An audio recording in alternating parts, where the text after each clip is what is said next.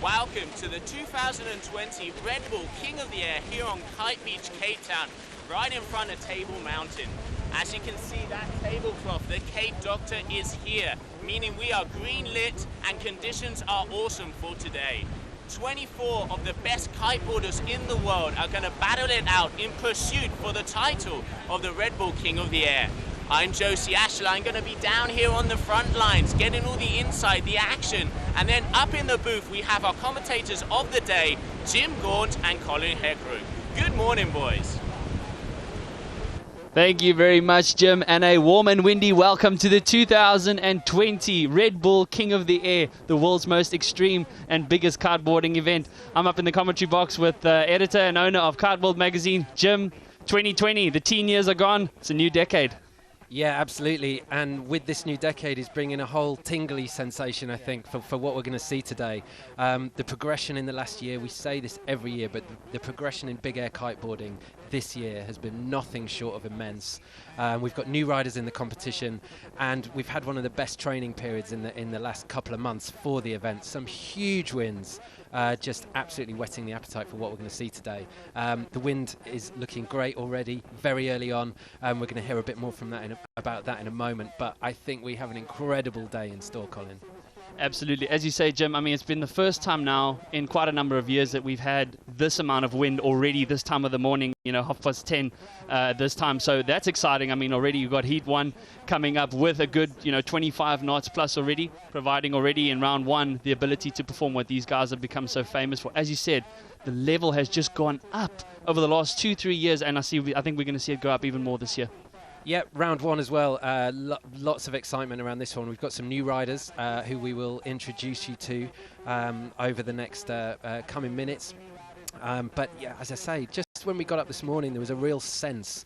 We had a little bit of a teaser on Saturday. Everybody was down the event site, and the weather has been a little bit strange this year. We had the southeaster in, and then it backed away with clouds, which is really unusual for this spot. But today looks very different.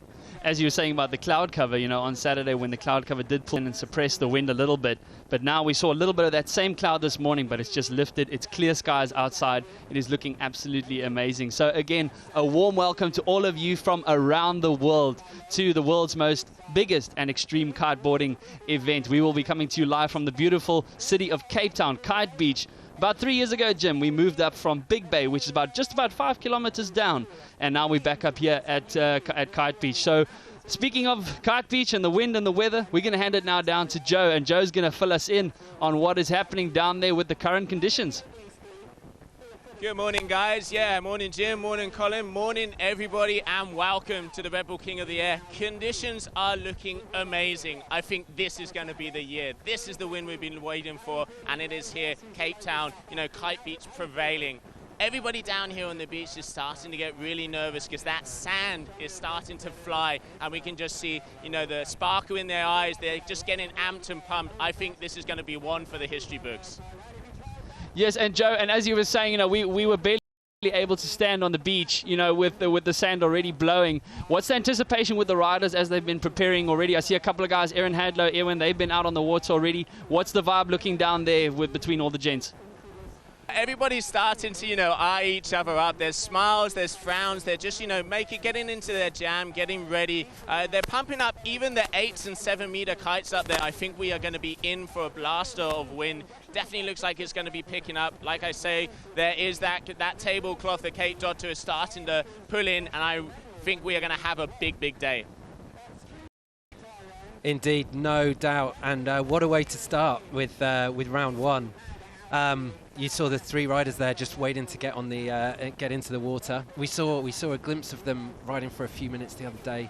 Aaron Hadlow, Ewan Jaspin, and Oswald Smith. They are going to be opening up the competition for us, and what a way to open up, having the 2-time Red Bull King of the Air, 5-time world champion out on the water first. Usually that doesn't happen in this competition, does it? No, Jim, that's the thing. Every year, maybe about 5 years ago, nobody was paying too much attention to round 1 and 2. Now it's full attention, full focus. We saw 2 years ago, for example, Aaron Hadlow pulling out already a mega loop board off in round 1. came in, swapped his board with boots and went back onto straps. But obviously we will fill you viewers in on more of the technical details of the sport, because it's going to be a long but super exciting and fun-filled day. As you see there in front of your screen, that's Ewan Jaspin. He's in the green vest. In heat number 1, he's going to go out and already get the feel for the conditions. As you can see there, you can see plenty of waves, plenty of wind. Look at the sand just peeling over the dunes there. That just shows that already at roughly before 11 o'clock, we've got the wind suited for the world's biggest and extreme kiteboarding discipline. But again, for those of you, please keep spreading the vibe on hashtag Red Bull King of the Air to stay up to tune. On your viewing, you will also have access to the leaderboard. You'll also have access to live scoring, but a lot of those details we will take you through again. And there is a panoramic shot of what this city has become so famous for. Yeah, it's going to be a day of endurance for the athletes, but also for everybody who's on the beach, because as we know, when that Cape Doctor comes in, there's a good chance of some good exfoliation going on from the sand. But here we go, round 1, heat 1, as we mentioned. Aaron Hadlow in the blue vest from the UK, up against Oswald Smith from South Africa.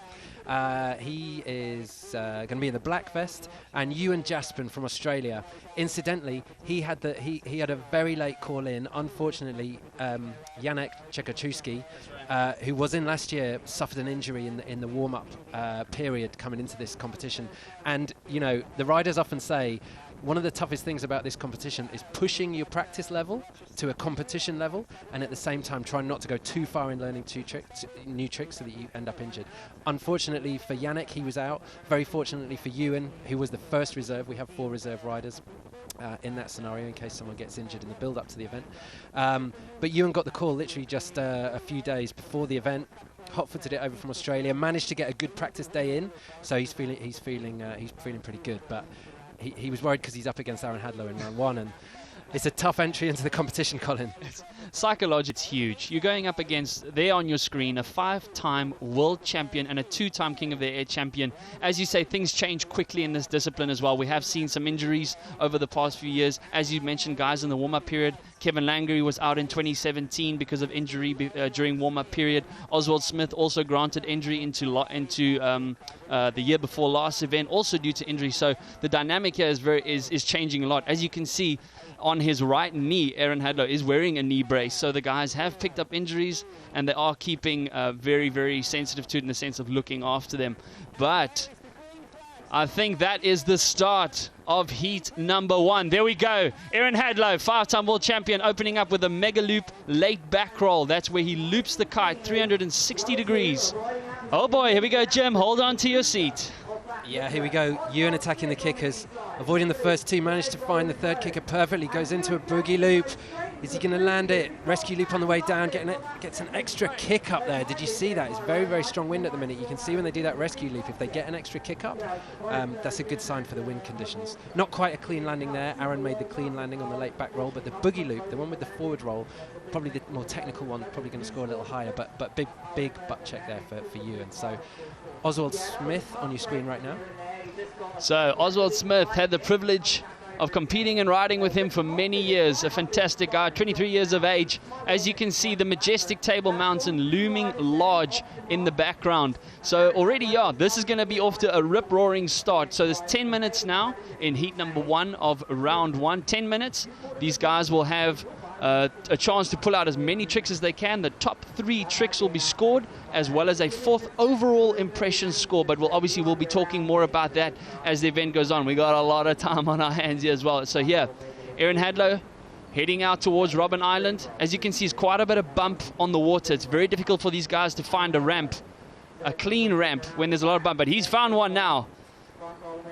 There we go, front roll mega loop, otherwise known as a boogie loop. That's a forward spin rotation, and in the middle of the spin, the kite is rotated 360 degrees. Not getting a lot of height here. The goal is to get the kite to loop as close to the water as possible, as well as for you, the rider, to be as high in the air. So the judges are looking here, for example, 70% height, 30% trick. As we see Ewan, he finds a kicker. There we go. Mega loop, late back roll, nice and controlled, nice low kite angle. Not looking bad. No, looking good, and I think we're going to see the kickers clean up as the day goes on as well. So a little confused water state at the minute, and so that's more tricky for the riders as well, to be able to carry as much speed into the clean kicker that you can find, but obviously negotiating the lumps and bumps before that. So plenty to do. Just to touch on the judging criteria there, as we see Aaron going through his first mega loop with a board off, rescue loop on the end, making it very, very cleanly. Aaron has that board off now dialed. I mean, I haven't seen him miss one in the practice sessions really. Very, very clean, but he is a 5-time world champion. But just to clean up that judging criteria a little bit, as we see Ozzy going into his first mega loop, laid back roll, looking clean, rescue loop on the way down, manages it nicely. No hesitation there with that one, and no chance of the kite not catching him, getting plenty of height. There's a close-up of Aaron's board off, not using the handle, of course. Aaron never uses a handle on his board. That was a very nice mega loop board off. So simple 360-degree rotation with his kite, and then removing the board off of his feet in the middle of the loop. Very technical. It's become very famous now over the last 3 years. We saw Antonin Reagan be the first one to land that trick about 3 years ago, and I think it was round number 2 of the 2017 edition. So that was exciting, and he paved the way for many more riders to exploit that. A lot of riders were riding in boots where they were permanently fixed to their board, but due to the progression of this mega loop board off, they have now transferred to riding with straps. So Oswald Smith coming in towards the beach. As we said, Jim, the bumps on the water make it very difficult to find a clean ramp, and that's where experience and timing and patience is going to pay off a lot for these guys. As we see Ewan Jasmine heading out towards Robben Island, Cape Town looming large in the background. He's going to try and find something. Maybe he's going to hoop here. Yep, he finds a kicker, not that clean. Back loop, kite loop, and a laid back roll. That move has also become quite popular here at the Red Bull King of the Air. That's very nicely landed there by him. Nice and stylish, nice and controlled as well. Yeah, made a grab on the second back roll, didn't he there? Yep. Showing how much control he's got. Great move. Loads of time in the air as well. Interestingly, all this time in the air is coming from the riders have gradually, and the hardcore riders, who really believed in boots and sea kites, have moved away, and they've seen who've won the competition and how they've won the competition in the past. Kevin, a 3-time winner, won through the height that he was able to get through his hybrid kite. Yes, that's right. And Aaron told me the other day that as much as he has been a champion of boots, he believes that they are done in this competition, at least for this year. The board offs is the progression that we're seeing a lot. And there's the boogie loop from Aaron with a grab on the way back down. How much style has this man got, and how much time in the air has he got as well? He has been training hard for this event, let me tell you. Oswald Smith, nice off the kicker, mega loop laid back roll. He's yet to put on a serious score, but that should be his highest score so far. Now, for those of you viewers, you'll see, for example, that trick of Aaron grabbing the board during the rotation on his way down. By doing grabs, looking styled and controlled, the judges are seeing that this guy is in control. That's a key thing here. Lewis Crathon was really adamant about that throughout the last few years. It's just clean, profiled control. You get a lot of guys who can do the same maneuver, but not a lot of guys who can do it with style and control, and the judges will be looking for that. And it's the timing that they do the grab. I mean, Aaron has said in the month leading up that actually where he thinks the difference is, as we see Ewan going into a huge one, just getting the kite to stall, dropping out the sky, but manages to rescue himself as well. Not quite as much control over that one, but does manage to land it cleanly.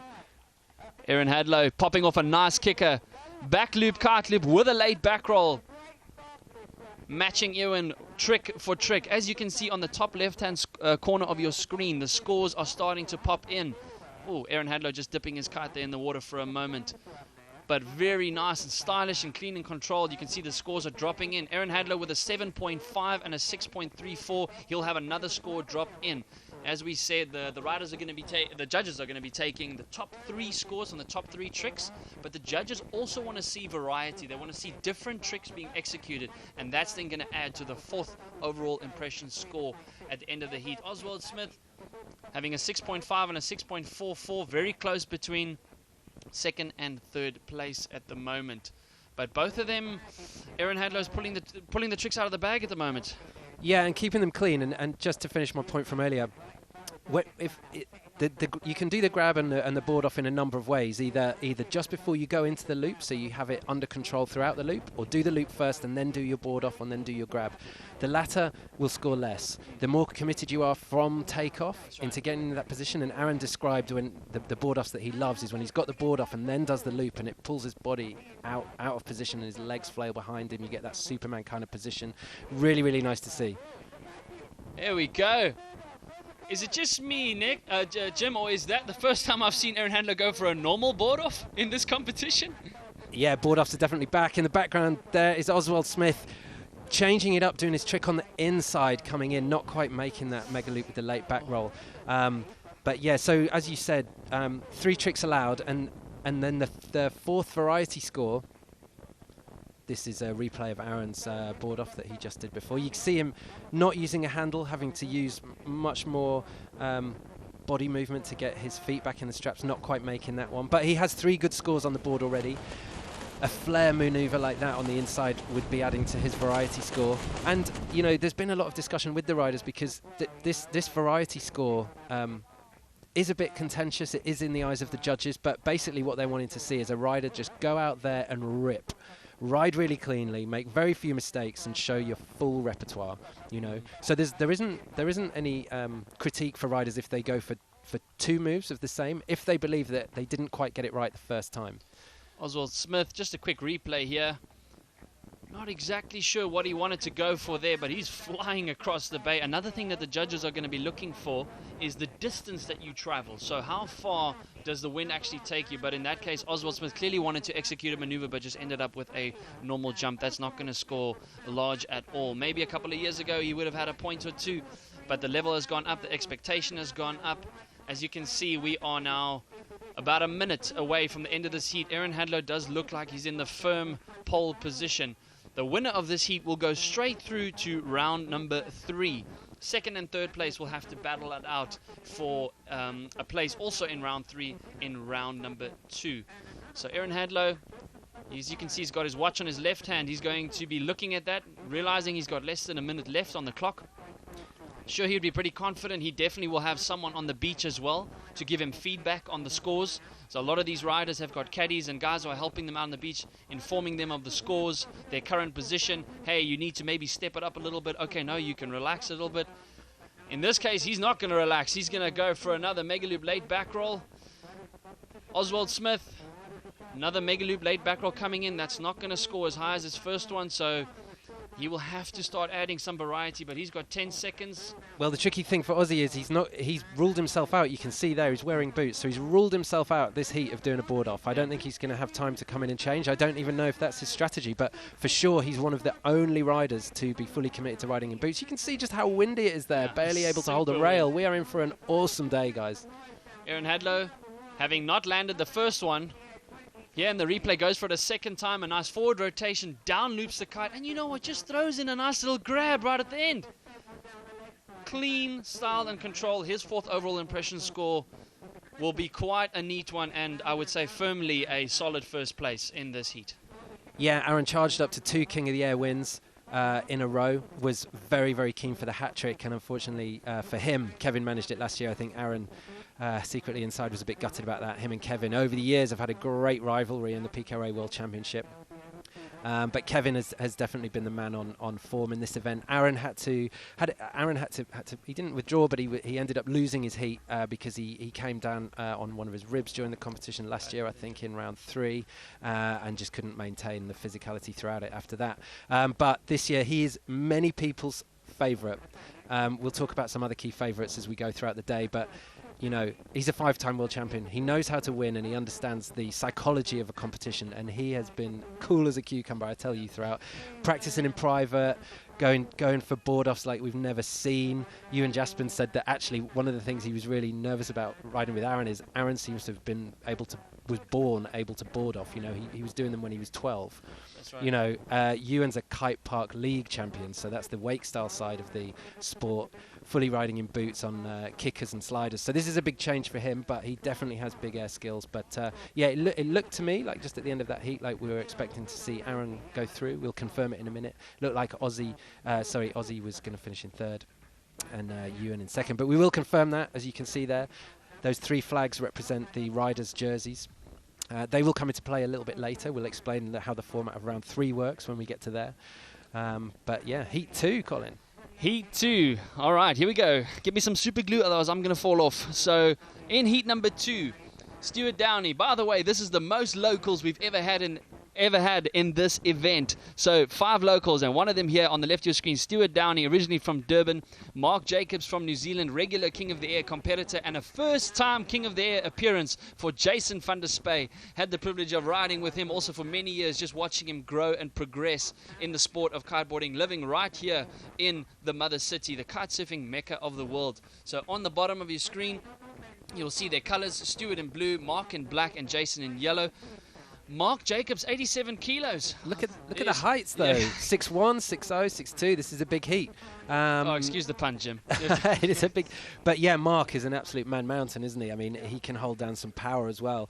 And, you know, look at all those white caps that are out there. This is probably the best situation that we've seen for the start of round 1 in the Red Bull King of the Air.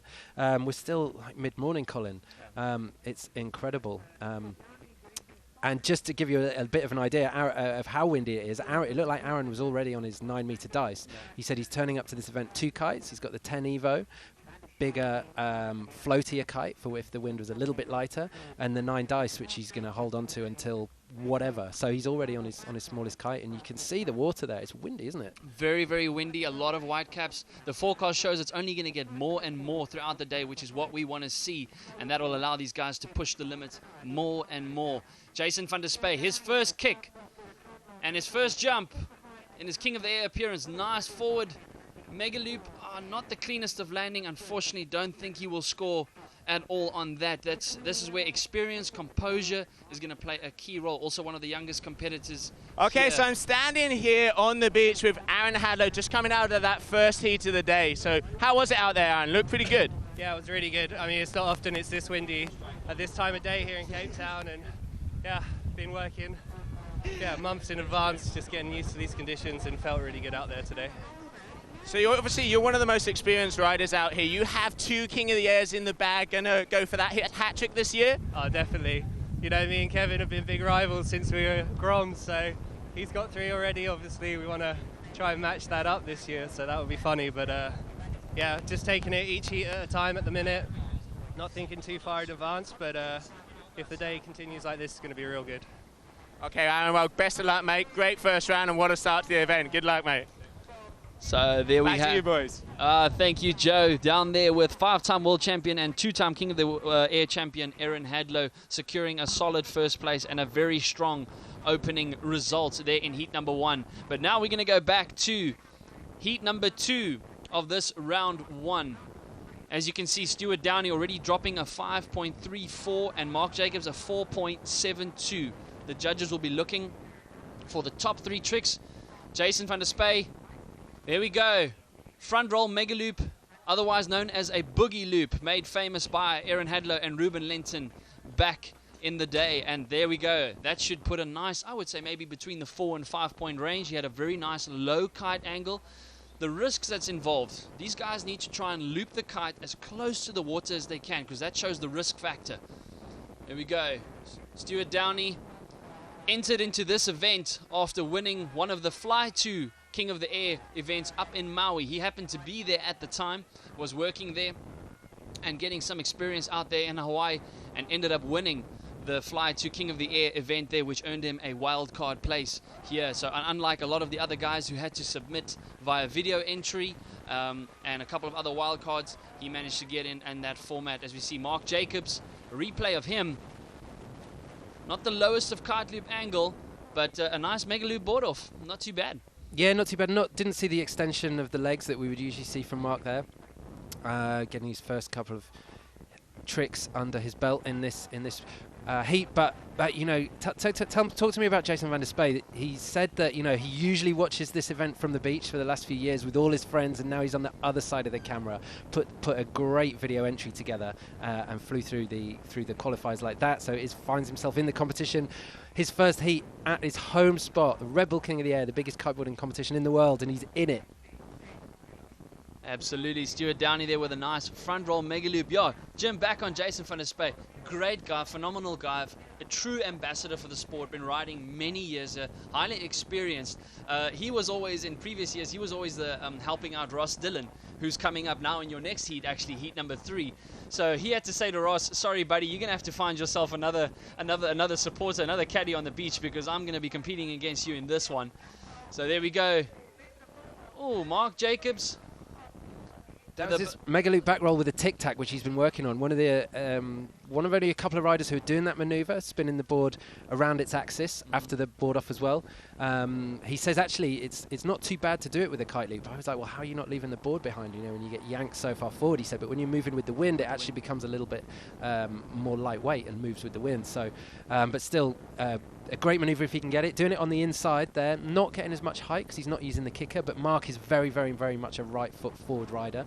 He's been in the competition before and struggled with that in terms of getting heat, so getting marked down a bit by the judges because, you know, he's preferring to do tricks on the inside, but he's been working loads on left foot forward tricks, which means he can really hit the kickers here. That was Jason van der Spey landing there, just a slight butt check, but looked like a big manoeuvre. Hopefully we'll get a replay of that one, but he looks like he's holding his own out there at the minute, Jason. Yep. He'll be well stoked with his performance so far. Now he's super excited and to be in this event, and I'm excited for him, you know, as you say, many years of watching and now finally out there. Jim, on that point with the landing, I think this is important to clarify for the viewers. So the judges have said that if your board makes contact with the water first and then your body, it can still be counted as a landing. Although it might not give you a full score, they might knock off only about maybe 0.5 of your points. However, if your body makes contact with the water first and then your board, it is counted as a crash, 0 points, and also on top of both of those, you need to ride away cleanly. If you land it but you don't ride away cleanly, it will be counted as a crash. That is very important for the viewers to know. A lot of guys were upset. They said, oh, how come this guy didn't win his heat? He didn't win his heat because he didn't land all his tricks. So it's important that no matter how radical and how phenomenal the trick is, you have to land it. So it's important for you viewers to understand that. But on that note, for those of you viewers who are keen on trying the sport, don't be intimidated by this hardcore action that you are watching unfold here before you. This sport is for anybody, guys and girls, anybody of any age, doesn't matter. Jim, even you can do it, believe it or not. Yeah, it's unbelievable, isn't it? We see Mark going into the double back roll with a grab as well. Will he land it cleanly? Yes. Mark, he's the heaviest rider in this competition, but so much time in the air. And so we can expect from Mark now to see as many tricks going out as we see coming in. So that variation score for him is probably going to be quite good, I would imagine. Quite a lot of debate among the riders as to how they're going to put their heat together, and you know, whether they just go for the sickest tricks and try and do a couple of tricks as well as they can, or try and really, really mix it up. Obviously, when you crash quite hard in this extreme conditions, it takes a bit out of you. You lose a bit of breath if you've got a body drag back to your board, get back upwind. So it really is about time management as well in the heat. The 8 minutes is going to fly by. Actually, 10 minutes in round one. But still, it's going to fly by, Colin, for these guys, isn't it? I mean, we're looking at probably 5 big tricks in that time. They take their top 3, and it's height, but combined with extremity. So on that note, again, Jim, so that's important to understand, because a lot of guys, like, for example, JC Richmond in the finals last year, as we quickly just... not the cleanest there by Mark Jacobs. He needed way more height on that, but he still maintains control. But again, 70% height and 30% extremity. So we saw JC Richmond in the finals definitely going up on the extremity factor, but Kevin just had the height. And that is what, as you mentioned earlier about Aaron Hadlow, his ability to adapt, and he knows what the judges are going to be looking for. So it's the guys who are able to adapt the best and the easiest to what the judges need to look for. So already Mark starting to up his game a little bit on the height, getting a little bit of a lower kite angle. So combining that height and extremity factor together is going to be key to whoever's going to win this event. Yeah, Mark on his stronger right foot looked to be just struggling to make his tricks on the inside there, but you can see at this state of tide how bumpy it is on the inside. So a bit trickier there, and perhaps a little bit gusty on the inside as well in the morning. So closer into the beach, you saw just wasn't quite as smooth. So loads of factors that these guys are dealing with. Strong wind, trying to find a clean ramp to the good kicker on the outside, and then trying to mix it up a bit on the inside as well, just to find whatever they can to take that variety score up. On that note, I mean, we often had SA champs right at this incredible venue, and as you said correctly, on the inside it is very bumpy. Already there's Stuart Downey, back loop, kite loop with a late back roll, but not a lot of height, not a low kite angle. I remember from my competition days as well, a lot of bump in the front area, so very difficult to execute a clean and high and extreme maneuver. A little bit of gust, not sure it could to do with the buildings that are on the front of the beach, as well as the sand, so a little bit patchy, the wind, so the guys will be preferably heading out towards Robben Island, where they will most certainly be getting the higher and the more extreme tricks. Also going out towards Robben Island, you've got the waves, which you can use as a ramp, as you see there. Mark Jacobs on your screen, not showing a lot of speed because there's not a lot of a ramp out there. That's the only thing that one of the main things, that the guys have had to adjust to coming from Big Bay to here, is to adjust to. There's a lot of bump on the water. But Stuart Downey getting plucked into a back loop kite loop with a late back roll. He said that was going to be his strategy, and already in one of his previous tricks, just a nice little tweaky grab. Very close at the top there, Colin. Just 24 seconds to go. Mark just sneaking it, 0.36 ahead of Jason van der Spey, chasing him up in second. Can Jason pull something out on what's probably going to be his last trick? You're looking at Mark. That is Stuart Downey in third. He needs a big score to come in here to lift him up to the top. Otherwise, he's going to be competing again in round two. Doesn't look like that's going to be enough for him. Very, very graceful rider, though. And all the guys at Nash who he rides for, he spends a bit of time out in Hawaii with him. They absolutely love him. They say he's such an inspiration to all the young guys. Gets a lot of people involved. And the Nash team now has really transformed into a really dynamic young team. And we've got quite a few riders from them coming up in the competition. One of those being Ross Dillon now in heat number 3. But we will quickly pull you through to just the final results from heat number 1, the heat before this, as we've now rounded off heat number 2, where we saw a nice piece of action here. Mark Jacobs started off a little bit slow, not the most height and extremity, but started upping his game, so it's going to be very interesting to see what the results are here. But quickly now to round 1, heat 1 results. A no surprise first place from Aaron Hadlow. Top 3 scores, his overall impression score, look at that, Jim, 7.1. That's a very high overall impression score. Second place, Ewan Daspin, and third place, Oswald Smith. However, all the riders now in round 1 will be competing at least twice. So Ewan and Oswald will be going through to round 2. Aaron will be jumping straight through to round 3. Yeah, 7.5 score for Aaron in his first trick there. I would imagine that was for that boogie loop roll with the grab. Yep. Very, very clean. But he touched a lot of different mega loop categories. Single back roll, double back roll, boogie loop, board offs. Take your pick, judges. That's across the whole board. Exactly, and I think if I remember correctly, Jim, a 7.1 is a very, very high overall impression score. We didn't see a lot of those there, but for now, after that, we will quickly now go to the matchup for heat number 3. Round 3, here we go. We're already flying through 10 minutes per heat, and we're already now in round number 3. In your screen, starting from the left, a third King of the Air appearance for Ross Dillon player, winner of last year's Mega Loop Challenge, which earned him an easy wildcard entry into this event. The year before that, Joshua Emmanuel in the middle of your screen, also winning a Mega Loop Challenge and also a regular King of the Air contender, having already made it to a semi-final appearance in previous years. A first-time King of the Air entry for Ryan de Witte from the Netherlands. He will be in the yellow. But also, again, we were saying about the size of these guys. Look at Ross Dillon, 90 kilograms. Josh, 96. These guys have definitely preferred stronger wins, but Ross Dillon has been showing steady progress over the years. Last year finishing with a solid quarterfinal result, so he was super excited about that. Yeah, Ryan giving away 30 kilos, though, to Josh in that matchup. Did you see that? So perhaps he's going to have the advantage to be able to go a little bit higher, but no, for sure. Ross and Josh, the two local boys who, we mentioned at the start of the show that the training conditions in January have been incredible. I mean, a couple of weeks ago, we had 2 days back-to-back that were the windiest Cape Town days I've ever seen.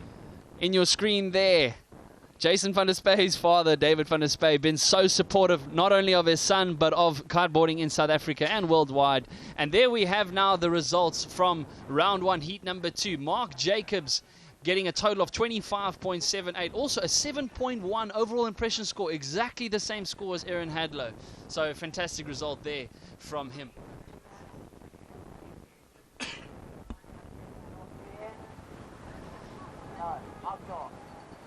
As you can see, the tablecloth looming large over Table Mountain with the infamous signal here on the right. Plenty of white caps there on the water, and we are now underway in heat number 3.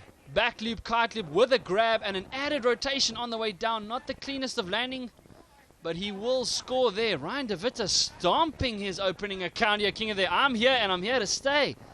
Yeah, absolutely. Young rider, Dutch rider. So many Dutch riders so good at big air riding.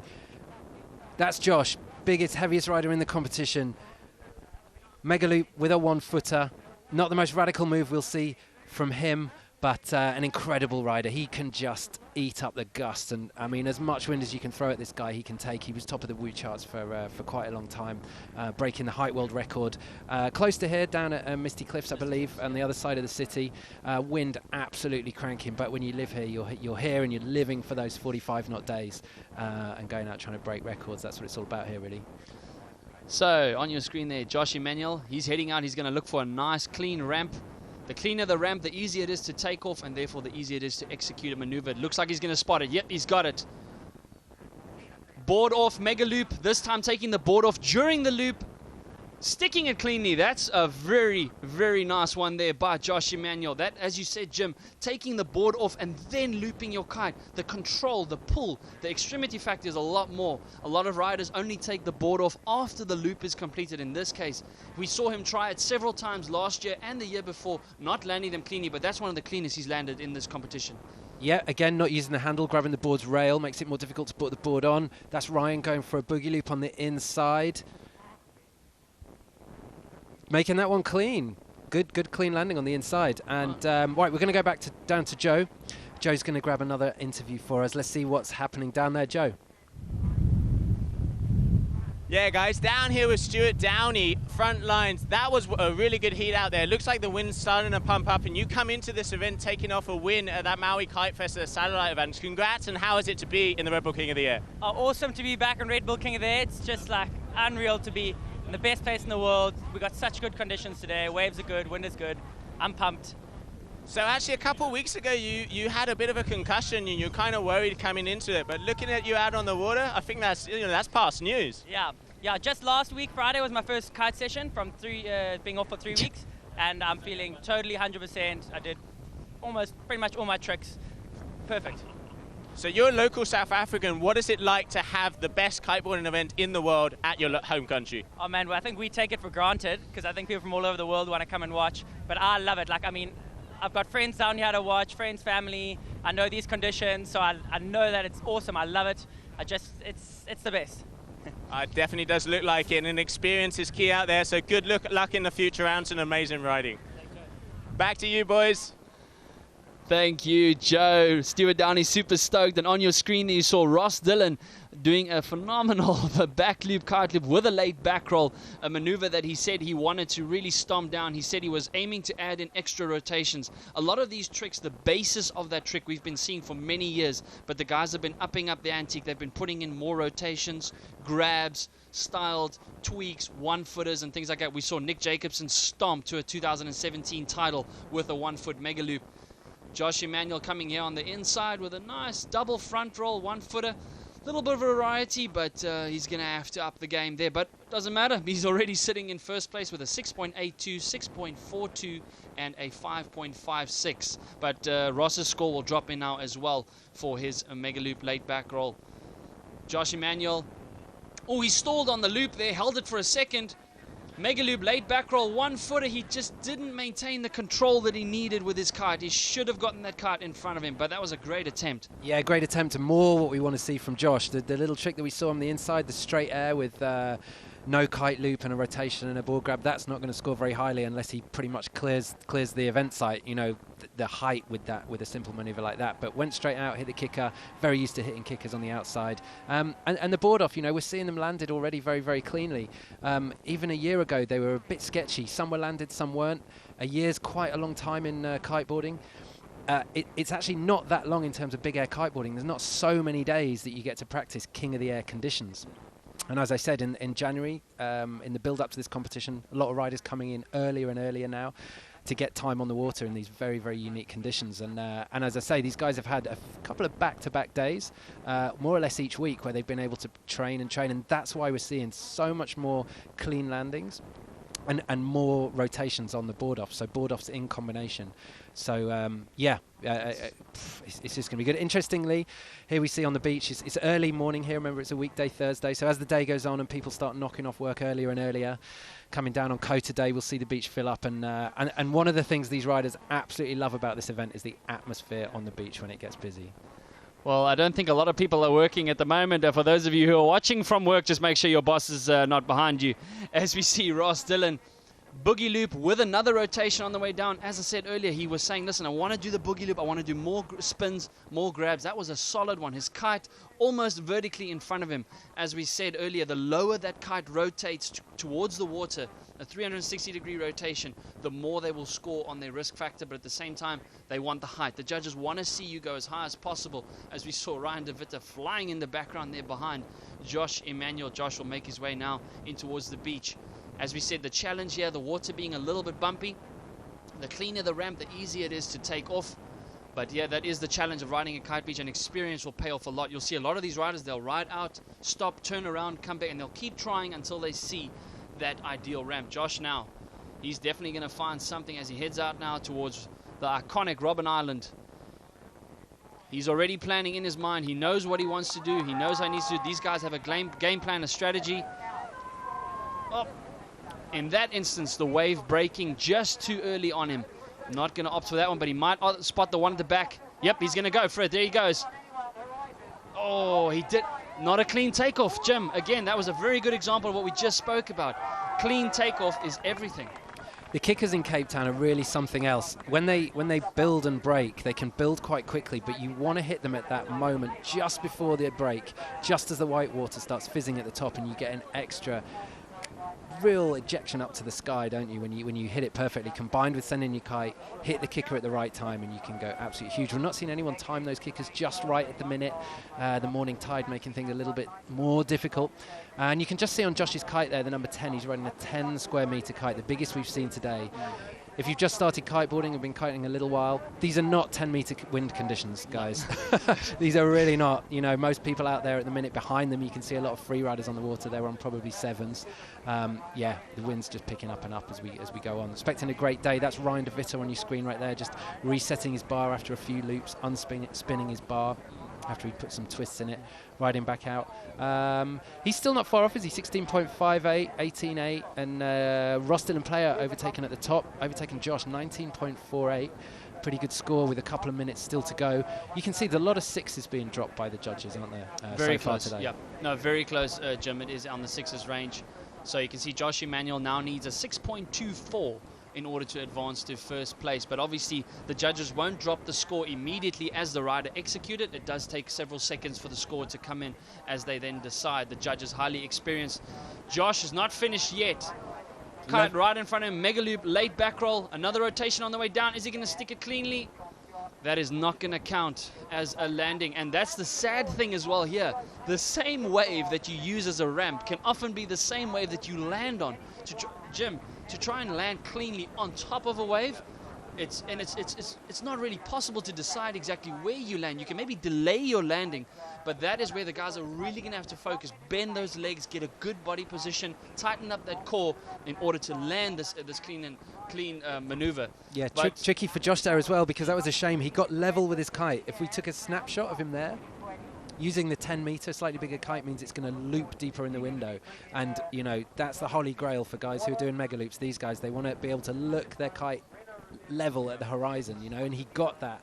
Obviously it means that the kite has further to go up in the window, so you have less time to, as you say, negotiate over the waves. But that's Ross Dillon into a back loop. Is he going to do a second? No, he opts for the board off, gets pretty good leg extension, lands. Oh no, come to a stop. Yeah, the judges are going to allow for a bit of butt check if you've gone for a huge maneuver, but no allowance for that one there. 15 seconds left on the clock. I think that is it for the guys. Josh may opt for something here with 10 seconds less on the inside. But Ross Dillon, whether that's going to score or not, as I said before, you do need to ride away cleanly. Ross Dillon is using a handle on his board when he takes his board off. But in that case, that was very clean back loop, kite loop with a board off. It's actually, we haven't seen that trick that much. It's usually tried on the inside by Mark Jacobs and several others, you know, where they try and do that. Aurelian, he did it last year. So it was cool to see him go for that, but in this case, not riding away too cleanly. But that is now the end of heat number 3. We're already done with heat number 3. For those of you who have just joined us again, welcome to the 2020 Red Bull King of the Air. Keep spreading it on hashtag Red Bull King of the Air. We are coming to you live from the beautiful city of Cape Town, South Africa, right here at Kite Beach, an iconic kiteboarding or kite surfing venue around the world, very famous. Many people come from around the world every summertime to exploit the windy conditions that we have. You can see the beaches filling in. I'm pretty sure a couple of people have put in leave for the day. And for those of you who should be working but are not, hey, what can I say?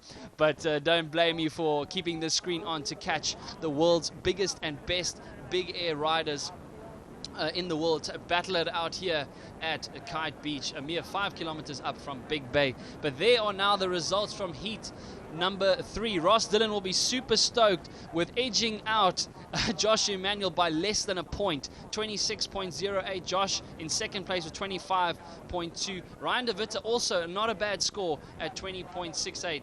You can see Ross Dillon, Josh, not the highest of overall impression scores, a 6.6 for Ross. We saw Aaron Hadlow doing a 7.1. And in the previous heats as well, doing a 7.1 in the heat number 2 as well. But now we're going to quickly go down back to you, Joe, for an interview with Ryan.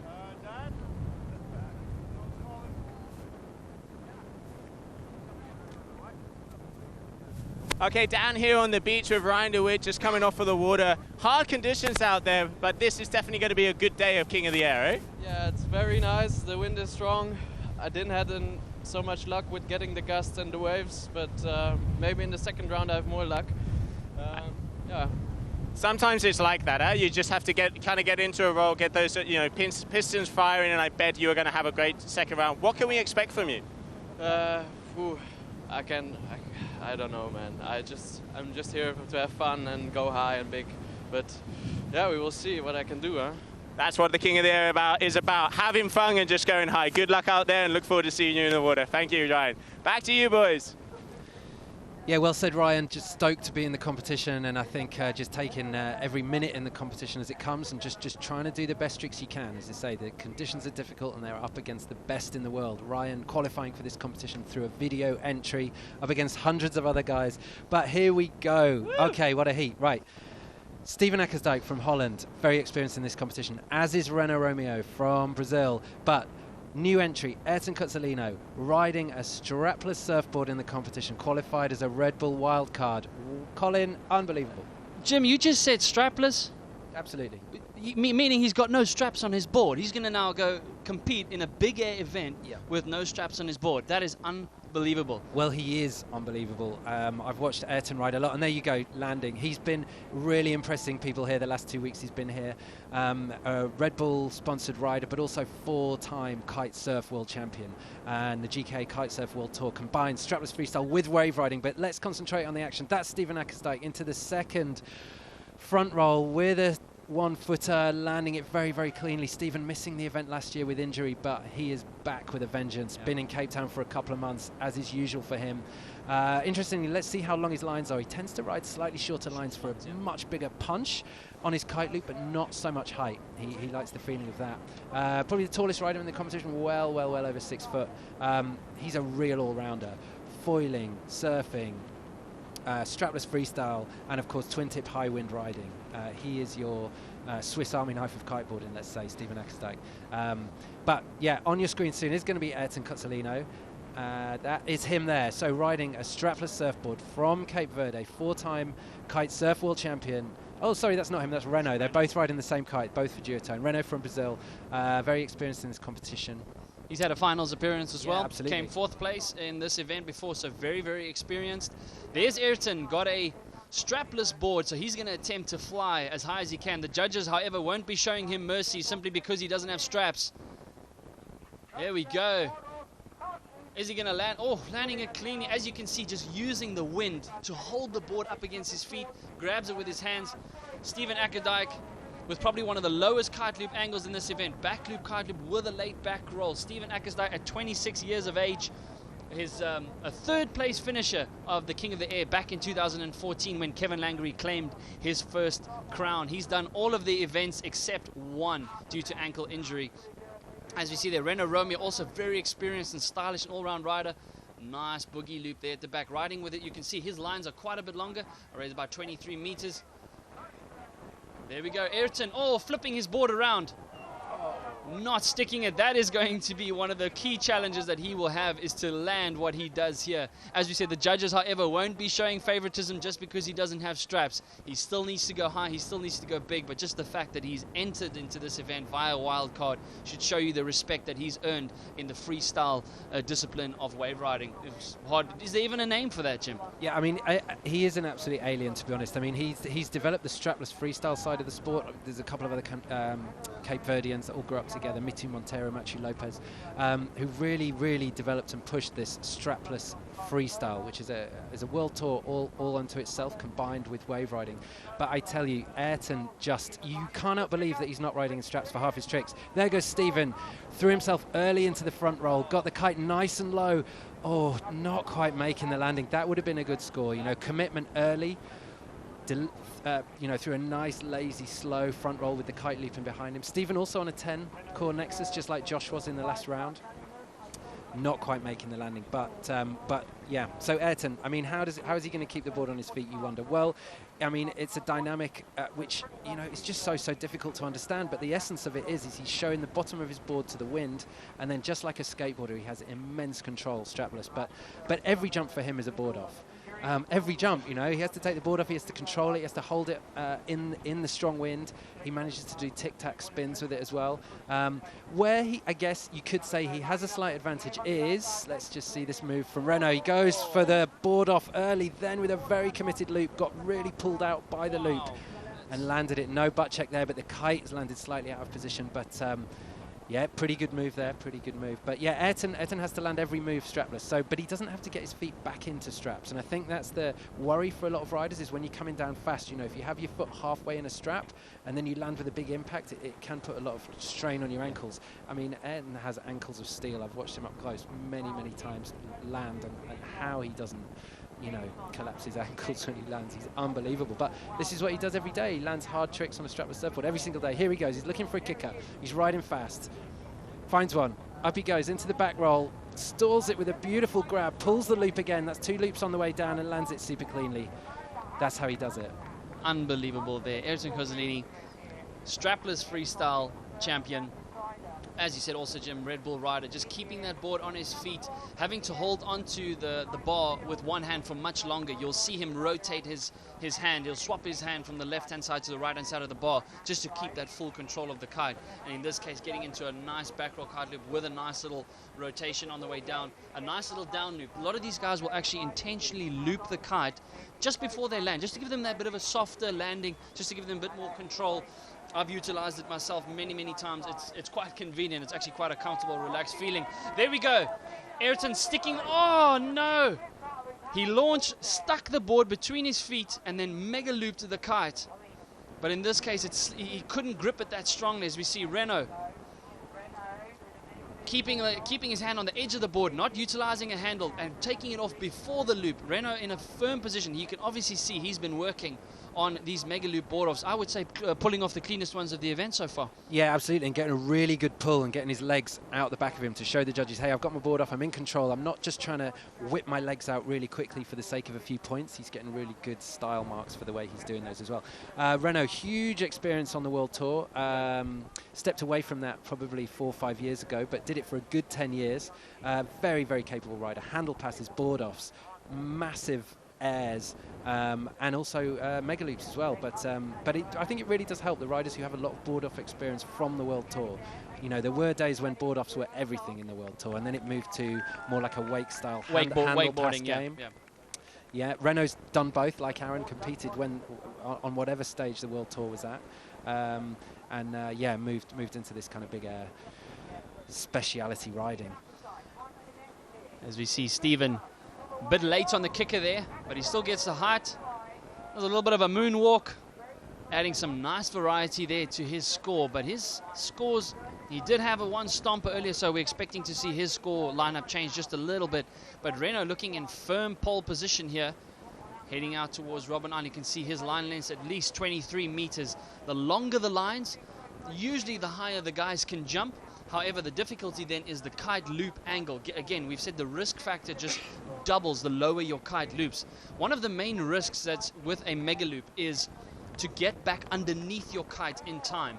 And that is the tricky part. If you don't get underneath your kite back in time, you are most certainly not going to land the maneuver. And so that's why these guys are looping the kite low, but also timing it critically to allow them to land it cleanly. So this constant battle between how low should I loop this kite in order to give me enough time to land it is going to be very critical.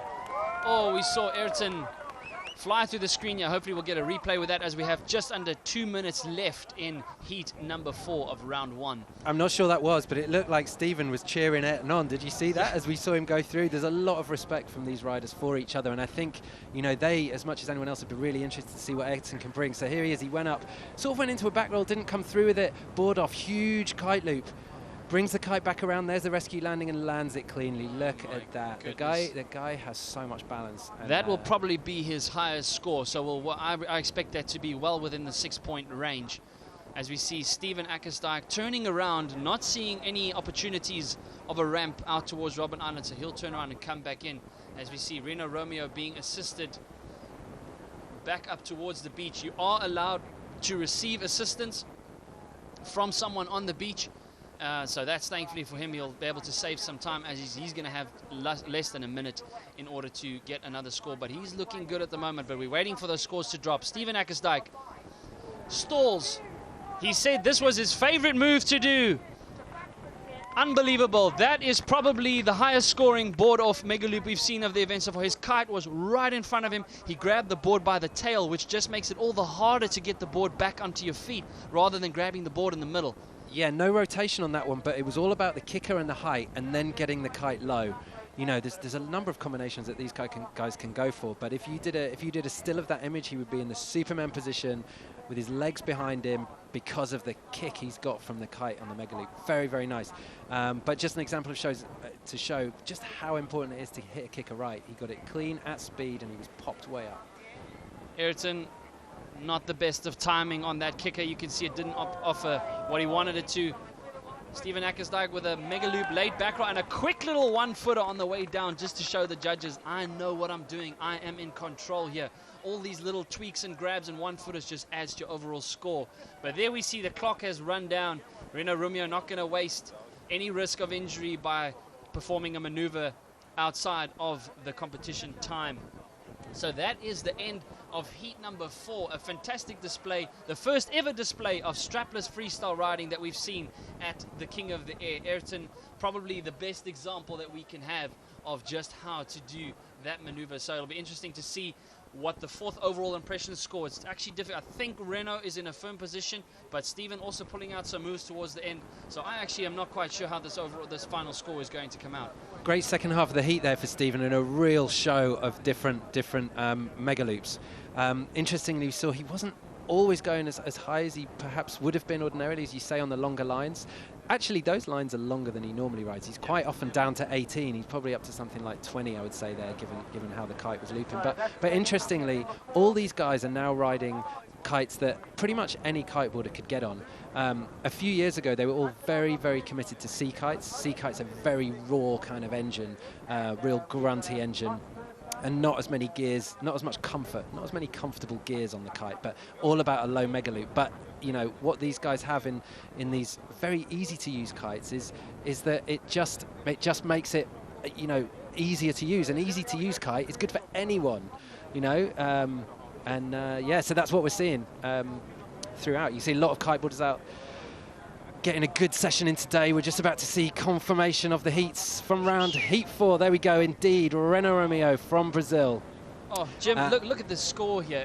You know, we got about a roughly, you know, a 0.48 difference, you know, 0.58 difference between first and second place on the overall score. For example, Steven Akkersdijk scoring higher on his overall impression score, 7.06. Reno is 6.86, but Reno, his 3 top scores, did pull it out of the bag. However, the highest scoring trick here was from Ayrton, a 7.74. Unfortunately, if he had only had a couple more of those, he might have had a result different to this, but a very close heat and not a bad performance for a guy riding without straps. Yeah, not a bad performance at all. If he just landed that big move that we saw halfway through the heat cleanly, he would have been up there. But great rescue performance there from Steven to pull him up into second. Unfortunately for him, he doesn't progress to round 3. He will be in round 2 again, though. So the winner going straight through to round 3. This time was Reno Romeo from Brazil. Congrats to him. fantastic role. Renault, well, as you said, one of the most all-round riders out there. Very, very talented. But we are going now into heat number 5 matchup. Luis Alberto Cruz entering through. They flyby winner on the Red Bull King of the Air. And we see here Antonin Reagan, another appearance for us. Great to have him back here in this event. As I said, the first guy to land a Mega Loop board off in this format 3 years ago. A first-time appearance for Clement Huo. Also, if I'm not mistaken, the youngest rider to enter into this year's competition at a mere 17 years of age. So again, a mouth-watering matchup here. I'm not going to comment too much about the height, but I mean, Luis Alberto, 5'2", a lot of compact dynamite. Yeah, and just 50 kilos. So, you know, obviously he's from Cabarete.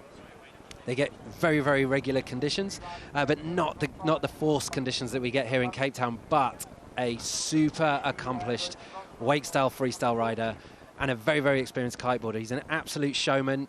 You know, he's landed a very, very high score in frontside 10 at the World Cup event in Brazil at the end of the year last year. Man, just missed the podium. That's Antonin Reagan there from France.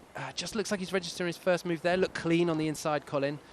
That right there, though, is Luis Alberto Cruz from Cabarete, who you said qualified through one of the 4 fly-to events, one of the 4 satellite events where first position gains automatic entry into the Red Bull King of the Air. Which makes it so much easier. A lot of these riders have said how they've had to already push the limits in their video entry, because the video entry, the judges look for, okay, are you worthy of entering into this event? So the video entries in itself can be quite dangerous for some of these riders. So a lot of them are quite excited that they get in without having to risk that video. But now we're going to jump down to the beach. Joe is standing by with our first strapless freestyle rider in this competition.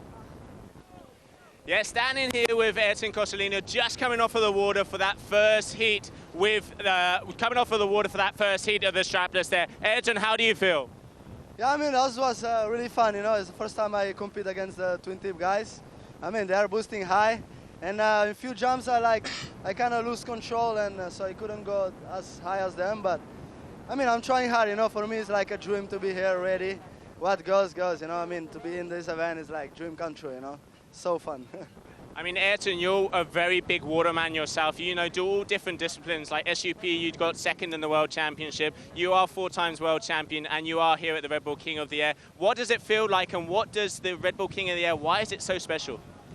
I mean, it's so special because, like, I mean, I like the adrenaline and the highs, you know. This is like a extreme event, so it's all going high. It's like my main discipline, you know. I just like to go higher, and it's super fun. That's why it makes the event so special for me. And to be in with a strapless is like mind-blowing, you know. It's like dream come true. Yeah, I just want to thank everyone for all the message. I feel really supportive here, and yeah, can't wait. Let's see if I can go higher in the next hits. Okay, well, I have a quick message from your dad, Livido. He says, just have fun, you've got this, and you are going to have it. So good luck in the next rounds, Ayrton. Great riding. Thank you so much, huh? Thank you, guys. Thank you, guys, and back to you. All right, thank you, Joe, keeping us entertained there. Ayrton, super stoked with a very good result. 3rd place, as we've said, but again, scoring the highest point in that last heat. But now we are going back to heat number 5 as we see a replay here of Luis.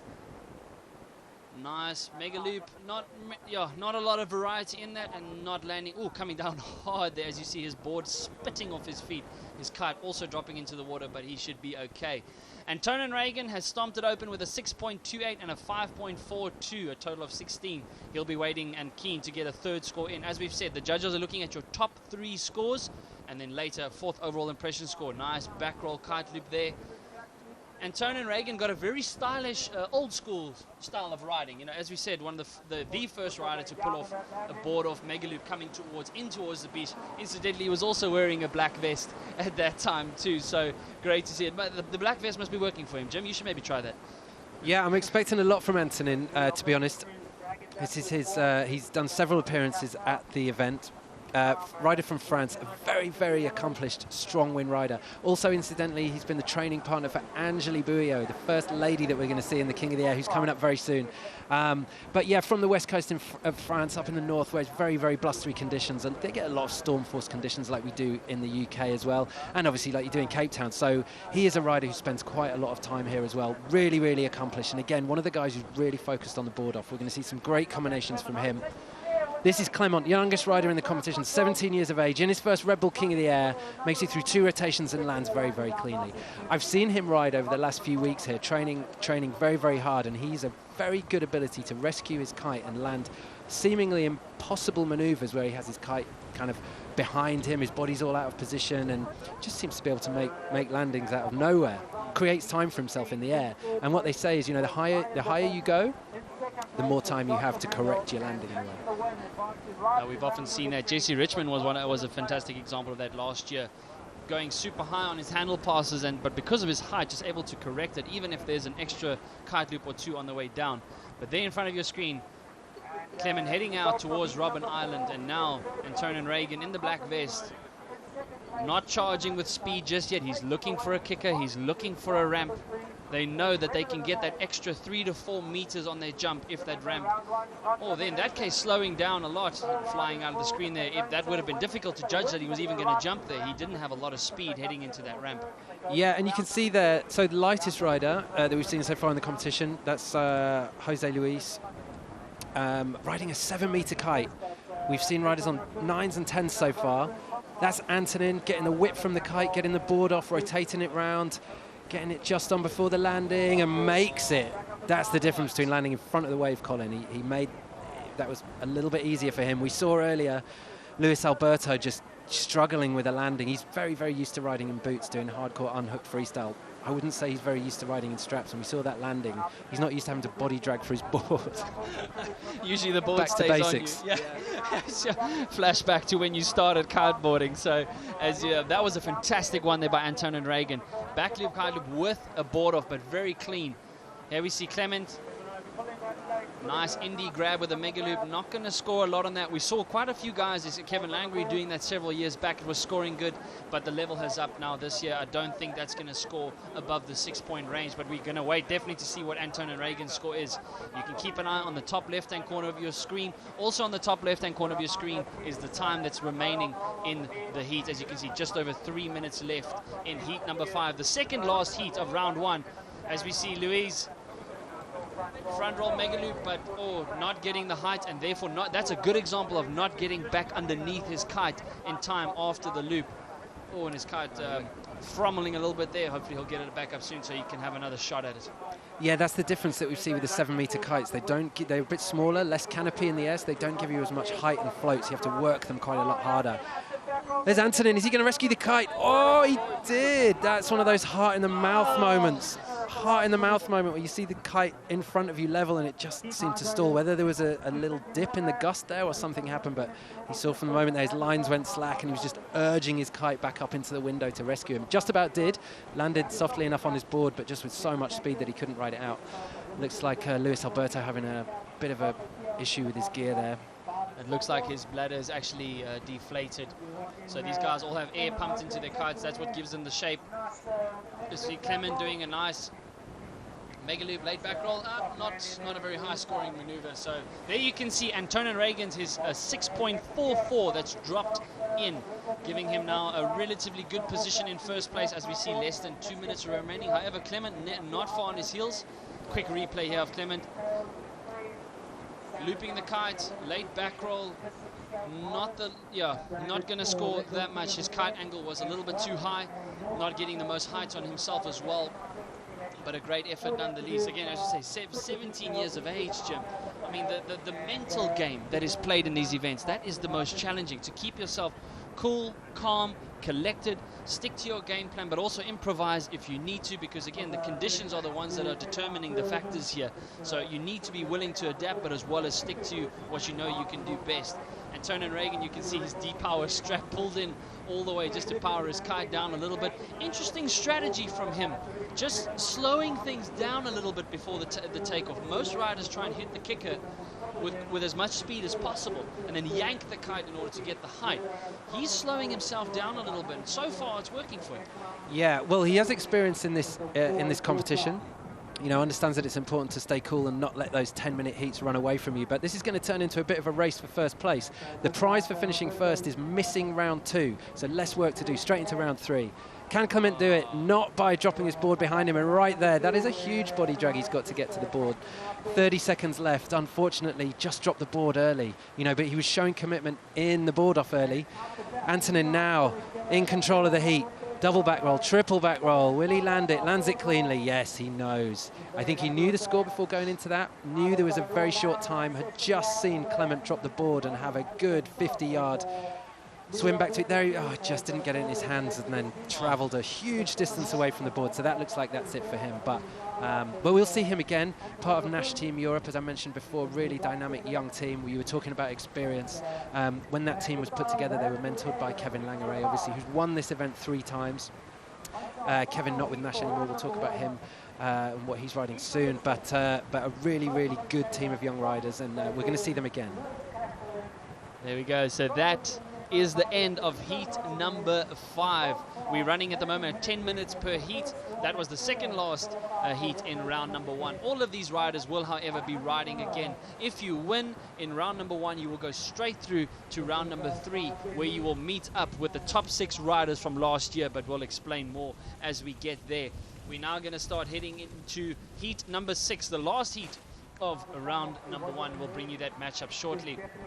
There's a flag that says "We love Angeli," and that, again, we've already had one new talking point, and that is our first strapless freestyle rider in this event, and now we have our first female rider in the event. But quickly, the results from heat number 5. A no surprise first place finish there from Antonin Reagan. He also won his first heat when he competed in the King of the Air with a nice 7.2 overall impression score, a very high overall impression score, 25.86 total. Louis, he will have a chance, thankfully, to go again in round number 2, so he's going to be hoping to learn from the mistakes in heat number 5. And Clement Hewitt, a second place finish for him. He'll be happy with that, being his first King of the Air appearance. As you can see, the 3 flags on the beach, blue, yellow and black, representing the 3 riders in the water, and we will be using that flag out system, but only in round 3. For now, it's a straight 10-minute heat, and then later an 8-minute heat in round number 2. So, Jim, we've already raced through this. We're now on the last heat already. Why don't you talk us through what's coming up next? Yeah, this is the last heat of round 1. You may be wondering where some of the big names are, but the top 6 from last year, the top 6 finishes from the 2019 event have automatically been put straight through to round 3. So in there, Lasse Walker, Jesse Richmond-Petro, Jacobsen and Langeray, they're still to come. But right now, in the last heat of round 1, Lewis Crathern, Posita Martinez, and look out, Angeli Buio, the first woman to qualify for the Red Bull King of the Air. They did an expression session last year to showcase female riders in the sport and what they were able to do. And what we saw last year, she's got serious potential to make it through here. Very strong, very committed, at 31 years of age. She's super excited and amped to be in this. But yeah, this is the matchup here. Lewis Crathern from the UK. Posita Martinez, this is his second King of the Air appearance, having fallen out last year due to not a rib breakage, but he did injure his rib a little bit, and that forced him to retire. Lewis Crathern, our 2012 Lenten King of the Lenten Mega Loop Challenge, which then paved the way for the return of the King of the Air in 2013 when Jesse Richmond took his first and only crown. There on your screen in the blue vest, as the heat gets underway, Lewis Crathern not off to the start that he would have liked, having hit that kicker just a little bit late. Timing on the kicker is very, very important, but he's got another one lined up. Gets a little bit of height first before he goes into the Mega Loop late back roll. A lot of experience showed there, Jim. He specifically stalled on the loop just before he reached the apex of a jump. He didn't immediately go into the loop because he wanted to get that height factor. Already Lewis, a third place finisher back in 2018.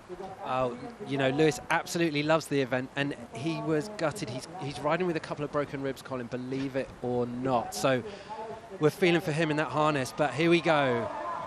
Angeli Buio, first move in Red Bull King of the Air for a woman is super clean. What? Angeli, you absolute legend. So she's very, very nervous. She said, no doubt that's gone out of her mind now that she's on the water.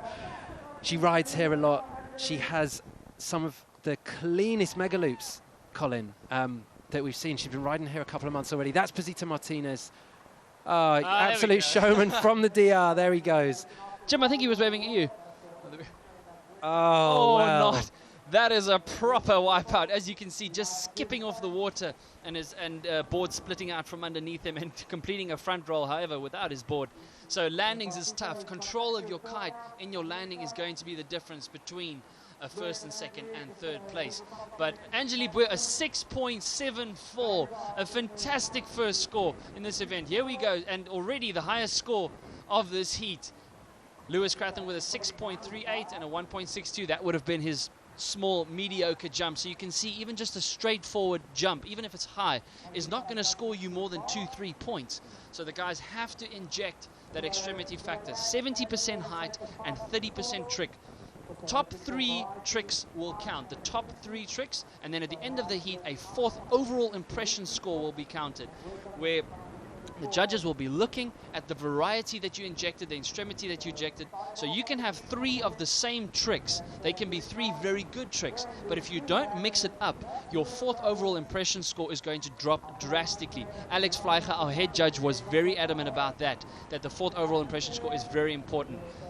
Lewis Crathon showing some experience. You can see the ocean is flattened out just a little bit in front of him. Maybe there's something coming out towards the back. Is he going to opt for it? Yes, he will. Launches off the kicker, stalls on the loop. Loops it nice and cleanly with a nice tail grab on the way down. Oh, however, hitting the chop at the back and not landing cleanly. He's not going to score on that trick. Jim, if I can see correctly, looks like he's riding in boots. Yeah, he's riding in boots. I guess he's riding in whatever he feels most comfortable with at this time. You know, gets a bit more support on landing from the boots, you know, and if you're riding gingerly and you're coming into a landing, the bit that you're going to be worried about is the landing when you've got broken ribs. So deciding to ride for the boots. It'll be interesting to see if later in the heat he does opt for the board. We saw that a lot last year. Riders committed to boots early on and then switching in the last couple of minutes to straps to try and get that board off score up. But at the moment, riding in boots, and it would have just been that landing. He's still feeling it out. You know, he's not ridden very much in the last 2-3 weeks. Been saving his energy as much as he can for this moment right now. We are now in the 5th day of the 2-week waiting period, and he said he was thankful for these extra 5 days. But it looks like they've done him well. Nice and controlled, but he's going to have to start adding an extra few rotations if he wants to see his score go up. Posita Martinez not getting the timing that he wanted. You can see just a normal jump. Timing is everything. Experience is going to be huge in these guys in being able to adapt to the ramp as it's presented to you. Do I decide to go? Do I not go? Do I improvise? A lot's going to be going through your mind in those split seconds as you hit off that kicker. But already Angelique Bouyer with a solid 6.74. It was a fantastic mega loop late back roll. As we see a replay of what she did. Oh, this was an unintentional one-footer. Clearly intending to do something else off that jump. Yeah, not quite making that landing, but didn't lose the board, so she didn't lose too much time. And yeah, Posito misfired on 2 takeoffs so far, and obviously in these winds did travel quite a long way downwind in that misfire, so he's had to work his way back up. So first move we saw from him, pure showman, taking his hands off the bar, but it has left him at rock bottom in this heat with plenty of work to do. This is him on your screen now from the DR. Was a big air world champion once upon a time.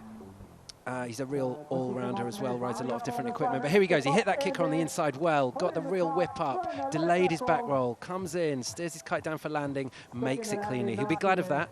3rd time lucky, got a good landing in. Not too far out either, so heading back into the beach as the camera switches now to Lewis Crathon from the UK, the pier jumper. That was Brighton Pier, right, Jim? Yeah, clearing the glitter ball at Brighton Pier. Yeah, and the lamppost and everything else. But there's Angelique, double back roll with a loop, not a mega loop, but a kite loop at the top. Does land it cleanly. Not so much score there for extremity, but as we said, she's finding her way into this heat. The first woman to compete in the Red Bull King of the Air. There was a Queen of the Air when the Red Bull ran the event back in Maui in the day, but there are very, very few women pushing the extreme big air side of kiteboarding at the moment. Angelique is the inspiration to all. There's Posito into the boogie loop with a board off. Plenty of time to find the landing. Will he make it? Yes, he does. He got so much height on that. That was one of the highest jumps we've seen at the event so far. Hopefully we'll get to see another replay of that. We see Lewis Crathon heading out towards Robben Island. Cool and calm and collected. one of the most experienced riders out there and also a true ambassador for the sport. Often goes to schools, uses kiteboarding as a tool to motivate and encourage others. So fantastic to see that, not just the guy who's doing it out on the water. Here's a quick replay. Angeli Bui with one rotation.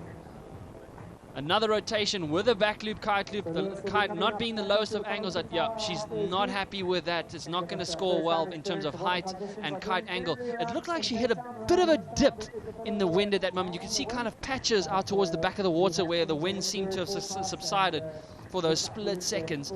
Kite Beach can be known for that. The wind can chop and change, so it's important for riders to keep an eye on what the wind is doing. I know in our competition days you would often quickly take a quick look upwind to see, okay, is there a gust of wind coming? Do I see more ripples on the water? And then you would actually wait for that gust to come because you know you're going to get more height. Lewis Crathen in that case with his blue and green duotone kite heading in back towards the beach.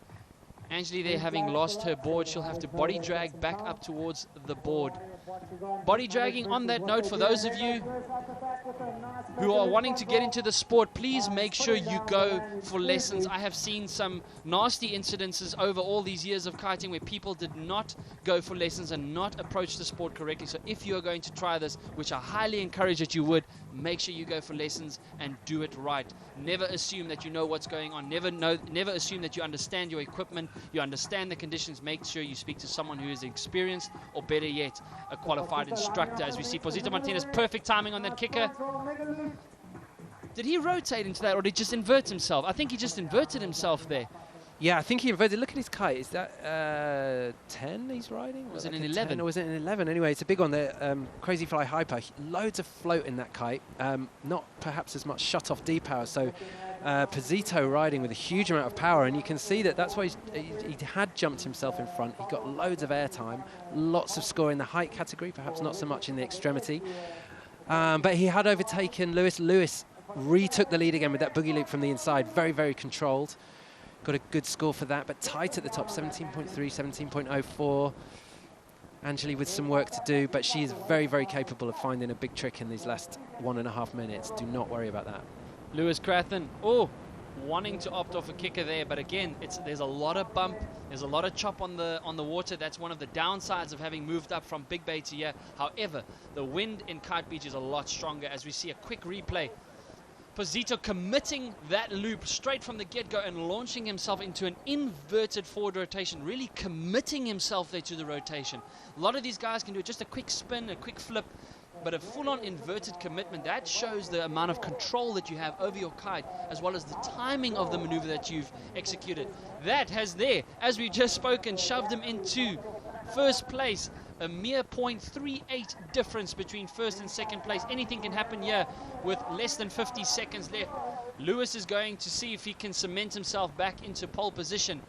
Heading out towards Robben Island. He'll be looking for a wave coming in. The cleaner, the bigger the wave, the higher the jump.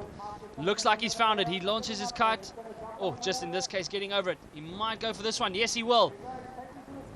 Not a lot of edge on that one, and that's why he's not getting the height that he needed to, but maybe... I don't know if that's going to be bigger than his lowest 5.8 score. I actually highly doubt that. Posito coming in here towards the beach.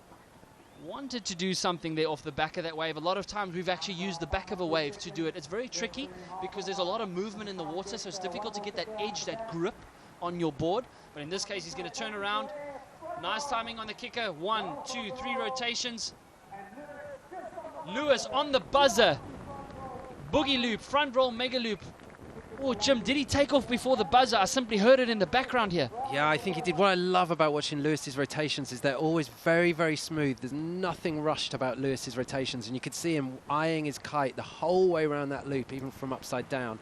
Great riding from Lewis there, I think, being impeded by his rib injury.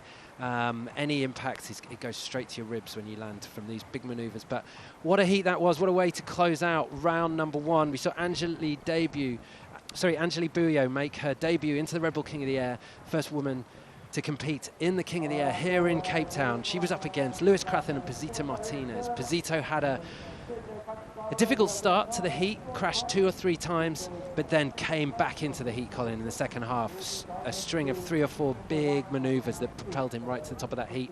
We'll see if Lewis's last manoeuvre could have pushed him back up into the first position. We shall see. So that completes round 1, Colin, already. Yep.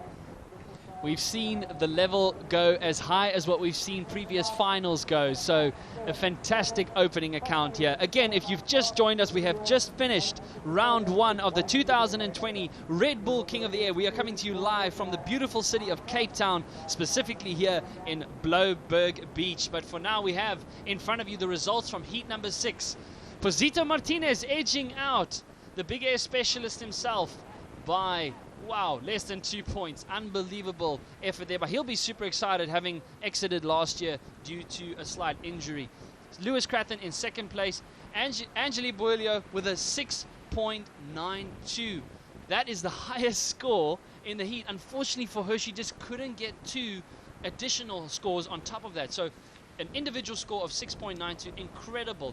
And we did see that maneuver. It was an unbelievable mega loop with a late back roll. Unfortunately, only a 4.34 and a 4.32 gave her a low score after that. She didn't, and because she only executed 3 maneuvers, her overall impression score didn't come up as well. But Posito Martinez, you can see there a 6.60 overall impression score. Lewis Cratton a 5.4. Posito Martinez being able to take his board off. Jim, any comments on that possibly? Yeah, it's the move of the moment for these guys, you know, and what you were looking for with that variety score, you know, having such a big impact as we've seen so far, you know. If you're looking at mega loop rotations one way and mega loop rotations the other way, then all well and good. And if they are the best we've ever seen, then they will get 3 huge scores.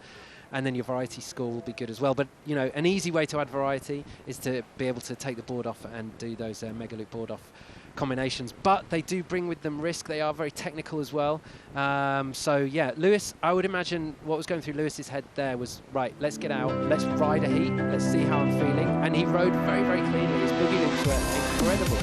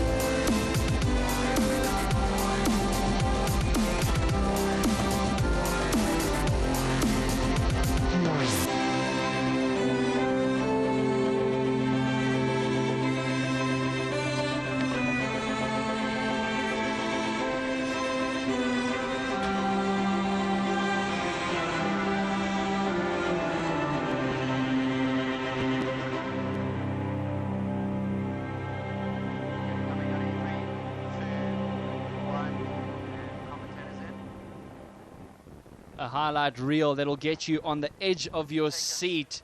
There we go. We have now finished round number 1. And our first female rider is on standby with Joe. Joe, take us away. Okay, I'm down here on the beach with Angeli Bouillet. What a performance. That first move was amazing, and that was the highest scoring move of the heat. How is it to be here in the first round? Yeah, honestly, I'm not happy at what I did. Maybe the first one, but after I was not good with the 9. Too much overpower and sometimes good, but I'm happy to be here, but not happy what I did. I mean, sometimes that's part of competing and the frustrations, but take that energy, just go for it. Second round is going to be yours. It's so cool to have, you know, the first woman rider in the King of the Air, and it must be such a privilege to be here doing that, eh? Thank you very much. I'm really happy to be the first woman here, but I think I'm not the first girl did it before also. But I'm really happy to be here. Thanks. Yeah, congratulations, Angeli, and I look forward to seeing you in the future rounds. Back to you guys. Thank you, Joe. And Angeli, nope, she is definitely the first female to be competing. So maybe not the first female to be doing big air riding, but most certainly the first one in this event. Good to see the humility there on her side. Just focused on her game plan, focused on what she needs to do. As she said there, she wasn't happy with those 2 other scores. I can imagine that she wasn't. However, one can only take away lessons learned from these heats. as we will now head into round number 2. Round number 2 will consist of second and third place finishes from round number 1. The winners of round number 1 have gone now straight through to round number 3. And there we have. This is where we currently stand. As you can see, starting from the left, round number 1 is completed with the results on the right-hand side of the individuals' names. As you can see now, Mark Jacobs going through, Posito Martinez, Reno Romeo, Ross Dillon Player, and Tonan Reagan and Aaron Hadlow have advanced directly to round 3 to meet the top 6 riders from last year who earned an automatic round 3 entry due to their results from 2019.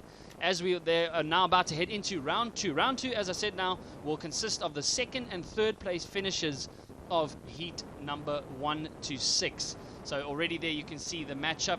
These guys now know it's now sudden death. If you win in round 2, you make it to round 3. You lose, we send you home. Yeah, absolutely. And just as I look across there with my eye, I'm already looking at round 3. Heat 18, Hadlow versus Langeray coming up in round 3. So Aaron would have been very glad to have won his first heat, as will Antonin Rangin, who finds himself against Nick Jacobson later on to come. But still, the next order of business is round 2. It is going to be a man-on-man heat situation. Colin, 8-minute heats again, with a 3-minute transition in between heats for the crowd to analyse what they've seen and to get ready for the next bit of action. As we can see there, riders coming into the beach, crowd coming in. There's going to start to build. Here in Cape Town, it is bang on midday. And from here on in, Colin, the afternoon usually picks up. We may see a little bit of dip at times, but generally as we head towards that 6-7 o'clock time period, so that's another 6 hours from now, the wind's hopefully going to carry on building. I just stepped out there for the moment and just heard that riders were saying that they were quite well powered on their 9s, which is a great sign already. 9-meter kite, if you can believe it or not, is the go-to size now for these guys. Most normal people would be at least on 7s, I guess, in these conditions as we get up to 30 knots. And a 30-knot Cape Town day is like a 35, 36, 37-knot day somewhere else. The wind is very dense here in Cape Town, isn't it, Colin? Gives you a huge boost. That's a key thing there, Jim. As you mentioned, a lot of us who are training, a lot of guys who come here every year to train for the World Tour, specifically do so because the conditions are challenging. You know, you go even just a couple of hours up the coast of South Africa, and you get winds that are a lot less dense, a lot softer, a lot easier to ride. Here, as you said, dense wind. It's got more punch in it, so your ability to go high and to stay higher is a lot more than in many other venues around the world. I think of the few venues that would do it, France is a good example as well. Angelique from uncut traveling around there hunting for the biggest and most extreme conditions, so it really makes this a special, unique venue. And so that is why we have hosted this incredible event here. If you have just joined us again, I'm Colin Heckrodt, and with me in the commentary box, Jim Gaughan, owner and editor of Kite World magazine. We are now going in to round number 2, knockout round, where the second and third place from round 1 will go head-to-head in an 8-minute heat. Some of you are asking why 8 minutes and not 10. It's because there's only 2 riders now per heat for the next 6 heats instead of 3, so they need less time than what they would need before. We are coming to you live from the beautiful city of Cape Town, South Africa, here at Blouberg Beach, a kite surfing mecca of the world. People from all around the world come down here every summer to enjoy the extreme and special conditions that we have. We have so many destinations where you can kiteboard. We have so many destinations where you can learn kiteboarding. And one of those guys who has exploited this town and this city and this area for kiteboarding, Sam Light, welcome back onto the commentary booth.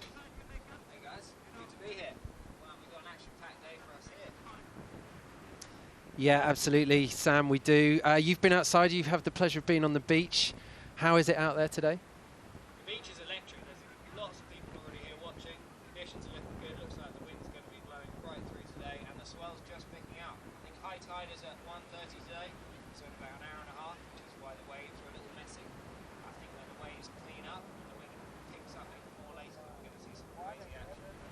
Yeah, and how's the atmosphere down the beach? You've obviously been a competitor yourself. You've been down there. I'd imagine that the nerves were there for some of the new competitors like Angeli. I mean, Ayrton's very confident, but we're just trying to bring Sam in on the live stream here to answer some questions for us. Yeah, so Sam, just about the nerves on the beach. You've been in and around the gear area there. Can you just talk to us about what it's like? Yeah, these first rounds are really interesting, obviously, because if you win your first heat, you're skipping around all the way through into round 3, and you could see some of the competitors with more experience there just making the most of that and making sure they had their 3 good scores on the board. I thought Angeli had one of the best kite loops of the day, but she just had the 1 trick, so it's really important to get those 3 tricks in, and then it improves your overall score as well. And that's been the difference with some of the heats, is some of the more experienced riders are, throwing a board off and really giving a more overall rounded heat, which is just getting them through. Yeah, tough for Angeli. We were all willing her on there. As you said, she got that 6.5 score for that mega loop. Was it a boogie loop that we saw from the inside? It was a big one, but then she just had a couple of stutters, didn't she, losing her board, and I think she's nervous anyway, as representing as the first woman in the King of the Air, and I think you probably, well, you're body dragging, and you're thinking about the clock going down, probably quite a lot of pressure and games going on inside your head there. Exactly. It's all about waiting for that perfect ramp and that perfect gust, and sometimes you get it and sometimes you don't. She got a bit unlucky and hit the peak of a wave and just missed one of her other good tricks. But yeah, it was interesting watching Ayrton's heat. I thought he actually got a little harsh scores. I thought he was going to do better than he actually did, but he ended up coming 3rd place. But tricky to compare, because he's doing such different tricks. But he did some big loops. Yeah, and it probably is tricky for the judges, because he is the anomaly in this competition. He's the guy riding a strapless surfboard, and they have said, they're not going to make any allowances for him. So, potentially in their minds, they're trying to set a precedent and say, hey, we're not going to give you an easy time in this. You have to prove, your worth in this competition, and as does everybody else. Yeah, I think it's interesting because obviously he's adding a lot more technical difficulty not having straps on his board, but then the compromise is it's harder for him to hold as much power without those foot straps. So it's a balance, and the thing is with this event, the criteria is all about going high. It's 70% height, so you've got to make sure you got that height even if you're adding the technical difficulty. So here we go, we're underway, the first heat of round 2. Ryan de Witte from the Netherlands up against Steven Akkersdijk from the Netherlands. Steven with a huge amount of experience in this competition, usually riding slightly shorter lines, Sam. Steven, isn't he? Yeah, this is going to be an interesting heat. Steven is a really experienced King of the Air rider, and you can see he had a very complete first heat. Does tricks both ways, as you can see with that late back row 1-footer. He's able to add a lot of different tricks to his heat, which helps boost that overall score. Yeah, high variety score that we saw for him. Not the highest of trick scores, but he had a very, very clean heat, as you say, mixing up his loops both ways, on the inside, on the outside. Was one of the only riders last heat to ride a 10 as well. I think Josh Emanuel was the other one. So the difference between a 10 and a 9 and a 10 in the way they loop, Sam. Yeah, so it's all come down to the wind. You need that power because this event is about the height. Then you need to be holding on to as big a kite as long as you can. But there comes a point where changing down to the 9 enables you to have more speed in the kite, which enables you to be more aggressive, get it lower, and also it's safer in some aspects. When you're adding multiple rotations to loop, the kite's going to go around easier than the 10. But yeah, it's all about that height, so riders holding on to their biggest kites they can until they need to drop down. What do you think the strategy is for the riders? I mean, you're a reserve rider this year. You've been in there already. You just missed out on selection through the video vote. One of the toughest video votes ever this year, I think. Hundreds of entries. I mean, we can see how far big air kiteboarding's going on. But, so you've been to the riders' briefings, the safety briefings, the tactical briefings with the crew about how it's going to be judged. And this variety score, it seemed to be a bit contentious with riders, as in, what can I do to get that high variety score? Yeah, it's an interesting one. I think because riders all have their specialties, whether it's board offs, handle passes. I think it is important though because it does stop people just doing the same trick multiple times. Well, Steven there with a big mega loop board off, which seems to be the trick of the competition there. I think he's going to score well for that one. Yeah, those mega loop board offs, the straight ones, being landed very, very cleanly so far. In the last couple of years, they've kind of been the jackpot move, haven't they? If you land them, huge scores, but lots and lots of non-landings. But that's Ryan de Witte on the screen. Do you know much about him? I know he's a local boy, isn't he? No, I think he's from the Netherlands.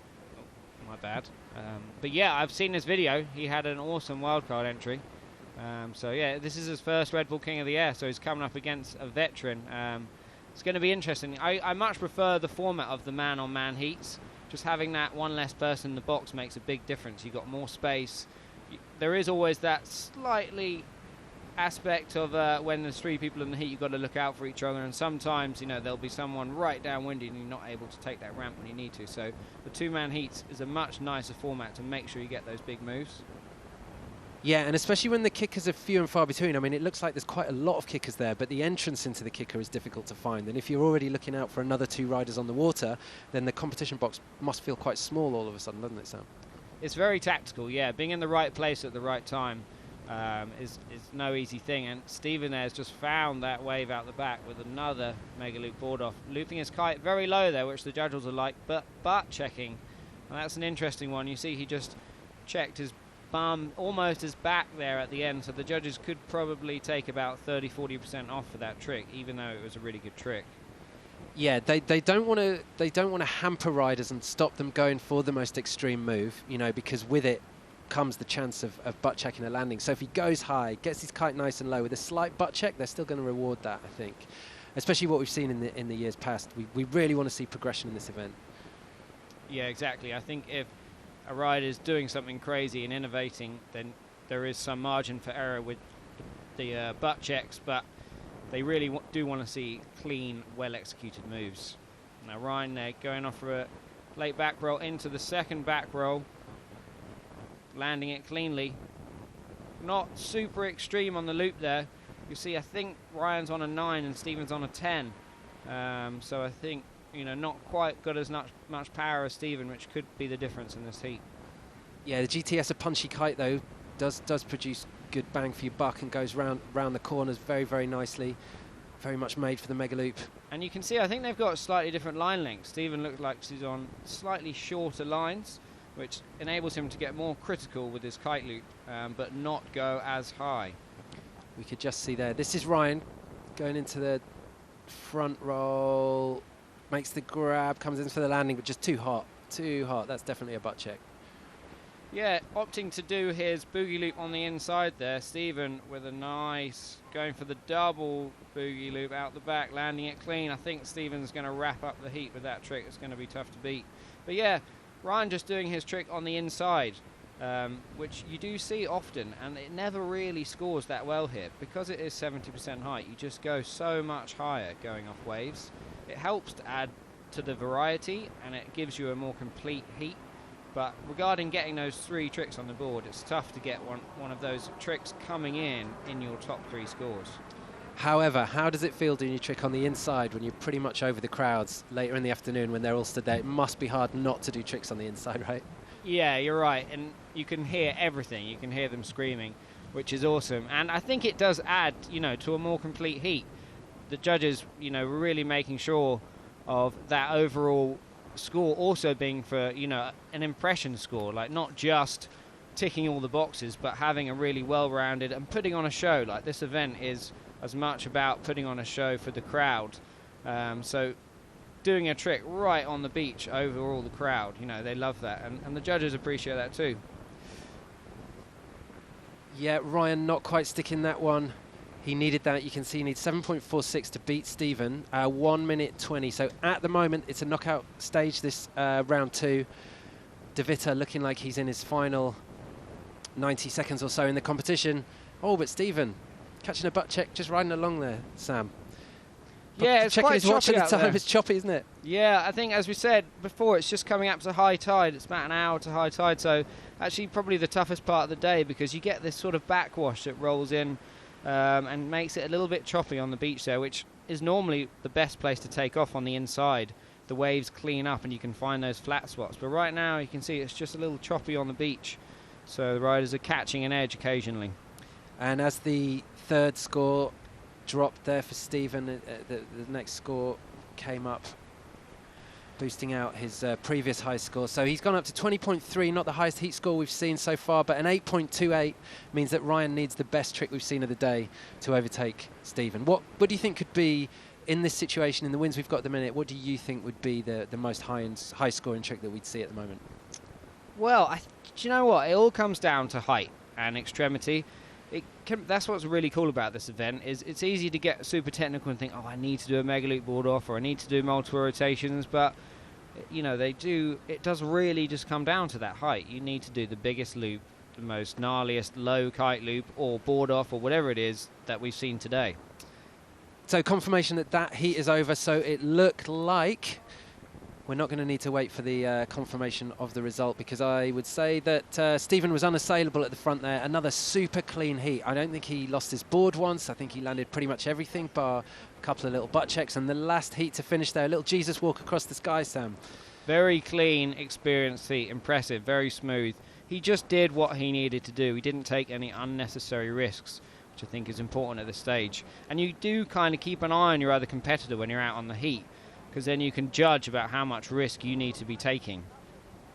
Yeah, absolutely. Just doing enough, keeping an eye on his other opponent there, Ryan. But as you can see, Stephen storms ahead. I believe that's the highest heat score of the day, 27.7, and it came because he had a 6.92, huge by today's standards at the first heat, and a 7.4 variety move, Sam. So that shows to us that he's doing board offs and mega loops both ways, right?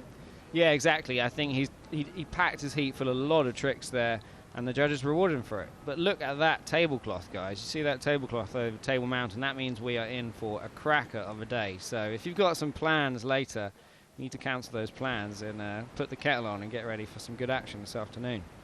Yeah, absolutely. We've been missing the Cape Doctor the last couple of weeks, the tablecloth over the mountain. You know, you cannot predict the weather, and you can't predict the weather here in Cape Town, but we do know on average the Cape Doctor blows really, really strongly, and it's accelerated when that tablecloth is on. It's the signal that we're going to be having a great afternoon, as Sam said. You can see everybody on the beach starting to get amped. We're getting towards the stage of round 3 where we see the top 6 start to enter the competition. But right now we're in round number 2, and we're going to see these two guys ride again, head-to-head, knockout situation. It's the second time they've been on the water today. Really unique riders. Ayrton Cozzolino, 4 times kite surf world champion, up against Joshua Emanuel, who has held the height world record. Biggest guy in the competition, and there is no wind that is too strong for him, hey? This is a really big heat. 2 big names of the sport, both experienced competitors in their own aspects. Yeah, another really interesting for Ayrton. Josh, you know, does the biggest, gnarliest kite loops out of anyone, so it's going to be tricky for Ayrton to compete with that extremity that Josh is going to bring to the table. So I think Ayrton's going to have to step up his technical game if he's going to try and beat Josh here. Yeah, a lot of interest in Ayrton riding when he was accepted, and the news went out that he was in the competition. It was a big bombshell, and you know, guys who've seen him ride a lot and can understand his ability weren't surprised. I think a lot of people who you know, see him as a technical strapless freestyler doing a lot of flippy kind of skateboard tricks, which are super technical, but he is capable of big air, and you know, I think this is a big heat right here. Joshua, one of the firm favourites if the wind does hit 40+ knots. Here he goes. He's into the first trick. Hit the kicker beautifully. Mega loop with a late back roll. Looks like he's got the time to find the landing, and he does. Important to get a first big score in the heat, isn't it, Sam, early on? With Ayrton looking on, seeing that, and heading out himself now. Exactly, but with all Ayrton's experience, I don't think he's worried about that. I think he'll be focused on his own game, just waiting for that ramp there. As you can see, it's, you know, a bit like a surf contest in some ways, as you kind of have to get the wave and the swell. There is some portion of luck in every heat. Obviously, the more experienced riders make their own luck and find that wave. As you can see Ayrton there taking a short tack, trying to line up a ramp out the back. He finds one, gets a big kite loop with the board in between his legs, and lands it smooth as ever. Yeah, smooth landing there. We're just going to dive down to the beach now. I think Joe is down there with Stephen, heat winner of the first heat of round 2. Joe? Stephen, first heat of round 2, congratulations, mate. Awesome riding. Yeah, thank you. It was a lot better than my first heat. So I took my 9 this time because the wind's quite up and down. There's some really good gusts in there, so if you're lucky and you hit everything right, it's awesome. You were definitely dialing it in there. We can see you have kind of a little bit of shorter lines. That kite really is going underneath. Do you reckon that was a key point to get through? I actually think it's to my disadvantage because I also get a bit less height, but I just love that feeling of getting that kite down low, and it does add extremity. So yeah, not sure. I love it. I hope the judges loved it. Let's see. The crowd definitely loved it. We were hearing the woes and the shouts on the beach. Congratulations, round 2. See you soon in round 3. Perfect. Thank you very much, Joe. Good luck, guys, and back to you, boys. Woo!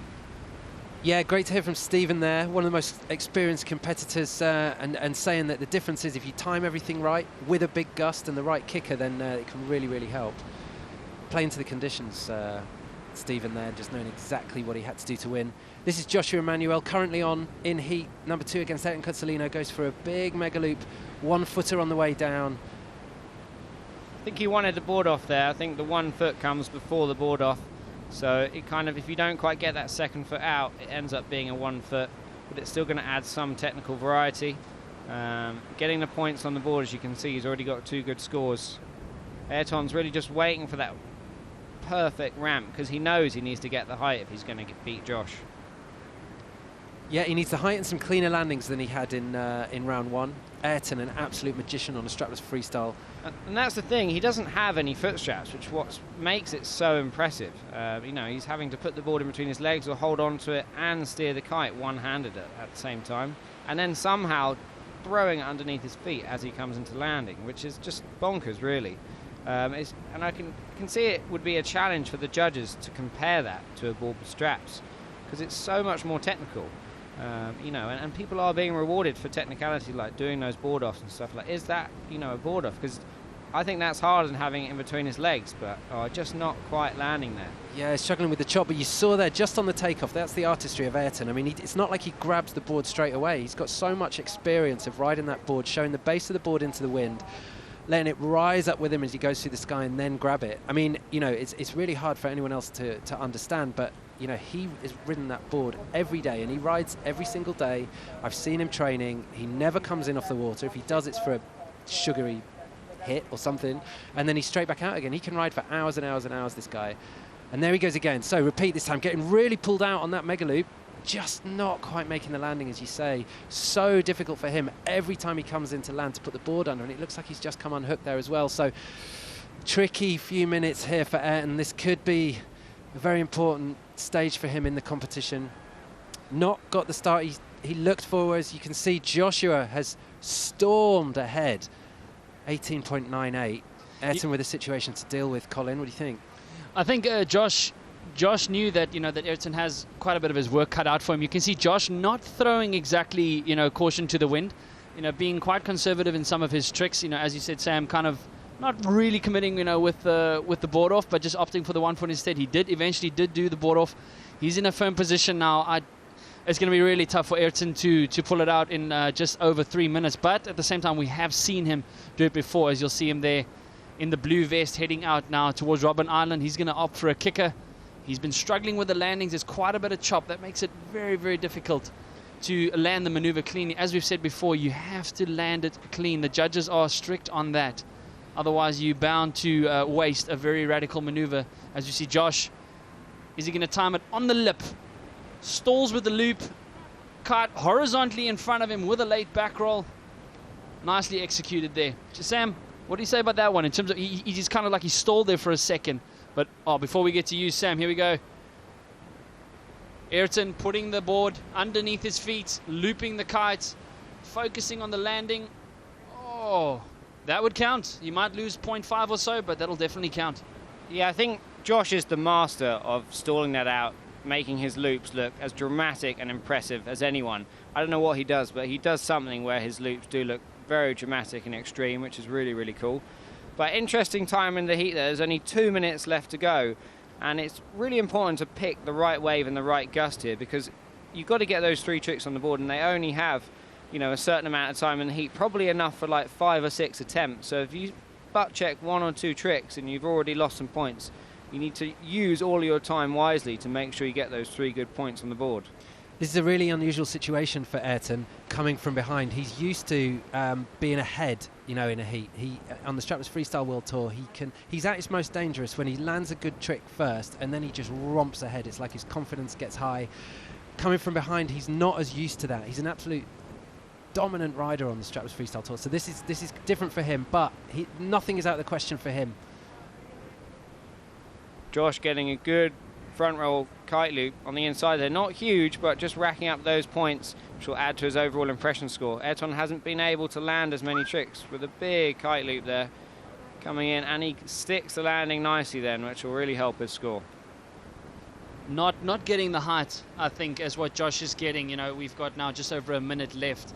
We did say at the beginning of the event, you know, with it being super awesome that Ayrton is here, but it does seem not having that same grip, that same edge with your board. You know, the risk factor, as you say, definitely an immediate board off is considered in all of his tricks, but the height, in this case, ooh, there we go.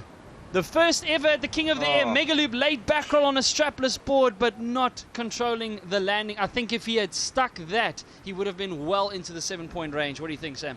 Yeah, full marks for commitment there, going for that late back roll with the board in between his legs. The thing is with a surfboard is where the rail is slightly thicker, you're not able to hold down quite as much power as you can with a twin tip. This one coming in pretty hot there. Luckily able to get the board away from him and pencil dive in. I think what was to his downfall there was that the kite immediately started rotating towards his right. He couldn't keep it directly above his head, which is essential if you want to land cleanly. Josh, back roll, mega loop, and a one-footer during the loop, not landing it at all. Oh, his kite's going to invert. Oh, managed to secure it just, but he'll have to body drag up, but his heat will be over. But score's pretty close there, Sam. I think we saw a 19 and an 18, so I think if Ayrton had put that one in the bag. Yeah, right at the end there, Ayrton came through with a score that really got them close. I think where Josh hasn't been going as big and extreme as he normally goes, I think possibly trying to play it safe to just make sure, you know, he beats Ayrton here. He probably saw that first heat. He probably already knew that there's a chance he was going to go ahead of him and did his homework and knew that if he didn't, you know, just did enough, he'd be able to beat Ayrton. Actually, I think that was the case. Well, nevertheless, an incredible effort. I think Sam, you know, as you said, a lot of up and down about Ayrton being here, but what a showcase of kiteboarding, what a showcase of skill. Just to get that height with no straps, utilizing the wind to keep it against your board. How would you say you would have done with that? I am no good on a surfboard, yeah. I haven't got around to it yet. My plan is when I get old to start using a surfboard. So, as you see there, the results from heat number 8 of round 2. We're now into the second heat of the round 2 matchup. Josh Emanuel in a comfortable first place position there with a solid overall impression score of 7.4, adding a lot of variety there. Ayrton, his highest, only a 6.3. Unfortunately, he's going to have to go home, but he will be on the beach, no doubt, for the rest of this event. So that was a fantastic effort by him. As we said, Sam, if he had pulled off that mega loop late back roll, I think he might have found himself in a bit of a different position. However, Josh's overall impression score, that's the risk for Ayrton, you know, having not landed 2 to 3 maneuvers, you just decrease the chances of that overall impression score going up because you needed that to happen. Exactly. I think it's really tough for Ayrton because the judges are just learning how to, you know, judge his riding compared to other riders, and Ayrton himself doesn't know how the judges are going to actually mark his riding as well, which makes it quite tough for him. The other riders have more experience, and Josh really used his experience there to beat Ayrton. You can see he just kept chipping away at it throughout the whole heat. He perhaps didn't, you know, do some of his biggest moves that we've seen him do, but probably did 5 or 6 moves, which you can see they really rewarded him for a good, well-rounded overall impression at the end of the heat there, which gave him, you know, as you can see before they added the overall impression, they were actually quite close. And then at the end there, Josh pulling away from Ayrton just because he added quite a few tricks. But next up, Luis Alberto Cruz. Interesting heat here. You know, I heard Luis was coming in with a slight rib injury to this event, but looked very comfortable in that first heat he had. And watching Louis looks, you know, I have to say a little bit out of his depth in that first heat. Just didn't really get any points on the board. I think he scored a 4 for his entire heat. You know, see him riding out here, he hasn't looked super comfortable. I think, you know, often if it's your first time to Cape Town and you come from a warm country with that hot, nice, soft wind, it's a bit of a shock to the system when you get out here with the cold water, the cold, more dense wind and those strong, punchy waves. I think, yeah, he was quite surprised at how intense and scary it was, but maybe he'll prove me wrong in this heat, with Lewis opening up the heat there with a nice, safe, easy, late back roll kite loop there. Sam, I've seen with Lewis over the years and also listening to him, you know, in his coaching stuff, has really put a lot of emphasis on control during the loop. You know, a lot of guys will loop and they'll kind of spin, their body will kind of twist behind them. Lewis has been very adamant of, guys, there's got to be control, there's got to be positioning in the maneuver. It's a style I saw you doing quite well as well. You know, you being one of the first guys to do the double back roll, mega loop, you know, back when it was down in Big Bay. But style and control. How influential has Lewis been in the criteria, or how should I say, almost the judging criteria and the way the tricks are assessed? Yeah, I think it's just a different style of riding.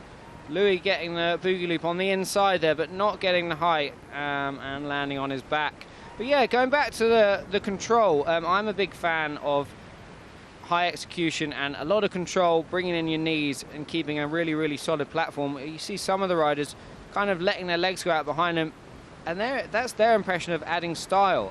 But my actual impression of adding style is, you know, keeping really in control. And in some ways, the judges sometimes reward them being stretched out and dramatic because it looks, you know, more dramatic. That's what's strange. Yeah, we'll find out more about that soon. But we're going to go down and join Joe, who's on the beach with Ayrton Cozzolino. So here with Ayrton. Ayrton, second heat in the water, going super high. Probably had one of the hardest picks of the event with Josh Emmanuel. Congratulations for you. How is it out there? I mean, it's amazing, you know. Like, this event always been my dream, as I said before. For me to be with those guys is like just mind-blowing, you know. I'm so happy to be here, ready to be here with those guys. Dream come true. So even I don't did what I wanted to do, you know. I wanted to do like a big loop leg rotation, almost kill myself. I think that was the hardest crash I did in my whole life, I think. My feet is still hurting, man. It's crazy. So yeah, about that trick, that's the first time we've ever seen that, that, you know, trying those boogie loops. You're the only strapless rider to do those front roll kite loops. I've seen you land them before, and I'm sure you're going to be doing it very soon, eh? Yeah, I mean, yeah, I'm going to do it if possible. I kind of have it on mind. I wanted to try, but, I mean, this condition can be so gas. I mean, I'm kind of playing safe, you know, because I have, like, an event back home in a few days. So I was trying to play safe as possible. But it's okay, man. I have so much fun with those guys. Dream come true, and yeah, thank you everyone for all the support. It's amazing to be here with all of you guys. Absolutely, yes, absolutely, Ed. And if I know you personally as I do, I know you're going to be back and you're going to be even more hungry. So congratulations, my friend. Great riding. And yeah, back to you boys, here with Ayrton Cozzolino. Ayrton Cozzolino, our first strapless freestyle rider in the King of the Air, and he has definitely shown that he has a fair shot at coming back again when we return. So it's been incredible to see him showcase a whole new discipline. A lot of guys have testified that it feels like you're starting over again with kiteboarding when you're having to learn strapless freestyle. So incredible to see what is capable in this format. But for now, we are back with less than 5 minutes in heat number 9 of round 2. The winner here will go through to round 3. The loser will unfortunately no longer compete, but will most certainly be spending the day on the beach soaking up the incredible action here in front of them. Lewis Crathen currently on 11.72. It does seem like there's a slight dip in the wind at the moment, just a slight drop in the gust. As you heard Ayrton saying, you know, the challenges are, it's quite challenging conditions, gusty wind. You can see a lot of bump on the water, just making it even more challenging to hold your edge and maintain your control to get that 70% height that the judges are looking for, and of course the 30% extremity factor. Lewis Crathen now in the yellow vest from the UK, heading out now towards Robben Island. Definitely does seem like there's a hole or two in the wind here in the front. Also stalling, just opting for that ramp, They know how important that ramp is to get the height. Slowly, still ticking his way out. Cape Town looming large in the background. He speeds up a little bit. Oh, that wave had already broken in front of him. Timing is everything here. The guys will sometimes tack several times to and from the beach before they find that ramp that allows them to do what they want to do. Luis Alberto Cruz on his way out, as Sam mentioned earlier, finding it difficult to find his feet in this competition so far, and adding to that difficulty, it looks like he's changed kite. One of the North guys have lent him a kite by the looks, so he was on a 7 earlier. I think you need to be on a bit of bigger kite in this competition, no matter how powered you are, because you just don't get the hang and you don't get the whip in a loop. So yeah, he found himself behind. He's adjusting to new equipment. Lewis doing just enough to stay ahead, and I think at this stage, Sam, doing enough for Lewis is the key, isn't it? Riding with a rib injury, you've had rib injury yourself, and I think still kind of carrying one a little bit. What's going through Lewis's mind, do you think, at the minute? I mean, yeah, Lewis is on cruise control right now. He's just switched up to a bigger kite for the last 2 minutes of this heat. can see the wind has dropped back a little bit. I think sometimes the wind drops around lunchtime here. I think today it will blow right through the day, but you can see it's just dropped off a few knots. And Lewis, I think, has probably gone out on a 10 to finish off this heat. But as I say, he's on cruise control here. Louis just not quite looking comfortable and not getting the height he needs. Going for the handle pass there, which is extremity and technical, but just again not going that high. One of the most powerful and technical wake style riders that we've seen in the sport. From Cabarete, doesn't get to do every single event, but he does manage to get to the events that he can, and competed in the last GKA Kite World Tour event in Brazil. Did you catch that one, Sam? Just didn't quite make it onto the podium, but landed a huge frontside 10 off the kickers that they get in Cambuco. Yeah, I did actually happen to watch that event, and he actually did one of the most impressive tricks of the whole event for me. He did this frontside 900 off a wave there. Was honestly one of the biggest wake style tricks I've ever seen. I even filmed it on my phone on the live stream and reposted it and tagged him because I just thought it was one of the coolest tricks I've ever seen. But this is just completely different. It's a completely different discipline.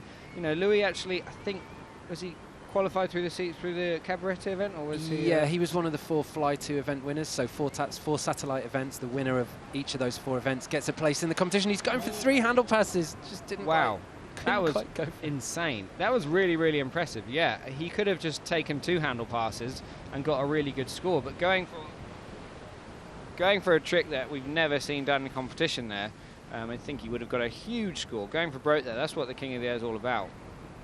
One of the tricks we've yet to see capitalize on a lot.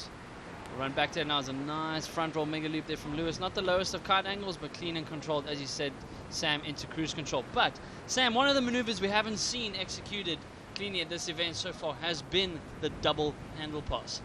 So we saw Aaron go for it back in 2016 when he won his crown, but he did end up crashing that one.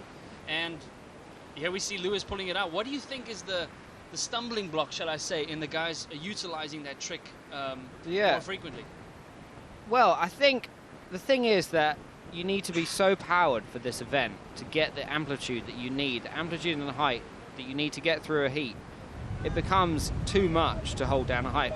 Funnily enough, Ozzy's up next. I was just in the car park chatting to him about his strategy for this heat, and he was talking about how he wanted to throw some handle passes in, because where he's using bindings, he sees that as one of his strengths, and does have the double dangle in the locker. But once you're on a 9 or a 10 meter, like really holding down that kite, it becomes just a different beast. Holding onto the bar when you're sending it with all that power, it's so easy for it to slip out your hands. And the risk becomes massive. You know, I think with board offs and kind of the event moving towards that way, there's more progression there without adding so much risk that you're going to, you know, break a bone if you miss the handle. So that's the main thing. I don't think we're going to see as many handle passes in this event as we've seen in previous years. So there are no surprise for results from heat number 9. Lewis Crathen taking away first place with a total of 22.16. Luis Alberto Cruz, unfortunately, not going to see any further action, at least from the water's perspective, in this heat. Losing out to our big air specialist, Lewis Crathen. 6.02, 5.0. As you said, also, again, the wind seemed to have a little bit of a hole in it, but that is quite custom for Cape Town. You can have a strong wind in the morning. Towards the afternoon, it dips just a little bit, not enough to cancel the event. And then after that, come 3-4 o'clock, it just switches over into another mode. And so that is the end of heat number 9. If you have just joined us, welcome again to the 2020 Red Bull King of the Air. We are coming to you live from Cape Town, South Africa, Bloberg Beach, the kitesurfing mecca of the world. Hundreds of people, thousands of people every year coming here, not only to kiteboard, but to enjoy one of the most beautiful cities in the world. And again, for those of you who are not kiteboarding, don't be intimidated by what you are seeing in front of you. This sport is for anyone and everyone. Just please make sure you do it right, do it responsibly, get lessons. And please, for those of you watching online, keep spreading the vibe at hashtag Red Bull King of the Air. Coming up next is heat number 10. So heat number 10, Angeli Boyer against Ewan Jasman. They fell out, but Angeli having the biggest single point in heat number 6. So she'll be happy with that. individual score, but not unfortunately with the overall score. And there you have Angelique Bouillot from France in the blue vest up against Ewan Jaspin in the yellow from Australia. Ewan, a late entry after Yannick Jegorguski. Did I say it correct, Jim? Jegorguski. Okay. He unfortunately fell out due to injury. The risk, of course, in preparing for this event, Sam, injury time, even this, the video entries, a lot of guys have said they've injured themselves while doing the video entries. So in this case, fortunate for Jaspin, but unfortunate for Yannick. It's becoming more and more common, you know, the rib injury that I had last year right before the event. I had to pull out, and then it's been going on all year, and I wasn't able to film that many clips. And more riders are having injuries because, you know, we're just taking more and more risks. Like, that's the next stage, and the equipment's enabling us to go out in such extreme conditions. It only takes one slight mistake. As we see in front of you, Angeli, our first female competitor in the King of the Air, having started back in 2000 this event, and coming back in 2013. And every year since then, we've been bringing to you the world's biggest and best big air athletes and showing you what the sport is all about, going big and going high and going extreme. Ewan Jaspin starting the heat really strong there, getting a late back roll with a grab in. I was chatting to Ewan last night about his tactics for today, and he saw adding grabs to his rotations as one of his main strengths. He's got a lot of different crail grabs, indie grabs, and you're going to see him grabbing a lot of his loops today. Angeli just butt checking that late back roll mega loop there. Oh, that's a shame. The kite's landed favourably though, so she should launch that very well. A lot of pressure on Angeli, bit of pressure on Ewan as well, going up against the first woman in the competition. But you see there, got the loop, went for the late back roll, looking a little bit ragged there. Do you think, Sam? Just I think she needs to somehow find the flow, right? It looks like everything's quite forced, and I think the pressure's starting to feel on her. Yeah, you can see she looks nervous. I think she's feeling the pressure. I think her style of riding, you know, she has a lot of natural energy and super exciting to watch, but also explosive, and sometimes that explosiveness can result in crashes. Yeah, well, we're going to find out some more information now. We're going to go to Joe, who I believe has heat winner from the last heat that we saw, Lewis Crathern. Joe. It is definitely windy down here. We can see the stand is picking up, as you mentioned. I'm here with Lewis Crathern. Mate, how are the conditions out there? Yeah, they've been tricky this morning. There's been ups and downs. It's been hard to know whether to take a 9 or a 10. In that heat, actually, I changed to a 10, then it went to 9 weather, but now it feels like it's filling in. I'm just grateful to get through to the windy stuff this year. I mean, you're a very experienced rider. You've been on the podium of the Red Bull King of the Air. You know what it takes to get to those further rounds. Looks like you're in sync this competition. What is your trick out there? Boogie loop in strong wind. I mean, it's tough against these guys in 25 knots. They can do everything. My thing's the strong wind stuff. If that comes, I've got a good chance, but we'll see how it goes. I'm happy to get through to the round 3. I mean, all of you guys, I think you're the only people, when it starts to get this windy, the smiles just get bigger and bigger. You can see you guys are starting to sink in. You can see you're excited. Is this going to be the best year yet? I think we're due a windy one. 2016 was the last good one, and we all know what happened to me there. Basically, some of the guys are terrified of 40 knots, 35. Some are just as terrified as 25. But the ones that start smiling are the ones that want it to get up. Well, absolutely, Lewis. Well, mate, good luck out there. Absolutely killing it, and look forward to seeing you in the future rounds. Back to you, boys. Yeah, hi, Mrs. Crathern, indeed. Yeah, good to hear from Lewis there, referring to the very windy event that we had in 2016, when unfortunately he was riding as well as we've ever seen him. Just commenting on Angeli here, going for the back roll. She's making the loops, just not quite getting the height to get the kite round, but also not pulling the loops super hard. She's trying to get the kite low. She knows that she needs a big score for extremity. Ewan coming in for the kicker there, into a back roll. Is going to get the second one. The kite's still looping, nice and low. Extra little kick up there, made the landing. That's going to be a big score. Cleared a huge part of the competition area, got the kite in a good position, was committed into the first loop early.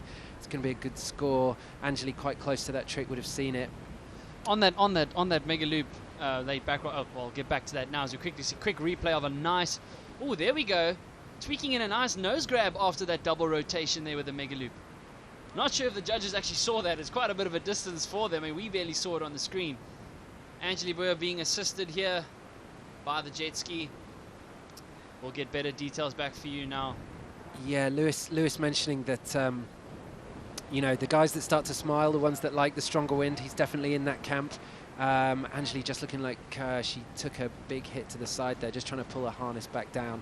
You know, when you take a crash, your harness can ride really far up, can't it? And you need it down in that waist position where it's nice and comfortable. You're used to riding with it there. It helps with your balance and your flow. But Angeli's still got 3 minutes 22. Ewan hasn't stormed into too much of a lead. 2 6-point scores. Needing a 7.32. So, yeah, which she can do. She's still got a couple of scores to come in. Look, I mean, let's make no doubt, Angeli has got so much credibility for the last 2 years when she's been coming to Cape Town and pushing this big air side of kiteboarding for women. You know, you just wish sometimes for her and a rider like Ayrton that the heats could be, you know, long. If the heats were half an hour, they could show exactly what they can do. But when you compact it down to 8 minutes, it's really difficult, and in difficult conditions as well. You take a few knocks, you end up down a bit in the competition box, you start feeling the pressure, and probably really hard to come back from that. Ewan Jasper, not the best of timing off that kicker. You can see the wave had already broken as he hit it. Not going to do much there. But Angeli with that mega loop late back roll, unfortunately she crashed, but she got so much invert on that. That's a good example there of what we talk about timing. Timing when you're hitting the wave, timing when you're hitting the kicker. You've got to be right there on the buzzer. And so in this case, Ewan taking off just too late. The wave had already broken, and that completely kills your ability to get the edge and get the height, therefore, that you need. As we said before, the judges are looking for 70% height, 30% extremity. They've got to see a combination. One big, massive, simple jump is not going to score a lot. We're looking for mega loops where the kite loops as close to the water as possible. We're looking for the rider to be as high as possible. The risk factor, as we've seen some guys really pushing that risk factor over the years. Jesse Richmond, Liam Whaley, and those guys who are coming up in round 3. So we are now less than 2 minutes left in heat number 10. This is a knockout. This is where the knockouts begin, where the loser here will unfortunately go home. This time his timing is okay. Loving the way that Ewan's throwing the grabs in. I mean, I hope the judges can see these. We saw in his entry video and a lot of the stuff he's been putting on Instagram lately, this isn't his specialist style of riding. He's more wake style, more kickers, more rails, but we can see in all his boogie loops he's putting some really good grabs in and holding them, not just reaching for them. He's holding them and making sure that the judges can see that. But I tell you what, I just hope Angeli can get one good trick in now, because 12.44, she seems to be getting hooked up on the white water at times. That was a big kicker, but maybe perhaps we'll see that again. Ewan looking calm. There you go, look at that. That's a nice touch, isn't it, Colin? Very, very nice. 2 grabs on the way down, 1 tail and 1 indie. A lot of these tricks in kiteboarding are derived from wakeboarding, so a lot of the names are similar. Wakeboarding, you also have indie grabs, tail grabs, nose grabs. So the wakeboarding paved the way in a huge way for freestyle in the kitesurfing discipline. Angeli going for, oh my goodness, a board off mega loop. This is a replay. She has said that she wants to try and land this. She's yet to land this trick, if I'm not mistaken, and she was hoping to do so in this event. Jim, as you were saying, a competition, the time is limited. It's not always that easy. You can be a free rider, you can be out here training for hours on end, super comfortable. When it comes to competition time, it's a whole new game. Absolutely, it's a whole new game. As we see Ewan going into a stalled boogie loop, just getting to that position where he's inverted with the kite at its lowest point. Super stylish. I tell you what, Ewan is looking very, very good from what we've seen so far in this competition. That was definitely one of the highest scoring boogie loops, I would say, of the event so far. The height he got on that was beautiful. The delay on his rotation was good. He also, his kite angle was horizontal. Very curious to see what the score is going to be that drop out there. I expect that to be in the late 6-point, maybe even a 7-point range. We'll see now as the scores will start dropping in. This time opting for a nice inverted front roll with a tail grab. And there we go. That is the end of heat number 10. So that last trick there would not have counted as he executed it after the hooter went. So timing is everything. All these riders will have the exact times of the heats on their watches, and they'll be checking to see how much time they have left. And as soon as the clock is over, there's no reason to throw caution to the wind, and so they'll keep it to the ground. There we go. No surprise heat. Unfortunately for Angeli, she tried so hard. We could see what potential she did indeed have, having scored a solid 7.5 in her first heat, but unfortunately not enough to make it through to round 2. Our first female rider, however, bows out gracefully in this year's event. Yeah, incredibly gracefully. Well done, Angeli. Not easy fronting up in this competition. But so much respect for her and the way she rides. She just couldn't pull it together in the 2 heats that she had today, not quite finding the kickers. But we will see her again. She is such a force of nature in women's competition and a huge inspiration to many, and we want to see more girls out there pushing this side of the sport. But in the end, it was Ewan Jaspin who seemed in the least to time those kickers just very, very well. There's the local fan party for Jason van der Spey. He's going to be coming up again soon, 18-year-old. And what's so good about this competition is the atmosphere on the beach. It's going to start getting busier, and we have more South African riders in this competition that we've seen before. Red Bull have extended the fleet ladder to 24. Last year it was 18, in an attempt to see more talent come through, to give more riders the chance to qualify through the video entry. And one of the guys who benefited from that was Jason van der Spey. He's watched this event from the beach for the last 5 years, has wanted nothing more just to get on the other side of the camera, and he is now. So he is going to be coming up soon. And he had a fantastic heat back in round number 1. He got a 2nd place in that heat, so that was good riding from him. So he's looking pretty confident going now into heat number 11.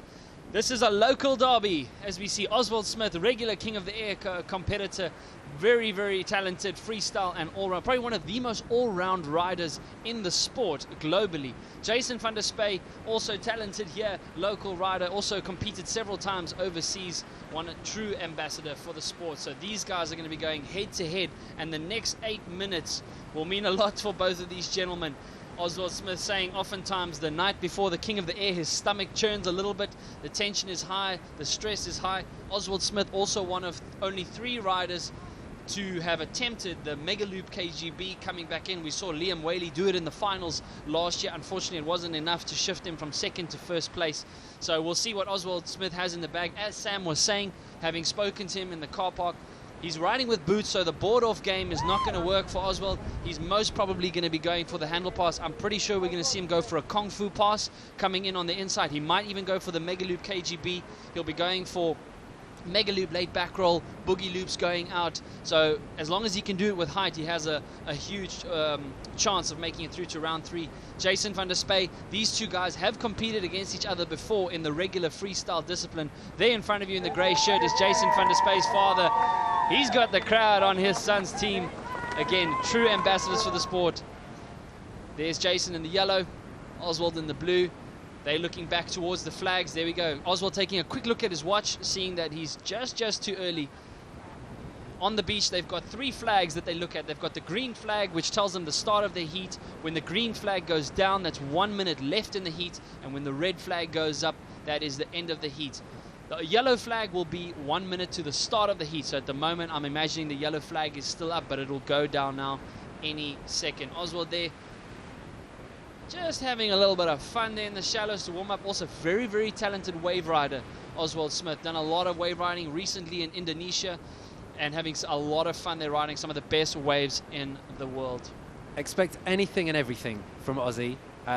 Truly is one of my favourite riders to watch in terms of approaching kiteboarding from every aspect. As you said, great at wave riding, has been South African freestyle champion, South African wave champion.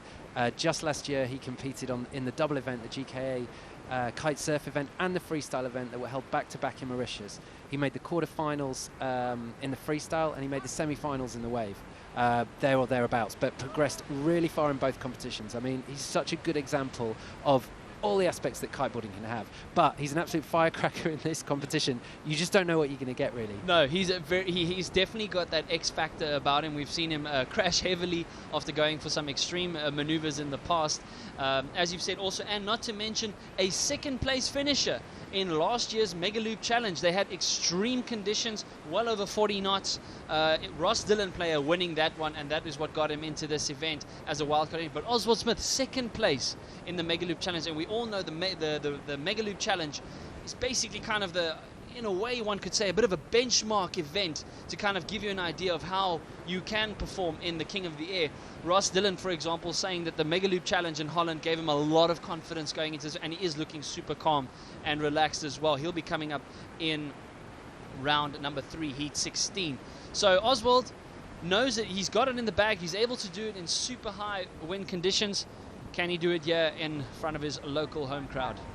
Yeah, I hope for Ozzy that he can have some kind of a heat strategy going on and stick to that early on. Sometimes, you know, he's such an excitable character, you know, and he loves his handle passes as well. So sometimes in the past, I've felt like he's tried to throw his handle passes too early, had a couple of crashes.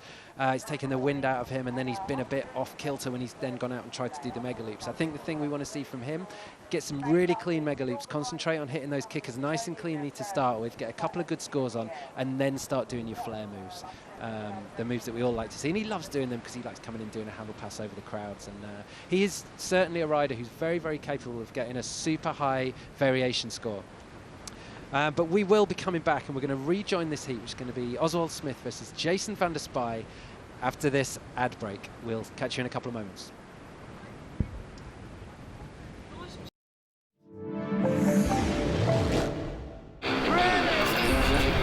Dive into the world of Red Bull TV, your daily source for action sports, music, and entertainment.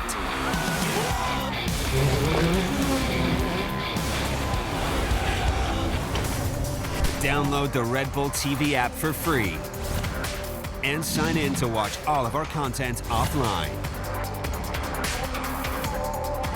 Get the Red Bull TV app now. You think amputees can't surf? Think twice. When I got out of rehab, I couldn't do anything.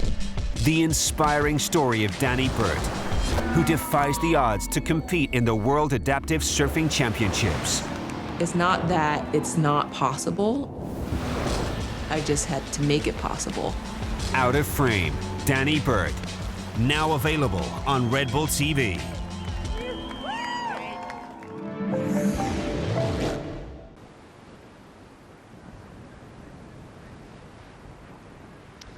Welcome back, everybody, and if you've just joined us, welcome to the 2020 Red Bull King of the Air. We are coming to you live from the beautiful city of Cape Town, South Africa. We are now into round number 2, the tail end of round number 2, the knockout round. And in front of you, you can see Oswald Smith and Jason van der Spy. They're going to be going out head-to-head, local derby, both of these guys from South Africa. And there you can see Oswald late timing on that kicker and not able to execute what he wanted. That was a nice, pretty good-sized wave. Jason van der Spy towards Robben Island. He gets a kicker that works for him. Not a lot of height, not a low kite angle, but a steady opening account. Again, does look like the wind has dipped maybe just a tad. But what we've seen over the years, Jim, is riders' ability to adapt to the conditions and still perform high-scoring maneuvers. Experience plays a massive role here. Yeah, I think experience and an acceptance that sometimes you have to ride in this competition in varied conditions. You know, so a lot of riders really, really hope that this is a pure 35 to 40 plus knot event. But the reality of the sport is that you know, there are times when it's 25 knots. You know, it doesn't remain consistent all day. And as we've seen, the winners of the competition have been the riders who've been able to adapt to whatever is in front of them. It's no good being a one-trick pony in this competition now. In this 8th year that we're now back in Cape Town, we're looking for the most complete rider in these conditions. Some great riding there from Jason as he managed to maintain speed over that big kicker, and he hit the 3rd kicker in front of him pretty well, but just didn't get the jack up there. Ozzy finds a good kicker this time. Same position as last time, goes for the mega loop with the late back roll, drops down, the kite catches him and he makes it. These kickers can be your best friend or your worst enemy, and they do form really quickly, don't they, Colin? Very quick. That's where local knowledge plays a big part. A lot of waves around the world, some of them break quickly and some of them break slowly. Jason, back roll kite loop with another late rotation, a lot of execution done cleanly there, so he'll be happy with that so far. He did have a little bit of a lower kite angle than Oswald, so this is where the judges are going to have to really keep a close eye. As I've said before in previous events, I'm very glad I'm not a judge. I was asked to be one, but hey, I'm rather enjoying the atmosphere here in the commentary booth. As we see Jason having turned to his right, heading back in towards the beach. A lot of these riders actually intentionally wait in the shallows, and then they'll see that set coming out from towards Robben Island. They'll see it coming in. This time Jason's going to try something on the inside. Mega loop late back roll, more kite loop late back roll, I would say. Mega loop is when the kite is more horizontally in front of you. So not a high scoring maneuver there, but it will add to that 4th overall impression score. The judges are looking for your top 3 maneuvers, And at the end of the heat, they will look at the variety of your entire heat and then give you a 4th overall impression score. Perfect timing. Jason, a lot of height on this one. Boogie loop with an added rotation on the way down. Is he going to stick it clean? He got a bit of a butt check. Oswald Smith, as we said, he's going to go for the Kung Fu pass. Oh, he's going to come down hard. Can he hold it? Oh, brilliant. Into a nice pop to blind there as well. That's freestyle being injected into the big air discipline. He'll be happy with that. He got a lot of height on that. Look at the smile there. You see, he tried that same thing last year on the inside, tried for the extra rotation to land blind, caught an edge and didn't make it, so didn't end up getting that handle pass score. Went for it again. I mean, it's one of the first handle passes we've seen today. He didn't need to go for that extra bit, but he does every time. That's why we love watching Ozzy. He's got so much pace at this event. Well executed there. That's going to be a big score to overcome. I don't think Jason has that in his locker. Certainly, probably not to that degree. Really well executed by Ozzy. Seen both riders now do tricks on the inside. What we've seen so far with the tide is it's been quite a confused sea state close in. They both found some nice flat water in there. As we see him, he goes into a front roll, uses that momentum to take him up to the pass, and you can see there he's fighting the power. That kite's coming down hard. And if he'd been in straps, he probably wouldn't have landed that. So that's where the boots are paying off. A hard landing, you can ride it out much better. You could see on his face, his facial expressions, he knew that he didn't have much time to get back underneath his kite. That feeling is a gut-wrenching feeling. But back to the action. Jason van der Spey, a lot of height on that mega loop late back roll. Not the lowest of kite angle, good height on it, good clean control, but he's going to have to start injecting some variety, as we know that Oswald Smith, and he knows that Oswald Smith has that in the bag. So there we have Oswald landing the first Kung Fu handle pass in this year's event, a go-to move of his that he's used in the last several years. He's going to now head back out towards the iconic Robben Island, aiming for the kicker. You can see the swells are pulling in. Yep, launches his kite off the kicker, delays the loop, mega loop late back roll. Not going to score a lot on that. He gets a nice little grab in the end, but proper butt check there at the end. Not quite sure if Jason van der Spey also landed his mega loop late back roll, but he's still got time. Just over 3 minutes left. We are running 8-minute heats. Oswald off the kicker, delays the loop, commits with the rotation, and grabbing the nose on the way down. A little bit of a butt check there at the end, but that's part of the sport as well. As we've said before, your board has to touch the water first. Your body can make contact, but you've got to ride away cleanly. You might lose about 0.2, 0.3, maybe 0.5 of your points. You can have the most radical extreme maneuver here, but if you don't land it, you're going to get 0. Yeah, I think the riders are, I mean, if you look out to sea just behind the riders, you can see the ramps are forming really nicely, but the problem is that the two or three big kickers to get over in front of them. If that was clean, as we'll probably see a bit later on, expect these areas to flatten out. We're going to see some amazing airs off the kickers there. Jason making use of a little one on the inside, but it's shaped up perfectly for a double front roll with the landing. So we've seen him do back rolls. We've seen in the double back roll. He's now done the front roll boogie loop variation. What else can he throw in there, Colin, do you think? He should be aiming for at least a 1-footer or a board off at the very least. If he puts something in, he's got the highest single score at the moment. As you can see, he's looking really confident, Jim. Not many riders have executed boogie loops in their first King of the Air that cleanly and that stylish with an added rotation on the way down. So he's been training hard for this. Oswald spotting a kicker, good timing. Boogie loop, not a lot of height, not the lowest kite angle. I think Jason van der Spey's previous boogie loop would score more than that. As you can see, Jason dropping in a score. We've got a 0.06 difference in the scores here. 5.32 needed by Jason van der Spey. At the same time, though, we do know that that overall 4th impression score does need to come in. Jason's going to have to vary things up a little bit. If he does have a handle pass in the bag, he's got a good chance here. So far, his loops are looking strong. Well, the obvious difference is the board off. You know, Ozzy's totally locked in boots. Doesn't look like he has the strategy of coming and changing in for straps to do a board off. So that's the obvious difference that Jason has. Oh, he did go for a handle pass. Here we go. He went for the Kung Fu. Same maneuver as Ozzy. Is he going to land it cleanly? Yes, he does. He didn't have the extra rotation from Ozzy, but he's nailed the handle pass category, Jason. Well done. Great riding. Well, that puts that question to rest, Jim, if he actually had that in the bag. Clever work there by Jason van der Spey. I think he knew Ozzy was going to do that trick, and he knew he had to try and match him in some way to show the judges, listen, I've also got something here in the bag. I can also vary things up a bit. So 0.06 difference, and that's going to add very nicely to Jason's overall impression score as well. So even though the scores are currently at only a 0.06 difference, that can change very quickly at the end of the heat when the judges give you that 4th overall impression score. Jason looked like he wanted to go for something there here in the shallows. Also very experienced. He will also know that the wind does tend to dip a little bit in the front. He's spotted a kicker. He's going to make his way out. Let's see what he's got. As we said, if he puts a board off in, it could be something. Nope, timing not there. Not enough wind in his kite. That's 3 seconds. That is the end of the heat. So, Jim, tightest heat we've seen so far. We've still got a 4th overall impression score. Yeah, very clean heat as well. So let's see where the variation comes from. Here's Aussie. Kung Fu Pass was clean up to that point. Then rescued the landing coming in. I think this is his first attempt, wasn't it? No, it was his second attempt. Second attempt. Second Sorry, attempt. that's the second attempt. The first one he did, he had it loop. I think this one he executed just a little bit higher. I think he wanted to get more height on his Kung Fu Pass. That was the very move that I tore my cruciate ligament on down in Langebaan several years ago.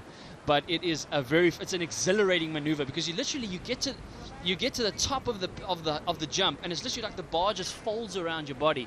So that is the end of heat number 11, the second last heat in round number 2. So we're going to anxiously wait now for these scores to drop. Both of these riders will be anxiously waiting for the scores to drop. Just a word there on the Cape Town scene here. So 2 young riders there, Jason the younger one, Aussie vastly more experienced on the World Tour. Jason just making a name for himself. But the crop of young Cape Town talent that we've seen in big air, since big air kiteboarding was really come back into the sport. You know, there's a pack of riders who were kind of 12, 13, 14 years old at the time when the event was at Big Bay, getting really inspired by this event. And then to have this as your home spot and have these conditions, not on tap, but to have them more regularly than anywhere else in the world, we're really seeing that crop of riders who are now 17, 18. There was a whole handful of them, probably 10 of them, could have made this event, couldn't they? And this is what makes this place really unique. It's very, very pure twin-tip big air riding. And we're really seeing the fruits of that labour come out now, especially in Jason and Aussie. It's a shame to lose one of these riders. It's a knockout stage of the competition now. Aussie, an absolute flair rider, as I said. You just don't know what you're going to expect. But Jason riding a super clean heat there, very consistent, didn't waste any energy, and managed to land a clean handle pass at the first time of asking. Yeah. Very, very cool and calm and collected there. That'll be a promise. Those are promising signs for Jason van der Spey. We have seen, I think, only one rider make it to the finals in his first appearance. That was Liam Whaley 2 years ago when he stormed into second place on his first King of the Air appearance, having taken out Aaron Hadlow in the dying seconds of a semi-final of that year. But Jason will be very happy with the performance, regardless of where this result goes. First King of the Air appearance, really cool and calm and collected, had a game plan, stuck to it.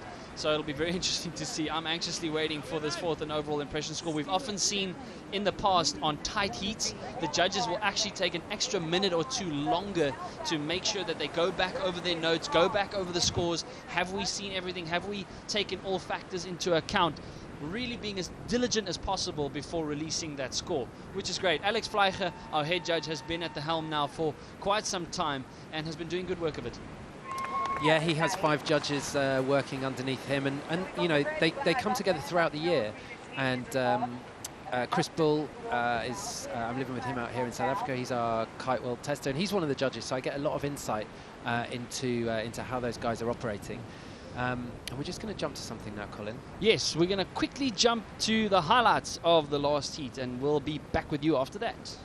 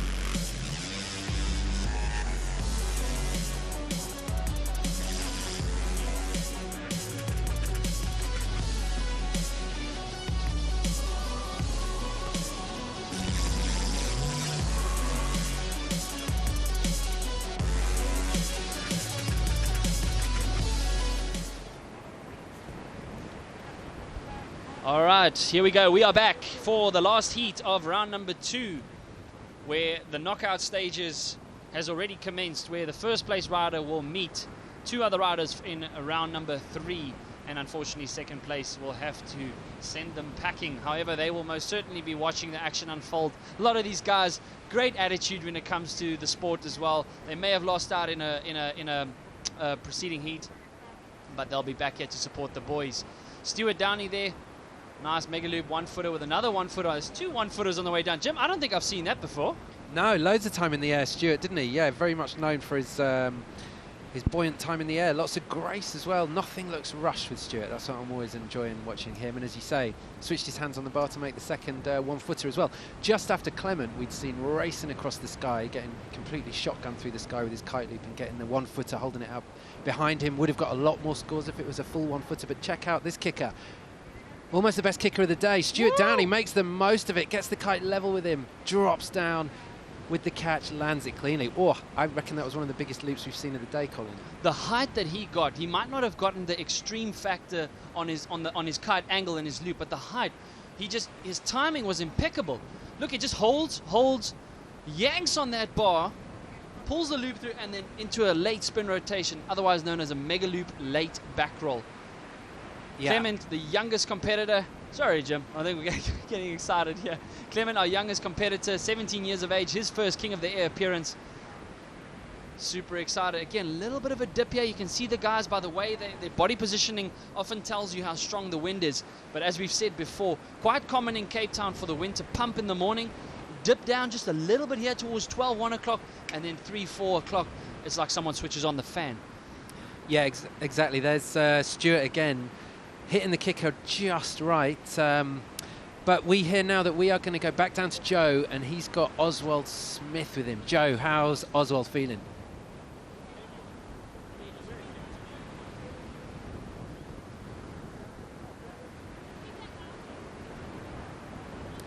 And we are now ready to go down to Joe. Okay, so standing here with Oswald Smith, just getting his light. He's so excited, he's getting the Lycra on and off. Ozzy, what a heat. You won that on impression score. Yeah, I'm really stoked, you know. Had a couple of good tricks. He was also killing it. We basically did the same trick. But yeah, I'm just stoked I got the impression score, and the crowd's amazing, and I'm so happy, you know.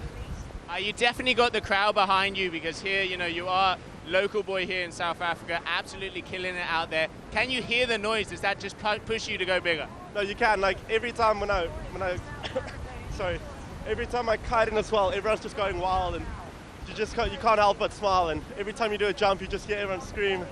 And yeah, crowd's amazing. Stoked. Well, good luck there, and good luck in round 3, Ozzy. Nice riding, man. Congrats. Back to you, boys. Thanks, Joe. Yeah, well done, Ozzy. And if he thinks the crowd is good now, just wait for a couple of hours when people start pouring down to the beach from work. Here at Kite Beach in Cape Town, we're in the middle of the last heat of round 2. Stuart Downey making his second appearance in the Red Bull King of the Air. Clement, the youngest competitor, 17 years of age, making his first appearance. 2 Nash team riders. Very, very interesting setup here. Both riding cleanly. We've seen both of them do really, really good mega loop 1-footers. And just previously we saw Stuart hit the biggest kicker of the day and make the most of it. He made no mistakes. A clean mega loop late back roll. Really important that he landed that one cleanly to make the most of the biggest kicker, and he did. So just edges him in front. Didn't get a huge score for it because there wasn't so much of a combination, but what's exciting me is how these kickers are cleaning up. We have a 3-meter prediction for waves today, but with a 10-second period. So the period could be longer, but the wave push is there, 3 meters. So for this afternoon, I think we're in for some good stuff. That's actually a very important point that you raised there, Jim. The period of the swell size. So basically, you can have a 3-meter swell. Ideally, you want a bigger period. You can see some of these waves are quite stacked on each other. A lot of the riders are struggling to get that full speed and momentum because you're first having to climb over a wave before you hit the one behind it. Clement here pulling off one of the nicest boogie loops we've seen so far. He'll be very, very happy with that score. Not a lot of variety in it. We know the boogie loop is a standard trick. Stuart's looking to answer with a 1-footed boogie loop and an added front rod. He's got a lot of speed coming down. Can he control it? No. I've seen very few riders stick that amount of speed coming down. As you see a quick replay, his timing was good on the takeoff. Into the boogie loop. takes his back foot out just quickly, not a lot of control. And the down loop on his kite just gave him just way too much speed coming into that landing, and not unfortunately going to score anything there. But he's still sitting in first place in just under a point difference between him and Clement. Clement needs a 6.31 to get the top score out of the 3 highest points. So as we've said before, the top 3 tricks are counted, and at the end of the heat, a 4th overall impression score is added. As we heard there by Oswald Smith from Joe telling us that he won the last heat on overall impression. So you can have a trick where you have the highest score, or even highest 3 scores, but then that 4th overall impression score, the judges want to see a variety. So far it's looking pretty tight between these 2 guys. Yeah, and I would say a few years ago, both those tricks would have been heat-winning scores. To do a boogie loop with that much control, particularly Clement's was really nice on the outside. So that is how much this competition is progressing. Literally just a few short years ago, those maneuvers would have easily been heat-winning scores. Now they're kind of bread and butter in the middle of the heat, but this is a really interesting heat. Clement on your screen there, 17-year-old, first-time entrant from France, part of Nash Team Europe. Oh, and that's the difficulty you see there, just dealing with the whitewater on the inside, trying to maintain your speed and hold an edge at the same time while you're on a super-powered kite. You know, it's all part of the game. A lot of experience, a lot of water time. It's not just about sending the kite, pulling the kite and holding on and hoping. There is a lot of technique to be able to manage your speed into the trick with control, as we see Stuart Downey do it there. He's into the first front roll, going for that grab again. Didn't quite make the board out, make the foot out, but landed the move cleanly. That was important for him. Second attempt at that trick. Judges are looking also at how many times you attempt to trick. So made it cleanly on the second time. Didn't quite get the 1-footer out, so won't score as highly, but definitely keeping his scoreboard ticking over. But there's a board off from Clement, not the height. To get the board off and back on again at that moment is very, very difficult, and height is your friend at that point. But that looks like it's Stuart's attempt that we saw moments before, just making the extra rotation there and finding a much softer, smoother position for landing. Had his kite nice and high, everything in control. I believe that's heat over now for that heat. It looked like Stuart had done enough. Absolutely flew by that heat, I have to say. And it's the last heat of round 2. And coming up in round 3, this is where the top 6 from last year are starting to enter the competition. The prize for finishing the top 6 is automatic qualification for next year's event, but not only that, you start from round 3. You start fresh. The other riders have already ridden at least 18 minutes coming into this stage, unless they've made it through round 1, in which case they've ridden 10 minutes. But some of these riders who've come through round 2 already having ridden 18 action-packed minutes. And in these wins, it's quite tough. I mean, they will be able to recuperate. They kind of have a bit of time in between the heats to you know, regroup a bit, but the adrenaline doesn't drop, I imagine, Colin. That's actually an interesting point. We look back at 2018 when Kevin Langry claimed his 2nd title here at King of the Air. He fell out already in round 1 and had to climb his way back all the way from round 2.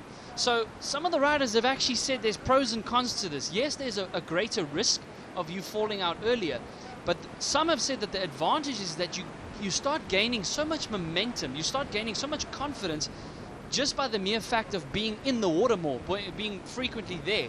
So yes, these are the top 6 riders from last year, but they've yet to compete now. They have been out there warming. I saw Aurelien Couture, he was in his wetsuit, having just come out from a quick warm-up. You'll see a lot of riders off to the left of Table Mountain. Many of them will be riding up there, warming up, feeling out the conditions, staying fresh.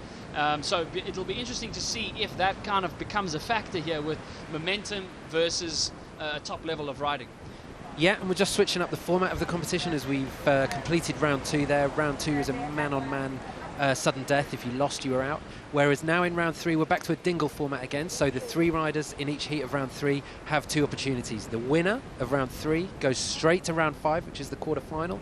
The 2nd and 3rd finishes in the next heats. They play again in round 4, which is kind of like round 2 that we've just seen. And there's confirmation of the heat we just watched, the last heat of round 2. Stuart Downey advances by the skin of his teeth, 0.67 points. Makes it through against Clement Huot. Clement, 17-year-old rider from France. That's the last we'll see of him today and at this event. But a great future in the sport ahead for him. Great attitude and always has a smile on his face. And he probably still does. You know, he's been at the King of the Air. He may have lost, but I'm pretty sure he's down on that beach pretty stoked. And here we go, Colin, start of round 3.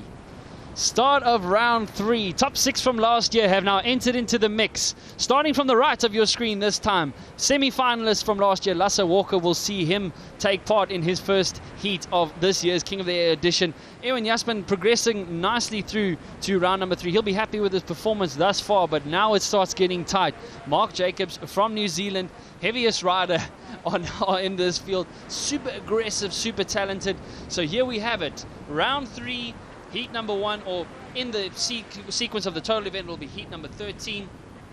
And there you have Mark Jacobs in the front of your screen in the blue vest. Erwin will be in the black. Lasse Walker will be in yellow. So we're going to be watching the conditions, keeping a close eye on it. Also the judges and our contest director Olaf van Tol and Sergio Cantagili will be taking close look at the conditions to ensure that they are optimal for these guys to perform what the crowds have come here to the beach for. If you've just joined us, welcome again to the 2020 Red Bull King of the Air, coming to you live from the beautiful city of Cape Town, South Africa, here at Blouberg Beach, the kite surfing mecca of the world. A well-known destination for kite surfers worldwide. Many of them have traveled to a lot of places, but here we see Mark Jacobs showing why this place is so popular for it. And we got a nice mega loop board off there on the way down. Not the lowest kite angle, not a lot of height, but a great start there from him. We are now also into the elimination format. So you will have now a 13-minute heat. 8 minutes of first action where you'll have your top 3. And then you'll have a 1-minute transition period where one rider will be flagged out. So we see Lasse Walker with a nice boogie loop there. Not a lot of height. Not going to be a high scoring move. Doubt that'll be above the 6-point range. So one rider will be flagged out after 8 minutes. Oh my goodness, Mark Jacobs busting probably the biggest dangle pass, backloop dangle pass that we've seen him do at this event. Erwin Jasmin responding with a mega loop late back roll. He should be able to recover his kite. Yep, there we go. His kite just folding there in the wind, almost inverted there, Jim. Well, he kind of was landing so hard that he bounced. Did you see? Bounced up and bounced down. Many riders would have crumbled in that situation, but Ewan's knees holding up well. And just before that, we saw Mark Jacobs with a huge sky-high handle pass on the outside. And really key to note here, this is his weaker side, left foot forward. He's been working on this for the past year because he knows that doing all his tricks on the inside is a disadvantage. Huge experience on the World Tour, on the Freestyle World Tour. You know, Mark is one of the strongest riders in this competition, has everything in the bag. It's just if he can hold it together and pull it together. On a new sponsor, North, looking very, very comfortable already in this heat. Ewan Jasmin, as we were saying earlier, one of the best looking riders as we've seen so far from the action. Very clean, going very big and very, very controlled loops with great grabs on the way down. Definitely injecting, as we've said, a lot of these base tricks have been the same for many years, but they've been adding more rotations. Mark, this time a Kung Fu pass going out, added rotation on the way down. He should stick it cleanly. First one the first Kung Fu pass going out to sea that we've ever seen at the King of the Air. Normally it's been a back rotation with a handle pass. This time passing it that way. Fantastic work there by Mark Jacobs. That previous handle pass of his was definitely the highest he's ever done. He's not going to get back underneath the kite here, and that was a good example of the risks that is involved in these mega loops. His kite was low and in front of him, it just stalled.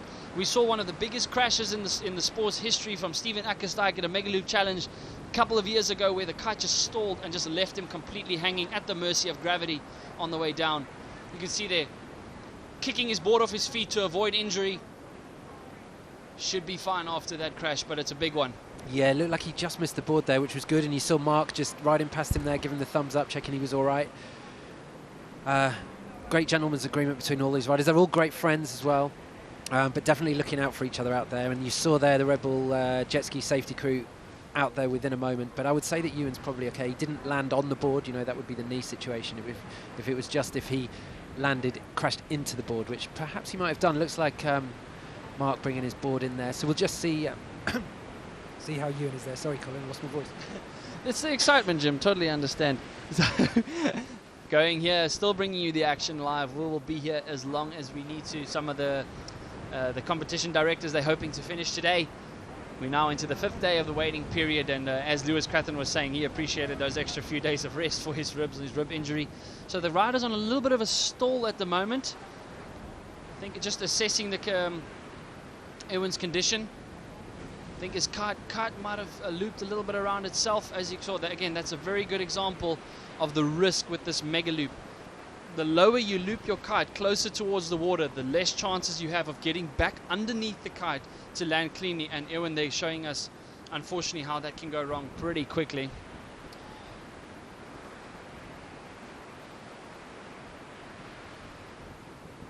Cool. And so, yeah, while we wait for just an outcome here, we have the top 5 tricks so far, the top 5 scores. Our strapless master, a 7.74. Yes, I was expecting to see Aaron Hadler up on the list as well with a 7.5 in heat number 1. Steven Ackersteig, that was probably his kite loop board off. Oh, there's the names. Yeah, kite loop board off, a 7.34. Reno Romeo, 7.22, kite loop board off. Again, let's take a look at the names of these tricks, Jim. So strapless loop with a backward rotation. Obviously, Ayrton always being a board off. Every trick is a board off for him. Kite loop board off, kite loop board off, kite loop board off, kite loop laid back off. 3 kite loop board offs in the top trick category of the top points scored thus far. Yeah, and it's the nature of the way this competition develops. You know, it's held once a year. It's the peak moment in the competition calendar for most of these guys, and you know, the development has to come in unison with clean riding. You know, it's no good just going out and trying crazy things and not landing them. To a degree, I mean, obviously we want to see things landed for the first time in the competition, but the move of the moment is a kite loop with a board off variation. It's come back. The board off has been in and out of kiteboarding since it began, but it's part of a combination trick now, and it just shows the judges how much control these riders have doing a mega loop in these conditions. You know, when the event first came back to Cape Town 7 years ago, the mega loop was the progression. You know, it was a straight mega loop, just a really big one, and that was as far as it was being pushed. Now we're seeing 2 rolling rotations, we're seeing double back rolls with board offs. It's just another way to show the judges, like, hey, I'm in control of this move, I'm in control of the situation. And you know, some of them are now saying that not only is it a trick that scores highly, it's one that they really, really enjoy the feel of. You take the board off, hold it out to the side, and just let yourself fly like Superman. You know, legs behind you. That's the dream for that trick. Yeah, but that's why we're seeing it up there. It's kind of a staple maneuver that's going to score in the 7s.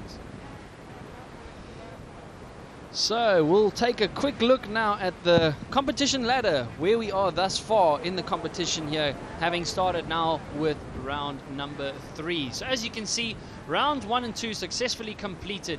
Round 2 saw the exit of 6 riders from this event. So we now down from 24 riders to 18. As you can see, at first heat in heat number 1, 5-time world champion and 2-time King of the Air champion, he went comfortably through to round number 3. So based on those tricks that we saw there now, we've seen some incredible action so far.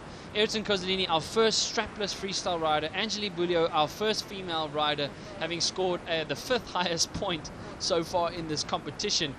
Unfortunately, we've seen the exit also now of our first South African. Our first South African is out of the event, Jason van der Spey. But Jim was just outside now. The difference in points in heat number 11, the difference between Oswald Smith and Jason van der Spey was 0.08. Wow. 0.08 difference. That shows you how tight that heat was. Oswald Smith winning the heat on the overall impression score. Jason van der Spey unfortunately out in round number 2, but he'll be very happy with his performance. Confidence just builds upon confidence with these guys, especially the ones who've been reviewed. Ross Dillon has been a great example of that. Every year he's just finishing higher and higher. So that's been quite amazing to see the guys just slowly progress and gain more and more confidence. So we're going to pick up now again back in the heat as we see the black flag has been lowered. That is now an example of our format that we are into at present, where one rider is flagged out after 8 minutes, and then the other 2 riders, now the blue and yellow flags, will battle it out for a further 3 minutes. The scores will not be reset. The scores will still count from the previous 8 minutes, and then they will have the 4th overall impression score added after. So unfortunately, Erwin Jaspen out of this event so far, but he'll be looking from the beach on the action in front of him. 3 minutes now between Mark Jacobs and Lasse Walker to decide the position in round number 4. Yeah, big shame that for Ewan, because he'd been riding really, really cleanly. and going really big and pretty extreme as well. Was looking very, very, very much like a complete rider and a real player in this competition. Shame to see him go. Mark Jacobs is your rider on the inside. Sorry, I'm totally incorrect, aren't I? Because we've gone back to the Dingle situation. Yes. Yeah. Jim, I'm looking at the heat. Yeah, erase. Sorry, viewers, forget about the information just provided. Ewan Jasmin will have a chance to compete. The format as such, as we've just been informed, is that the winner here will go straight through to round number 5. The second and third place will advance to round number 4. Basically another knockout round. Similar format now actually to heat round number 1 and round number 2, where you skip a round if you win, you go to the next round if you second or third place, and then the winner of that will then go also to round 5. So we basically going from 3 to 2, and then we'll eventually narrow it down to 2 as well. So now from 24 riders to 18. Mark Jacobs now in a firm first position with a 12.66. Lasse Walker with a 5.1. Lasse having to put in a couple of extra moves here. Ewan Jasmin also a little bit of a higher score. We'll get an update on his current position later. Yeah, strange, because isn't it? It looks like he's lying in second at the moment. So we'll clear that up at the minute. But here we go. Right, okay, we're on a break. 57 minutes as we reset. Seconds, sorry. Is this? You're used to this. I'm from the UK. And yeah, it's hot over here, Colin. Maths is not my thing. Let me tell you. Well, you may run the most successful cardboarding magazine in the world, but I'll tell you what. I'm glad you've got someone to help you out with the numbers there. That's words and pictures. Okay, this is Lasse Walker. That's what I do know. Lasse Walker, top 6 finisher from last year, automatically finds himself in round 3. This is his first heat of the day. And so here we go. He's just having a look on the outside, heading back in as we're still in this break. And what Lasse will be seeing as he's looking at the beach is the flag. 3 flags on the beach, 1 for each coloured jersey. At the end of 8 minutes in this heat, I believe it is, the lowest ranked rider will be flagged out. And then we will be left to 2 riders, and those 2 riders will battle it out for the win. The winner will go straight to round 5, which is the quarter-final already, and the last 2 finishers of this heat will replay and have to do more work in round 4. So even though we've already gone through a knockout stage, we are now back into a normal stage here, in the sense of where each of these riders will have a second chance to go again. So just to confirm, a little bit of confusion here, but Lasse Walker has been flagged out, so we apologize for that miscommunication there. Lasse Walker flagged out, so now Ewan Jasmin and Mark Jacobs will have another 3 minutes, just over 3 minutes, to battle it out for first and second place. Okay, so let's see. Mark Jacobs tacking back and forth. He's the only rider we can see on the water at the moment. There was a slight delay there because Ewan, it looked like he landed, he got so much pull on his kite loop, his back loop kite loop, that it catapulted him in front of his kite. Looked like his kite ended up behind him. Mark had to bring his board in, so it looked like it was a bit of a gear situation there. So let's hope he's got in and is able to reset himself and either find his kite again or borrow one. But let's see. It looks like Mark is the only rider on the water attacking back and forth. He's also the rider in the lead, so this is going to be a good situation for him. We're already, looks like we're running in the heat. 2 minutes 30 seconds. Mark tacking back and forth. He's the leader at the moment until someone comes back to challenge that lead. He doesn't really need to do anything else just at the moment. So he's heading back now towards the beach. It looks like he's going to try for something. Oh, he wanted to do something there. We have seen him do the handle pass coming back in. Okay, Mark is just getting the news there. Just checking where Ewan is and if he has to do anything else, and probably just confirming, am I in the lead, or do I need to throw a trick just to get myself into the lead? You know, the last thing you want to do is play a tactical game and it not pay off. Or at least go for maneuvers and you don't actually need to do them because you're in a firm position. So here he goes out towards the back. Cape Town looming large in the background. Nice mega loop there. Not a lot of height. Not a low kite angle there, as you see. A quick replay here of Ewan Jasmin. Back loop, mega loop. This is the crash he had. Kicks his board off.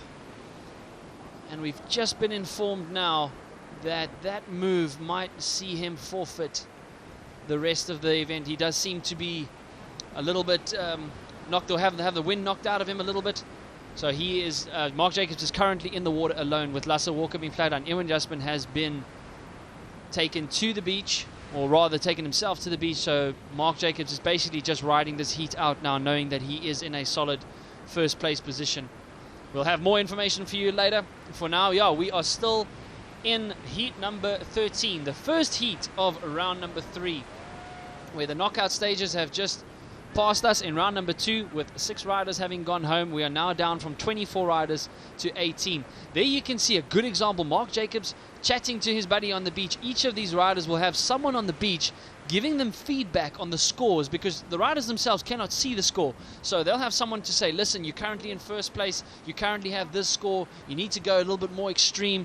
Okay, no, don't worry, you can relax, etc., etc. Just pieces of information that allow them to exercise conservation out there on the water, because you don't want to be going for radical maneuvers when you don't have to. The risk of injury just goes through the roof. So you can see Mark Jacobs currently taking it relatively easy, less than 10 seconds through to the end of this heat. And Sam Light has joined us again in the commentary box. Welcome back, Sam. Hey guys, good to be back. Well, Mark kicking off the... Oh no, Mark's got this all to himself now. This is he a really has, let's interesting just scenario. bring you up to speed there. Yeah, he got off to a great start. I just actually spoke to Ewan. He's just in the medical box right now. He doesn't look too bad. He's just damaged his ribs, I think, just bruising, nothing broken. But devastated. I just did tell him that it's just Mark seeing out this heat by himself. He was devastated when he knew he was actually beating Lassie and in with a chance. Well, yeah, if he can get himself right, he does get another chance though in round 4. Okay. Yeah, all 3. Right, we've gone back to a dingle scenario here. So winner through to the quarterfinals, 2nd and 3rd, going to compete again in round 4. But Mark having a breezing through there on that round. But there was such a radical back loop, mega loop that Ewan did there. He was into the back loop early, and there was that stalled moment where he was backwards to his kite, and perhaps that's where it just stalled on him, I guess, and then rushed up through the window. And you know, thankfully he was in straps there, so able to kick the board off and get out the way of it, because coming down like that in a pair of boots when the kite stalls in front of you like that is a pretty scary situation, Sam. Right? Yeah, we're seeing rib injuries more and more now. I think as the riders are taking more risk, we're seeing it more often. But the difference in coming in with straps where you can kick the board off, in that situation, you know, there is a chance when you're trying to get the kite as low as possible and you just have that moments where your lines might go slack. It's probably nice to know that you can kick the board off, otherwise in boots, pretty tricky to come down from that. It actually looked like Ewan may have even hit his own board. It looked like he kicked the board off and then landed on top of it, which is quite an unlucky scenario. Mark looks like he's lining up there with Joe. Mark Jacobs, loads of experience in PKRA competition, and has been a real kind of high performer, and then perhaps you know, a bit underperforming in this competition before, hasn't he? Yeah, I think Mark's always had a really good chance to do very well in this competition. He has all the moves. I think one thing that's gone against him in the past is he slightly favours his right foot forward tack, which is coming in here. Like we mentioned earlier, it's harder to get as high coming in. He did very well though in the first part of the heat, though. I would say in the first 3 minutes were when those scores came in, so up to 25.79 with pretty much half the heat remaining. I think Mark has listened to what the judges have told him from previous years, and he's gone away, worked on his tricks on the other direction. Now he's bringing a lot more to the table this year, and even more height as well. Cool. Sam, just tell us a little bit more about the use of the impact vest. Yeah, so last year we decided that the impact vest was not compulsory and it was personal preference. The main reason is if you don't use it all the time, then if you're suddenly wearing it in a competition, you almost feel less comfortable, even though it might be adding some element of safety and protection. But I'm not convinced of the actual protection. I think the buoyancy would help if you do have a crash and you're in the water. But personally myself, I would rather not wear one. All right, so there we have the start of the second heat in round 3. Bozito Martinez, Oswald Smith, and Liam Whaley. Liam Whaley, our third place finisher from last year's King of the Air. The top 6 now from last year injecting their talent and flair into round number 3. Liam Whaley, unfortunately, in third place. Will have to fight it out again in round 4, with Mark Jacobs comfortably going through to round 5. And there goes Bozito Martinez again, entertaining the crowd with his mega loop hand wave, or handy, or can we call it a handy mega loop? But anyway, we'll go down now to the beach quickly with Joe. He's standing by with Mark Jacobs. Thanks, guys. Well, down here with Mark Jacobs, just coming off of the water. winner of that heat means you're going to go straight through to round number 5. Congratulations, mate. Yeah, thank you so much. Yeah, I'm pretty stoked. I feel like I'm finding my groove now, and yeah, that heat was real nice. Unfortunately, Ewan injured himself, and I think in the first 3 or 4 minutes. So I wish all the best for him, because it looked pretty serious. So yeah, really stoked to make it. Finally feel like adapted to the format right, and yeah, just want to keep sending and go hard, and can't wait. Super excited to keep sending it. Mark, it definitely seems, I mean, you've been a freestyle rider for a very long time, done all the tours, you've been up on podium various times. Really seems like you're mixing all the tricks up. You got the high handle passes, but also looks like you've taken it away, listened to the judges, and goes for those kite loop board offs. That last one on the buzzer was a killer, eh? Yeah, so like my previous years, especially last year, I really thought bringing something new. I was treating it like coming in with new tricks, I should do well, right? But it wasn't quite fitting the format right.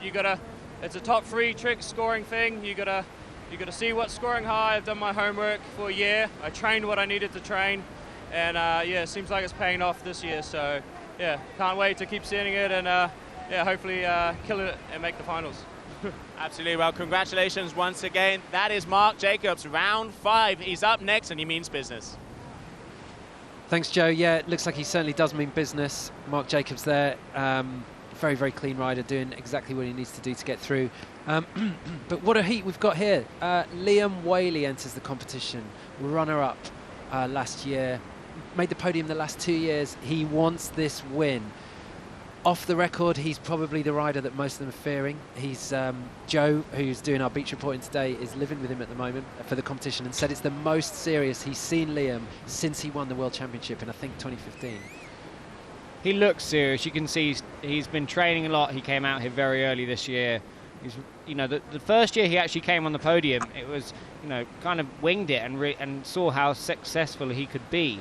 So it's pretty cool to see, you know, him go away, train for it, and come back. And there's been a lot of people talking about Liam putting his name on the list as one of the contenders for the title. And he's come out firing in this heat. He's got a couple of really good scores on the board. It's interesting to see him using foot straps. You know, I've seen Liam using bindings for years and years, and I think this is the event where, you know, we're seeing almost no bindings on the water, and Liam adding a lot more technical variety with his moves. Yep, indeed, that's exactly right. And but basically what we're seeing is riders able to do the moves that they only committed to in boots before, in straps. Ozzy losing the bar as soon as he took off there, which meant he was just in free fall. Managed to get himself round so he didn't land in an awkward position. But that was pretty wild, Sam. That's like worst nightmare. Liam just showing Ozzy what he wanted to do right in front of his face there. Yeah, that is kind of like worst nightmare. When you have so much power in the kite on a 9 metre, it's just got so much lift, there's always that possibility that the surge of power is going to rip the bar out of your hands. You can see him just flipping upside down. But Liam doing exactly what Ozzy was trying to do, the Kung Fu handle pass, adding a couple of rotations on the way down, landing it cleanly. Liam's running away with this one right now. Yeah, Liam also very, very currently at the top echelons of freestyle kiteboarding.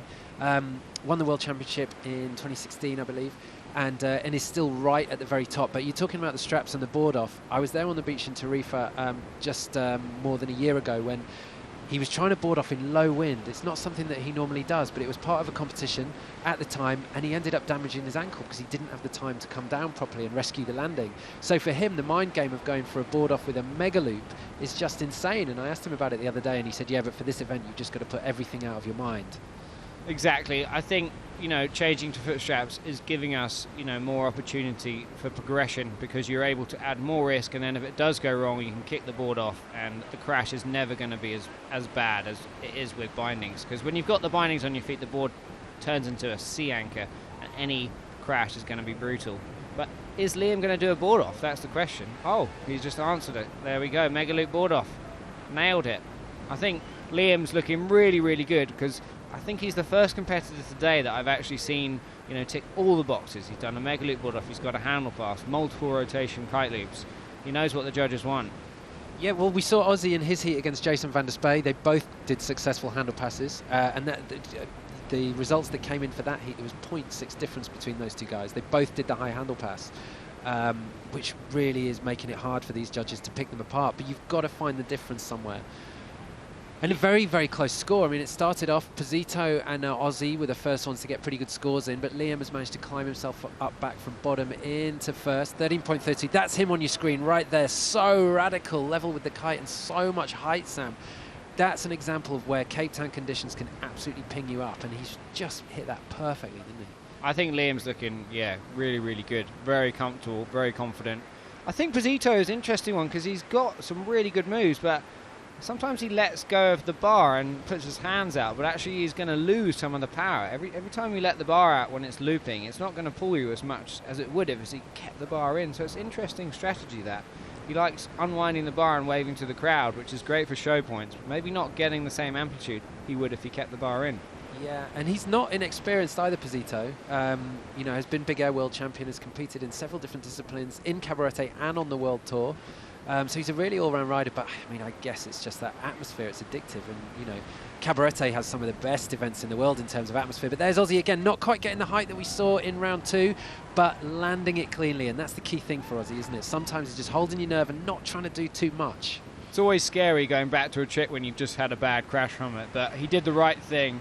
And he went back and nailed it, so that was cool to see. But really he wants to get his hand on the other side of the bar so he's able to continue his rotation like Liam did. If you grab the same side of the bar, you end up kind of looping back and not having the nicest landing. So, yeah, it's not quite lining up for Ozzy in this heat. Liam's running away with it. Yeah, Liam running away with it, playing to his advantages. It's not too strong so that he can't do handle passes. This is probably 30 knots is probably perfect for him at the minute, isn't it? Because he can do every part of his game. Very, very current in freestyle. We've mentioned before that there are several riders who have competed on the Freestyle World Tour. Aaron Hadlow, obviously 5-time world champion. But I think Liam is the only one who's very, very current at the minute, still making podiums on the World Tour. And that handle pass part of his game is probably his strength. The fact that also he's got board offs as well, which we really didn't see coming that strongly. Yeah, I think that air awareness coming from the freestyle, it does lead in really well to big air, because when you're trying to load and pop for some of those massive freestyle moves, it's a similar kind of pop that you want when you want to get the most height as well. So perfecting that edge and takeoff is something that Liam's transferred really, really well. Now you see Jesse Richmond warming up. I'm excited to see this man send it. Yeah, Jesse, always a crowd pleaser. Always, always. Was King of the Air 2013 when the event came back to Cape Town. Since then, he hasn't quite managed to make it to the top of the podium, though has been on the podium. He was on the podium last year as well. And he's another guy who is capable of anything and everything. I mean, right now, this winter, he's been having some hellish sessions out at Jaws as well. So big wave rider, a really big player in the big air game, can do all the handle passes as well. Just a really good, compact powerhouse, isn't he? Yeah, I'm really excited to see his heat and what he brings to the table. In previous years, I've chatted to Jesse about it, he's never been the biggest fan of board offs, even though he's used straps, for many years before lots of riders made the change. So I'm really interested to see whether he's going to embrace the board offs and start doing them as well. Posito there with a 1 foot double back roll. I think he meant to take his foot out there. Interesting technical. His entry video was full of those, so almost takes his foot out straight. But did you see where he put his strap back in? It was while he was fully inverted. I mean, that's incredible. Adding a bit of innovation there. That's unique. I haven't seen many other riders do that. Liam lining up a big kicker out the back, not quite looking for that takeoff he wanted.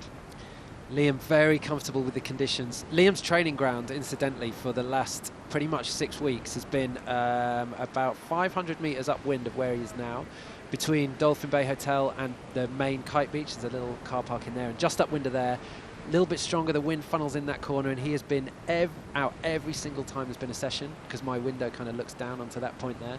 He's riding a new kite that was specially made for this competition, so it's really recognisable. So I've seen him out so much.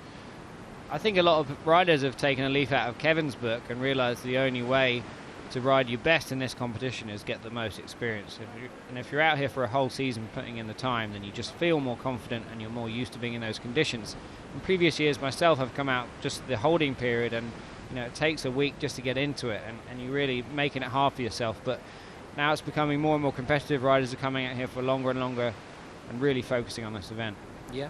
Jesse Richmond probably, well, and Ewan as well, because he got the late call as a reserve, but Jesse Richmond only having flown in from Hawaii a couple of days before the waiting period opened. So this is Posito on the screen from Cabarete into a mega loop with a late back roll, Little grab on the way down, not the biggest, perhaps not the most radical, but a clean landing as well. So keeping his scoreboard ticking over. He's currently in second place. Remember, no rider is ejected from the competition at the end of this round.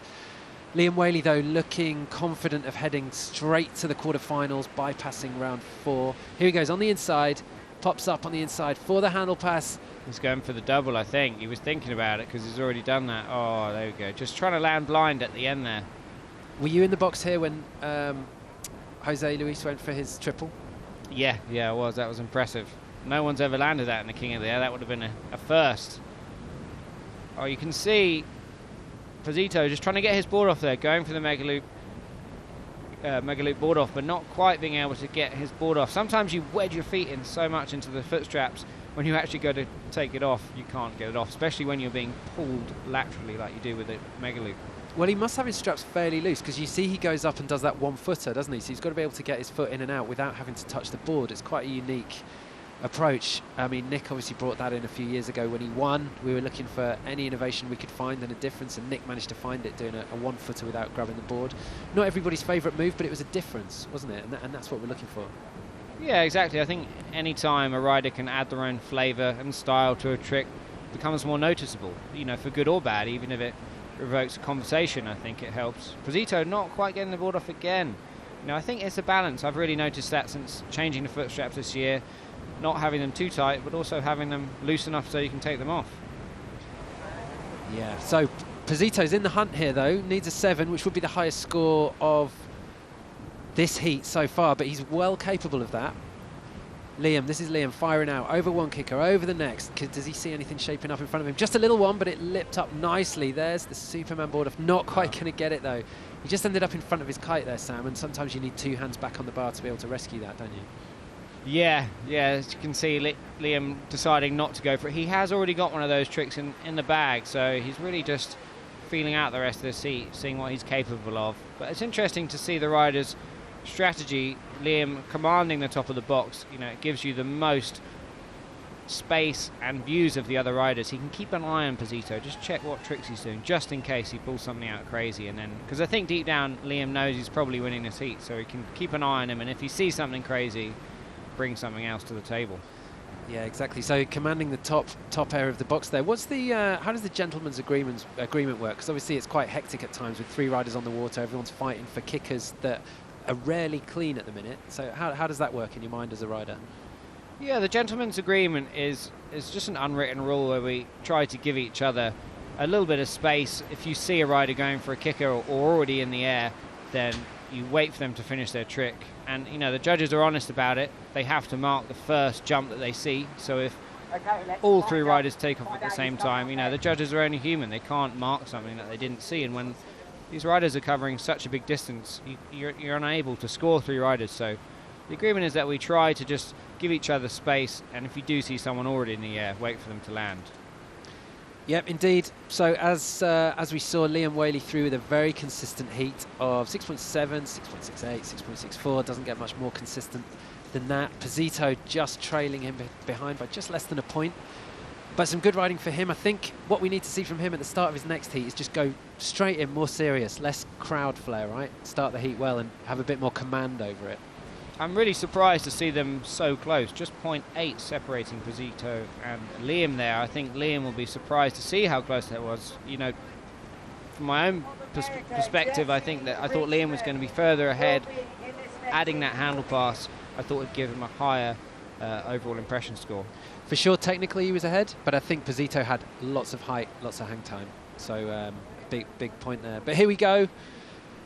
Round number 3 of Heat 3, and the first time we are seeing Jesse Richmond into the competition. He's going to be up against South African Joshua Emmanuel, the biggest, most powerful rider in the competition, and Reno Romeo from Brazil. Very, very experienced rider in this competition and on the World Tour. He's made several appearances at this event and always impresses it because he manages to combine height with lots of combinations. He's got everything in his locker, but height is definitely one for Reno.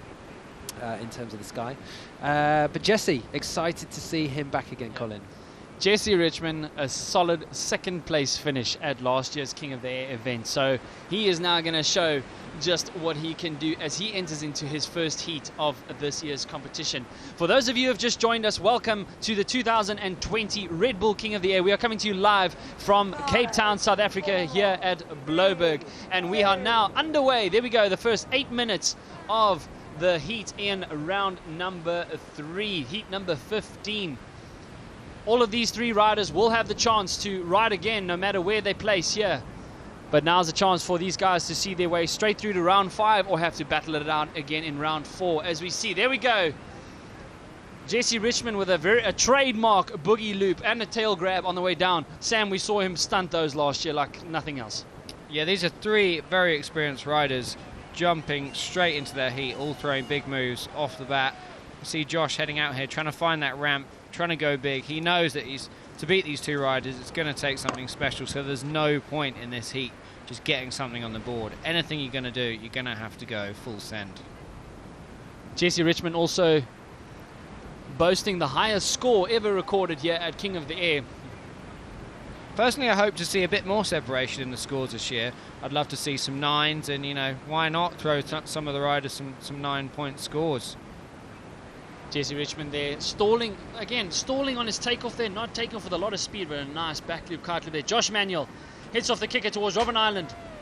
One-footed mega loop, kite nice in front of him, but again, Sam, as you've said before, second time we've seen him go for that, which looked like it might have wanted to be the board off completely. Yeah, you can see Josh is, you know, a lot of the riders this year have gone away and listened to what the judges have said, you know, and Josh being one of them, he's figured out the mega loop board off and he's practiced it, and I think it seems to be the trick of the competition for him. He really wanted that mega loop board off, but just having to opt for the 1-footer, and he knows that's not enough. Jesse going for his signature. Oh, he's got a lot of speed coming down. He's not going to land it cleanly, but brilliantly controlled nonetheless. He'll knock off a point or 2, but that was supreme control there. It's why people love watching Jesse, just his excitement and adrenaline it goes through on the water. Wow, that was a great boogie loop out the back there. Renault Romeo with a boogie loop there and a nose grab on the way down. Renault is another one that has really gone away this year and practiced a lot of new moves. You see him bringing quite a few different varieties of board offs. He's particularly good at some old school board off moves, so it's pretty cool to see him combining some of those with kite loops as well. Josh Emmanuel this time committing for the board off mega loop. He got the board back under his feet, but we did see that he crashed. Oh, Sam, I think that's probably, correct me if I'm wrong, the toughest thing with the board off mega loop is to keep the kite control position right above you. As soon as it goes into another loop or a downward spin, you immediately lose that soft landing effect. Yeah, that's it. I mean, I think what makes it so hard is the combination of controlling the board and the kite, because you can only steer the kite with one hand, obviously, because your other hand's on the board. So yeah, you can see it's much harder to keep control of the kite, and he just couldn't quite do that as well as getting the board back on his feet, so he just needs to combine all of that together. Absolutely, as we see Josh coming back in. But again, now we have Joe standing by on the beach with 2015 world champion and third place finisher from last year, Liam Whaley. Take it away, Joe. Thanks, guys. Yes, standing here with Liam. Liam, 2020 Red Bull King of the Air. You've been second on the podium. You've been third on the podium. That means there can only be one number this year, right? Yeah, definitely. My eyes are definitely on the prize this year. I've been training quite a bit. I came out to Cape Town like 2 months ago and was going to go back home for Christmas, but I ended up staying. So I've been here for ages, got some decent training in, and I'm super glad to get this first heat out of the way, get those nerves out. Yeah, feeling good. Hopefully can keep on advancing through the day. Yeah, you're definitely looking good out there. I mean, you've changed. You've literally only started going on straps a couple of months ago. You've changed away from the boots. And also you've developed the new kite, the Bullet from F1, specifically for this event. So you're really dialing your stuff in to go that extra mile, right? Yeah, definitely. Last year I took... I had a hard loss last year just because I wasn't going as high as the other guys. I was riding a sea kite, so I spoke a lot to F1, and we've worked hard on developing a kite that will get me those few meters higher. And yeah, riding straps, I knew this year board offs are going to be a huge factor, so it was definitely necessary to make the change. It definitely looks like you got it dialed. Those board offs are starting to come in. We've seen you doing some big moves, and we wish you the best of luck. That's through to round 5. Congratulations, Liam. Good work, man. Thanks a lot. Back to you, boys. Thanks a lot, Joe. As you saw Reno Romeo there go for a board off mega loop, but he kind of knew on the way down he's not going to get that board back up and onto his feet. However, to save himself time, instead of having to body drag back for his board, he kind of held onto it for the last second just to make sure he would not lose as much time as possible. So quick replay here. Grabbing the board on the rail, committing into the loop. And as you can see, he didn't let go of the board, just hanging onto the board, not able to get it back on his feet. Solid wipe out there, but he'll be okay. And as he heads back out to Robben Island to come back in for another try. I think that was a good move. He sacrificed himself there to keep hold of his board, which could make all the difference. You know, this is very tight between Josh and Reno, and Reno knows Josh, all it takes is one move. So Reno Romeo, a 4th place finisher in the 2016 King of the Air when we were back down at Big Bay. We are now just a mere 5 kilometers upwind from that destination. The decision was made so as to have a greater amount of wind at this venue. Sam, you're having competed also at Big Bay and those places, it's pros and cons of this venue? So it was a good move to bring the competition up here. The wind is definitely better and more consistent. I guess the only con is Big Bay is an amazing venue. It's a natural amphitheatre and it's a great place to host the event, but we really just want the best possible conditions, and that's what this new venue offers. So good, at least we say 5 to 7 extra knots up here at Kite Beach, just 5 kilometers away. So we already are underway here again with heat number 15 of round 3. Less than 2 minutes now in the first 8 minutes. Jesse Richmond unhooking. Back loop handle pass, massive, throwing his kite forward, covering a huge amount of distance and hang time. Probably one of the best we've seen him ever do at this event. That was a lot of height. Maybe not as high as his first one last year, but still very good. That should put him in the 7-point range. Yeah, no one does that trick as good as Jesse. In fact, I'm not sure anyone even does that trick, that back roll. It's quite unique rotation. He does a back roll into a handle pass, as you can see here. Gets himself really inverted and then just continues rotating. I think that second pull that he gets with the kite just makes it so dramatic. Everyone holds your breath. You're like, oh my God. And then all of a sudden he lands it, which is what makes Jesse so exciting to watch. Reno Romeo stalling. He's going to try the mega loop board off again. Not getting a lot of height and a kite, and not the best kite angle, but good for his overall variety score. Again, stalling on his takeoff, just slowing. We're seeing quite a few riders slow down their takeoffs this year rather than going for that full, fully committed speed into the ramp. Josh is going to try again to get that board under his feet. He's got a lot of work to do. He's not going to land it cleanly. That kite just whipped right behind him. Josh is still yet to post a 3rd score. I think he's hanging on for that one trick too much. He doesn't need much to beat Reno right now, but he's just going for that one same mega loop board off, and it could come back to bite him. Oh, there we go. He's just overtaken Reno. So his score did drop. So Reno now less than 15 seconds. We'll still see now which rider will be flagged out. There'll be a 1-minute transition period, and then 1st and 2nd place will battle it out to go straight to round 5. What a kick he got off that kicker. Tons of height. Got the board back under his feet. This is great. I just stepped outside and I think it's just ramped up again. The white water, watching Reno do one of his loops, the injection of power that he got when he, as you said, he went slowly into the trick, got the height, but then the power he got from the kite loop was insane. So great conditions, just coming up to 2 p.m. here in Cape Town, and if it's this windy already, this is shaping up to be the best King of the Air ever. Yeah, when the wind blows through lunchtime like this, you know it's going to be a big day. And you can see the sand already blowing down the road, the tops of the waves being blown off. We're in for an epic afternoon. Yeah, and just what you were saying there, I think this is the first time, Josh is the biggest rider, and I've felt in the last few years that, it hasn't really played into his hands. He needs a lot of wind, and that's when he comes the best. And he knows that, yes, there is a variety score, but you can beat a good variety score by having 3 incredible big tricks, you see. So he had a 7.02. We haven't seen many 7s today. But Reno, Jesse Richmond, 8.42. What do you think that trick was for? Pretty sure that was for his handle pass. But I think what's really cool is to see that Josh has gone away, added the board off mega loop to his repertoire, and it's actually got him through this heat. It's just beaten Reno, which was really cool there. Because without that, 40 knots, Josh isn't able to separate himself. That's when it sorts the men from the boys in that really, really strong conditions. Yeah, it shows just what a dynamic competition this is. There's more than one approach that can win the competition, and everything has to be, as long as it's big and clean, basically, and radical, then you know, however you want to approach it. So, you know, the judges haven't hampered guys by, you know, in the progression years, a couple of years ago, there was an element where you had to tick trick box categories, and that didn't play into some riders' hands. Some riders definitely don't want to do board offs, and some definitely don't want to do handle passes. But the way that the competition is structured now is that it's open, and just open to the riders and say, hey, go as big and extreme as you can and we'll score it. Yeah, I think it's open, but also it's all about being the most overall rider. You know, having that overall impression does mean that you do kind of still need to tick a few boxes, but you're able to choose which boxes you want to tick. Exactly. So there we have confirmation. Renault Romeo has been flagged out. So now Jesse Richmond pulling off a mega loop board off, not going to land cleanly. He won't score anything on that. So these two riders now have a chance to battle it out to see who goes straight through to the quarterfinals. Second and third place will then have to fight it out in a knockout format in round number 4. So Renault Romeo not able to execute a third score, surprisingly. Having led that whole heat, I think that'll be a tough one to swallow. That Josh just beat Renault at the end of the flag out period. Just at that period where I stepped outside to check out the beach, I think Renault had 2 big crashes, didn't he? Huge mega loops, but then just ended up being yanked so hard that he was in front of the kite and couldn't quite land the board off. And I think when you have 2 of those back to back, it looked like he drifted quite far down in the competition box, so it was difficult to make it up. And as a result, that's why I guess he's only got 2 scores there.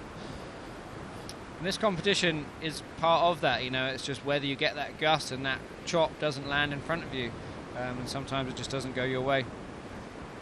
How is it approaching a heat against Jesse? Oh, he's so clean, isn't he? Straight into a mega loop back roll, which would have been enough in years gone by, but with a super clean board off as well.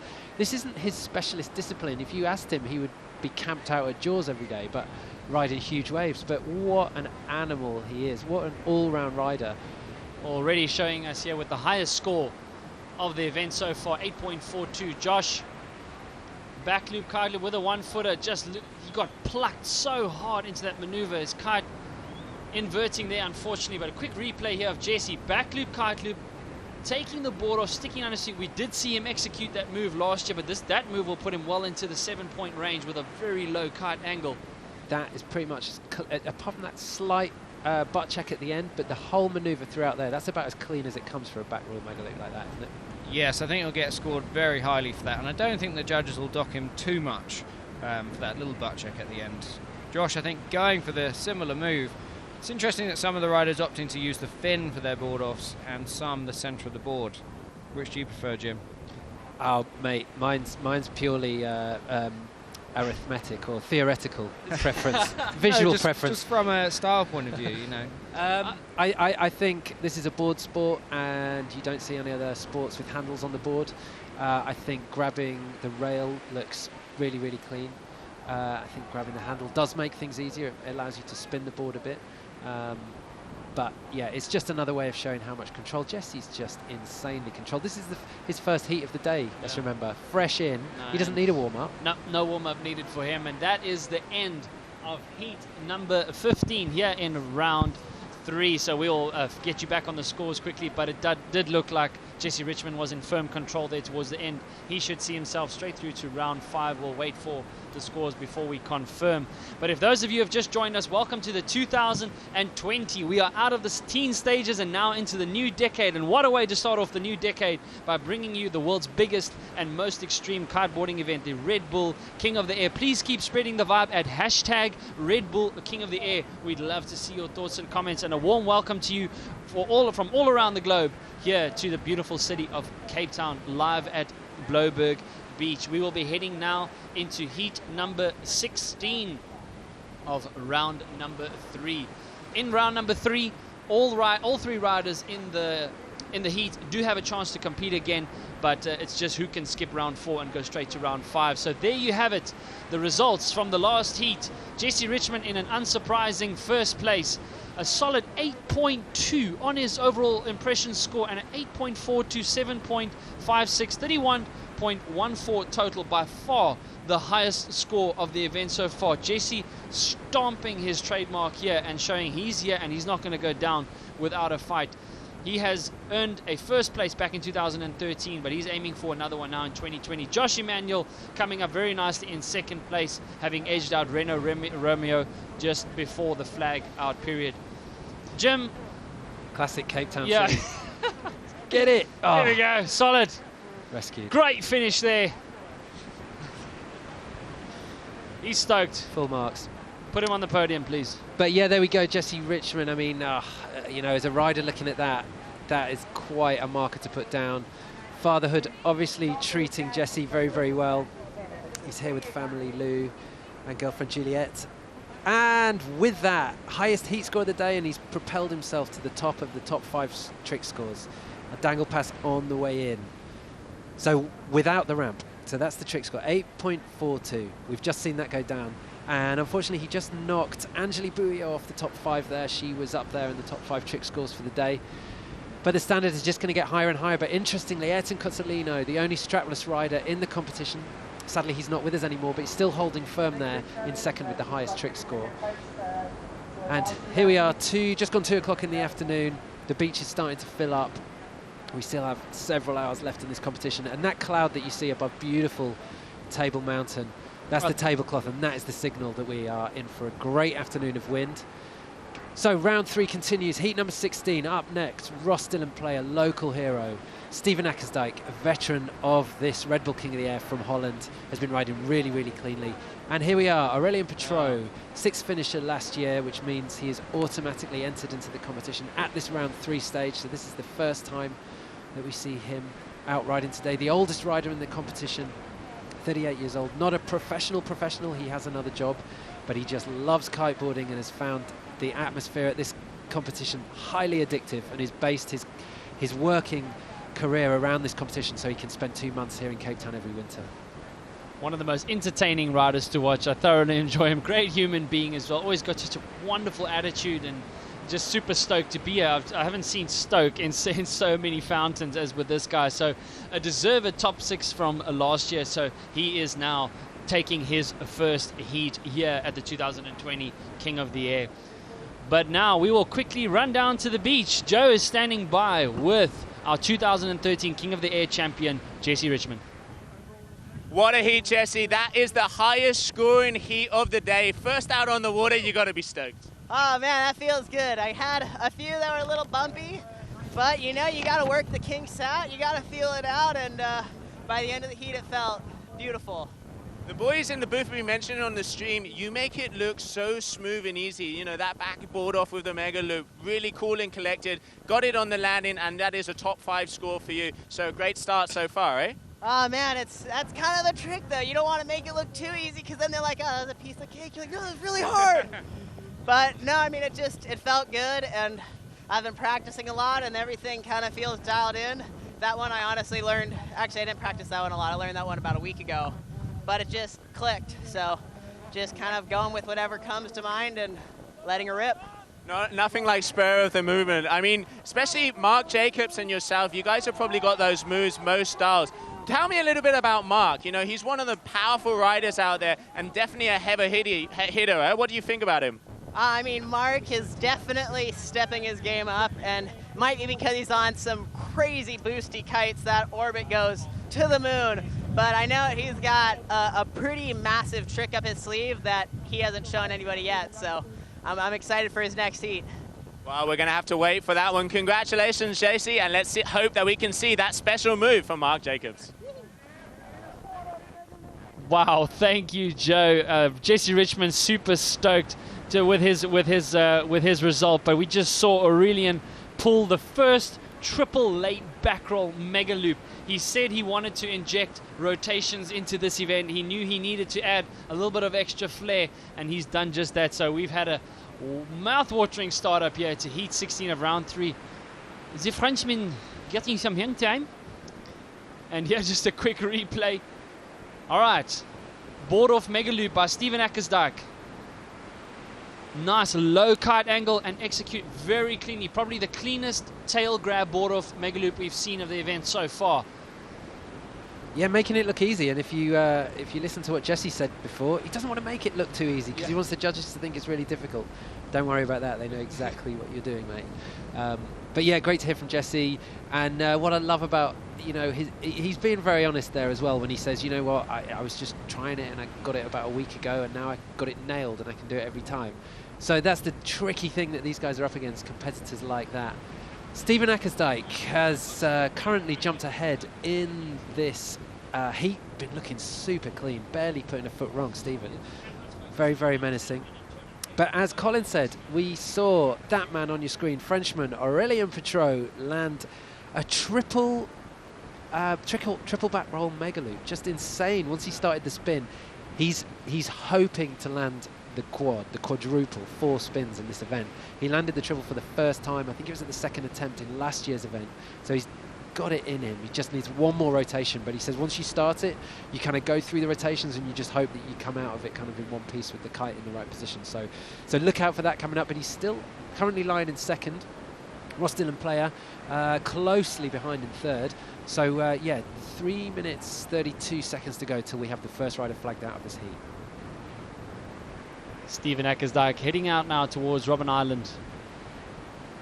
Eyeing for that kicker, eyeing for that ramp, which just gets you those extra few meters. He finds it.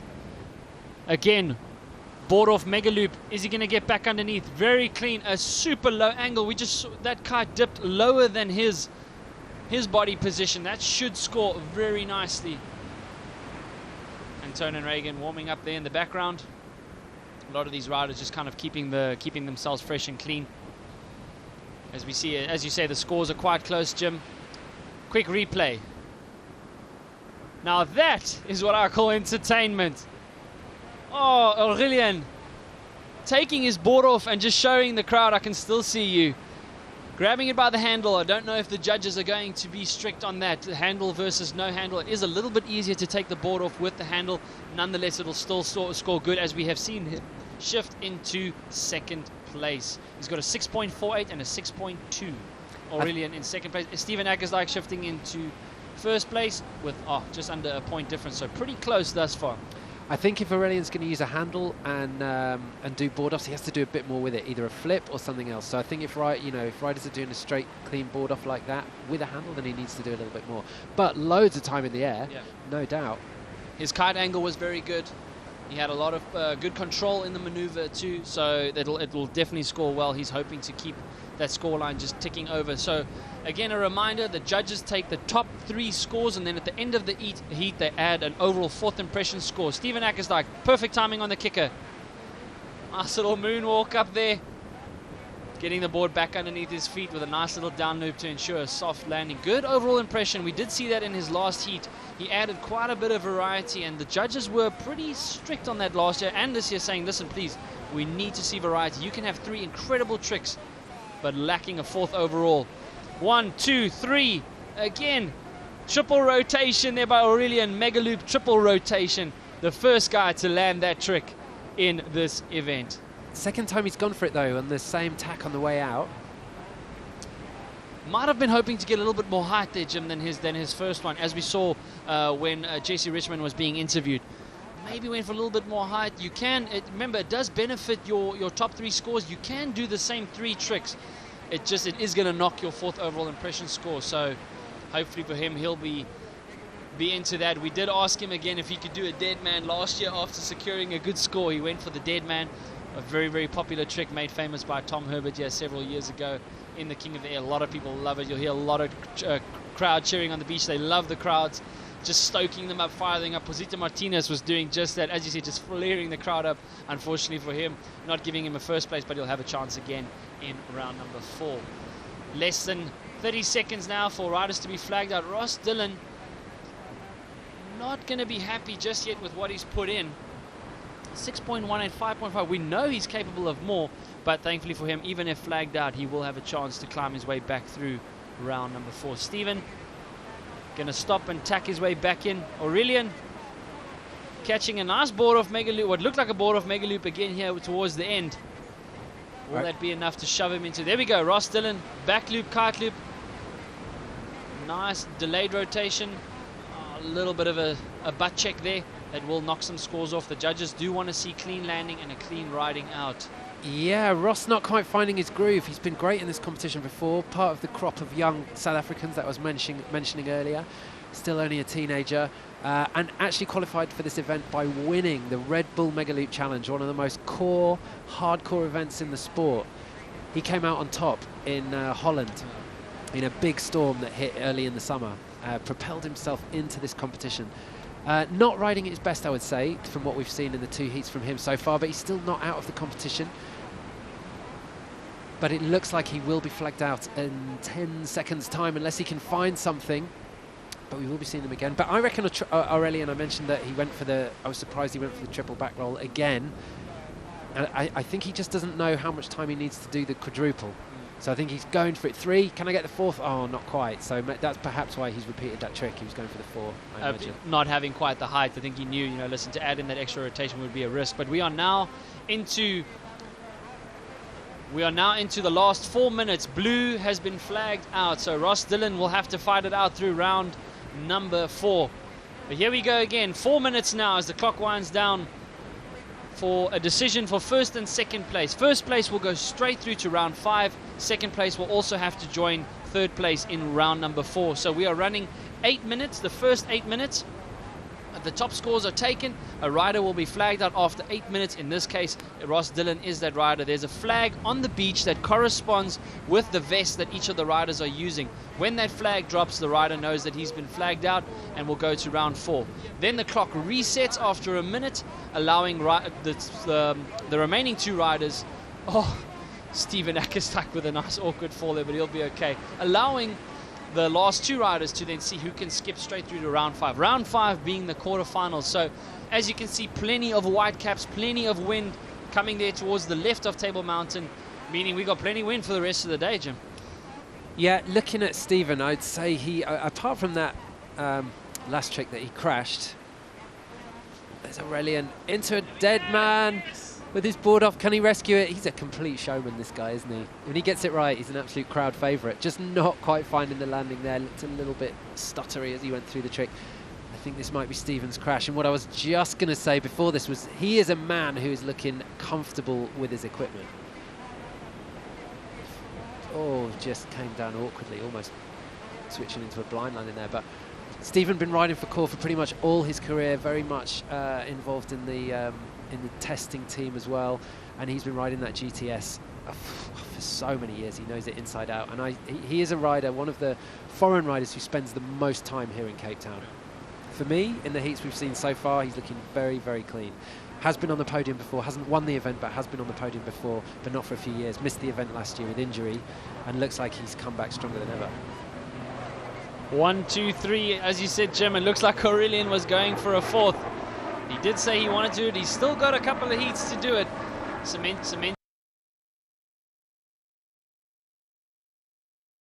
position. Trademark boogie loop there from Stephen. Stephen, one of the first riders to throw super low mega loops in this event. 2014 third place finisher when Kevin Langry claimed his first crown at the Red Bull King of the Air. So just over a minute, Aurelien heading back out now towards Robben Island, finds a kicker, stalls a little bit, loops the kite, board flip, and he's going to land it cleanly. First board flip mega loop landed at this event. Yep, yeah, I think it's the tic-tac when they spin it that way with the handle. The tic-tac, yeah. Yeah, clean. Didn't look quite so high. Hard to tell of how high he was because it was close up, but it was the right camera angle for that trick so we could see the board maneuver. But yeah, it's tight. Stephen is going to want to win this. Well, actually, they're both going to win it, but I would say Stephen, although he didn't qualify in the top 6, is the more experienced rider in this competition. But Aurelien already showing the difference. Board off tic-tac as well as the quadruple back roll mega loop, which is separating out. What's Stephen got? He's just this little section of the heat here, quite messy on the water, finding it hard to tack out, got a bit of speed, hits a small kick and makes the most of it, gets the scorpion with that back leg. Looks so good, that Colin, I think, when he manages to kick it out. Really emphasises the pull that he's getting, kind of lets his back leg flip up. Well, with less than 10 seconds, probably the cleanest board off, grab by the tail, board off mega loop we've seen at the event so far. I think that's going to be enough to push him back into first place. Critical timing there for him. First place out of these three will go straight through to round 5, a quarterfinal. Second and third place will have another chance, but they're going to have to battle it out in round number 4. So that is the end of heat number 16 in round number 3. The top 6 from last year have now entered into the array. And Jesse Richmond already showing that he needed no warm-up to get things underway here. So we will be up shortly then showing you the results from this heat as well as the upcoming matchup. There's the 3 flags on the beach corresponding to the vests that each of the riders are wearing. Blue, yellow, and black. The crowds are building up here as well, filling in. Kids are out from school now, and a lot of people will be joining from work as well. Freestyle world champion there. Sat there, Val Rodriguez, congratulations to him. Won his first freestyle world championship with the GKA in November at 17 years old. A bright, bright future for him. But right now, we are the results from round 3, heat 16. Indeed, Steven Ackersdyke looked like he stole it on the last trick there. That board off that we were commentating on just before just nipped ahead of Aurelien Petrot. And Rostell Play was the first rider flagged out. But don't forget, all 3 riders are going to ride again. The advantage of winning is that Steven is now going to skip round 4 and go straight to the quarterfinal. Aurelien and Ross will be back, but they will be back in the next round in round 4 in man-on-man heats. Amazing me, Colin, is now how clean the board off Megaloop variations are becoming. Kevin injured himself 2 years ago doing his ankle, practicing them. They were just not being landed. They were just too scared. The kite with one hand, controlling the rise of the Megaloop and then trying to get the board on it. They just weren't making it. But now they're becoming easier, they're becoming better to handle gusts, they're smoother as they climb up through the window. And just the way that the riders and the kite designers are working in unison is amazing. But here we go, first entry, one of the stars of Nick Jacobson. We're going to see him coming up now. We're going to find out who he's up against in just a moment. But I mean, what can we say about Steven? About Nick? If you haven't seen, probably his greatest internet feat was when he jumped off that huge hotel. I think that was the Burj Al Arab hotel in. Nick Jacobson, the Joker, on the right-hand side of your screen. 2017 King of the Air winner. Stuart Downey has now progressed his way through from heat number 1. And secured himself a good position. And Tonan Reagan, great to see him back at this event. As mentioned before, the first guy to pull off the board off Megaloop at the Red Bull King of the Air 2 years ago. So this is the matchup we have for you. The heat will be underway shortly. And again, as we said, the first 8 minutes, a rider will be flagged out. 1 minute transition. The top 2 will then battle for a place in round 5.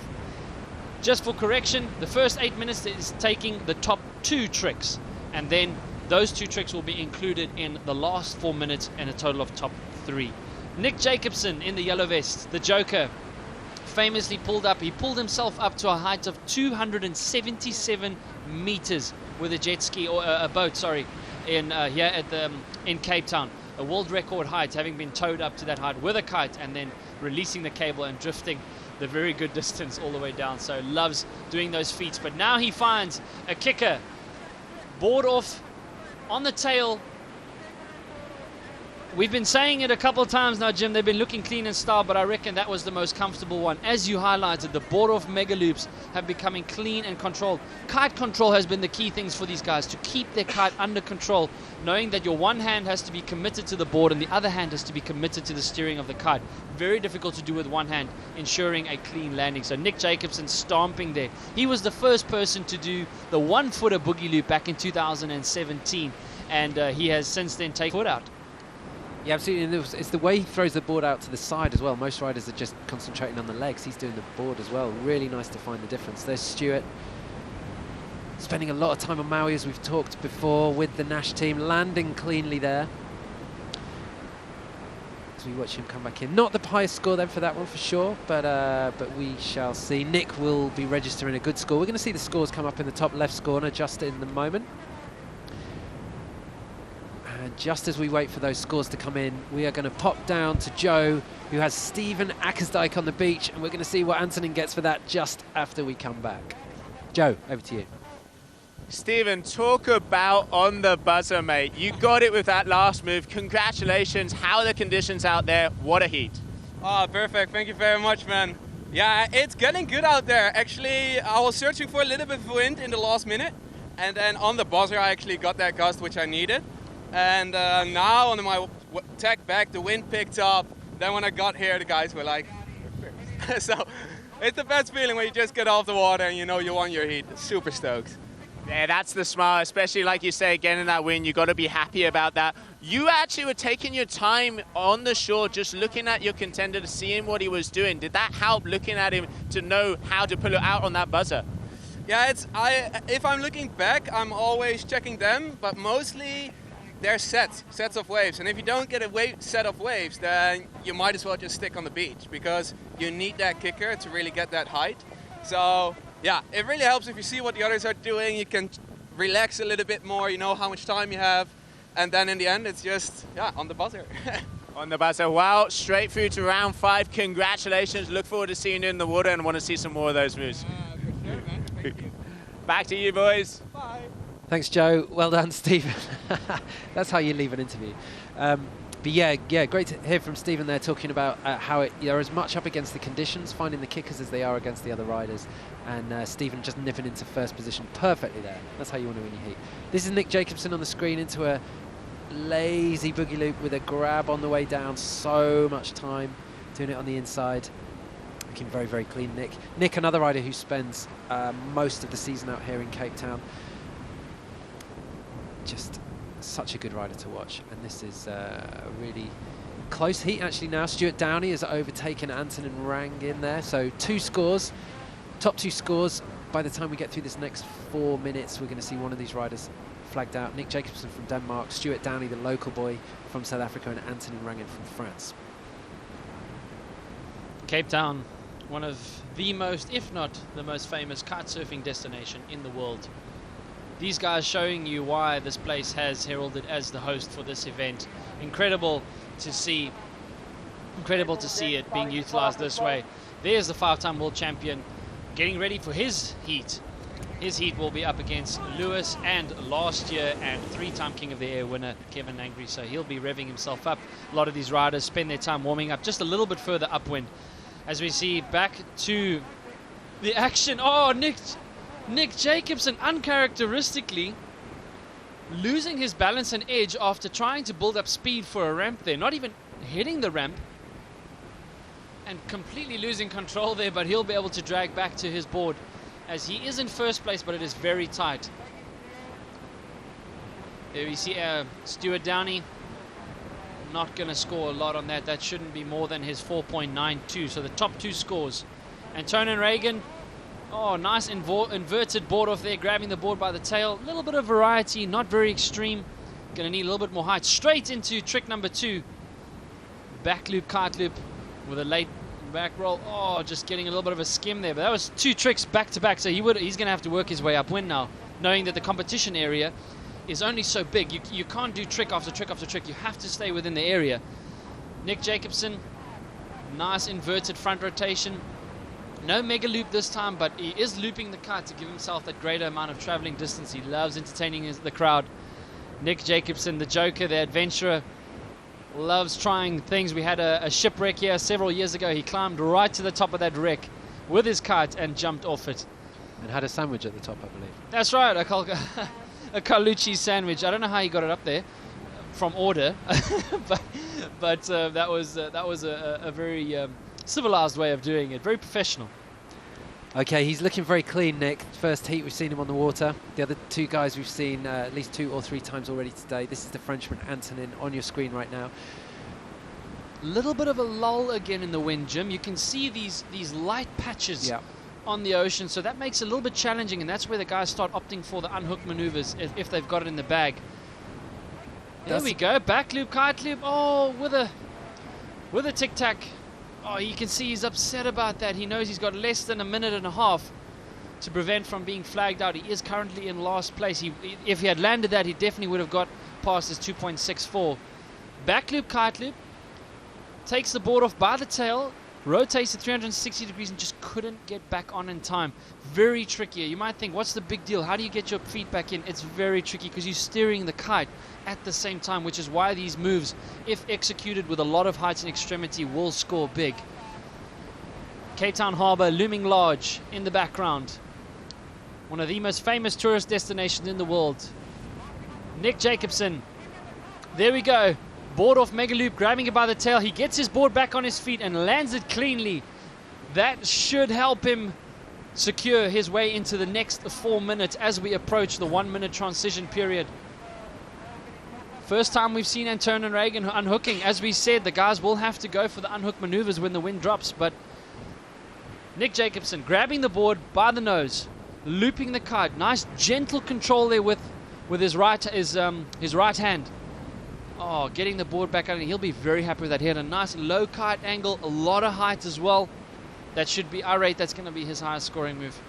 Interestingly, one thing we haven't talked about, you may have seen if you're watching this on a big enough screen, and if you're a kiteboarder and familiar with it, but all the riders are riding with the Woo device on their board, and there is going to be a prize as well at the end for the highest jump from these guys. So busy time for the Woo guys, having to get all the devices off the board before they come in and register in all the scores, so we'll be bringing you that information later in the competition as it goes on. But Antonin down in third place, only just looked like he just didn't find a clean patch there. There was a period in the competition where he saw him do a gentle couple of spins and then came out of it and then found a good kicker in front of himself and knew that it's probably the best kicker he was going to find, and went straight into that back roll mega loop. Just not quite enough, it looks like, to propel him through. Needs 8.72, which I think is going to be the highest score of the day. And there you see Lewis getting ready to come out again. Lewis carrying rib injury, but seems to be managing it okay. He's a tough cookie, Lewis. There was a good example, Jim, of the Woo device on the middle of his board. The Woo device measures exactly how high you jump. As you said, there'll be a prize for the highest jump. Each of these riders have a device that is registered to them. But we are now into the 4 minutes after the transition period. Stuart Downey, the local South African, having won one of the satellite events in Maui and earned him a wild card place in this year's event.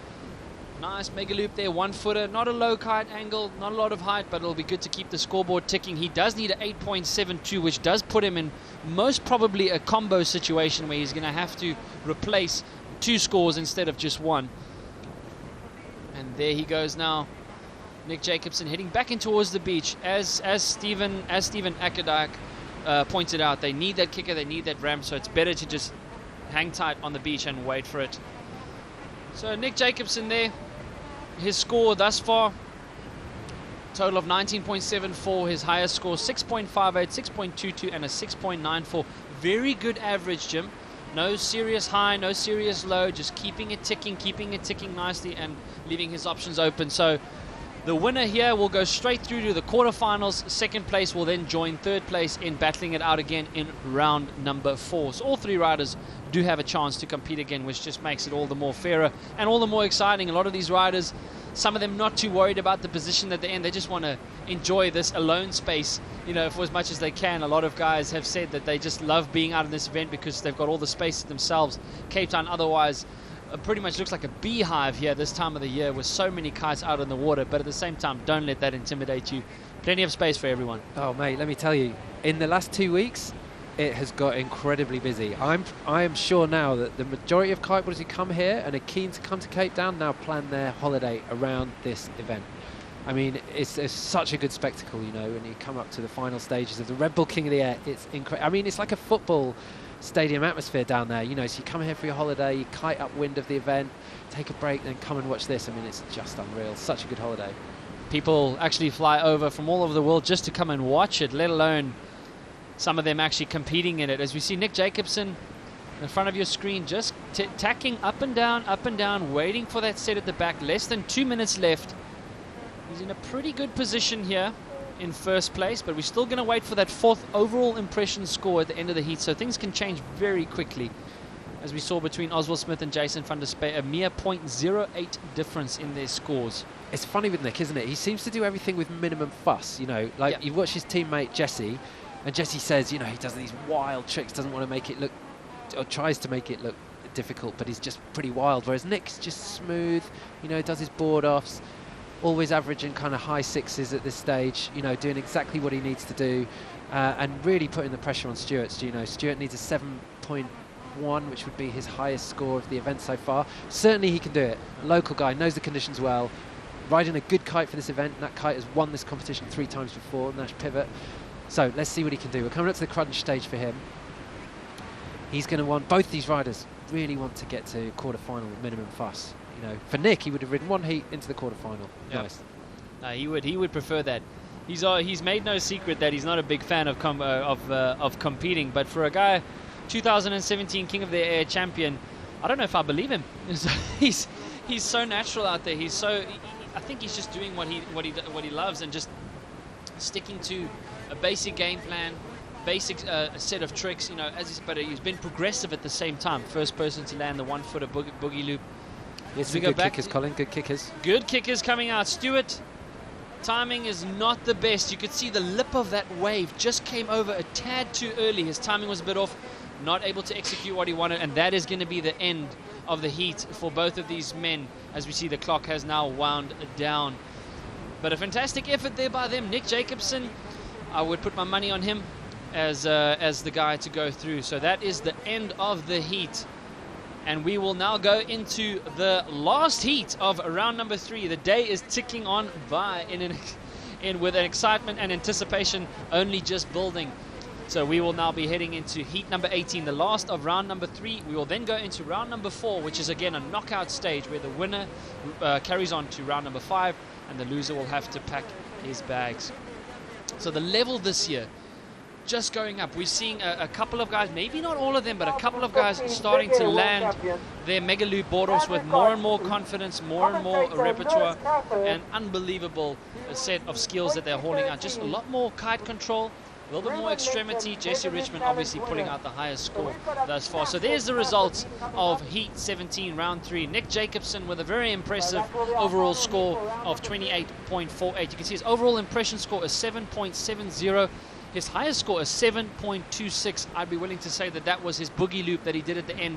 A lot of height, low kite angle, good control. Good overall average scores, 7.26, 6.94, and 6.58.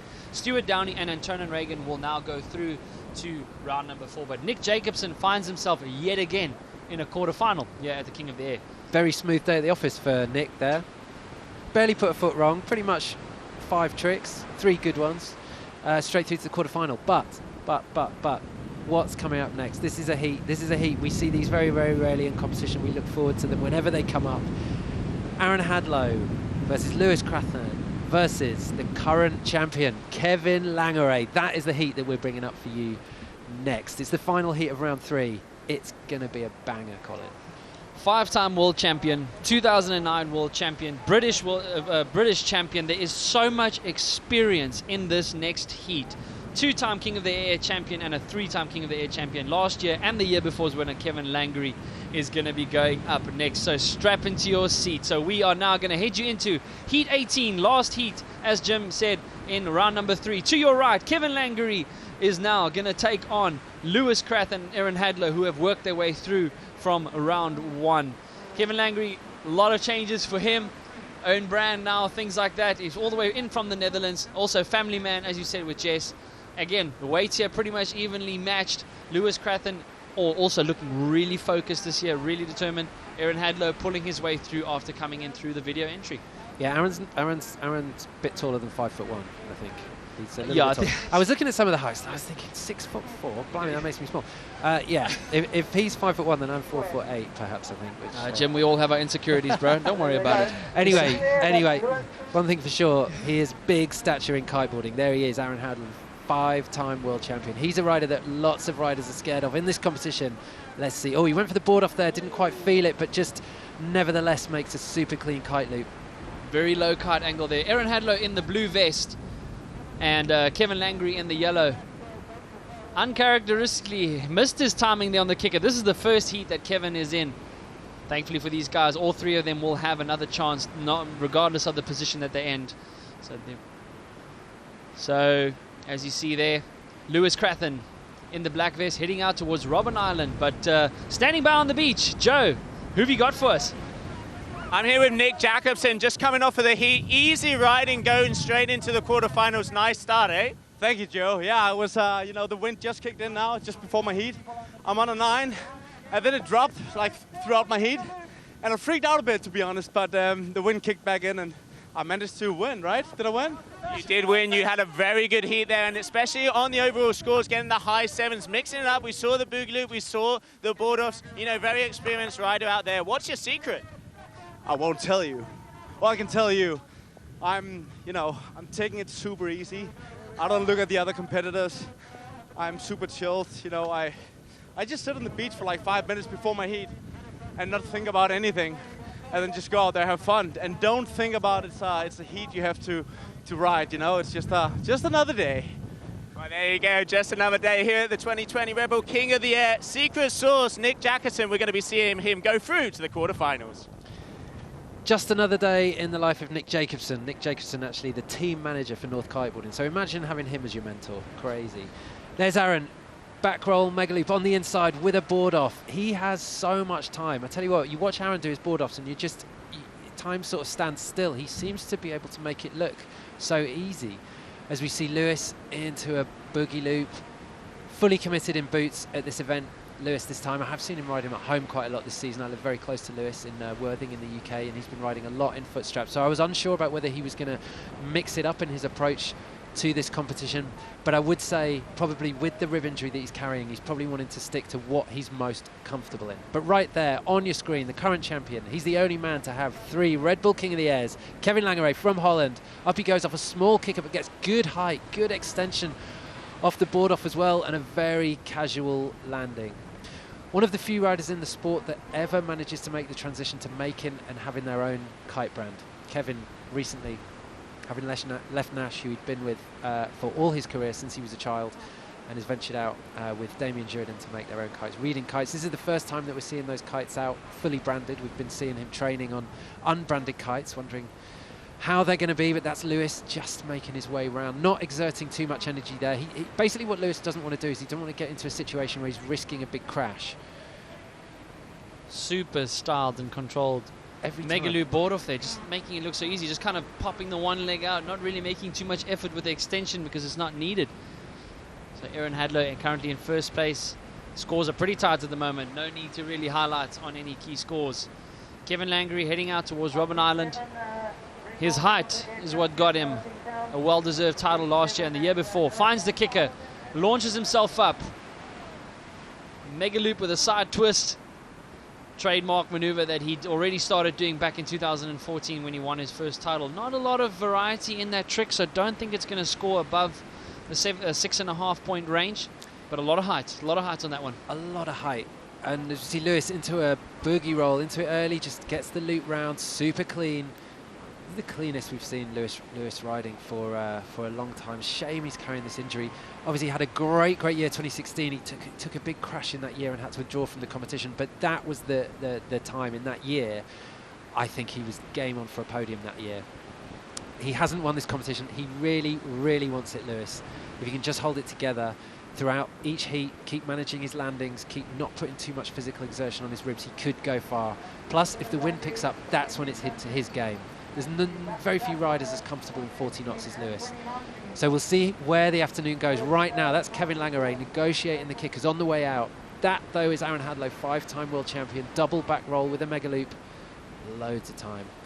I tell you what, the experienced riders seem to be able to pick the takeoff, but then also pick the landing, you know. And you can say, oh, yeah, it's unlucky landing in chop or whatever, but the good riders seem to always find the flat water. Timing is everything, and these guys know, you can have the best kicker, but if your landing is not good, you're gonna have to rethink it. As we see Lewis Crathen, he had a bigger boogie loop earlier. He said that boogie loop was his favorite, his go-to trick, and which earned him a well-deserved third place back in 2018 when Kevin Langeray claimed his second crown. Kevin Langeray now there on your screen, heading out towards Robben Island. He's gonna find hopefully a kicker. You'll see it just pop over 1, pop over 2, build up some speed. He spots it. Boogie loop there by Kevin Langeray, not that high, but still going to keep the scoreboard ticking. Less than 2.5 minutes in this first 8 minutes to determine who will be flagged out. We have 8 minutes. After 8 minutes, a rider is flagged out straight to round 4, and then the top 2 will battle it out for a position straight to round number 5. Nice indie grab attempt there, boogie loop. by Kevin Langry. Looked like he made it. I don't think he did quite make it. I'm not sure the judges would be able to pick the difference between whether he did or he didn't. No, he didn't touch it, but can they see it from that far as well? Exactly. There we go. Aaron, super clean, scissor kick into the landing. This is a big heat. The rivalry between these two goes back almost a decade in competition. Yeah. Probably more, to be honest with you.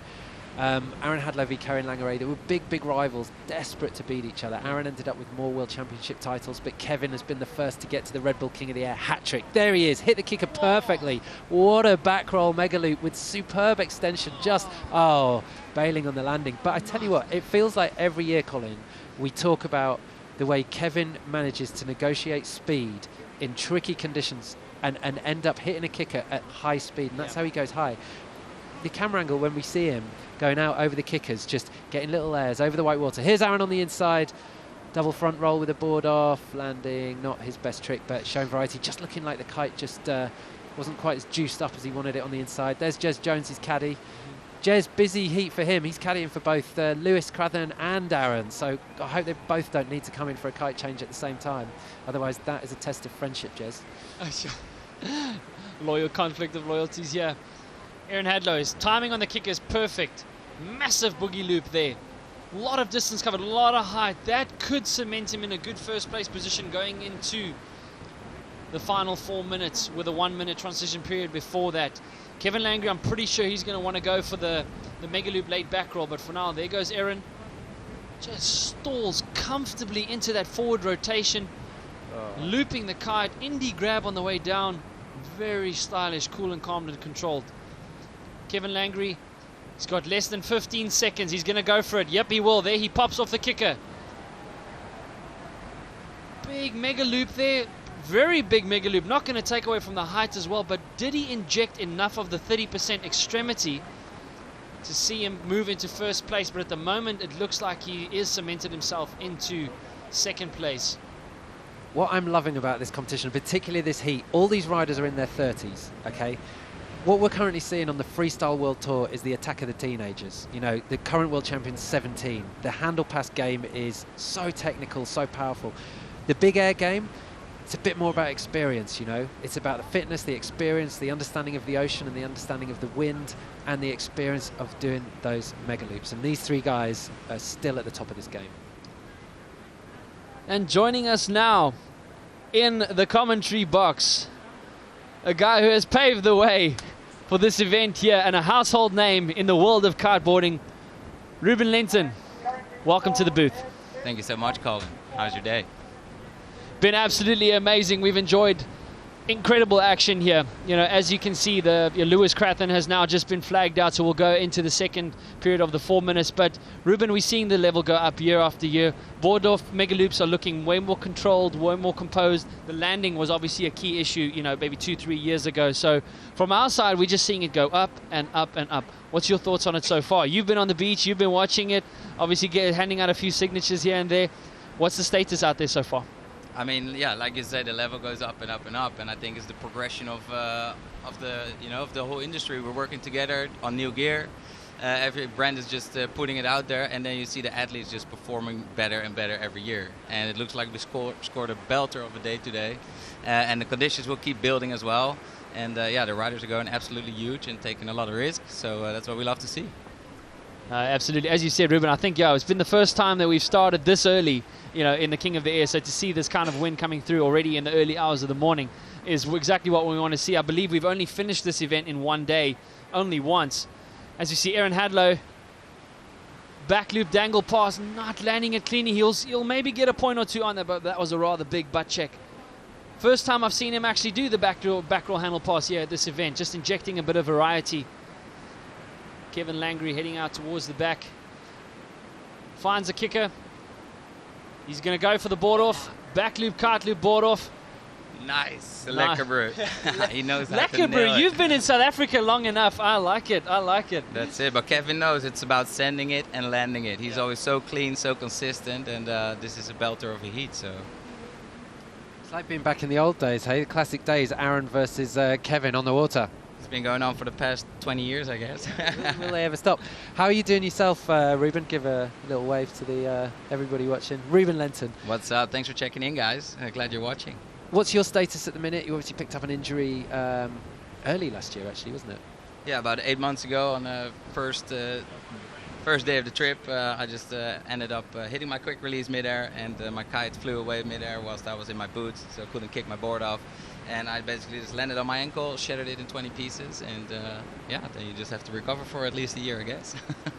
And you're running Lenten Experience out here at the minute. You've got all your guys that presumably they're all on the beach. All the guys who are with you doing Lenten Experience having a hell of an experience. That's it. Yeah, we had an epic week kiting with them in Cape Town. This place is amazing. You know, the energy here, everybody falls in love with it, and then these epic kiteboarding conditions that you see here. Let's just get back to it though, Ruben. 1 minute 30 seconds. Aaron Hadlow with a slither of a lead over Kevin Langeray. Tell us what's going through these guys' minds. Wow. It's all about the elements coming together. You know, like you cannot predict any little jump or any little bump in a wave you might expect on a landing. So it really, yeah, an all dynamic game that the guys are playing out there. And yeah, you have to catch the gust, the right wave, and then just have the right mindset to pull moves like this. Look at that. Back loop, kite loop there with a 1-footer and inverting himself. One thing I've seen, Ruben, is the guys really committing with their rotations rather than just kind of spinning underneath the bar, get their body over the bar, you know, just really committing with those rotations, which makes it all the more exhilarating. You're upside down, you're pulling your kite into a loop, you're kind of just hoping for the best when you come out of it. 100%. I mean, adding rotations to your mega loops or even unhooking in these kind of conditions is just so heavy. Like we've seen Jesse's super impressive jumps he does, it's like amazing. But then with the mega loops and throwing in that rotation, yeah, you want to see commitment from the start. So it's really nice to see them really going into doubles, even triples, and yeah, getting some style to that. So it's awesome. So Aaron Hadlow there earlier pulling off the first successful back roll kite loop, back roll mega loop, and taking his board off during the kite loop rotation. All his board offs have been after. Wow. There we go. Kevin grabbing the board by the handle. Is he going to stick a clean landing? Not going to stick the landing clean, and that is the end of the last heat of round number 3, heat number 18. We saw a lot of talent going down in that heat, but all three of them will be riding again. Ewan Jasmin, he looks like he's recovered from his fall earlier, and he will be up again in round number 4. Yeah, what a crash he had, huh? That was a big one. That was a very big one. He came down pin drop all the way. So I'm glad to see he was okay. He was up here briefly at the medical area. We've got a great support team. I mean, the experience with our jet ski riders, you know, James Taylor is out there, big wave rider extremist. You've got a lot of experience, so it's great to see the crew that we have out here. And I mean, when it comes to crashes, I mean, you of all people appreciate when there's that kind of support present. 100%. I mean, riding together is always the best, and especially having then a support team from the beach. I mean, during competitions like this where the boundaries do get pushed, you definitely need that support to feel safe and comfortable out there, and yeah, be in good hands to pull it to the next level. So there again for you viewers, there's 3 flags on the beach corresponding with the flag color or the color of the rider's vest. And we are now done with round number 3. For those of you who have just joined us, welcome again to the 2020 Red Bull King of the Air. We are coming to you live from Cape Town, South Africa, the kite surfing mecca of the world. People plan their years around this trip, plan their years around this event specifically. And there we now take you to the results of heat number 18. Aaron Hadlow edging out his fellow competitor by less than a point. A very good overall impression score. We did see Aaron injecting kind of a bit more variety into it. That I think that back loop kite loop board off was a key thing for him there. Bit bigger on the overall impression score, but again consistent scores from both of them. 6.74, 7.2, 6.2. Kevin getting the highest score in this case, is 6.92. I think that was his mega loop boogie loop at the end there. That was really high. Got a lot of height on that. First time we've seen Aaron knock Kevin out in a heat, even though they're going to be riding again. Yeah, I mean, it can go either way, you know. The guys are super close and both very awesome riders, but also both very different, you know. Aaron very technical and yeah, very creative, unhooking, and Kevin just going so big and so stylish. So it must be hard on the judges for sure, but and also that overall impression score comes into play, which plays a big factor. So yeah, it's the energy that you put out there, I think. All South African round coming up at the first heat of round 4. Ross Dillon player. I don't know if you've been out on the beach and seen Ross ride in this heat, in this competition so far, but I feel like he's a little bit underperforming. For the last 2 years, he's impressed me so much as a rider who's come onto the world stage, won the Red Bull Mega Loop Challenge, you know all about that. Talk to me a bit about Ross. 100%. Well, growing up in a place like this, yeah, you've got these as your playground, and yeah, with the right mindset and support, you can go a long way. So I've seen Ross come onto the scene and really, really be standing out, with his own moves, coming up with like mega loop, late front rolls, really being innovative and just going out there in the strongest conditions. So he's very used to this, and yeah, I hope we're gonna see him push it now. Yeah, that's Ross on your screen right there. Just not quite. Looked like he went one rotation and then bailed on it and came back the other way, rewound. But yeah, he's one of the riders. If you come down to Cape Town late dusk evening when it's absolutely howling, he's going to be one of the riders out there sending it for sure. Up against, is that Ewan?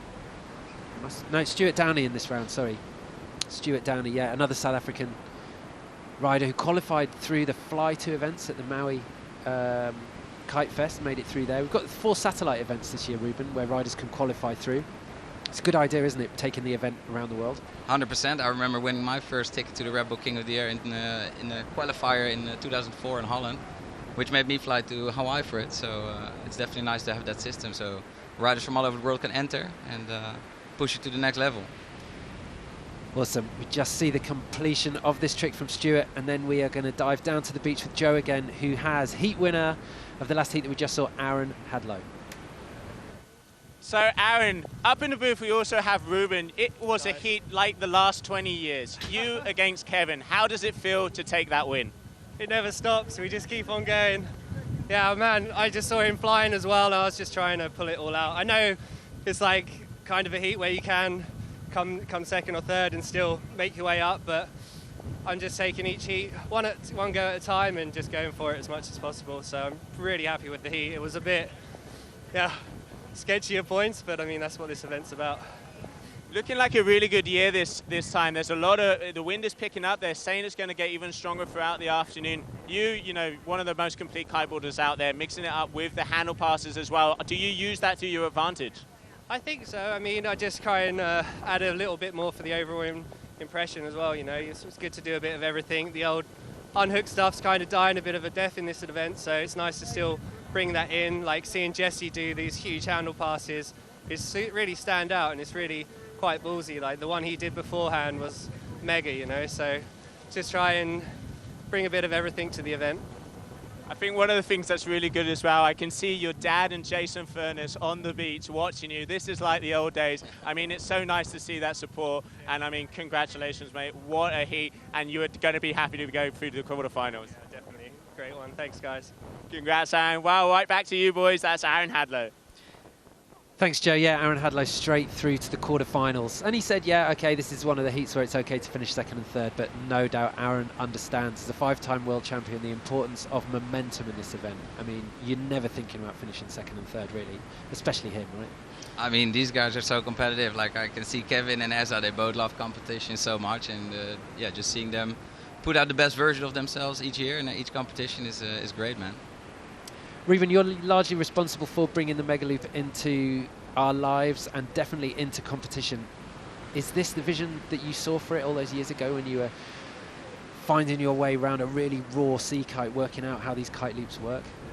Yeah, I mean, coming up with the kite loop, I think it was done. The kite loop has existed for years, of course, by accident.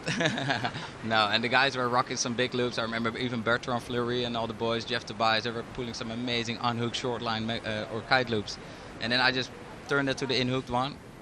The hooked in one. And I think it's a progression of comfort zone, Each year you get more comfortable.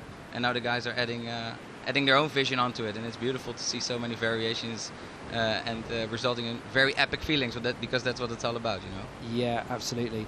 And here we have 2 South Africans locked in a fight here, because now we have moved into the elimination stage. One of these riders are going to go home. Stuart Downey with a commanding lead over Ross Dillon player. Ross Dillon would, I would imagine, have been the favourite coming into this heat on paper, but Stuart has ridden a really, really clean few heats that we've seen from him today. Spends a lot of time in Maui, but that's Ross. Hit the kicker perfectly. Big kick with the board at the top of his back roll. Lands, that's a bit more like it from Ross. We're used to clean landings from Ross. It's amazing to see these guys at their home stomping grounds, just battling it out. They are both hungry for a win, I know that. So they're putting everything they can on the line and reading the conditions as good as they can. Yeah, absolutely. The time here in Cape Town right now, 3 o'clock. We still have a good few hours left in the competition here. This is Ross coming in on the beach. Both riders coming in here now. Pretty much 3 minutes left to go. We'll see who's going to find the next kicker on the way out.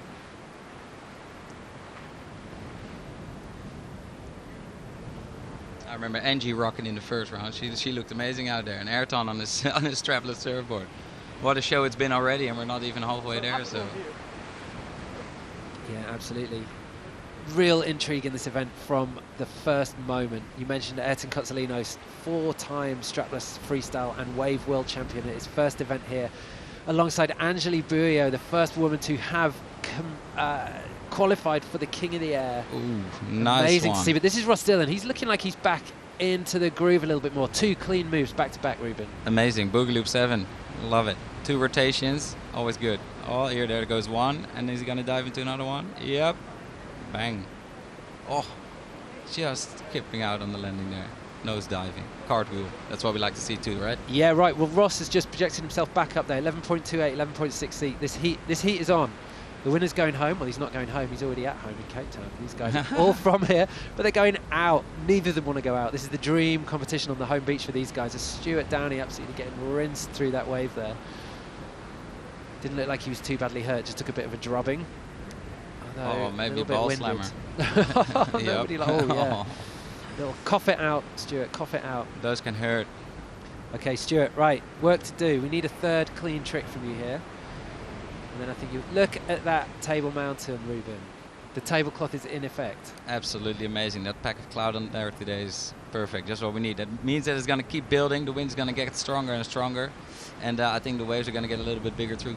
So we're going to see more stuff like that. Oh, just not getting the landing there. It's hard to put your board up. It's hard to put your board on after a loop like that. Do you think you'd have made the switch like most riders have now to riding in straps? I mean, we've never seen a rider in boots win the full Red Bull King of the Air, who's ridden exclusively in boots. They've always had to either ride in straps or switch to straps. Do you think you'd have done it like that?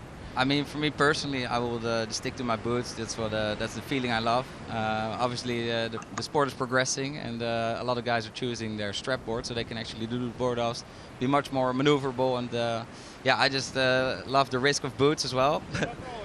Even if I broke my ankle, it's still what I would get back to, because that's what I love. Yeah, well, we've seen Lewis committed to riding in boots. I've seen him at home riding in straps quite a lot, but I guess with a rib injury, you want to just ride what you're the most comfortable in, right? Yeah, I mean, exactly. It's just choosing the right gear at the right time, you know. These guys are mostly riding straps, but I think like Liam as well, riding in his boots.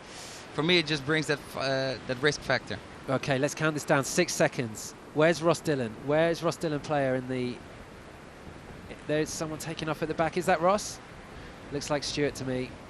So it doesn't look like Ross is going to get that third trick that he needs. It looked like he was a fraction behind Stuart. I think Stuart's done enough to kick out his local mate. Teammate, Nash teammate as well. This is Stuart up into an inverted front roll, just letting it ease out. This isn't going to be his highest scoring trick, but it looks like this is the end of the heat. He was already in the lead, but I guess once you've got your momentum and your flow, you're just going to keep riding, keep your consistent tricks up. But here we go. This is Ewan. Great to see him back. Ooh. We were worried about him before. Looks like he's back on the water. Super tough Australian rider. KPL champion last year. That's the Kite Park League. Very, very focused on wake style, on kickers and the sliders. But he can throw down in big air. I've been really impressed by the few days that we've seen him here so far, and was riding really clean in his heats earlier, going big.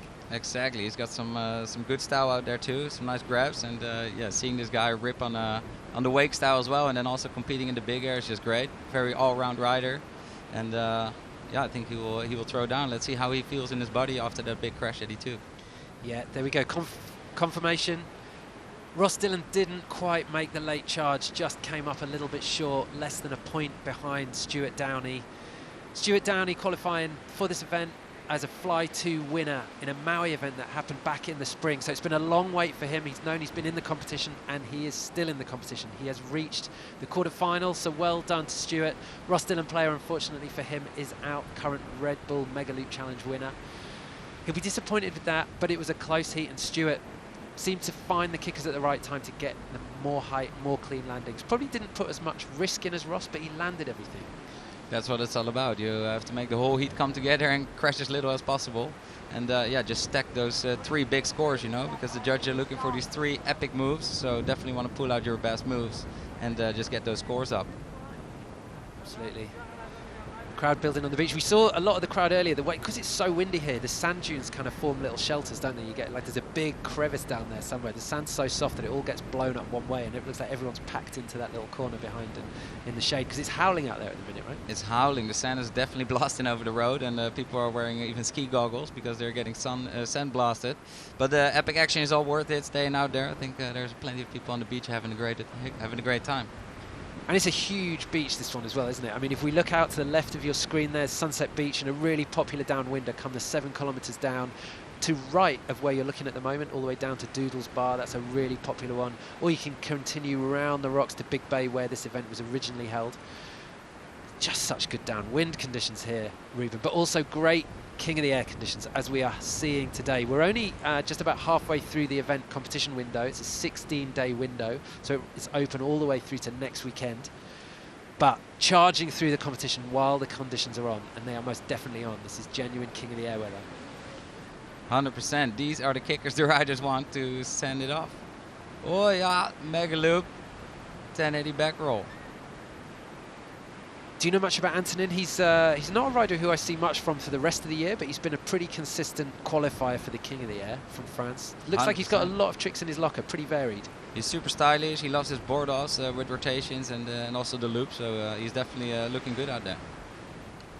Training partner for Angeli Bouillot.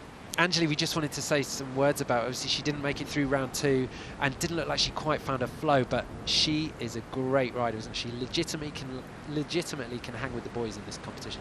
I mean, Angie is amazing. She definitely rocks out there, and she's been training hard, and she's got some epic moves in her bag. So it's awesome, especially to see her compete as only women. It's it's ballsy.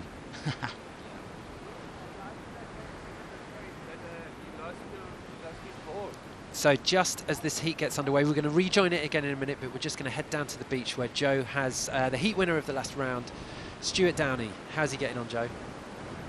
Stuart, congratulations, mate. Great riding, coming off with a win. You got to be happy. Yes, I'm stoked, man. Like, it was a bit tricky being against Ross, the local. We're both on pivots, just difference in size, so I'm super happy to beat him. Wind's really nice, conditions are super good. I had one big slam. But I guess I did enough. I'm stoked.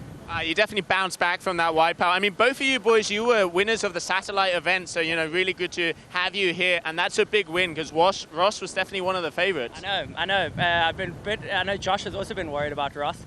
We've all been worried about Ross. He's riding really good at the moment, so I'm stoked, man. Yeah. You've been really riding well. A lot of variation, especially those overall scores. Congratulations, mate. Look forward to seeing you in that quarterfinal. See you later, guys. Back to you. Thank you. Wow, he's stoked. Definitely put in all he could. And Antonin was just having a nice mag loop board off and crashed on the landing, unfortunately. Yeah, we're coming up to the afternoon time now. Traditionally in Cape Town, when we're in a normal southeaster season, this is when the winds start to ramp up, isn't it? Between 3 and 6, 3 and 7, really. Exactly, Jim. Yeah, I'm always trying to wait for the sunset session because that just looks and feels magical out there. Especially, I think the waves will be building as well, so the ramps will get better. Yeah, and interestingly, you can see upwind to the left of the camera. When we started the day, there was a lot of guys out on the water getting their session in before No Doubt coming down to catch the final stages of the Red Bull King of the Air. Can't see many riders out upwind anymore. Either means it's absolutely howling up there and it's too windy, or they've all come to join us down here on the beach. I think they all came to join us on the beach, as this is the world's best show of extreme kiteboarding, so why would you miss it? Yeah, exactly. Here comes Antonin, using that Evo to get him high. Not much of an injection of extremity. Good board handling though, landing cleanly, but probably not going to get him higher than the 5-point scores he's been averaging so far. Ewan, we saw him.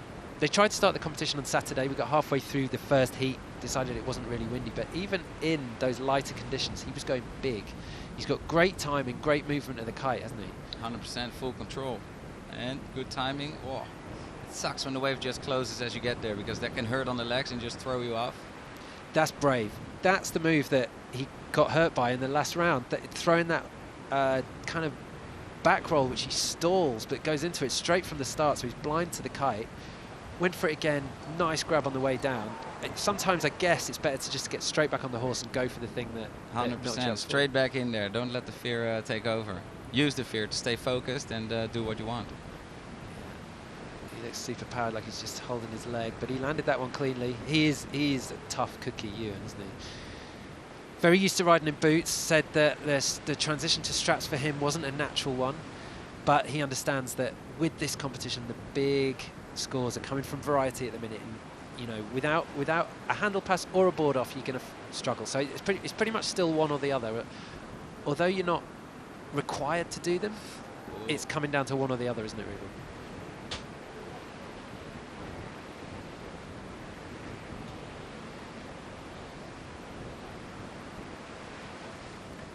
Anthony Regan gets a big kick. The kicker wasn't the biggest, but he hit it perfectly. Rocketed up to the sky. Just so much going on in the moves at the minute. The combinations, putting them all together. That's hard. It's incredible, isn't it? And just, I think the riders feel like they've got to find the difference. So squeezing that last little rotation in at the end. Antonin just not finding it. The tricky thing is finding a clean landing amongst all the kickers, isn't it? That's it. It can be so bumpy out there. You can just mistime it, fly a little further than you thought, and just catch an extra gust. But yeah, that's really hard to time, but most of the time it works out, so that's good. Ewan from Australia tacking into the beach, back roll rotation on the way out. Both riders heading out together. This is an interesting situation. How would this work, Ruben, if you're an athlete, you're riding out, you can see the guy in front of you, Antonin there. Yeah, you just give him some space to pull his maneuver, and it's a time, like they're all looking very far ahead to spot how many kickers are coming and which one to get. So it's all about timing and giving each other space, you know. But yeah, it's all good sportsmanship out here for sure. Double back roll. Is he gonna land it? Yes. Very nice. It was huge, it was far. Look how far down the competition. It's quite hard to get perspective on screen, but that is a long way down the competition area. He travels, and it's hard to do two rotations, you know, whilst your kite is pulling you super fast over the water, and just like, whoop, you just have to be very air aware. And they both landed nicely there. Antonin just having the time to look back and see Ewan get his takeoff. The situation is that Ewan has edged himself in front now, 17.88. There's Lewis Crathen, he's going to be up next. Just checking the score with his caddy, Jez Jones, and I have no idea who the guy in the black hoodie is, but helping him out, watching the live stream, checking the scores. Really key part of the competition, isn't it? Understanding how much you need to do, how much time's left, and how far ahead or behind you are.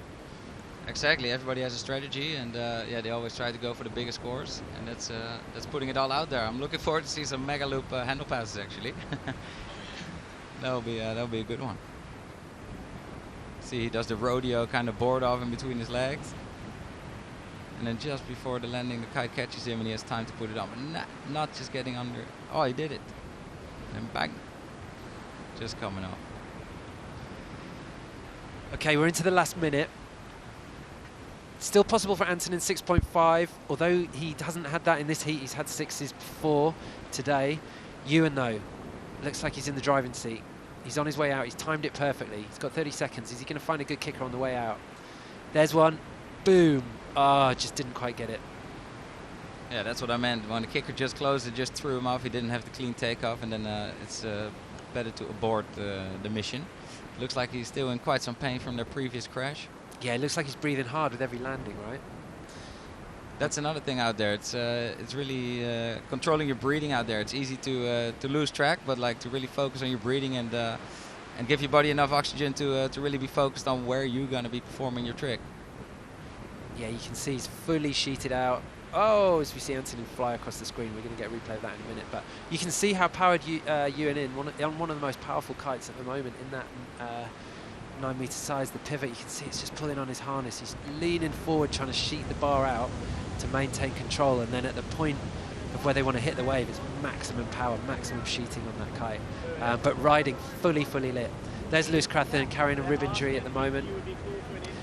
Hasn't been holding him back, ridden well in his heat so far, just doing his boots up, one of the only riders fully committed to riding in boots. That's going to be an advantage for him. Basically, the stronger wind, the better it is for boots riders. The lighter the wind, more or less, the harder it is to go as high and be able to show some difference. I mean, the stronger the wind, the better, right? Just in general. But as the wind increases, also the jumps will increase, the height of the jumps. I think Kevin just got the highest jump for now, with above 20 meters. So that's good to see. Yeah, there he goes. Thumbs up, ready for launch. Okay, so standing Come here on, with Lewis, Lewis, here we just go. about to go in the water. Mate, looks like you've got a pretty decent sunset. Reigning Patrick from France. This is Lewis Captain from the UK. We will fly back to Joe on the beach shortly. Conditions like these make it tough to host an interview like that out there. A lot of wind, a lot of sand in your eyes, a lot of haze. So as the wind picks up as well, the density of the wind here is quite thick compared to a lot of places. I mean, Ruben, you've been all around the world, boosting, big air kiteboarding. How significant is the air density factor? I mean, the wind here in Cape Town is super dense. I remember coming here for the first time in 2005, and I just could not perform any of my tricks. Oh, here are some scores coming in. Antonin Rangen rocking it up with a total of 24.62. Ewan Jespen just not cutting it with 23.96. Yeah, big up to Antonin. He's looking stylish out there. Lots of control, lots of variety. It's great to have him here in this event. As you say, with the variety of 7.10, he's keeping his overall impression score quite high. Every heat consistently putting that notch up on the fourth score. For example, look at his points. All of his top 3 points are in the 5-point range. All of Ewan's points are in the 6-point range. So it was that fourth overall impression score that got him that extra, just under a point, that got him first place. So he'll be into the next round. We are now into heat 21 of round 4, knockout stage. Ooh, the fact that one of these guys has to go home is painful just to think about it. Yeah, for sure. They're both gonna give it their all, and it's funny to see Lewis doing the commentating on the beach mic and then just running to his heat to do it. What a character. Love him. Talk about multitasking. Lewis Crathen from the UK up against Aurélien Preteur, semi-finalist finisher from last year. The next 8 minutes will determine whether one of these guys goes home or not. So it's going to be sad to see them leave, but they've got now 8 minutes. The clock is on. Lewis heading out now towards Robben Island. For those of you who have just joined us, welcome again to the 2020 Red Bull King of the Air. What a way to kick off the new decade with the world's biggest and most extreme kiteboarding event, showcasing what the sport is all about. Kiteboarding being synonymous with Cape Town, Cape Town synonymous with kiteboarding. The two just go hand in hand. Aurélien here in the replay. What a technique. He just does the board off, but he has his hands switched. So he grabs with his backhand, he grabs the left side of his bar, and then he pulls the mag loop with. It's weird. Wow. It's weird, but that's one way to keep that kite control. Keep that kite above him. As we've seen now more and more. Previous heat, I was on the beach watching, Ewan go for a massive board off mega loop, just not getting it underneath. If they can keep that kite at 12 o'clock directly above them, you're going to land it. You're going to stick it. So for a guy like Aurélien to already switch hands between the bar, that just kind of gets you that extra edge. As you see Lewis Crathen, mega loop, late back roll.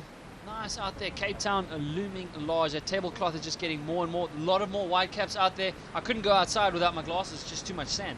That's it. But then, as you say, the density is so bad here that like you're standing outside with your glasses and they're all fogged up within, like there's smirk on it. So the wind here is very dense. And I remember coming here in 2005 and I couldn't land any of my tricks. It really took me a good season to get used to the dense and powerful wind here in Cape Town.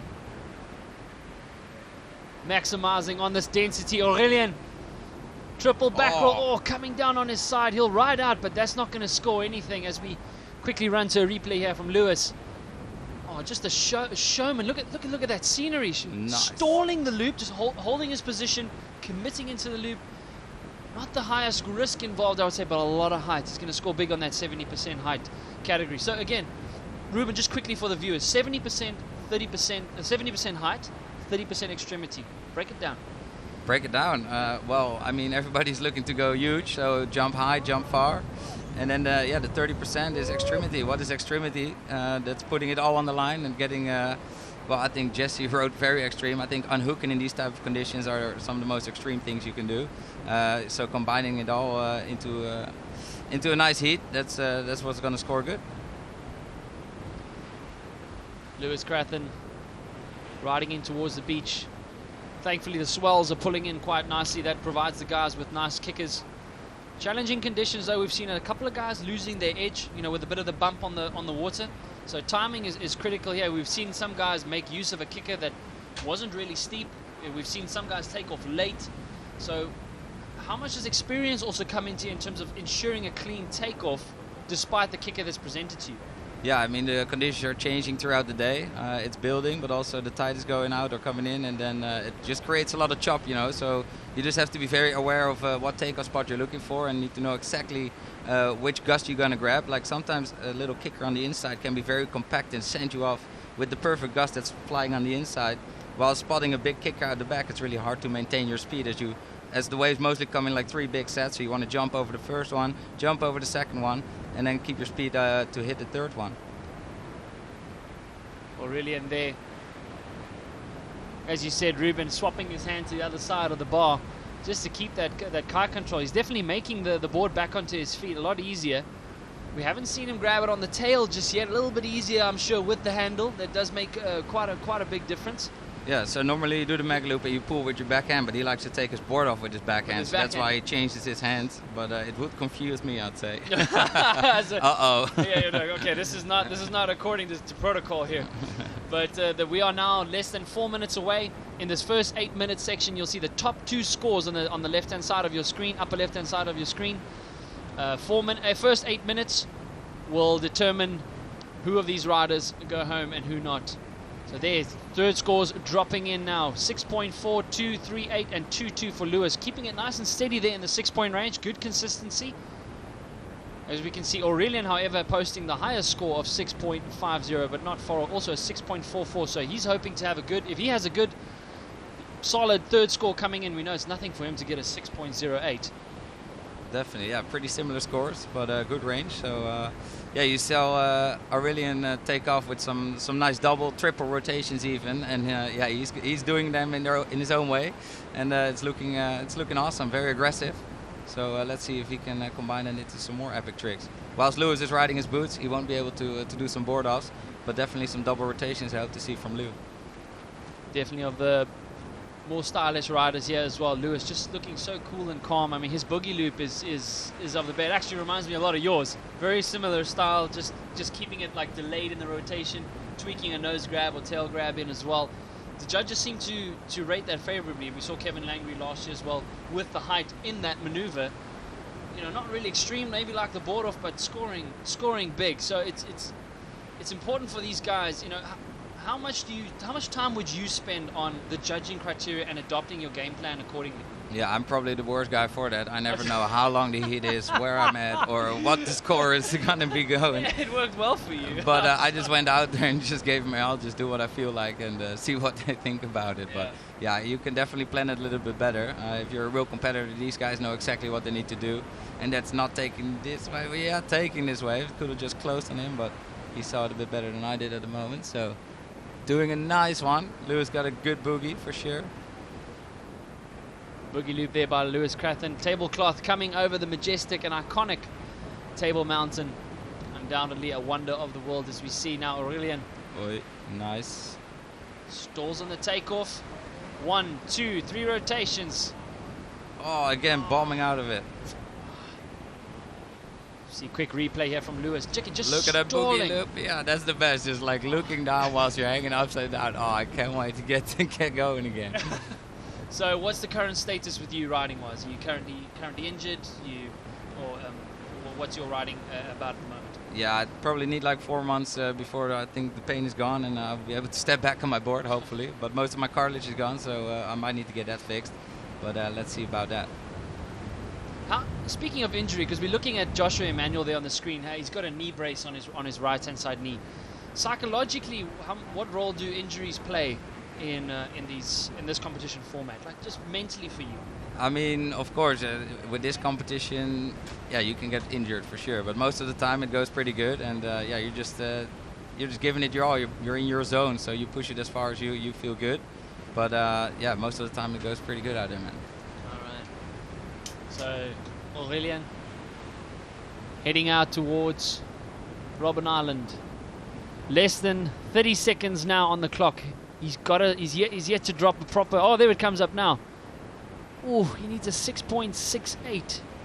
Is he going to find something now out towards the back? We know if he can get a little bit more height on his triple rotation, that might just give him the 6.68 that he needs. Let's see how choppy it got out there. It's like really hard to build up the right speed at the right takeoff point. So it's the same as in surfing. A lot of times you just need a small score, but if the ocean turns flat on you, there's nothing you can catch to ride. So you see Josh Emmanuel, he's going to be up in the next heat. Clock winding down now. Aurelien doesn't seem optimistic about what he's going to get. So that is the end of the heat here in round number 2. That was heat 21. Knockout format, as we said, super sad to see one of these guys go. We'll have the scores for you shortly, but in your opinion, if you were as a judge, Ruben, what would you just a quick summary of that heat? Boo! I will be the worst judge, man. I mean, they were both looking good out there, and obviously, yeah, the one was riding boots, the other one was riding straps. Aurelien didn't get his landings good on a few, so yeah, let's see what the judges say, because yeah, it will be really tough for me to be a judge for sure. There again on the beach, you can see the flags that correspond. See the flags of the riders. Crowds are building up here. Guys are starting to knock off work a little bit early. I myself put in leave for this day. Thankful for that. Thankful to be down here in one of the most beautiful cities in the world. Ruben, thanks for joining us, man. It's good to have you in the commentary box. All the best with your recovery. Thanks, brother. Enjoy. And now we'll be heading into heat number 22 of round 4. Knockout stage. This is where, again, we see the loser in one of these heats will unfortunately no longer be competing, but we'll be enjoying the action. We've set up a fantastic riders area off to the left of the flags where the guys are just chilling, relaxing. A lot of them also watching the live streaming, so it's great for them to still keep up, but also in a sheltered environment. So we're still waiting here now for the overall impression scores to drop in here, as we see. At least as far as the top 3 scores are concerned, Aurelien edging into first place, but we're going to wait for the overall impression score to still drop. We've seen that play a critical role. A good example of how overall impression does it for you. Unfortunately, Zechwenchman will have to be packing his bags, but Lewis edging him out by 0.8. Not 0.6, sorry. Not a super high overall impression score there to separate the two either. 4.6. I mean, you can see how the judges took a little bit more time there. Big mega loop battle between those two. But Lewis progressing. You know, if this event had run on Saturday, I think the difference of 5 days in recovery time on Lewis's ribs has made a big difference for him. Great to see him advance. Aurelien, for him, sadly, that's the end of the competition for him. This event means a lot to him. He's not a pro rider, but he's just an amazing free rider who's found himself qualifying for the Red Bull King of the Air 3 times now. But that's it for him, but he's always happy to ride in this competition with the legends of kiteboarding. And it just doesn't stop. Up next, Lasse Walker v Joshua Emmanuel. 2 big hitters in the game. Ooh, this is 2 guys who really favour the strong winds as well. This is going to be a big heat. We've got 2 very powerful riders. We've got one slightly more technical, Joshua Emmanuel, favouring the stronger winds.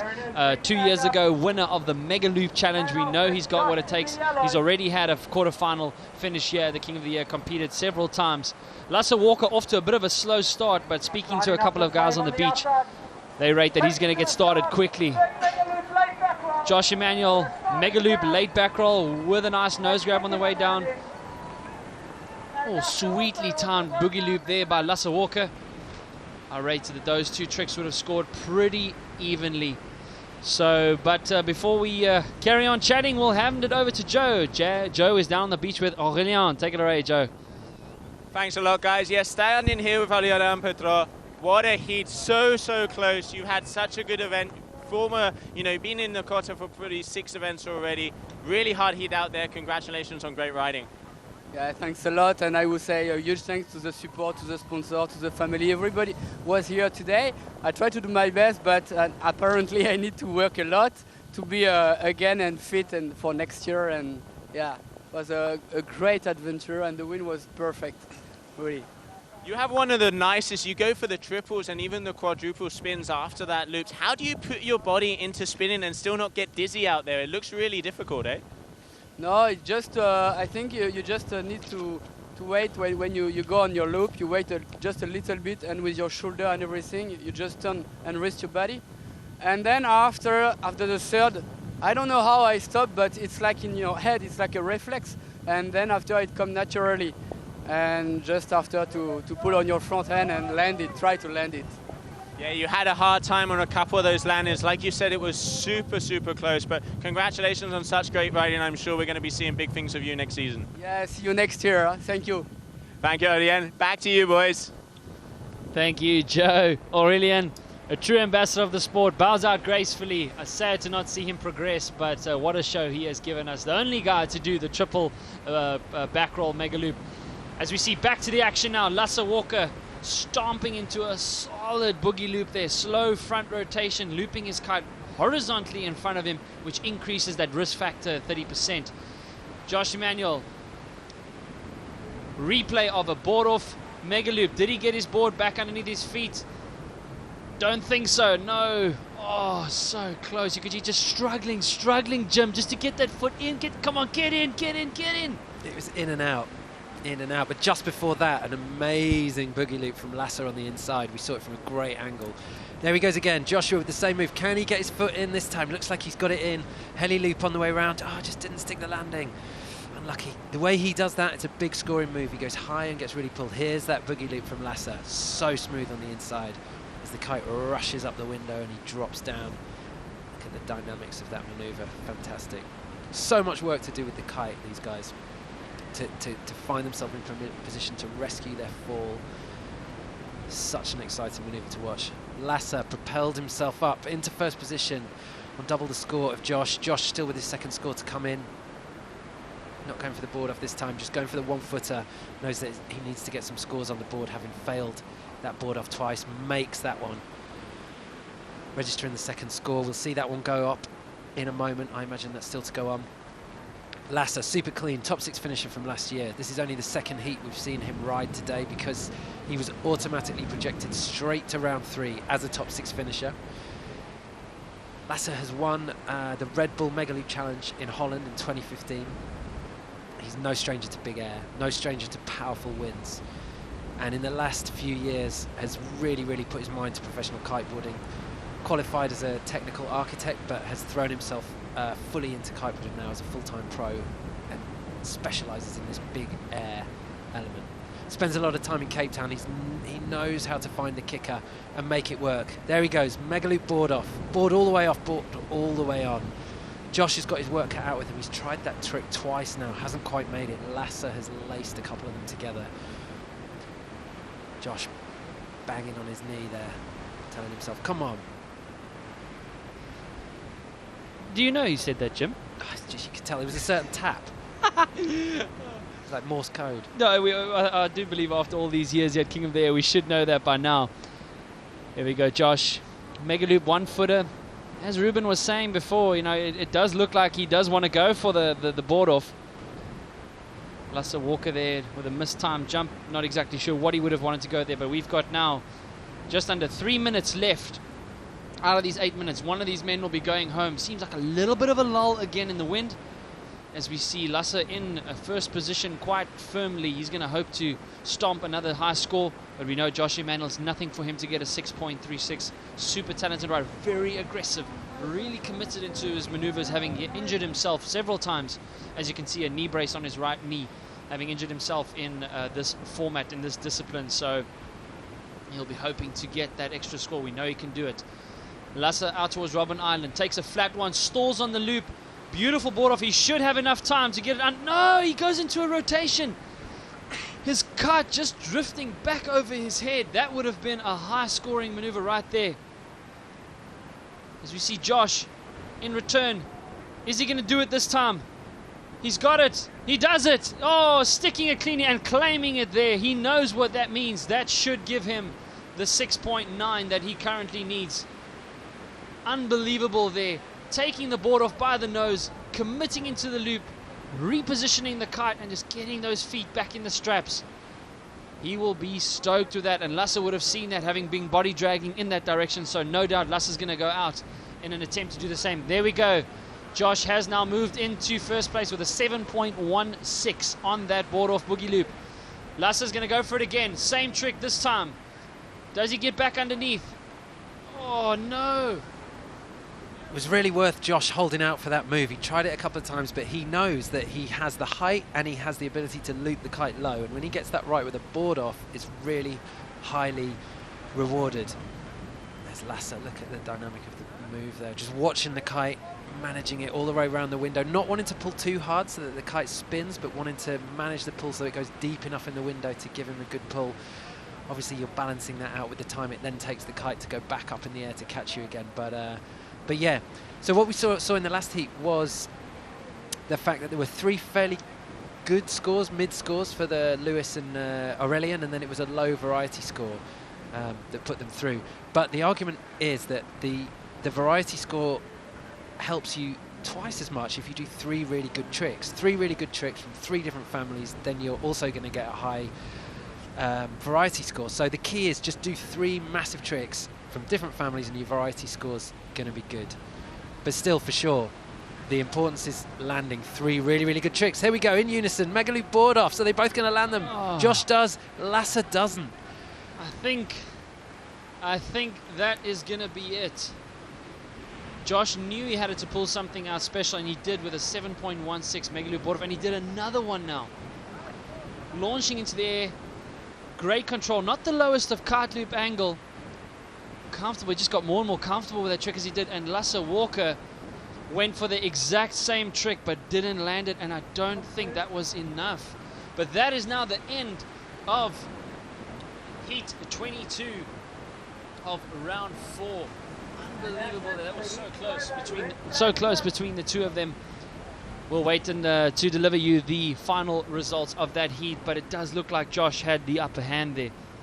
But that was also going down to the wire there, Jim. That was the closest we've seen on the buzzer, both guys going for a standout maneuver. Yeah, absolutely right on the buzzer, and they both had to. It was close. They would have known. Their caddies will be watching this stream. They'll be seeing the scores, and they know that it was one trick could have won it there at that point. But I think Josh has done well. The conditions are to his liking. He needs a lot of wind, and that mega loop board off, he goes high, he gets the kite low, he gets a good extension on his board off. The first 2 attempts he didn't quite make it in. The third one was a dream. Gave him the highest heat, trick score of the heat, and I would imagine it's going to give him a good variety score as well. There you go, 6.8 variety score versus Lasse's 5.8. They were both going for very, very similar tricks, actually, but I think doing them both ways for Josh, although he largely concentrated on the big kicker out the back. 2 sevens as well, that's also a changer as well. Very high 3 scores there from what we've seen so far. 2 in the 7s, 1 good 6. Joshua Emanuel's through. Lasse Walker will be bleak about that, having finished in the semi-final last year, but Josh is stoked. Another local goes through to the quarterfinal. This is his 2nd quarterfinal appearance, as we see Jim standing by there for. And Joe is standing by there with Josh. Josh is looking super amped. Joe, take it away there. Josh, that was insane, man. What a heavy heat. That is really good. Those board offs were ridiculous. The wind is pumping. These are your conditions. Super stoked. The wind started to fill in. Starting to get pretty lit on a 9. Hopefully we can get on to 8. I'll be super stoked on that. But yeah, I couldn't be more happy to be progressing to the next round. Got Aaron up next. Not an easy one. So yeah, let's see what I can do. I'm going to give it my all and make South Africa proud. That's what we want to see. You make South Africa proud, mate. We're going to let you get to it. Good luck out there and just go bigger and better, eh? Back to you, boys. Thank you, Joe. Josh looking super stoked. He knew he had his work cut out for him. Lasse Walker, a very, very popular big air contender, so he would be happy to have advanced there, knowing that Lasse had the capabilities of taking him out. So well done there to him as the South Africans remain in contention. We've yet to see a South African on the podium at this event, so hopefully this is a first. But here we go, still in round number 4, heat 23, second last heat of this one. Kevin Langery up against local boy Oswald Smith. Oswald is going to go all out here. He knows what he needs to do, and the heat is now underway. Oswald Smith there in front in the blue vest. Kevin Langery in yellow there, coming out towards the bottom of your screen. Kevin already having pulled in a maneuver. An Aussie, he knows he's going to go for a quick replay.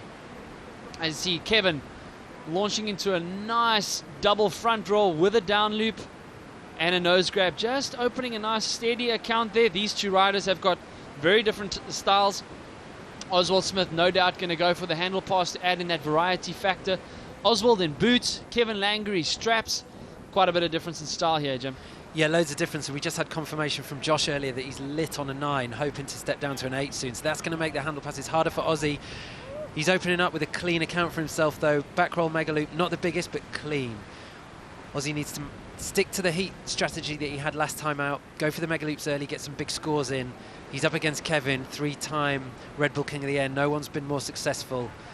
Ozzy's going to have a killer heat to put Kevin out here. See a quick replay here. Oswald Smith with a nice boogie loop, not the lowest kite angle, not a lot of height. Will most certainly add to that overall impression score. Very talented, probably one of the best all-round riders in the sport. Wave riding, racing, freestyle, and now big air. Oswald Smith also very well known in this sport. Kevin Langery now heading out towards Robben Island. He does seem to have spotted a kicker. Is he going to choose the one on the inside? Yes, he will. Back roll kite loop, super stylish with a nose grab on the way down. Cleanly landed, good low kite angle there as well. Going to give him a score well within the 6-point range there. Kevin Langery, 2009 world champion and 3-time King of the Air champion, 2 years back-to-back. This year he'll be opting for his 3rd in a row. Super stylish on his inverted back roll grabs, Kevin. He's not just rotating, he's doing a really, really nice grab and holding it there and keeping the kite low in the window at the same time. Really, really smooth. There he is with the boogie loop with the grab. And then into a tail grab and then rescue loop down. Kevin travels a huge distance on his jumps, which seems to make his ground back up wind so quick. Also a very talented rider, Kevin Langery, on all levels. Wave riding a lot recently. Merging into the big air discipline. Kevin absolutely rips in waves, by the way. Rips in waves. No, he's absolutely amazing. I've been watching him for many, many years. Actually, since already 2007-8, he's been ripping in waves.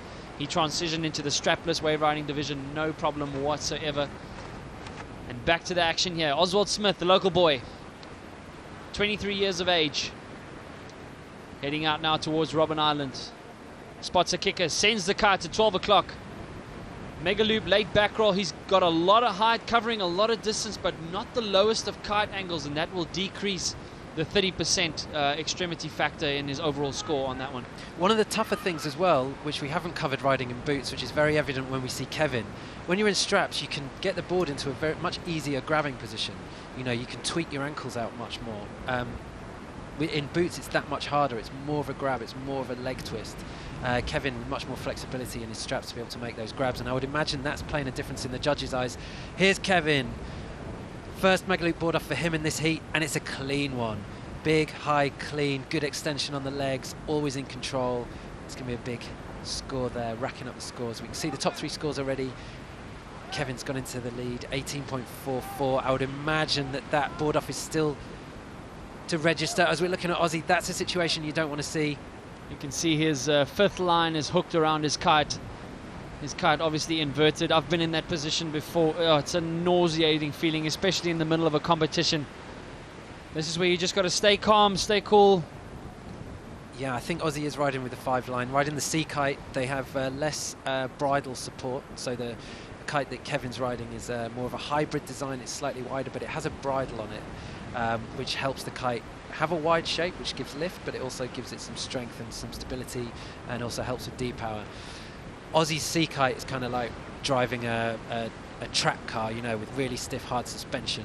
But quite often they have a 5th line that goes up to add support, but it does mean that your kite can't roll inside itself, and then you can fix it. Once it does, it bow ties if you get that 5th line wrapped around.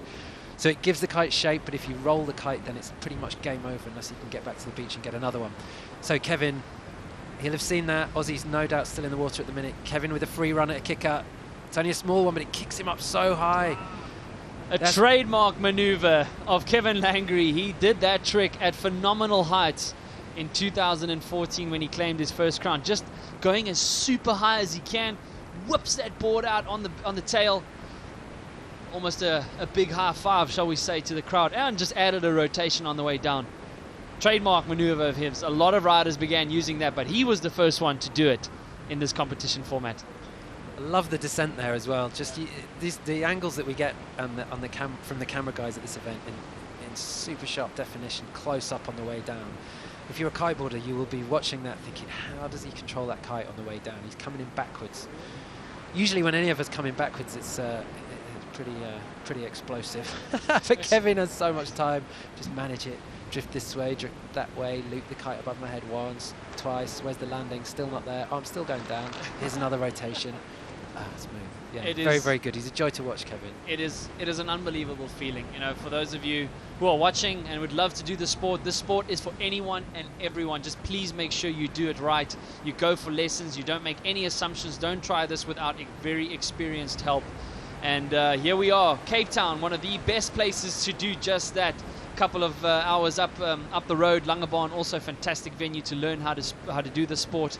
So for those of you again who have just joined us, Kevin Langery welcomes you to the 2020 Red Bull King of the Air with a back loop, a mega loop, 1-footer, just adding to that variety of his score. Oswald Smith getting a lift with the jet ski back into the beach. He's got just over a minute to try and pull in what would be a 7.18, but already with less moves in the bag, his variety score, his overall impression score won't be looking that hot. But he's got a caddy on the beach with the spare kite. He's going to get back into his boots and get that kite hooked into his harness and then take off again. He'll have just under a minute to pull in some more tricks out of the bag. He needs at least a 7.18. He's going to have to do something special. I can imagine he's probably going to try the handle pass. You can see the Woo device there in the middle of his board, which measures the height that he's jumping. Kevin Langery already posting the highest jump in this competition at 20.3, but I think that board off of his was even higher than that. So we will wait for those values to come in, see exactly how high these guys are going. Down to 40 seconds. It's going to be interesting to see what strategy they've gone for. If they've gone for a bigger kite or a smaller kite. If they've gone for a smaller kite, then he's going to have to go for the handle pass. Meanwhile, Kevin is sending it home with a huge control, stalled, grab, inverted maneuver. Here we go. What's Aussie switched down to? He hasn't managed to fasten his leash. I hope he doesn't go for a handle pass like that. It'll be insane if he lands. He'll have to land it, Colin. He'll have to land it. Here we go. This is a do or die for Oswald Smith. Mega loop, late back roll. Unfortunately, that's not going to be enough for him to see him through in the first place. I think that's it. 1 second done. Heat over. That was unfortunate for Aussie. He was riding well at the start of the heat. Had good strategy holding it together, going for his mega loops early on. Just got a bit unlucky, ending up with the kite behind him in one of his loops and then getting it into a bow tie, having to come in, not quite getting the change of kite done quite quick enough. Meanwhile, Kevin was just putting the bullets in, move after move. Very, very clean, didn't make a mistake. Kind of knew when he saw Aussie go down that he probably had it in the bag, and it was just a case of keeping the momentum up and going big. Didn't put too much risk on the line. Kevin always knows where his boundary is. He knows where his risk line is, and he tends not to go over it. But obviously, for him, his level of risk is very high. What he perceives as risk is very, very high. But yeah, super clean. Looks like Kevin's through. Very good performance there by Kevin Langery. He'll be happy with that.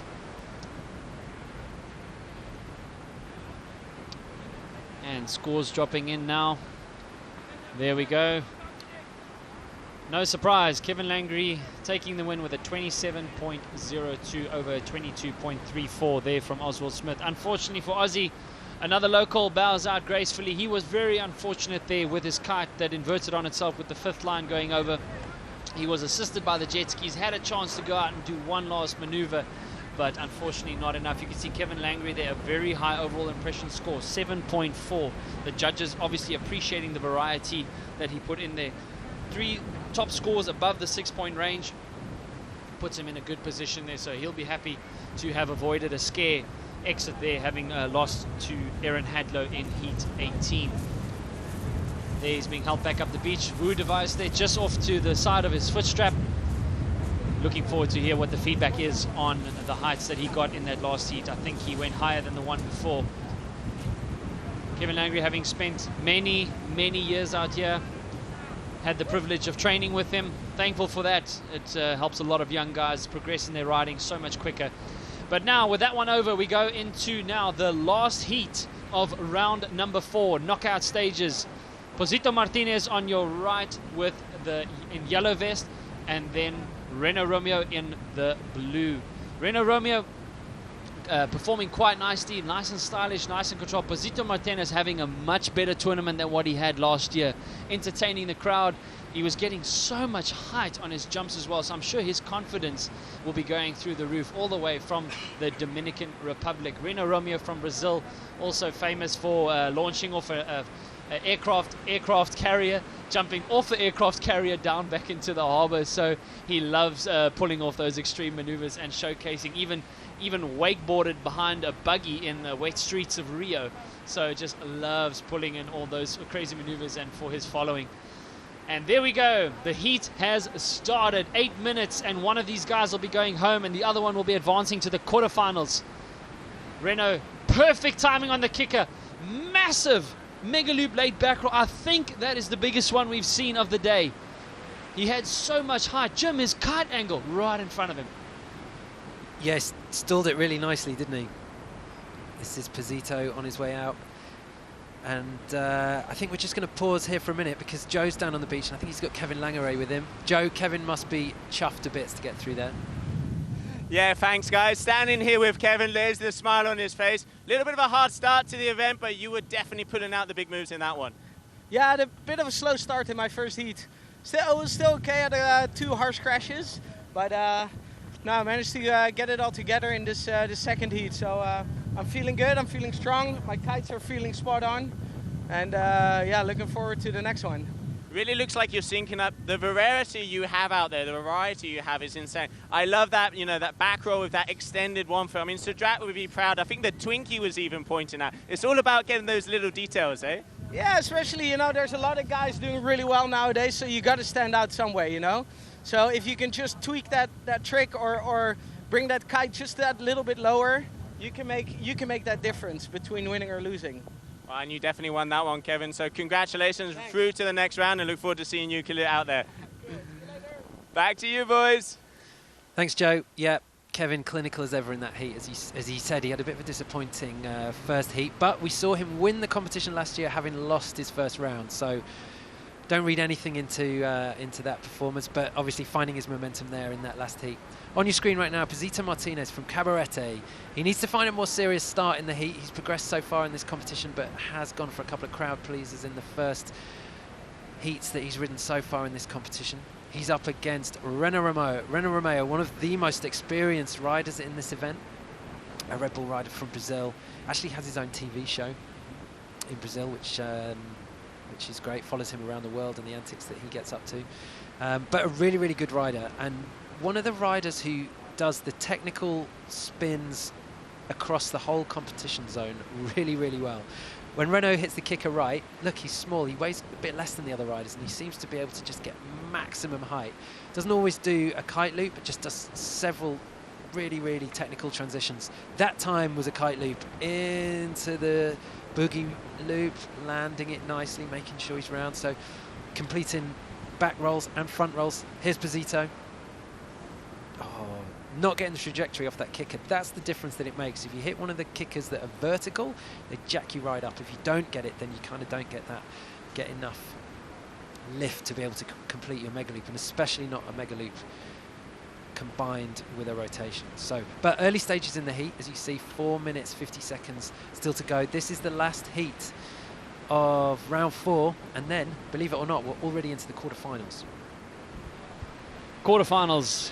It's been an unbelievable day thus far, and the wind is just going to fill in more and more. I don't think we're going to be seeing a Cape Town 40 knots, but it is nonetheless ideal conditions for the 2020 Red Bull King of the Air. For those of you who've just joined us, we now are in the last heat of round number 4. After this, we will kick off with the quarterfinals. We are coming to you live from the beautiful city of Cape Town, South Africa, home to many local talented kiteboarders as well as regular visits from all over the world, as you've seen in front of you here. Reno Romeo from Brazil, Posito Martinez from the Dominican Republic. Guys come all over the world every December just to train and exploit these fantastic conditions that we have here. Quick replay. Posito Martinez launching into a beautiful front rotation, looking very relaxed. He's enjoying his tricks coming in towards the beach at the moment, just adding to that overall score. So the judges are looking for the 3 top scores and then an overall impression score taking into account all the tricks and everything that was done in that heat. Another replay here, Renault Romeo. Look, Mom, no feet. Great stuff there by him, just a nice little board off there in the shallows. Maybe going to add to that overall impression score, but not a lot of points otherwise. But this time he does differently. Mega loop late back roll with a stalled nose grab. Should put him into the 6-point range, but I doubt beyond 6.5. The level has gone up every year. We just are saying this, and the guys are growing more and more confident. You can see plenty of white caps out there at the back. Some people call them white horses, as they seem to just cover completely the whole Atlantic Ocean here in front of Bloberg Beach. Bloberg we moved to 3 years ago from the iconic venue Big Bay, so that the riders can have just a little bit more wind to pull out the maneuvers that this sport and this competition has become so famous for. So strap into your seats. It's going to get better and better as time goes on. Once again, I'm Colin Heckrott, and with me in the commentary box is Jim Gaunt, owner and editor of Kite World magazine. Jim, less than 3 minutes away from somebody going home. Yeah, and these guys didn't win in heat number 3. That's why they're facing off in round 4. Renault riding a much cleaner heat. Round 3, he had 2 big crashes on the back roll mega loops, which really didn't help him in terms of managing his time for the heat. Then find himself scrambling for that second heat score and ended up finishing in bottom position in that heat as against Jesse Richmond. That's Posita Martinez. He's also having a much cleaner heat. These guys realise now you're either staying in the competition or you're going home. Whoever wins this is staying in straight through to the quarterfinals. On your screen right there, Renault Romeo from Brazil, just with his nose in front. Posita Martinez needing a 6.94. He still has time. We've seen plenty of 7s thrown down in this competition so far, but they are quite few and far between. Judges giving themselves some room, knowing that we have more wind coming up this evening, and giving themselves some room to start awarding those 8s and 9s for the bigger tricks. That's a big kite loop from Renault Romeo. Really got pulled on the board off. Makes the landing in exactly the spot where he wasn't making his landings in the previous round. He's going to be happy with that. Big pull on that mega loop. You can see the smile. He was happy with that. Big scream. There would have been whoops on the beach from that, I'm sure. Well, you can often hear the whoops, the cheers coming through the commentary booth here as we see Posita Martinez. Nice delayed boogie loop. Is he going to get back underneath the cup? Massive hit on the water there. He didn't get his kite back up to 12 o'clock directly above him, and that means it was him and gravity. Fractions away though, wasn't it? Very close. From the kite catching him and him not catching him. There's that mega loop from earlier. Look how low he got that dice. Wow. Riding a dice duotone on, I would speculate, 23 meter lines. These guys spend a lot of time on their equipment, a lot of time refining, checking out which kites work best in certain conditions. You know, stronger winds, maybe shorter lines, lighter winds, maybe longer lines, depending also on the style of riding. Guys who are committed to proper mega loops, they prefer going on shorter lines because that means the kite loops closer towards the water. Board selections are also important. You don't want too big of a board because that'll give you too much surface area on the water. But in this case, Renault found a very nice kicker there. Board of mega loop, again, not landing it cleanly. The guys are struggling today with the board of mega loop. Joshua Emanuel got very comfortable there with it towards the end of his heat. He'll be happy with that, but that's a good example where not getting back underneath in time. Yeah, well, I think the kickers are playing a big part, you know. If you can find those big kickers, they're the ones that are jacking you up to have enough time for these board offs. That's where we're seeing the success. At the moment, that heat was quite low on kicker action, so the riders were just able to find small kickers to get them up, not getting quite so much height. I think the highest trick score we're going to see was that board off from Renault. He had the big kicker. It made such a big difference. So that is the end of heat 24, the last heat in round number 4. One of these riders will be going home. Pietro Cozzolini, fantastic strapless big air performance by him, boasting one of the highest scores of the event. So I'm pretty sure we'll be seeing him again in the future, having come in as a wildcard entry. The crowds are building, people knocking off work early. And there you can see 3 flags on the beach corresponding to the vest colors. But for now, the next time we will only see a 3-man heat will be in the finals. And we will still continue with the 2-man heat format as we see Stuart Downey there getting ready for his heat. his first quarterfinal here at the King of the Air. Super stoked after having entered into the Red Bull King of the Air via the fly to the Red Bull Maui Kite Fest in Hawaii. He happened to be there at the time. Super stoked that it became a Red Bull authorized event, and went on to win that competitions, utilizing very much the same tricks that he already has. Awesome guy, great ambassador for the sport. Tablecloth looming large over Table Mountain, and now looming over our results from Heat 24. Renault Romeo heads into the quarterfinal, another quarterfinal appearance for him with a 27.38. Unfortunately, Posito Martinez, even though he had a better Red Bull King of the Air run than what he did last year, will have to bow out gracefully with a 23.30. Renault Romeo, his overall impression score is 7.30, very, very high. So the judges obviously are liking what he's doing, and his board off Mega Loop there scored him a 7.13. So, Jim, round 4 done. Now we start hearing the word finals in our rounds. Quarterfinal action, heat number 1, or in the quarterfinals, 25 overall. Mark Jacobs against Lewis Crathen from the UK. Mark Jacobs storming here into a quarterfinal appearance. Super aggressive rider, but Jim, again, already this matchup that we're going to see are two totally different styles of riding. Yeah, very different. Mark coming into the event, purely riding the orbit and straps. Lewis mixing up his kite approach here. We've seen him on the dice and the Evo. Evo 10, probably dice 9, but the difference being that he's fully committed in boots. We've mentioned already that he's riding slightly hampered with a rib injury. He's got a couple of broken ribs, which must be very, very hard to ride within his harness, but they're not hampering him. But he has been busier in the competition so far. Mark Jacobs has won both his heats, only had 2 heats today because he keeps winning them and keeps being projected further and further up the ladder. Lewis having more work to do, but finding the bigger kicker so far into the mega loop, into the back roll with a grab, loads of control, landing it. And just for a second, I do believe he's riding straps. We're going to check that again in a minute. So, Mark Jacobs, back roll, board off, on the inside. He does favour this inside section because he's a right foot forward rider. Don't get scored as highly because you're not going as high, but we've seen that variation score making a big difference between going through and not going through.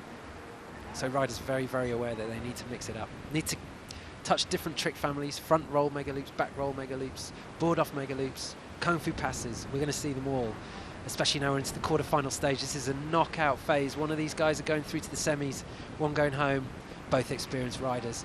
Lewis Crathen, the only rider to have done every Red Bull King of the Air here in Cape Town. He's the last man standing. Lewis Crathen in the yellow vest from the UK.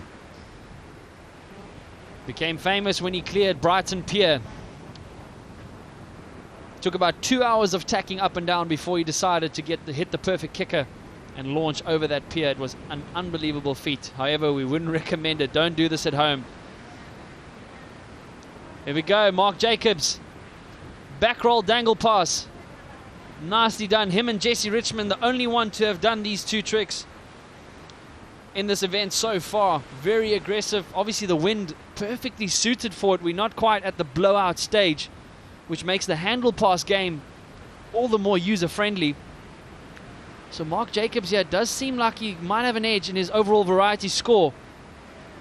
But he's going to have to compete with that. A very high boogie loop there from Lewis Crathen. A forward delayed rotation with a rotating the kite 360 degrees. Replay here. My apologies, it's not a back roll handle pass. It was a kung fu handle pass there by Mark Jacobs. With an added rotation on the way down, confident. You require so much strength in that maneuver, or the whole load is on your arms. So the timing in that maneuver is critical, because if you miss, you can come down pretty hard. And when you go so high, there's so much time to manage as well. The kite's ripping you up. Lewis capable of those maneuvers as well. We've seen him go for them in the past, has made them successfully. There's the back roll, loads of time. The move we saw him do before, though, was the boogie loop, and arguably he has one of the most stylish, lazy versions of that. Goes into it early, lets himself drift upside down as his kite goes around. Great to watch. This is Mark, though. Back roll, board off, tic-tac. He's getting these in the bag. Yes, that's a new move for him this year. Hasn't been landing those. Incidentally, for Mark, he usually brings a new trick every year. Remember last year he did a front roll with a board off on the inside.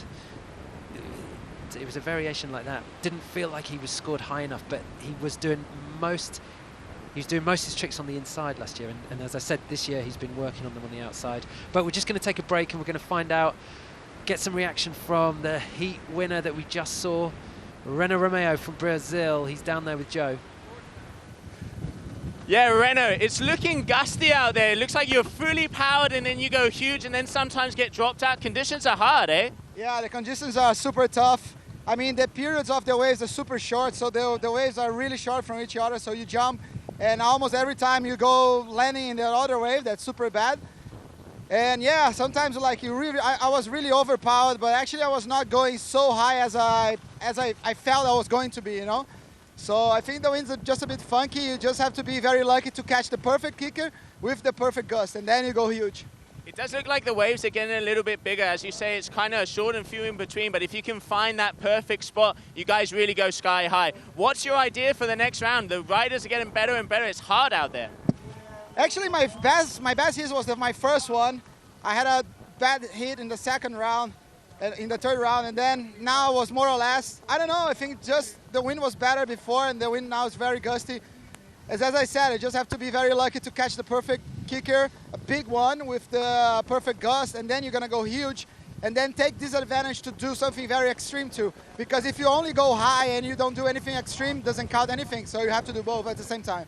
Well, that's what the Red Bull King there is about. It's about going high, and this man, Reno Romeo, is going to be doing that in the next round.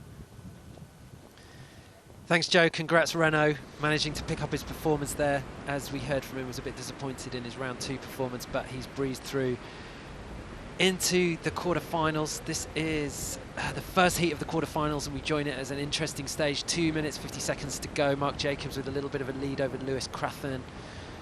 19.24, 18.76. We have already seen Mark Jacobs tick the handle pass category, so already know that he's going to be getting a pretty good variety score there. Lewis Crathern has that move in his locker, but as we've said, he's carrying a rib injury.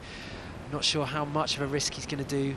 His tactic at the moment seems to be going purely into finding the biggest boogie loop and mega loop combinations that he can find, and it's definitely working for him. I mean, he's been busy today. He's had to come all the way from round 1. He's still in the quarterfinal stage. You can see him there, tacking out. That worked well for him. Waited for a big kicker. Found the lip, does a mega loop. He's hoping that the judges are going to reward height and distance for that. There was no combination with it, but I think when a big kicker comes like that, sometimes you just want to make sure that you get the landing, so at least you're ticking height. You know, it would have been terrible if he got that height and then not made a landing by trying to go for something too complicated. From experience, Jim, it's also quite difficult to enter into a rotation when you get that kind of a critical kick-off. So that makes it a little bit difficult. So you just want to kind of, as you say, secure the height. You kind of feel you're not in a position to rotate. But Mark Jacobs there, 5 scores he's boasted so far, 19.24 with his top 3 scores well into the 6-point range. Oh, he wanted to unhook there. Definitely wanted to unhook there. He's heading out now towards Robben Island. But again, if those of you who've just joined us, Mark Jacobs will send you into the first heat of the quarterfinals of the 2020 Red Bull King of the Air, coming to you live here from Cape Town, Kite Beach, the kite surfing mecca of the world. All of the world's top riders spending ample time here to progress in their talent in the sport, as well as showcase it for the viewers on the beach and for you viewers around the world. Welcome to the world's biggest and most extreme display of big air kiteboarding. You can see plenty of whitecaps coming in towards the left of Table Mountain. In front of you, Mark Jacobs again wanting to unhook there, heading out towards Robben Island, opting for the smaller kicker. We do know that the higher handle passes is easier. Look at this. Look at the scores, Colin. 6.66, 6.6. They're all in the 6s. Need a 6.32 to win. It's tight. 40 seconds left for one of these riders to find their way to stay into the competition. Lewis has jumped ahead. The tallies have just gone in. Lewis has gone ahead with this move on the inside, following the kite all the way around, catching him on the inside. It's the first time we've seen him do a trick in this heat on the inside. Oh, that probably wasn't the one then that the score just dropped. Tough. Oh, that's tough with a rib injury. Mark Jacobs, a replay here. Board off mega loop on the inside. Just a quick tweak there on the nose on the way down. Super calm and controlled. He'll be happy with that maneuver as the heat winds down very quickly here. Signal Hill, Greenpoint Stadium looming large in the background. What a backdrop, what a location. We trust you're enjoying the action there from the comfort of your seats. Keep spreading the vibe at hashtag Red Bull King of the Air. Lewis Crathon giving us the thumbs up that he is okay. And that is the end of the first quarterfinal heat. Scores were very tight there towards the end. Lewis did edge into first place. However, the fourth and overall impression score still needs to drop in as well, and we've seen heats change completely. Yeah, well, I think the tough thing for Lewis there was obviously, you know, he's carrying a rib injury and obviously took a hit there. But my prediction is that Mark is going to get a high innovation score. There it is, 7.2. He didn't only tick the handle pass category, he did a mega loop board off as well. Mark Jacobs sees him through into his first ever semi-final appearance here at the Red Bull King of the Air with a solid 7.2 overall impression score. This is a good example, ladies and gentlemen, how one rider can have 3 big scores, but the fourth overall impression score does make a huge difference. Lewis Crathon's fourth overall impression score only a 4.3. Fantastic effort though from Lewis from the UK, but Mark, oh, he'll be super excited. I'm sure we'll catch an interview with him. There you can see Mark. Heat is over. We'll be heading into Heat 26. All right, guys, strap into your seats. Quarterfinal action. Some of the matchups here we have are going to be finals in and of themselves. Already here in the quarterfinals, we're seeing final type riding, and the crowds are building, coming in. Those of you, please stay safe. Look after your belongings. Keep your belongings with you. Those of you who are watching live, if you can get to the beach, get in the car, get down here because it's finals. Tablecloth looming large. What a beautiful city this is. A privilege to host this incredible event here. 2020 Red Bull King of the Year, and now we go into quarterfinal number 2, Heat 26. 2015 world champion, freestyle world champion, and a last year's third place finish, Liam Whaley from Spain, up against local boy Stuart Downey. Stuart, his first quarterfinal appearance here. Great to have the local still in the mix. He'll be up against Liam Whaley, but he knows he's got his work cut out for him. Liam Whaley having progressed from boots to straps, so he's got more tricks in the quiver, he feels as well. I would say Stuart's got his work cut out for him, but like they say never. Yeah, and it feels like, you know, we're already in the quarterfinal stage and we haven't seen much of Liam, but that's because he finished second last year, so qualified as a top 6 rider straight into round 3, stormed his way through that and is into the quarterfinal. So this is only his second heat of the day, and that just goes to tell you about what menacing form he's on. He's brought last year's performance, upscaled it by adding some extra tricks and riding super confidently. As I said earlier as well, riding at the top of the game in world freestyle competition as well. I reckon he's in peak performance at the minute. And Joe, I said, who's running the beach interviews for us, is staying with him here in Cape Town, and said he hasn't seen him this focused since he won the World Championship in 2015. That says a lot. Liam Whaley heading out towards the back. He'll be opting for a kicker. But while we watch the action unfold with you, we're going to go to you live. Oh, before I go live to Joe, probably the biggest boogie loop we've seen of the event so far. Jim, Joe, I know you've got Mark down there with you. Oh, sorry, I had to stall you there. That was an unbelievable boogie loop there by Liam Whaley. Joe, take it away. I'm glad you stalled me. I was looking out the other way. That was huge. But as you say, down here with Mark Jacobs. Mark, you've got it one more time on that variation and innovation. Lewis had 3 bigger tricks, but you got the variety, adding the handle pass in those mega loops. You really have this judging criteria dialed, mate. Yeah, I always want to show a bit of everything, you know, a bit of unhooked, technical mega loop board offs, and some rotational stuff as well. Lewis is really well known for going big. I think he always was going to get me on there, but being a technical rider, I thought if I brought out all my aspects of kiteboarding, I would have a chance. And happy to make it again through. Didn't feel like my best heat, but I'm still stoked. I made it into the, I don't know, what is it now? Semi-finals, so stoked about that. You got to be stoked about the semi-finals. The boys on the stream, they were saying that when you go for those dangle passes, sometimes it looks like you're aiming for those smaller kickers. Is that what you're going for, trying to get those smaller ones to be able to go higher? Because I guess doing the big ones is going to be more complicated, eh? Yeah, the risk of going off the big kickers, I mean, you're going to go 5 meters higher. The controlling of that on the way down is a lot more risky. And it's always, on the first one, it's always good to get that one out of the bag and then just try and go bigger. I was looking for a good wave to go bigger, but yeah, somehow you get a bit lost in time, and I realized I only had a minute left and I was coming in, so I went for a bigger mega loop board off. But yeah, definitely want to get a big one out the back. Hope if I keep going, so that's the plan. Well, congratulations, Mark, and another one bites the dust. We're going to be going through this man to see him in the semi-finals. Thank you, Joe. Appreciate the accommodation there with stalling the interview, but we just had to there with definitely the biggest boogie loop of the event so far. Liam Whaley, 2015 world champion, second place finisher in 2018, his first King of the Air appearance, stomping to the podium, and last year third place, looking in very fine form. There you can see the score dropping for Liam, a 7.4.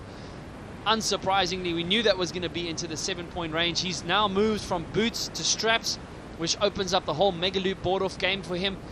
Both he and Aaron have recognized the importance of that trick and its ability to add to that fourth overall impression score. So again, 8 minutes for these guys in the quarterfinal. He does it again. Oh, super cool and controlled. That should be close to the 7-point range. It wasn't as high as his first one, but still cool and calm and collected there by Liam Whaley. We've seen him inject his freestyle talent. He came out of a landing last year in the semi-finals where any other rider would have not been able to have completed that maneuver, and he just spun himself in a 360 to secure a landing. And in the year before, stomping out a 5-time world champion in the semi-finals. Inverting his body, compact composure, added rotation on the way down with a down loop. That's as smooth and as calm and as stylish as it gets. Unbelievable from Liam. I think that's the second highest trick score of the competition. I think Jesse's still ahead with a 7.5, but very, very close. Moving into the 7s now. That boogie loop, I mean, as I mentioned before, he's been here now for a couple of months. The last 2 years he's done the competition, he's been very, very committed to the Freestyle World Tour, so kept his training as long as he could in the season there, and then flying into Cape Town a couple of days before. But he really, really wants this. He wants the Warrior Mask at home on the shelf next to that World Championship trophy. And he is looking dead set to advance in this competition. Stuart Downey with a big job ahead of him, but he's not far behind, Colin. Not far off. I'm very impressed. 19.94, 18.36. He needs a 7.5 that might put him into a combo situation. Stuart Downey, local boy, great ambassador for the sport.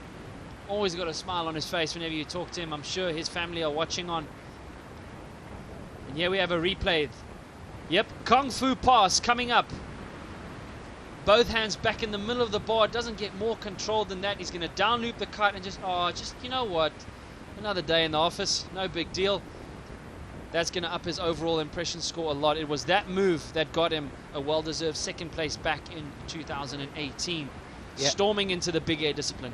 Yeah, word on the beach for the last 2 weeks has been Liam is on the lookout. So here we go. This is Stuart Downey, though, on your screen right now, getting a nice mega loop out the back, using the kicker pretty well. Didn't quite get the injection of pace that Liam got. Hits the kicker again, just aborts that one. Didn't quite get the jack up off the kicker. Hasn't lost any ground downwind. That's the competitive mentality in him. Don't waste any ground. Keep yourself high in the competition box so that if it comes to the point in the last 2 minutes where you need to put two tricks together, you've got the space to do it. Liam Whaley coming in towards the beach, taking a look at his watch. These guys know exactly how much time they have on the water. All part of planning, timing to execute the maneuvers necessary. You can see Kevin Langry warming up in the background. He'll also be up in a mouth-watering final matchup against Jesse Richmond. It's so sad. One of those guys also has to go home. Liam Whaley now just a little bit upwind of Stuart Downey. Liam finds a kicker, a nice one, perfect timing, stalls on the loop. Takes the board off his feet. Oh, that was massive. Jim, that was massive. His kite was perfectly horizontal. His timing was impeccable. That's a good one from Stuart, though, as well. Not quite a full board off, but a nice big mega loop. But what can we say about Liam? He's ticked all the high-scoring boxes in 4 tricks. Here we go. The mega loop. Oh, gets both feet out, gets the extension, gets the board back on in time. Remember, this is a move. He did a much lower board off a year and a half ago and suffered a really bad ankle injury. Shouldn't have injured his ankle from that height, but the The difficulty with the board off is coming in at speed and getting the board on. There's a risk that you're not going to get your feet back into the straps cleanly, and then you can twist your ankle. So he's overcome that mental block of having injured himself in quite a freaky way on a low trick. You can see there Liam opting to turn around. As Mark Jacobs mentioned, the waves are quite on top of each other. Stuart Downey, oh nice, a lot of height there into a triple rotation front roll. Just a nice jump. It will add to his overall impression score, but he's got an 8.66 that he needs to up his game on. And there we have Liam Whaley, this time finding a kicker. Same trick this time, not as high as his last one. I also noticed he has a bit of a grip attached to the edge of his board, which just makes it a little bit easier to hold the board in the middle. A lot of riders actually put sand tape on, sandpaper on there, some sort of material just to give a little bit more grip on the edge of the board. But that is the end of the heat, and while we wait for the results, we'll go through with the top 5 tricks thus far in the event, showcasing the top 5 maneuvers that has been executed so far. Pretty sure Jesse Richmond will be at the top of that. Yes, he's got an 8.4. Followed, so Ayrton Cozzolino still holding on to that 7.74 that he got back in round number 2. Had he landed that mega loop late back roll with a strapless board, I think he might have still been in the mix here. Jesse Richmond then in 3rd place again with a 7.56. You can see there just off to the flags of each of the individuals, you can see the name of the trick. So Jesse Richmond, dangle pass on the way in.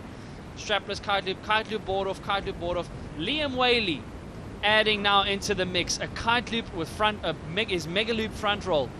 But you know what's interesting here is this from Jesse, 1 and 3. He's only ridden one heat, and he's got and he's already got the highest in the 3rd. Absolutely, and there, no surprise, with the biggest overall impression score that we've seen of the event so far, an 8.2 for Liam Whaley, just adding so much variety into it. Look at that, Jim. 7.4, 7.4, 7.3. A very convincing win. First time we've seen anyone break 30 points this year. Very menacing from Liam. Equally from Jesse, as we mentioned, he's got the highest and the 3rd highest trick score of the day, and he's only ridden in one heat. It does look like these all-round riders, the ones who have pretty much most tricks in the bag, handle pass tricks, high ones, mega loop rotations, board offs. We're looking for the most complete rider, and 2 or 3 riders are now starting to really show their colours and starting to show that they've got everything that the judges are looking for. Not only that they've got them, but they can land them in what are quite tricky waters at the moment, especially on landings. Absolutely on landings. As Mark Jacobs mentioned in the interview, we spoke about the period earlier as well, that it's called the seconds between the waves. So now the swell is about 3 meters on the forecast, but 10-second swell period. That means the waves are quite on top of each other. They, one follows another quite quickly. When that happens, it makes your takeoff difficult because you have to hop over 1 or 2 waves, so you struggle to maintain that full maximum speed that you want, as well as when you land. You can have another wave right underneath you. To land on a wave is very, very tricky. So it is getting quite intense here, but superb and perfect conditions as we head into what is going to be a final in and of itself. Jesse Richmond from the USA up against Kevin Langry from the Netherlands. Both of these guys have won the King of the Air before. Kevin Langry definitely hoping to defend his title from last year. Jim, again, we said it with Aurelian. I'm going to say it now. One of these guys has to go home. Yeah, and they've both been finalists before. They've both been King of the Airs. Jesse won in 2013. Kevin has a hat trick of titles.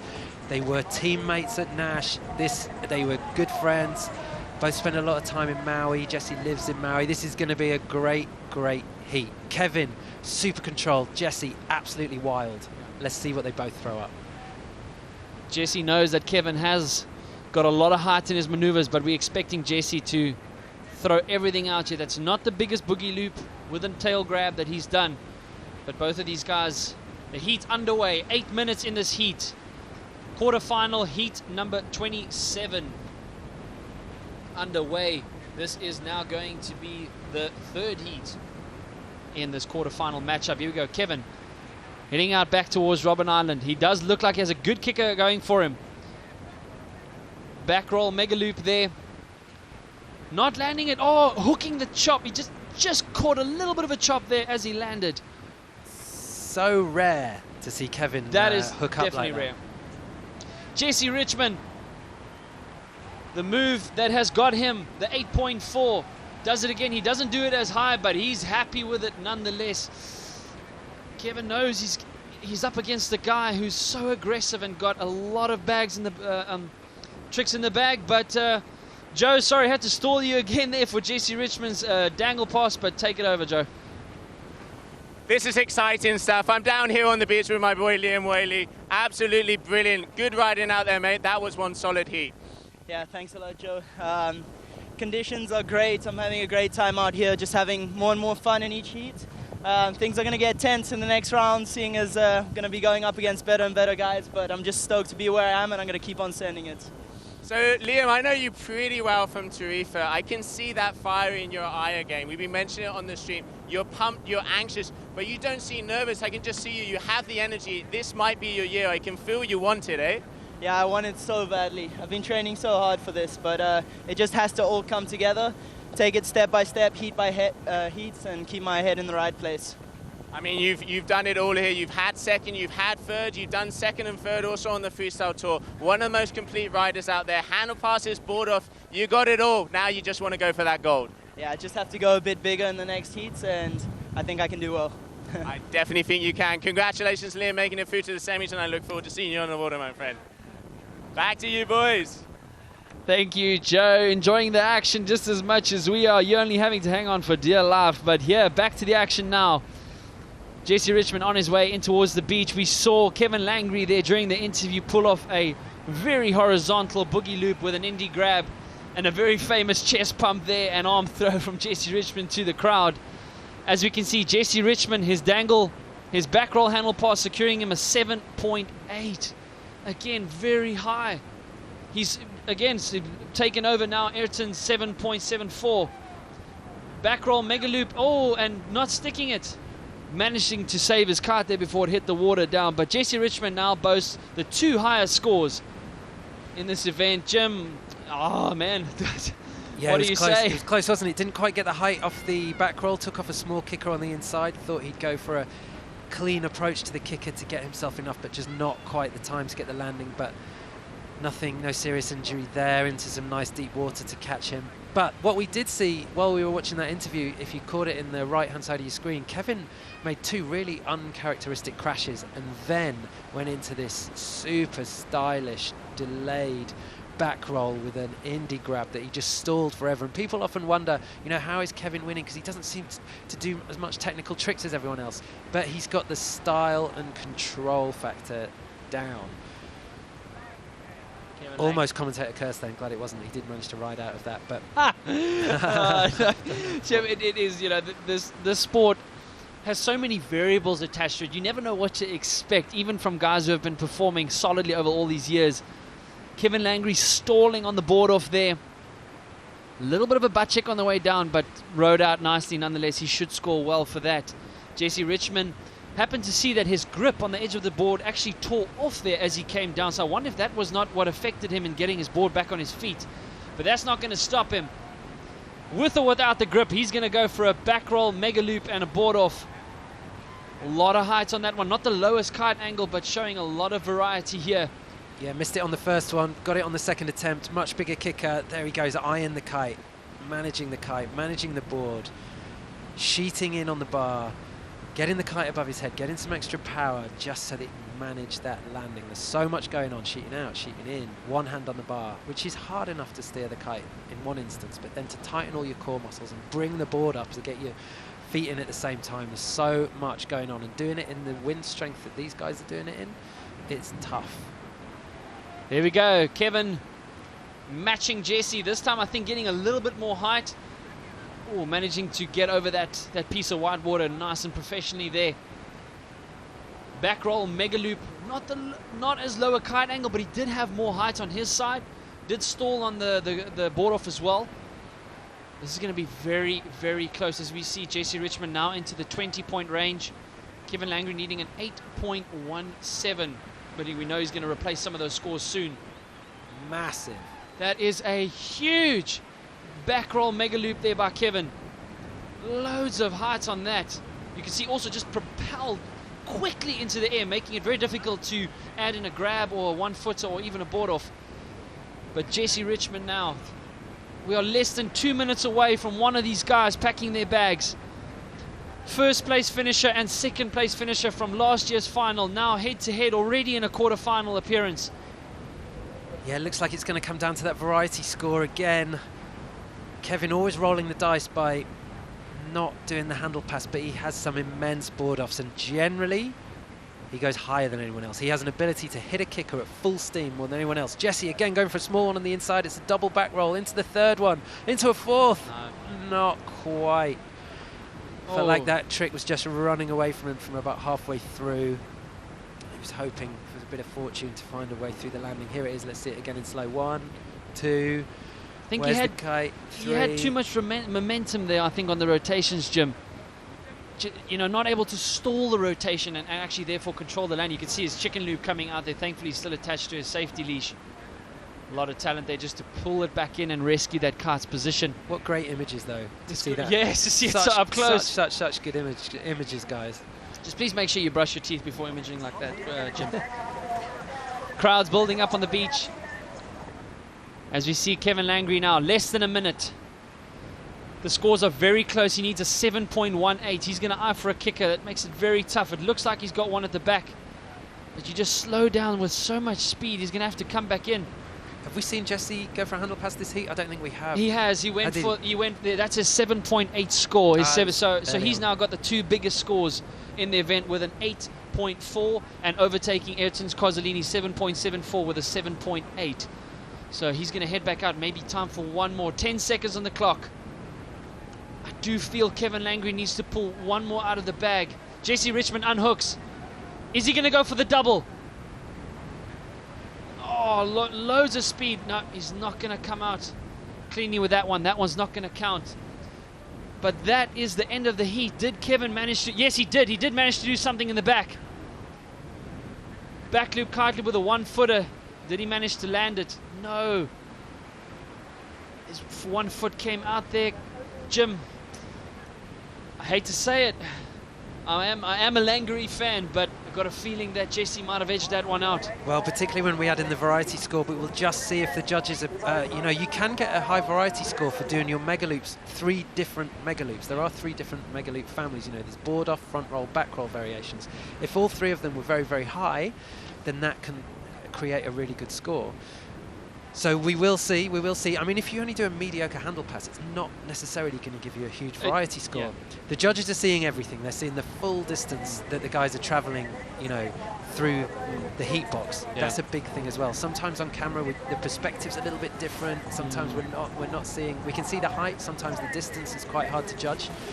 So we will see. I imagine this one's going to take them a little while to pick apart. Well, we are waiting for the scores to drop in as Jesse Richmond tacks his way upwind.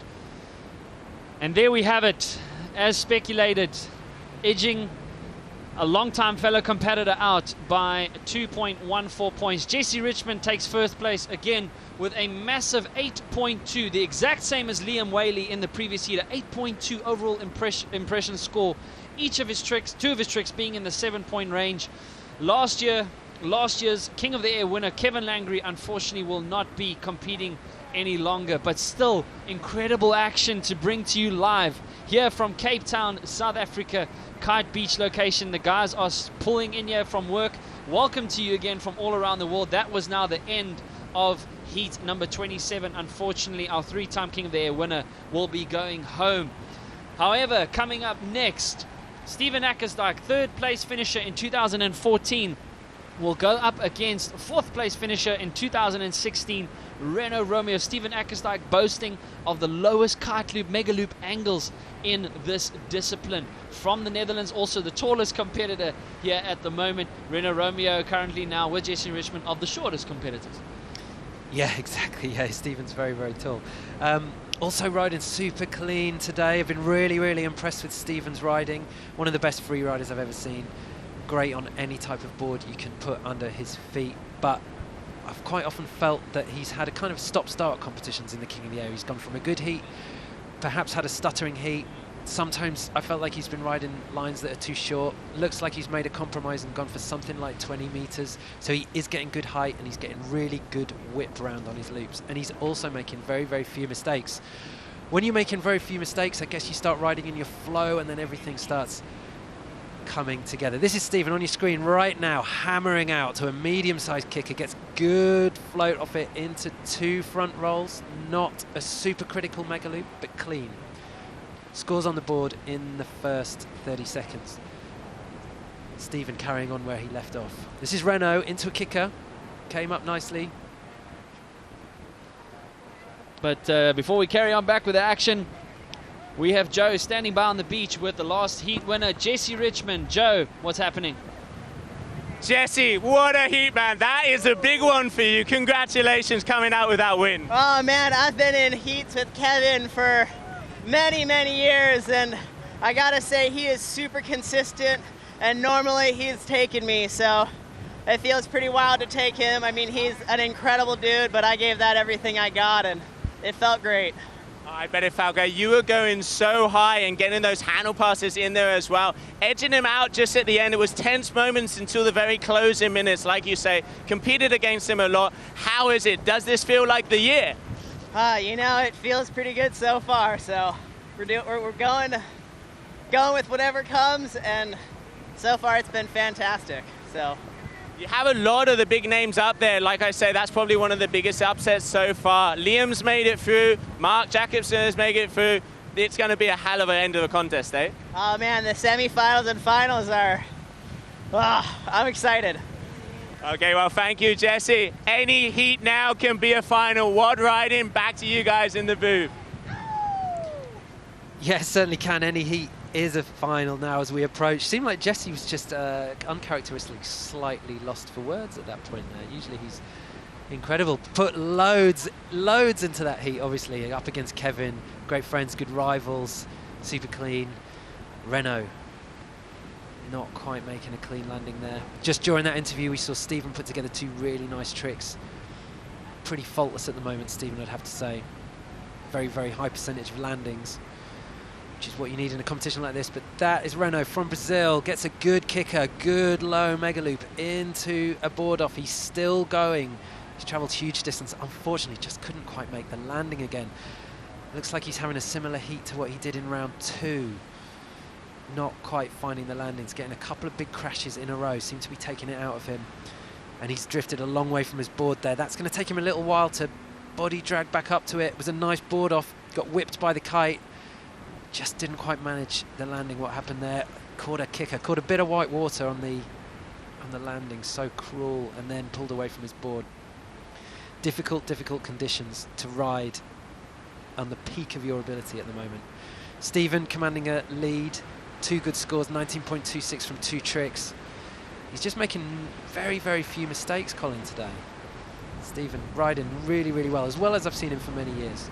Definitely the consistency that he's been putting in here has been amazing. Already there, 7.16 and a 6.18, 7.16 there. He'll be happy with that score. But we know it's nothing for Renault to get that 7.04. Also adding quite a bit of variety. Renault Romeo's overall impression scores have been rather impressive as he's been getting into the 7-point range on that last and final score. We've seen a lot of heats where one rider will have a better score over all 3 tricks. But come that 4th overall impression score, the judges want to see all-rounded riders. They don't want to see you repeating the same thing over and over, even if those 3 repetitive moves are impressive. They want to see the overall package. They want to see a complete style. They want to see variety, technicality on top of risk, power, and above all, height. Especially in the conditions we've got now where riders have shown that it's possible to handle pass. You know, if we were in 40 plus knots, then the variety is going to come from 3 different mega loops because they're all going to be huge. At this stage, you've got to be able to mix it up, and that's what we're seeing from the riders who are being really, really successful. Riders at the minute being really successful. Jesse, Liam, I would say Aaron, who we haven't seen ride for a while, but he's been very, very clean, won all his heats so far. Definitely a danger man, and definitely got the experience, and definitely got every trick category in the bag.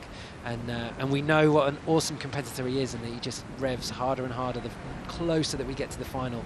Oh, Renault again losing the board, so cruel. Already committed to the mega loop, had to see it through, which just means that he's so far away from his board. Twice now he's been on a bit of a body dragging mission in this heat. Let's see what Stephen's got. Looking comfortable at the front, hopping over a big bit of white water, sees one out the back. Is it crumbling nicely? No, not quite. Comes up to the third one. Is he going to hit it right? No, not again. Here comes the fourth. He's disappeared behind the waves. The waves are getting bigger now. Finally gets one. Jesus walk over towards Lion's Head. Beautiful. Not a very high scoring manoeuvre, but it kind of felt like the build-up to that trick was coming along, and he finally found a kicker to hit.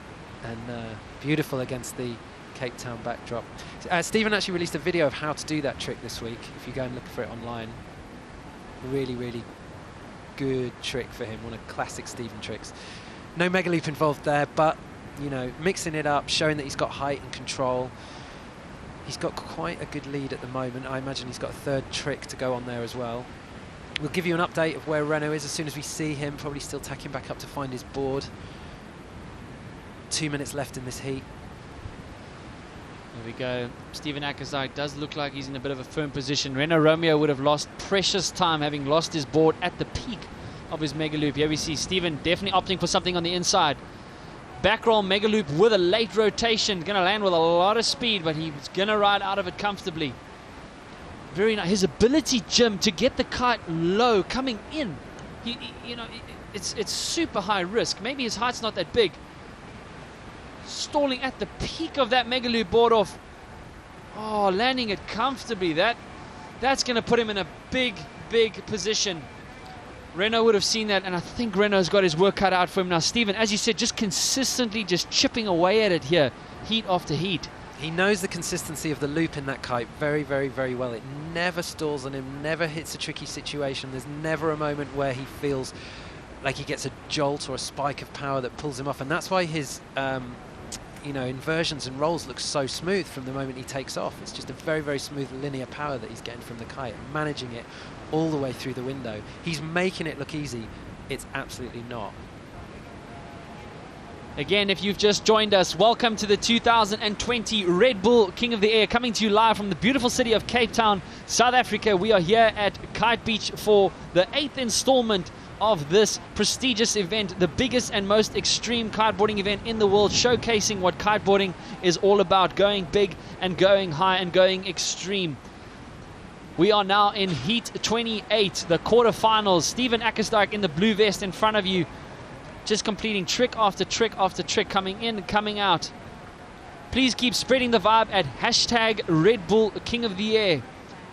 Also stay tuned after the event for a lot of post-production material that'll be showing over and over.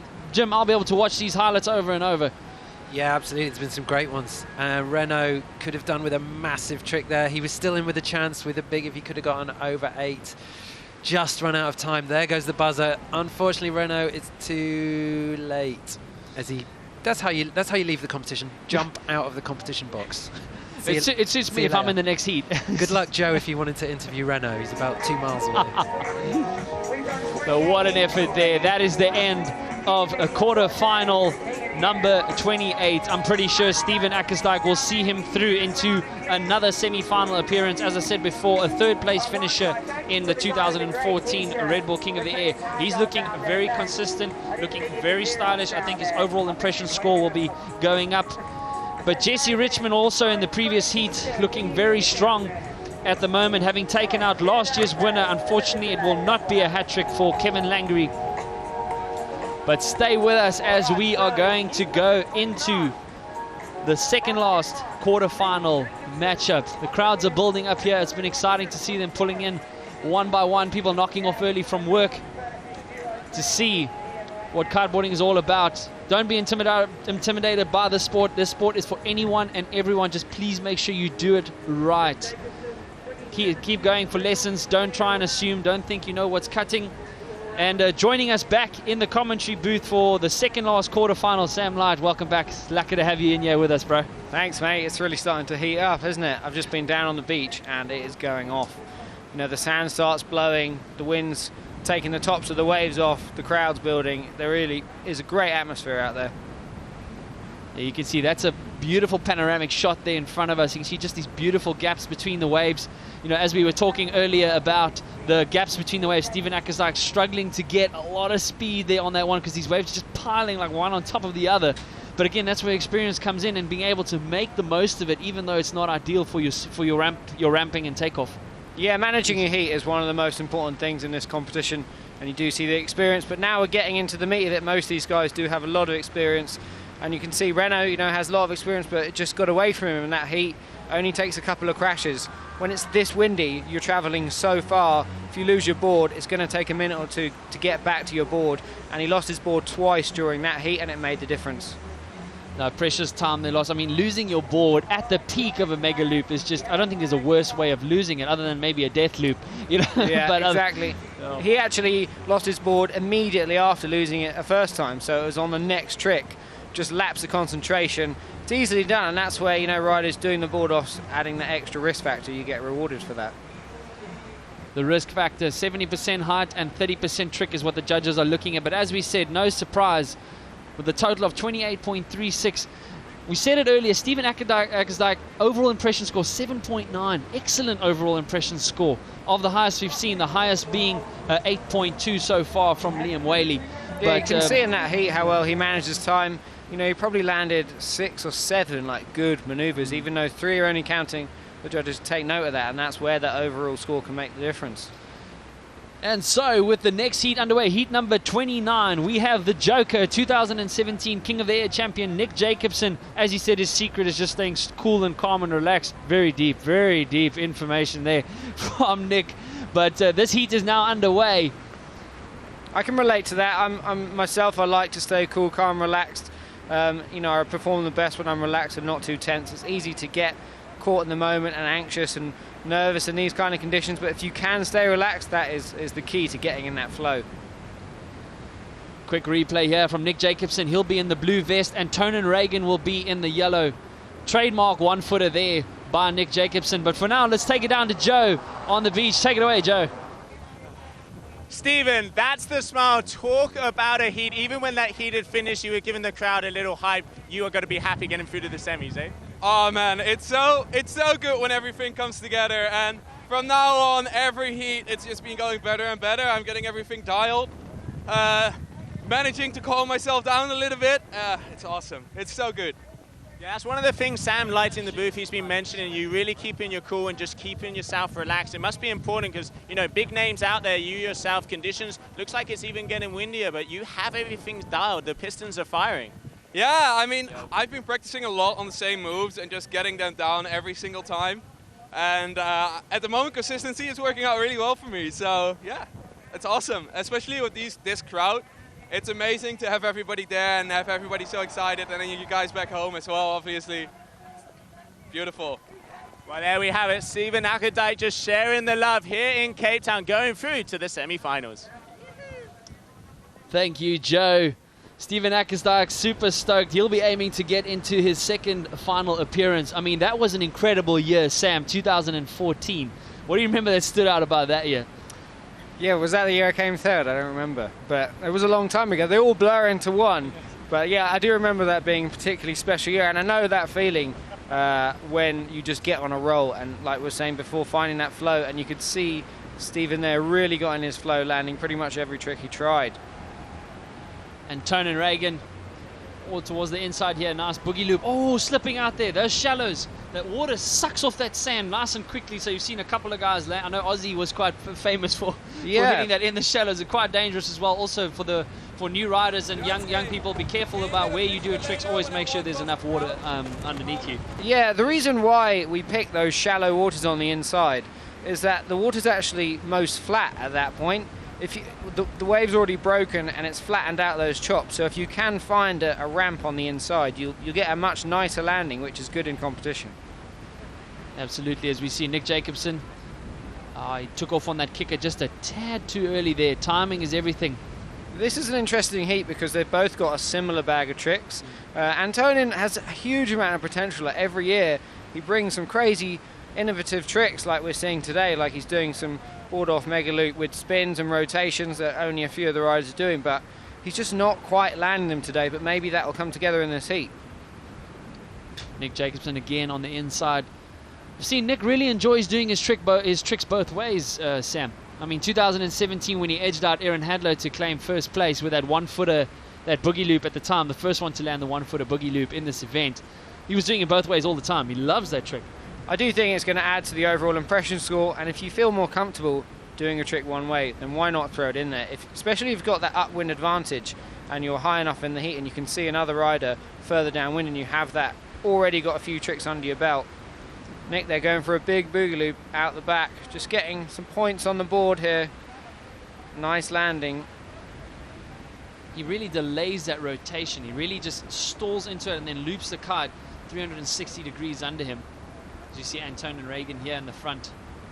I just stepped outside for a minute and saw that trick that Antonin did on the inside there when he took the crash. I'm not sure if you caught that. He was so close in. Yes. So close in and travelled so far. I think it's this one. It was insane. Or is that the one that we've just seen now? Well, the one that we saw was he landed like literally in the shallows. Like yeah, the water just was sucked out from underneath him. Yeah, it looked like from the crowd literally went ah. It was insane. And just before that, Nick's Megaloop board off was massive. There you saw Nick Jacobsen and Antonin Reagan riding past each other and giving each other a high five on the way in. Sam, the spirit of the sport. How cool is that? It's one of the best things about kite surfing is that everyone's such great guys. And everyone's just out for each other. Wants everyone to have a good time, land their tricks. And at the moment, this time of year, busiest time in Cape Town, they've got a 500-metre stretch all to themselves, Sam. It's crazy to look down the beach. All week there's been 1,000 kites. Everywhere you look, you can barely find a wave to take off on or land. And today, there's barely a kite in the sky. Everyone's on the beach out here watching this event. And why wouldn't you be? How is it training when it becomes busy? It's a bit of a tricky situation, isn't it? Because Red Bull have created this massive event. Everybody comes to Cape Town in these 2 weeks. Everyone wants to get on the water as soon as the wind's up. But realistically, you guys, this is a key training time. And I've seen, I was riding a couple of weeks ago and Liam came out and there was quite a few people around, but he just did these 2 massive megaloops and everyone was like, whoa, we need to get out of the way. It's tough finding a space, and it gets a little frustrating when you've been out there an hour waiting for that ramp and you finally get it and then someone's right in your way and they don't even have a clue that you're in your way. But you have to be safe, and it's easy to, because you're covering so much distance, it's easy to someone to change direction and suddenly be in your way, basically. So you do have to be very careful. Yeah, absolutely. I mean, it's difficult to look upwind, but that's kind of where you need to look. You get so used to looking downwind for traffic, but upwind is almost more important. And when it gets this windy, you're covering hundreds of meters at a time, so it's really hard to predict when there's 1,000 kites downwind. Yeah. Pizzito as well is a bit of a crazy man, and he comes through the lineup really close in, just getting so much hang time, like negotiating his way through the kites. It's pretty impressive. Nick looking like he's coming for a gear swap. I'm not sure if he's changing a kite up or down or changing his board. Yeah, only a minute to go. An interesting time to start worrying about that. Again, Antonin just so close to getting these new tricks down, just keeps butt checking on his big scores. Yeah, it's a shame. I think that score that he crashed close in would have been massive. Oh, do you think Nick's changing down? Oh, what's going on? He's still got one leash on, one leash off. There's only 40 seconds left. He still has the lead. They haven't added the overall score yet, but I think they're going to be similar. He's been going massive. I can only think that he's changing down so he can do a handle pass. I don't think Nick does handle passes. No, I didn't think so, but I thought I read in his notes that he sent me that he trained. It looks like he's gone up. I think I can see a 10 on the side of that kite. Yeah. Interesting. With the 10 metre, he's just going to get that extra amplitude. And he's found the kicker, first time of asking. Massive, just sending it. No mega loops, just floaty style. Still going. He's down. Interesting choice there. That's not going to be a big scorer, but it's going to help on his overall impression score. Right now, he's just building up, getting his tricks on the board. Yeah, that is interesting. As you say, he's probably seen that Antonin's been trying to throw a lot into technical rotations, not as many scores on the board, but yeah, that was a strange choice. He looked well powered on his 9. I'm surprised to see him go up even further. And it is pumping out there. It's really getting windy. This is coming into the peak time of the day here. As the day goes on, the wind increases in Cape Town, and the peak time is probably 4 to 6 p.m. and we're right in that window right now, so it's only going to get windier. Yep, that's right. As we look down Blowberg Beach, Kite Beach, this particular section as it's known, all the riders and all the fans looking forward to the upcoming semi-finals. That was the penultimate quarter-final. We've got one more to come. That was a big heat with Jesse and Kevin. I have to say, Jesse's handle pass is crazy, and I don't think he gets scored enough for it. He got like a 7.75 or something, and no other riders are doing that. It's so much respect to that. Probably 3 or 4 pros have come up to me and gone, can't believe he's not getting a higher score for that. I think he should be rewarded, because there's not many people throwing loops and throwing handle pass in these conditions, and there's a big reason for that. No, not many. I mean, we saw Liam do them in the last round. Liam had a killer heat, and we've seen Aaron and Mark Jacobs. I think those 4 at the moment are looking like the form guys. For some reason, though, Jesse's handle pass just seems to have so much more risk. He's doing, twice as many spins. He then sends the kite after looping, but in control as well. It's not like he's fish poling and looping. He's actually got 2 hands on the correct side of the bar and intentionally adding that risk, and then initiating even more spins. So yeah, it's really, really impressive, that move, and I hope it gets scored more. Yeah, Aaron said that in his interview, didn't he? He said, have you seen Jesse's handle passes? They're insane. Yeah, I think, when you're doing those handle passes, you realise just how much risk you take. If you're grabbing the wrong side of the bar in 30 knots and your kite's looping, anything could happen. Okay, so last heat of the quarter-final, and it's going to be an all Cape Town affair, or an all South African affair anyway. Joshua Emmanuel against... Oh, sorry, I'm incorrect. The notes I've made there. It's Aaron Hadlow again. We haven't seen Aaron yet in the quarter-final. I've been making my notes out. I thought it was Stuart Downey. But anyway, here we go. Aaron Hadlow, Joshua Emmanuel, another massive, massive heat, playing for semi-final position. Wow, this is a really big heat. You can see Aaron's been putting a lot of work in. Got a lot of more technical tricks, but Josh's extremity is what he's going to have to bring to the table here. And I think it's going to be a very interesting one to unfold. Yeah, Josh is going to need the big gusts. He's going to be looking out for the big gusts, the big ramps. We've seen some massive mega loop board offs from him. He's got good mega loop combinations. He's going to need 3 big mega loop combinations, because we're going to see the board off from Aaron, and if pushed, we're going to see the handle pass as well. How's he starting his heat? Big mega loop with a late back roll.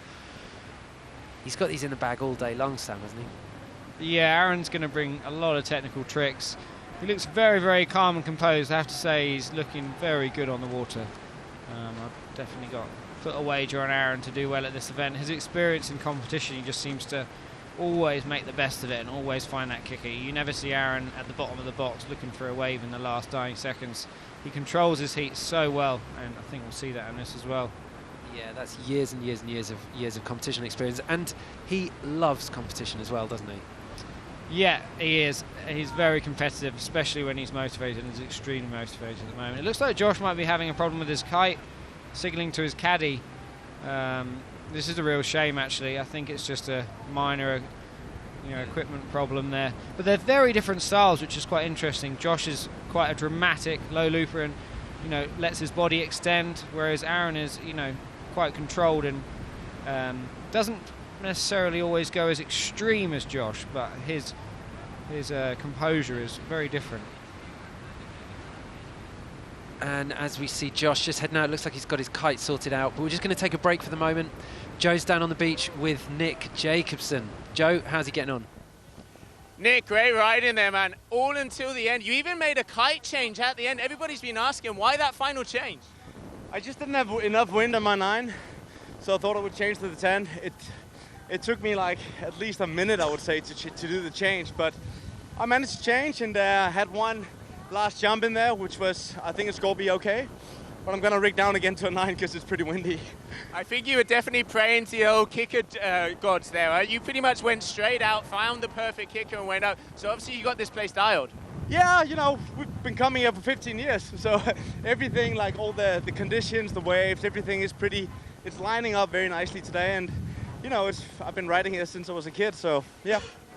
I grabbed you for an interview further down in the week where you said if it gets windy, experience will pay off. It is here, right? I think so, yeah. I think so. I mean, I think I'm up against Liam now. He's not a Cape Town favorite, but he will be after this heat, I think, because he is ripping. And I'm nervous. Look.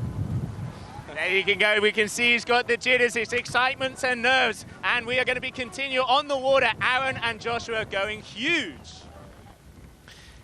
Yeah, that's right. Thanks, Joe. These two guys, Joshua Emmanuel and Aaron Hadlow, playing for a place in the semi-final against Stephen Ackersdyke, who is on form, no doubt, today, riding as cleanly as we've ever seen him.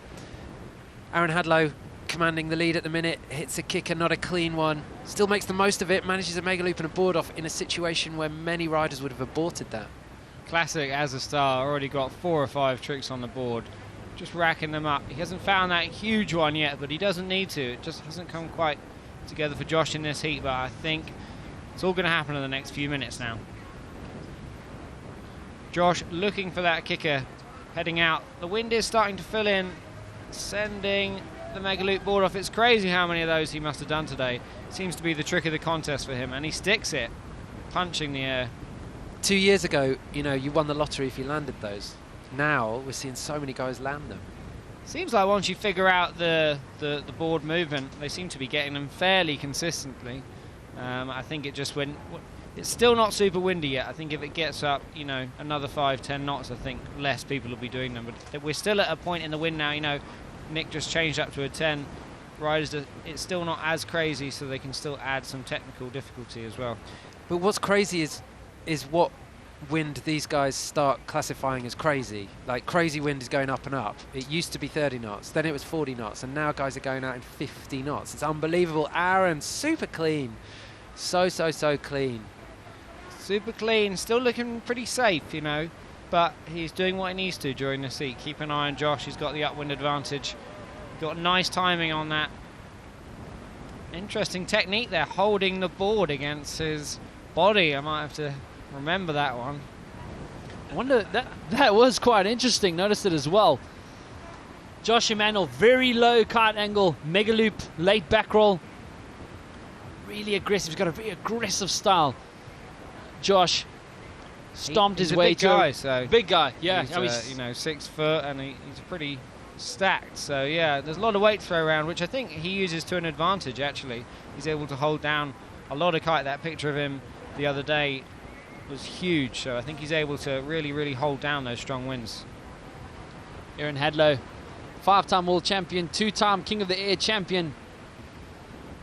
If he keeps up this form, he might well be en route to his 3rd King of the Air appearance at the top of the podium. You can see a quick breakdown there. Just take us quickly through that, Sam. You can see Az has already posted 5 scores on the board, going for a 6th double back roll mega loop out the back, looking firmly in control of this heat. Very consistent scores, and also there's that overall score. Interestingly, he hasn't thrown a handle pass yet. That would imply that the wind is increasing. So Josh Emanuel, local boy, just looking for that ramp, and he finds it. He's got a lot of height on this one. Can he get it back underneath? If he does, this could be a top score. Oh, he lands on the wave. If he had landed that, I think that would have put him into close to the 8-point range. He had so much height on that. That's it. That's big part of this event. You know, you can't always control that. It just sometimes doesn't go your way. That was really unlucky there to land right on the back of a wave. Oh no, that is pure torture. That is unlucky. I mean, it's almost impossible to land in a situation like that. I think if he had stomped that, he would have definitely gotten that 7.10 that he now needs. As we see less than a minute and a half left in this last quarterfinal matchup. Josh Emanuel against Aaron Hadlow. Josh Emanuel stomping a mega loop win back in 2018 when he got up to first place, securing a solid performance there. So we know he's got what it takes. Obviously those were in winds a lot stronger than what we have now. But that is a very good example of how the same wave that you use to propel you into the air is the same wave that can become your biggest nightmare. That's the name of the game. This competition's very much like that. You know, you can only worry about the things that you can control. You just got to hope you find that perfect landing. That's where taking off on the inside sometimes works nicely to get a soft landing. He was quite far out the back then. But I think he's going to go for it again. He gets a lot of height on this one. This time, will he find the land? He's got the board back under his feet. He sticks it. Oh, wow. Is that going to be the 7.5 that he needs? I think that'll be a big score, actually. The judges like Josh's loops because he's able to loop the kite so low. Aaron getting this double front roll board off. Ooh. You could see his kite went way too far across the window, went to about 10 o'clock. This is another trick I recently learned, and it's actually surprisingly hard to spin 2 rotations and control the board while holding it away from your feet. It's really tough. Like, he's tried a few of those today and not landed that many of them. Josh on the buzzer here. Back loop, kite loop, board off. Is he going to stick this one? He might just get into his... Oh, not landing it. Ooh, Sam, heat is over. This is going to be close. I think the overall impression score will say a lot. I think but we did. Aaron's probably just done enough. Oh, and we didn't see this handle pass. This is... This changes it all. Yeah, exactly. This changes it all. He looks like he's going to land that. I've never seen him crash from that position. Okay, we did not see that, so glad to see that replay. That will definitely add to his overall impression score. But that is the end of our last quarter-final here at the 2020 Red Bull King of the Air. We will anxiously now wait for these results as the crowds just continue to build and build. A lot of sand on the beach. Thankfully, not strong enough to blow everybody off the beach. It's kind of like the best of both worlds today. Yeah, I'll be very... I think Aaron probably won that heat. I think that handle pass will give him the edge. That overall impression score, I think we'll see come through in just a moment. Look at that tablecloth, and the crowd's really starting to build here. And the guys love the crowds. It's just such a psychological boost when you have all these people cheering for him. I mean, Sam, you know all about it. By the way, 2014 you came second. If you want to remind on that one, so that was an unbelievable one. But there you have it. As you said, again, and this is the third 8.2 overall impression score. Unfortunately, Josh Emmanuel. He did get a 7.26 on that Mega Loop board off, but not enough to see him through to a semi-final. Aaron Hadlow with an 8.2 with the overall impression, you know, almost 2 points more than Josh. The judges really rewarding him for that, showing the variety, getting in the handle passes, the board offs, the loops. Right, fantastic quarter-final there, but we will now be heading into the semi-finals. It's really starting to heat up.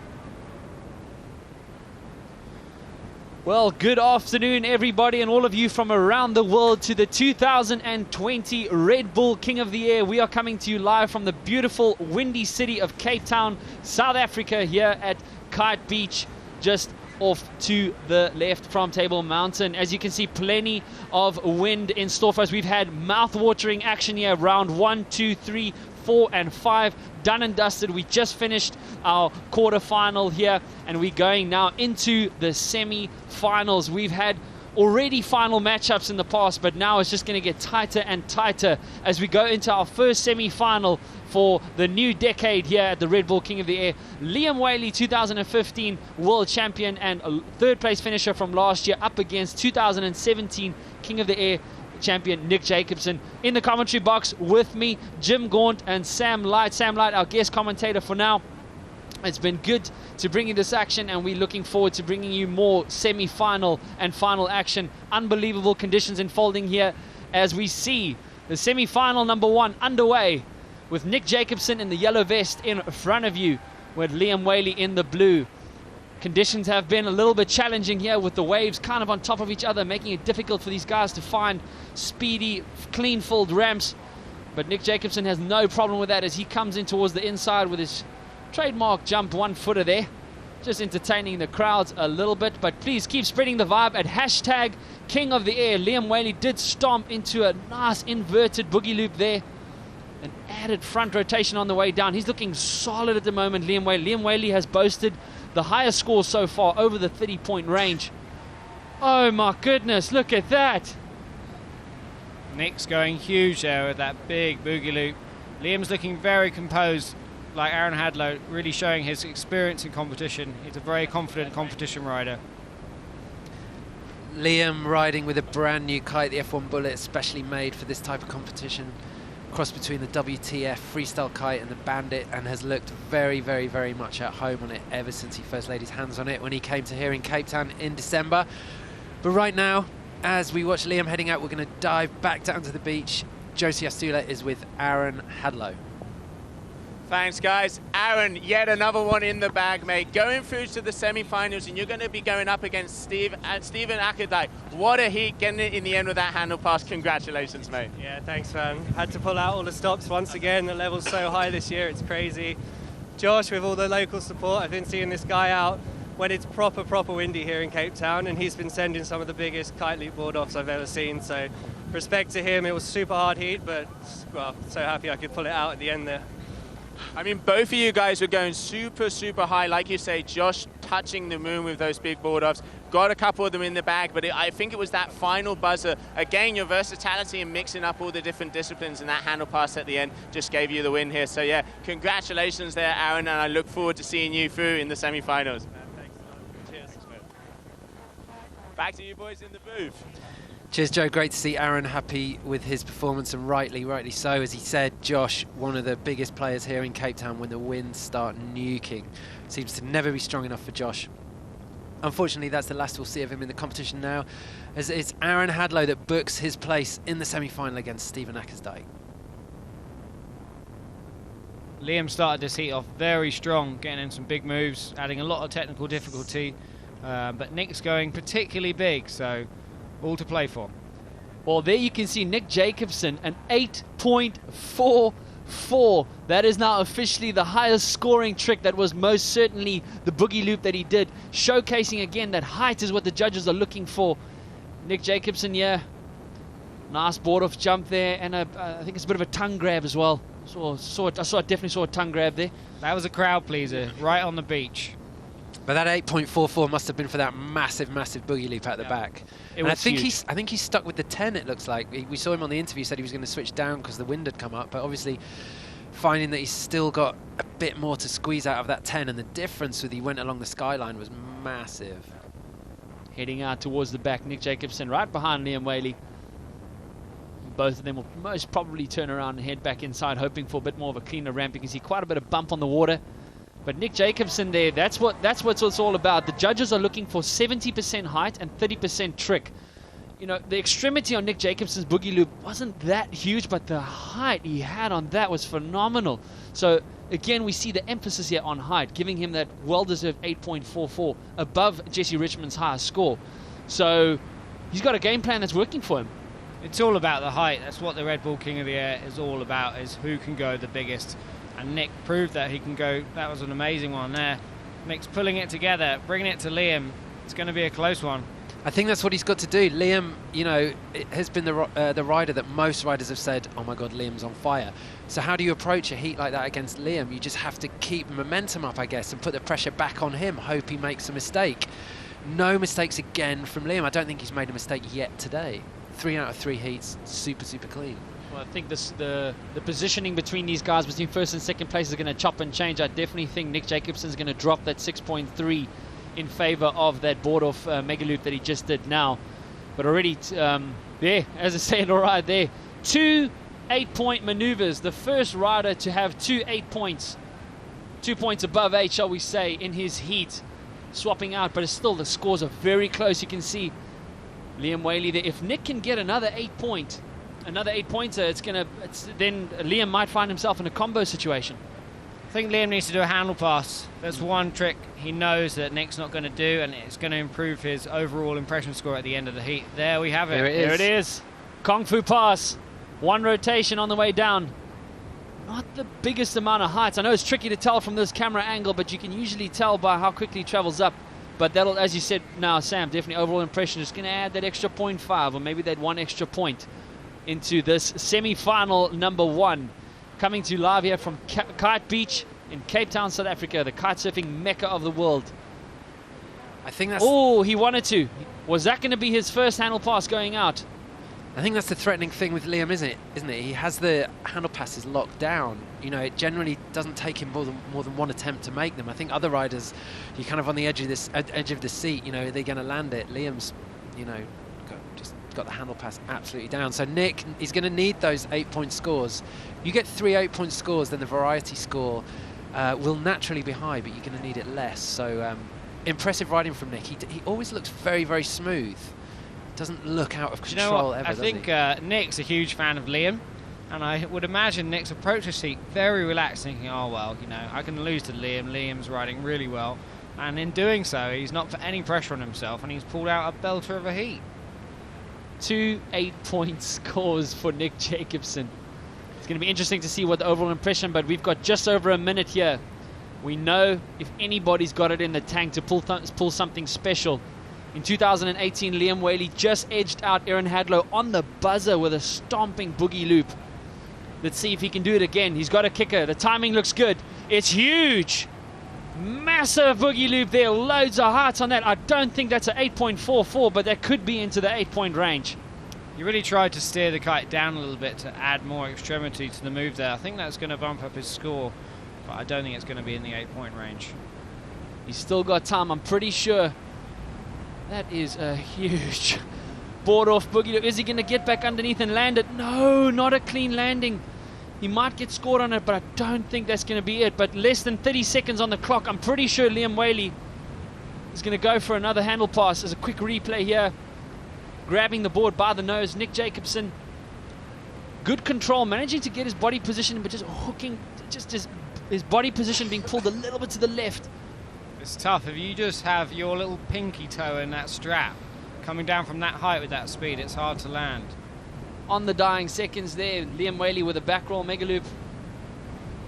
This is going to be a very interesting result as the heat is now over. Semi-final number 1 done and dusted, and we will wait for the results to come in. And we'll bring to you now again the top 5 tricks. We're going to see this change a little bit here. We're going to see Nick Jacobson enter into the fray, no doubt, with the biggest boogie loop of the event so far. But semi-final number 1 done and dusted. So strap into your seats, boys and girls. And there we have both of these riders. A 9.02. That score must have dropped in just after he did that one on the inside here. We didn't even see that up during the heat. The highest scoring move so far. That's going to change up the results here a little bit. That is a big score. Yeah, it's huge. I think it's the biggest we've ever seen at the King of the Air. I think this is the first time we've seen a score into the 9-point range. So well done to Nick Jacobson, already securing that. This overall result is going to be very tight. Are we going to see third place finisher from last year no longer competing? I'm not going to make any conclusions just yet, Jim. Well, the variation score has been key, and from the way we've been talking about this heat, we're kind of presuming, or at least I was, that Liam's going to automatically have the higher variation. But as the judges have said, if you do 3 massive different boogie loops from different families, then that can be a super high variation as well. I mean, if you scored a 9 and 2 8s, you know, that's what they're looking for. I think with so much hype around Liam's riding at the moment, it's going to be a bit of a shock result. Again, we don't know yet. They haven't told us the overall score, but I think Nick's probably going to get it with just that extra height and extremity, doing some of the biggest moves of the day.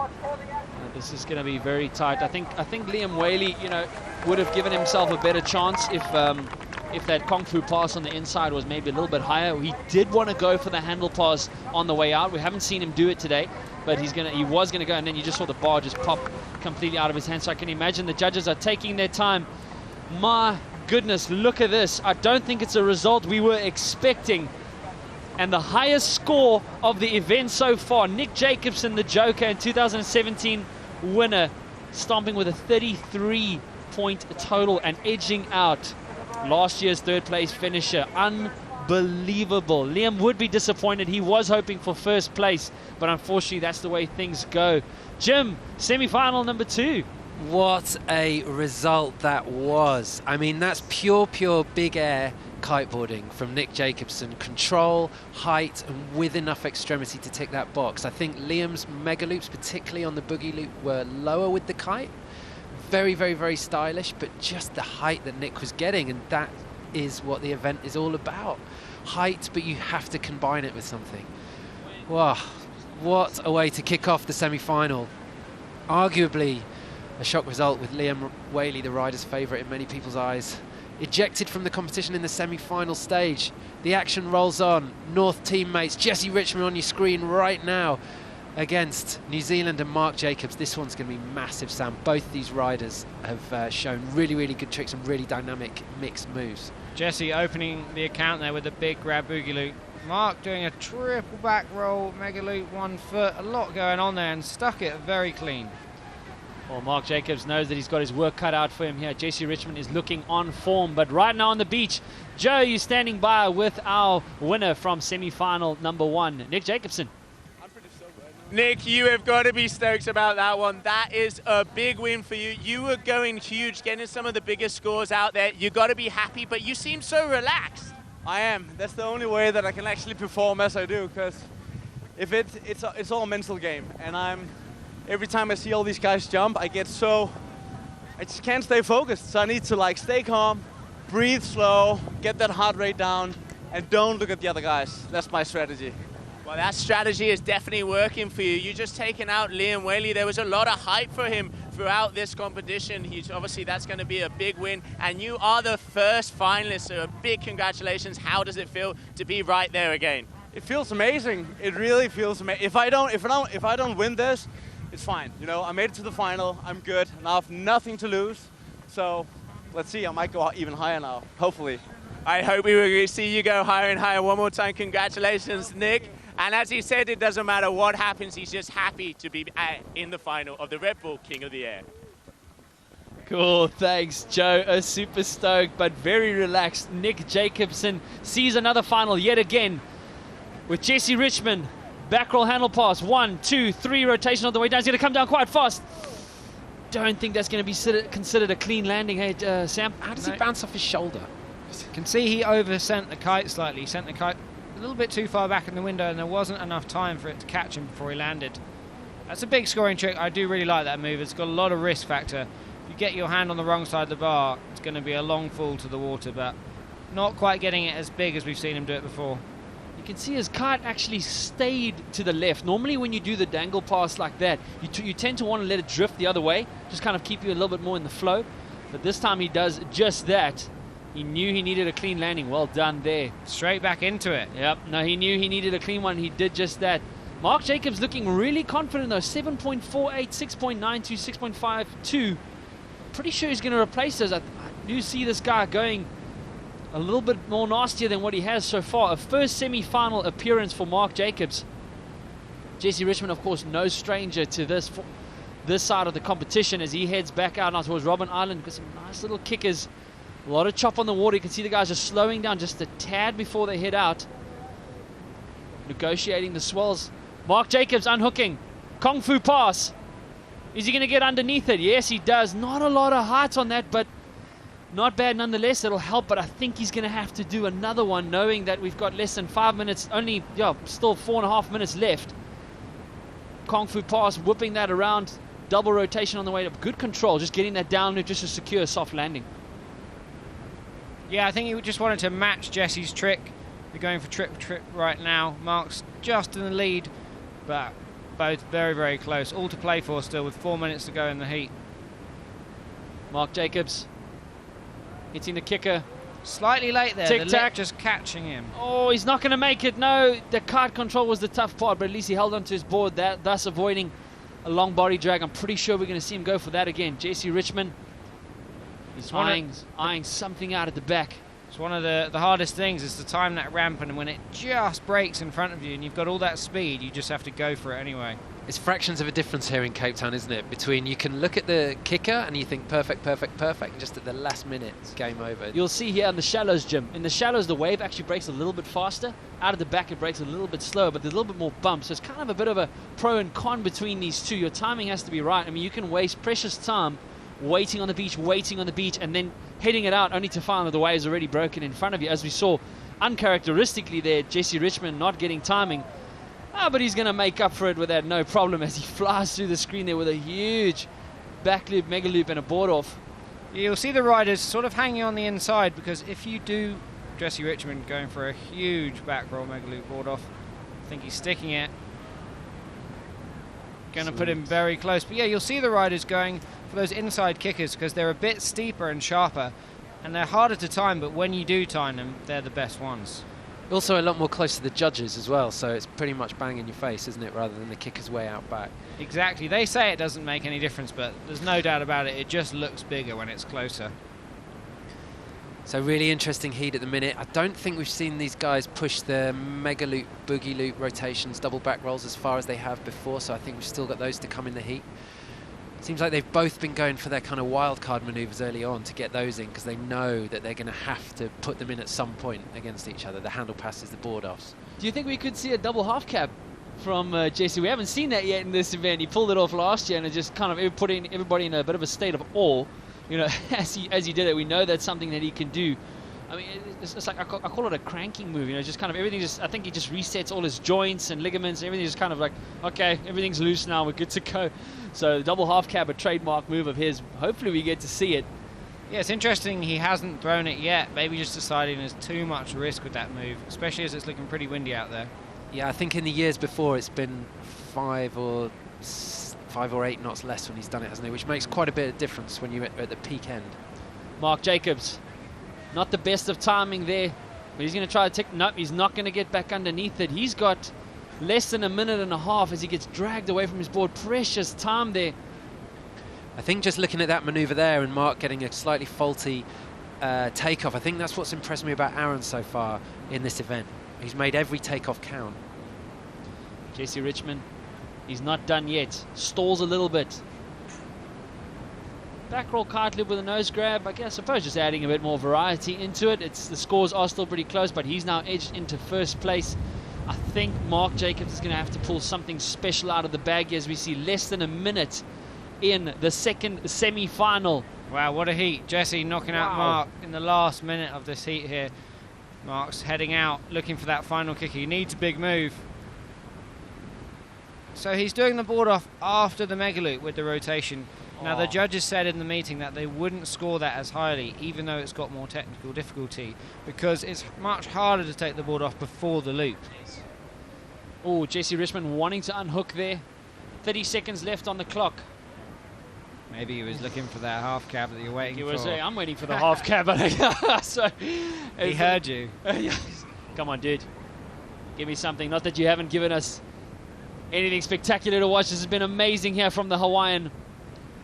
Heading out nice and control. The unhooks. There we go. Back roll. Handle pass. 1, 2, 3, 4 rotations. If he lands this, I think that's it. Smooth as butter. That was unreal. He's got that trick so down. Oh, just managing to rescue his kite there from hitting onto the water. So they won't actually dock him too much, or if anything at all, actually. Even though he crashed his kite there, he maintained his speed. And it's better actually doing that than putting your bum in the water, you see. It was kind of after he landed the trick, he dumped his kite. You see on that last rotation the way he brought the kite back down into power while he was backwards from the kite. I mean, he's just got such aerial awareness. He's an unbelievable rider. Very impressive big air abilities there. I think that trick should be scored much higher, to be honest. You know, I think the easiest way to see how hard a trick is how many riders do it, you know, and almost everyone's doing the mega loop board offs. Not anyone's doing that trick, so why isn't it scoring higher? And I mean, it's a super tough maneuver. I mean, you know, we've done it before. You know, the handle pass is that high, the risk factor is so much higher. But that is the end of Heat 32, end of Heat semi-final number 2.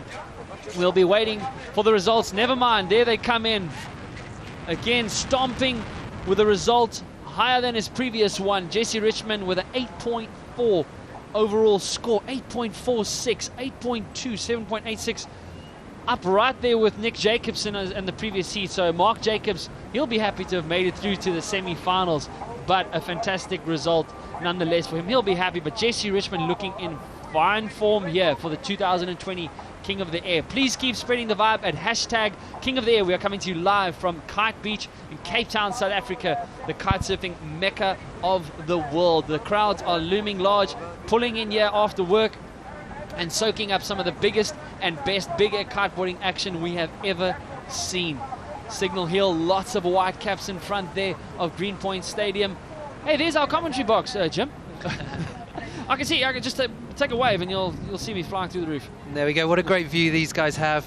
So the situation so far, we have 2 kings already in the final. Jesse Richmond and Nick Jacobson, both with 2 King of the Air titles each. Coming up in the last semi-final now, Aaron Hadlow against Stephen Ackersdyke. Stephen looking for his first Red Bull King of the Air. Aaron Hadlow looking for his 3rd. Which one of these 2 riders is going to make the final? This is going to be a very close heat.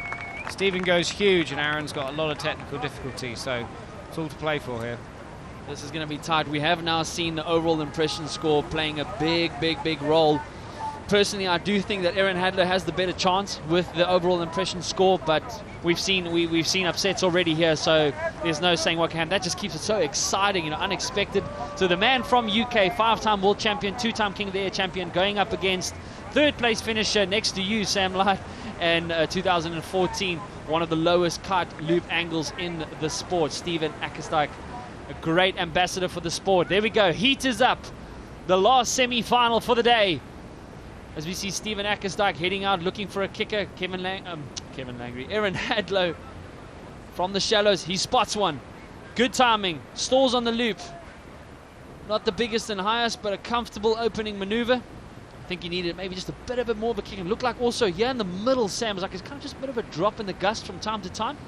Yeah, the wind isn't as strong as it does get sometimes here, not as much as those few weekends ago, but the guys are on 9-meter kites, and some of them are on 10s, but not quite going as high in the opening minutes of this heat. Sometimes you'll get that, a little splutter here, but I'm sure the wind will be back in just a few minutes' time. Yeah, no reason Stephen can't do this up against the technicality of Aaron. We've already seen Nick Jacobson's pure big air approach knock out technical giant Liam Whaley in the first semi-final. That's Aaron Hadlow on your screen right there on the white dice kite, heading back in. We're going to see a trick from him on the inside. Looks like he's sending the kite back, edging, up he goes into a back roll, board off, stalled, and just doesn't quite make the landing. Again, 2 tricks back to back there on the inside, not quite getting the height that each rider needed. Kind of looks like a bit of a slow approach there from Aaron, but just at this point, we're watching Stephen head out. We're going to come back to him in a minute. Joe's on the beach for a 3rd time with Jesse Richmond. Jesse, how's it going? Jesse, yet again into another final, mate. You're already going to be in there with your good friend Nick Jacobson, and we're going to see who is going to be that final finalist. What does it feel like? Oh, too good, too good. This is awesome. I really feel my animal instincts come out there because we're dancing with Mother Nature. We're in some pretty extreme conditions and giving it everything we got. So, this is awesome. Hope you guys are enjoying it because we're having a great time. Well, absolutely stoked for you, Jesse. We're going to let you get ready for that final. As you say, law of the jungle out there, and you've made it, mate. Congratulations. Good one, dude. Back to you, boys, with the Stoke from Jesse Richmond. Thanks there, Joe. In Stoke, indeed. A lot of people who have visited Cape Town said, we want to come back, we want to enjoy this, we want to partake of this Stoke that goes down here, as we are now into the last semi-final for the 2020 Red Bull King of the Air. Welcome to you all again from around the world. What a seat to see the world's biggest and best big air riders show us what this sport is all about. The judges are looking for 70% height, 30% trick. They're looking for variety, they're looking for power, technicality, style, and above all, height. In the commentary box with me, Jim Gaunt, and our guest commentator, Sam Light, to take you through some of the action here unfolding at Kite Beach Live. The crowds are building, pulling in from work more and more, and we are now not far from crowning a king. Yeah, it's getting serious now. This is where it's getting very close. Aaron sticking that move. He just butt checked earlier. He had 2 of those butt checks, so got that trick, landed cleanly. Stephen out the back looking for that big kick and not quite getting the timing right. You see, letting the bar out so he doesn't travel too much and lose his upwind advantage. He's going to be gutted about that because very few kickers coming through that clean. There was a fraction of a difference between hitting it, and that can be a real heat winner almost to put you in control. If you get into the 8-point scores, as we saw Nick doing earlier, by hitting those big kickers out the back with a really powerful kite perfectly, you really make the difference. You kind of really got to strike gold on those when they come through. Aaron Hadlow heading out towards Robben Island, not seeing any suitable ramp. These guys want the ramp. It just gives you that extra 3, 4, sometimes 5 meters on your jump. We've already seen Nick Jacobson show just how important that height factor is with an 8.44. That's one thing I love about the King of the Air, is that it's just all about who's going to go the biggest. And you can see Nick got rewarded there for going the biggest. And look, this is classic. So Aaron 3 scores in the 7s. And if you look at the individual scores, Stephen's on pretty high 6s, but at the end of the day it makes a big difference. But this is going to put him high. If he lands this, a big board off with a scorpion kick as well. That's clean. Okay, so that's going to make a difference. He's going to be above the 6s for that trick then. Looping his kite very low there. I think the judges will like that. A lot of low kite loop angle there. Quick little replay from a front roll board off there, Sam. As you said, quite a tricky maneuver. Also tried it myself. It can testify to that. But Aaron Hadlow heading out now. Back roll mega loop with a board off. That should also score close to the 7-point range. But yeah, we're going to see Steven Akkersdijk's score shift a little bit. He needed that at this point in the heat because he's probably in a combo situation where he needs to drop that 6.46 on top of the board off mega loop that he just had now.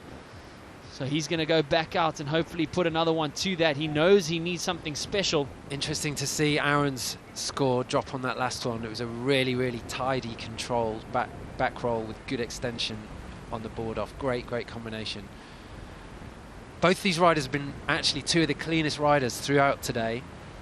Very, very rarely made a mistake. Their kite's never been out of position. They've made all the rotations. They've made most of the landings. Very, very few butt checks. Now they need to start putting it on the line. Oh, mega loop, back roll, mega loop with a late rotation. He gets that kite so low coming in. He's got by far the lowest kite loop angle coming in. Yeah, exactly. And I think his kite in particular is able to do that. Big mega loop board off out the back.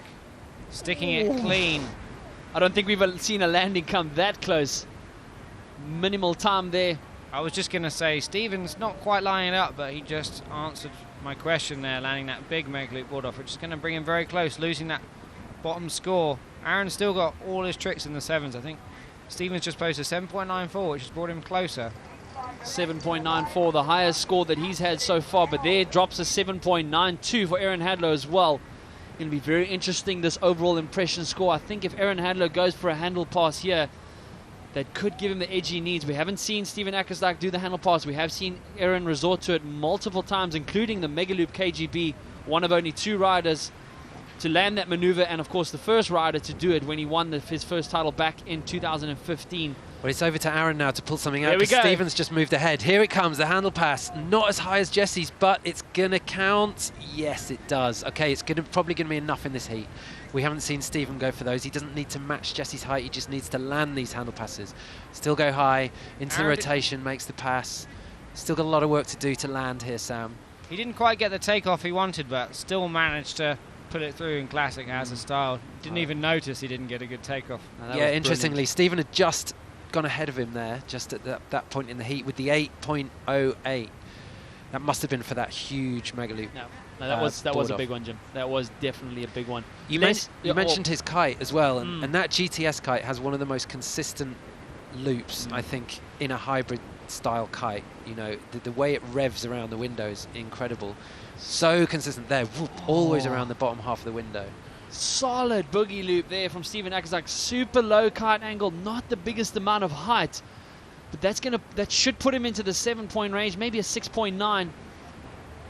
Aaron mega loop brought off. That's not gonna be his highest score, but that's just gonna up his overall variety score as we see the clock winding down. 3, 2, 1, and that is it. The end of our last semi-final. Aaron Hadlow and Steven Akkersdijk. We're going to anxiously wait for the results, but I think Aaron edged it out. I think the handle pass is going to do it. Again, it wasn't the biggest one, but let's see. I mean, Steven had a lot of variety in his mega loops and his rolls and his board offs. He had the biggest mega loop board off, so let's just see how much variety score they give him for those. But no doubt Aaron ticked the handle pass box, as well as the multiple back rotations, back roll rotation with a board off, straight board off. I mean, you know, his trick list was high. Yeah, Aaron must have landed about 10 tricks in that one, showing his experience, landing everything perfectly clean. I could flip a coin though, because Steven's few maneuvers were particularly big, so it could go either way. That's why we've seen Kevin win in the past. Hasn't done necessarily as much in a heat, but the 3 tricks in a final, when it comes down to it, were bigger, big, and biggest. Yeah. The wind, perfect strength for this event.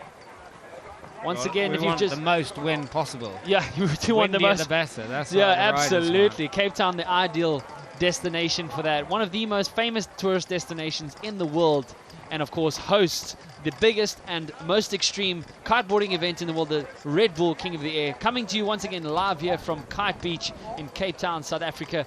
There you can see 3 flags corresponding to the vests that the riders will now be wearing in the finals. We already have confirmation of Nick Jacobsen and Jesse Richmond into the final, and we are anxiously awaiting the result here between Aaron Hadlow from the UK and Steven Akkerstijk from the Netherlands. Both of those guys finalists. Aaron, 2-time winner here. Steven, as you said, Jim, just been so consistent, very fluid, landing his maneuvers. Been very exciting to watch. So the judges, I'm sure, will be assessing this one nicely, but year on year we hear riders saying that they don't want it to turn into a handle pass competition, but at the end of the day there has to be a difference. Yeah, definitely. You cannot take away from the fact that the handle pass is an extreme maneuver. A lot of power, a lot of risk. It's just the way it is. I don't think you can fight that one away. But here we have it now, the results dropping in. Oh my goodness, edging out Steven Akkerstijk by less than a point. Again, another 8.2 overall impression score. Aaron Hadlow will see him through to his 3rd final here at the King of the Air. Wow. Unbelievable. He'll be super stoked about that. Well done there to the 5-time world champion and 2-time King of the Air champion. Less than half a point there. Less than half a point. Unbelievable. Okay, so we are just going to take a breather before the final and just check out some Mega Loop action.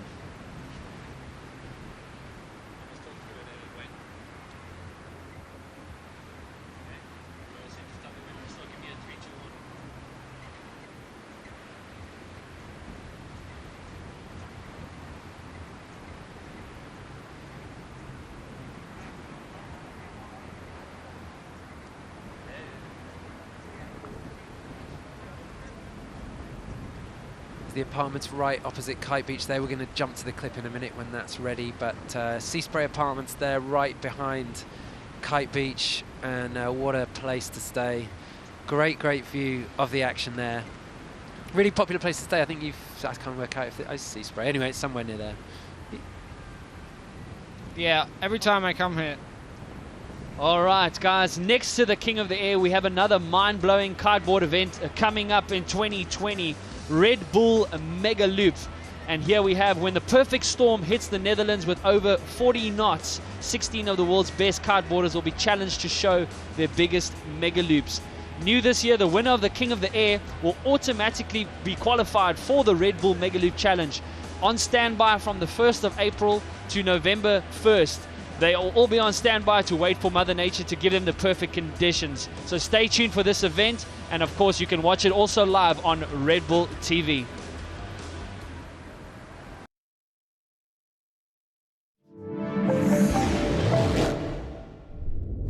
Kitesurfing has to be one of the best travel and adventure sports of all time. You just go where the wind wants to take you. Chapter 1. Available on Red Bull TV. He was the youngest kid on water skis. Never seen anything like it in my life. Today, he is a determined athlete and wakeboarding legend. I was willing to do whatever it took to learn any trick. A unique look into his life and how he changed the history of wakeboarding. Parks documentary, now available on Red Bull TV. We were on a journey to rediscover the freedom found when lines are crossed, rules are broken, and life is taken back from the hands of others.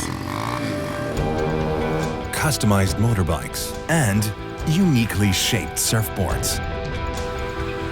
Living a surfer's dream during a 4,000-kilometer odyssey in the hallowed land of Indonesia.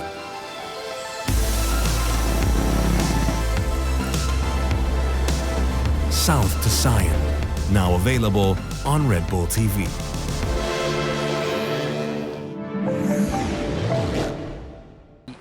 Great Table Mountain, which is hidden behind the tablecloth, thankfully, because that means it's windy, but we can still see Lion's Head there off to the right. What a setting. So just at the moment now, we are going to check out the road to the final. How did these three riders get here? It has been an unbelievable event so far. Can you believe it? After many hours of action, we are now into our first final for 2020. Nick Jacobson, Jesse Richmond, Aaron Hadlow, as you can see, there they're going. So having won in Heat 15, Jesse Richmond, all three of these guys winning their heats in round number 3. Classic effort. Richmond already stomped immediately into this event, and all three of them winning and therefore going straight into the quarterfinal, again winning each of their heats into the semi-finals, where Nick Jacobson definitely threw an upset at Liam Whaley with some of the biggest boogie loops we have ever seen in this event. Now seeing himself in yet again a final and a chance to reclaim his 2017 championship. But again, each of these three guys have already won a King of the Air title, and they're going to be hungry for another.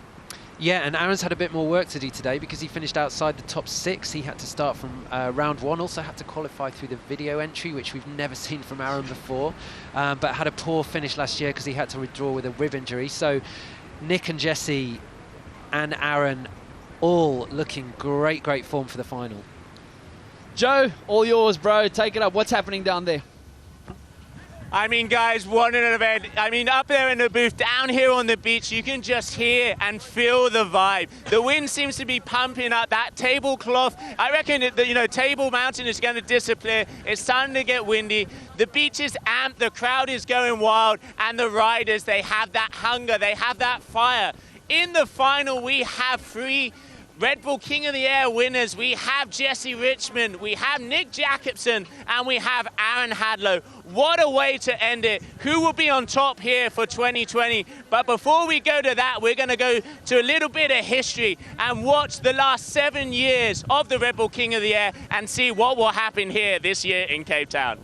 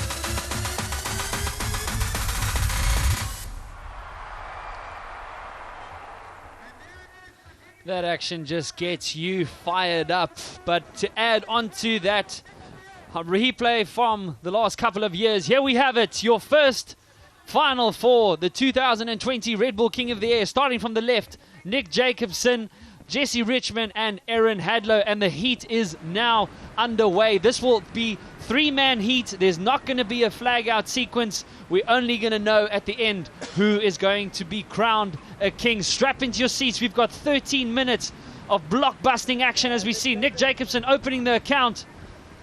Nice mega loop there with a 1-footer. Here we go, ladies and gentlemen. Strap on and hold on. I think there's no room for errors in this final. We've got 3 of the informed guys from the day.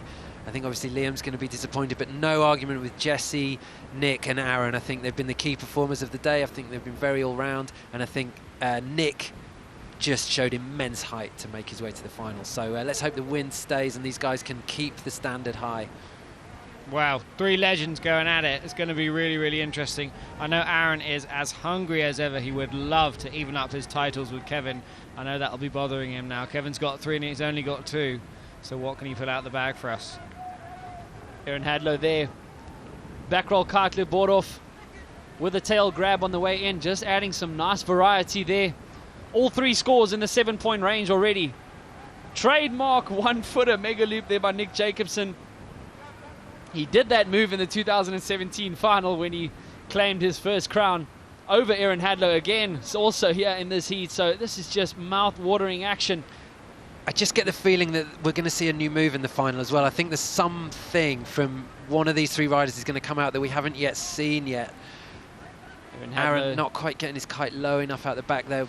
Hit a bit of chop just before the kicker there wasn't the cleanest. But again, Aaron making his way around the rotation, you know, he still makes it. He still puts a score on the board. Yeah, just keeps the scoreboard ticking over. You know, it's always crucial, especially again for that 4th overall impression score. So again, if you've just joined us, 2020 Red Bull King of the Air coming to you live from Kite Beach in Cape Town, South Africa. We are in the finals. Each of these guys have claimed the crown at least once before. And in less than 11 minutes, we will be crowning another king. As we see Nick Jacobson heading out. Pops over one little piece of white water. Is he going to get some good timing on this? Yes, he will. Launches up. Not as big as his semi-final boogie loop, but not bad nonetheless. Needed a bit more of a lower kite angle, I think, on that one. But already Jesse Richmond dropping his first 8-point score. Here he goes again. Oh, I think he wanted to go for a back loop handle pass there, but not quite the best of timing. First critical mistake I think we've seen from him.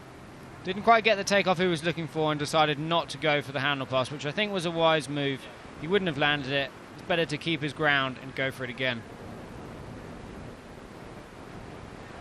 But he's already posted some big scores on the board. Jesse's got an 8.2, which is the highest scoring trick of this heat so far. Aaron's only got, he's got 3 7s. Very close right now. That's what he's done. He's just banged in 3 7s. Barely even noticed. But this is an extended heat. 13 minutes for the final for the 3 guys. Plenty of time to catch up. I think that's the important thing. Plenty of time to find extra manoeuvres if you do find yourself slipping behind a bit. You obviously don't want to slip behind too far. Nick propping up the table at the moment, just with 2 trick scores on there. There, propelled himself up, 3 7s. He's moved up ahead of Jesse. Jesse's now on 15.58, but still with a 3rd score to go in. And there we are, quickly. They're all bunched up again. 21.36, 22, and 22.58. Action all the way right to the end. A little kicker on the inside for Nick. Beautifully stylish board off. Just doesn't quite get the landing. First mistake we've seen from Nick Jacobson all day, I would say, and it was from probably his favourite move, the mega loop board off, which he just looks to have dialed in. There goes Jesse. There's the first handle pass of the final. Did he land it cleanly? We will find out. The camera follows Aaron out the back, finds a kicker, just aborts that one. See Jesse just not getting his hand on the other side of the bar there, and that made the difference with that move. It just goes to show the risk factor. If you don't get your other hand back in the perfect position, you can land very heavy. But he's definitely going to go for it again. There's plenty of time left. Just over 8 minutes as we see Nick Jacobson eyeing out a kick at the back. It does look like something. Again, the waves are bunched up against each other, making it difficult to get momentum. But, he definitely wanted to go for the trick there, but opting out. He's going to turn around, make his way back in towards the beach. I think we saw this from Jesse in last year's final. Great riding in the semi, made a few mistakes back-to-back in the final and just find himself with so much work to do in the second half of the final. It's going to be important psychologically for him to make his next trick count and count in a big way, because Aaron's still racking up the points with very, very few mistakes. This time a double back roll. Manages to make the wave, give him an extra little kick there. No. He could have crashed that, but he didn't. Here's the pass from Jesse. Got the pass okay, and as Sam said, didn't quite get his hand on the bar back in the position that he wanted. He did manage to hold on there, but we did see his kite fly down in front of the screen into the water. Thankfully he's back up, but knowing him, he's going to go for it again. Mega loop board off there by Nick Jacobson. He should have enough time. Should land it with ease. He's also making the mega loop board off look easy today. Just landing it smoothly. A lot of time, a lot of composure. I know Aaron Hadlow will probably also go for the handle pass. He knows he's going to have to do that if he wants to edge out Richardson. Jesse Richmond here. But the score is very close. It's going to change. So we have 7 minutes left. It's going to chop and change. We see some swell coming in, providing the guys with more ramps. There we go. Jesse Richmond unhooks. Pops off. Awkward timing, but we know he can make it happen. It looks like this one he's going to have in the bag. Stomps it cleanly. That should be within the 8-point range. He had a lot of height on that one. The guys would have seen that and know that now, here we go. We've got something on our hands. Aaron will have seen that. He's in an upwind position. He would have noticed that go down. I think he's going to have to answer with another handle pass. Do you think it's too windy for a Megaloop handle pass, Sam? No, I don't think it is. I'm not sure Aaron's going to do one in foot straps because of the swing ratio you get on that trick. I think it's going to be... I'm not sure he's going to do it, with... Well, we saw Liam Whaley go for it in the finals last year, and he came out with 3rd place. I think he was also hoping that it might have added a bit to the score. But both Aaron already last year, kind of ditched it, realizing that you can't get the height that you can. I think we'd love to see something like that going out. Imagine that someday. Megaloop KGB going out, or maybe a Megaloop back mobe, of a sort, or late mobe, going out. That would be exciting. We've yet to see someone do that. But I'm sure in the coming years we'll see it. But the scores are definitely going to start dropping in now. Aaron Hadlow in the yellow vest. Got a lot of speed. Again, awkward timing off the kicker, but making the most of it. Back rotation and then a forward spin. Just varying up the rotation a bit, but he's not getting the height in the kite. I think if he just gets high in the kite angle.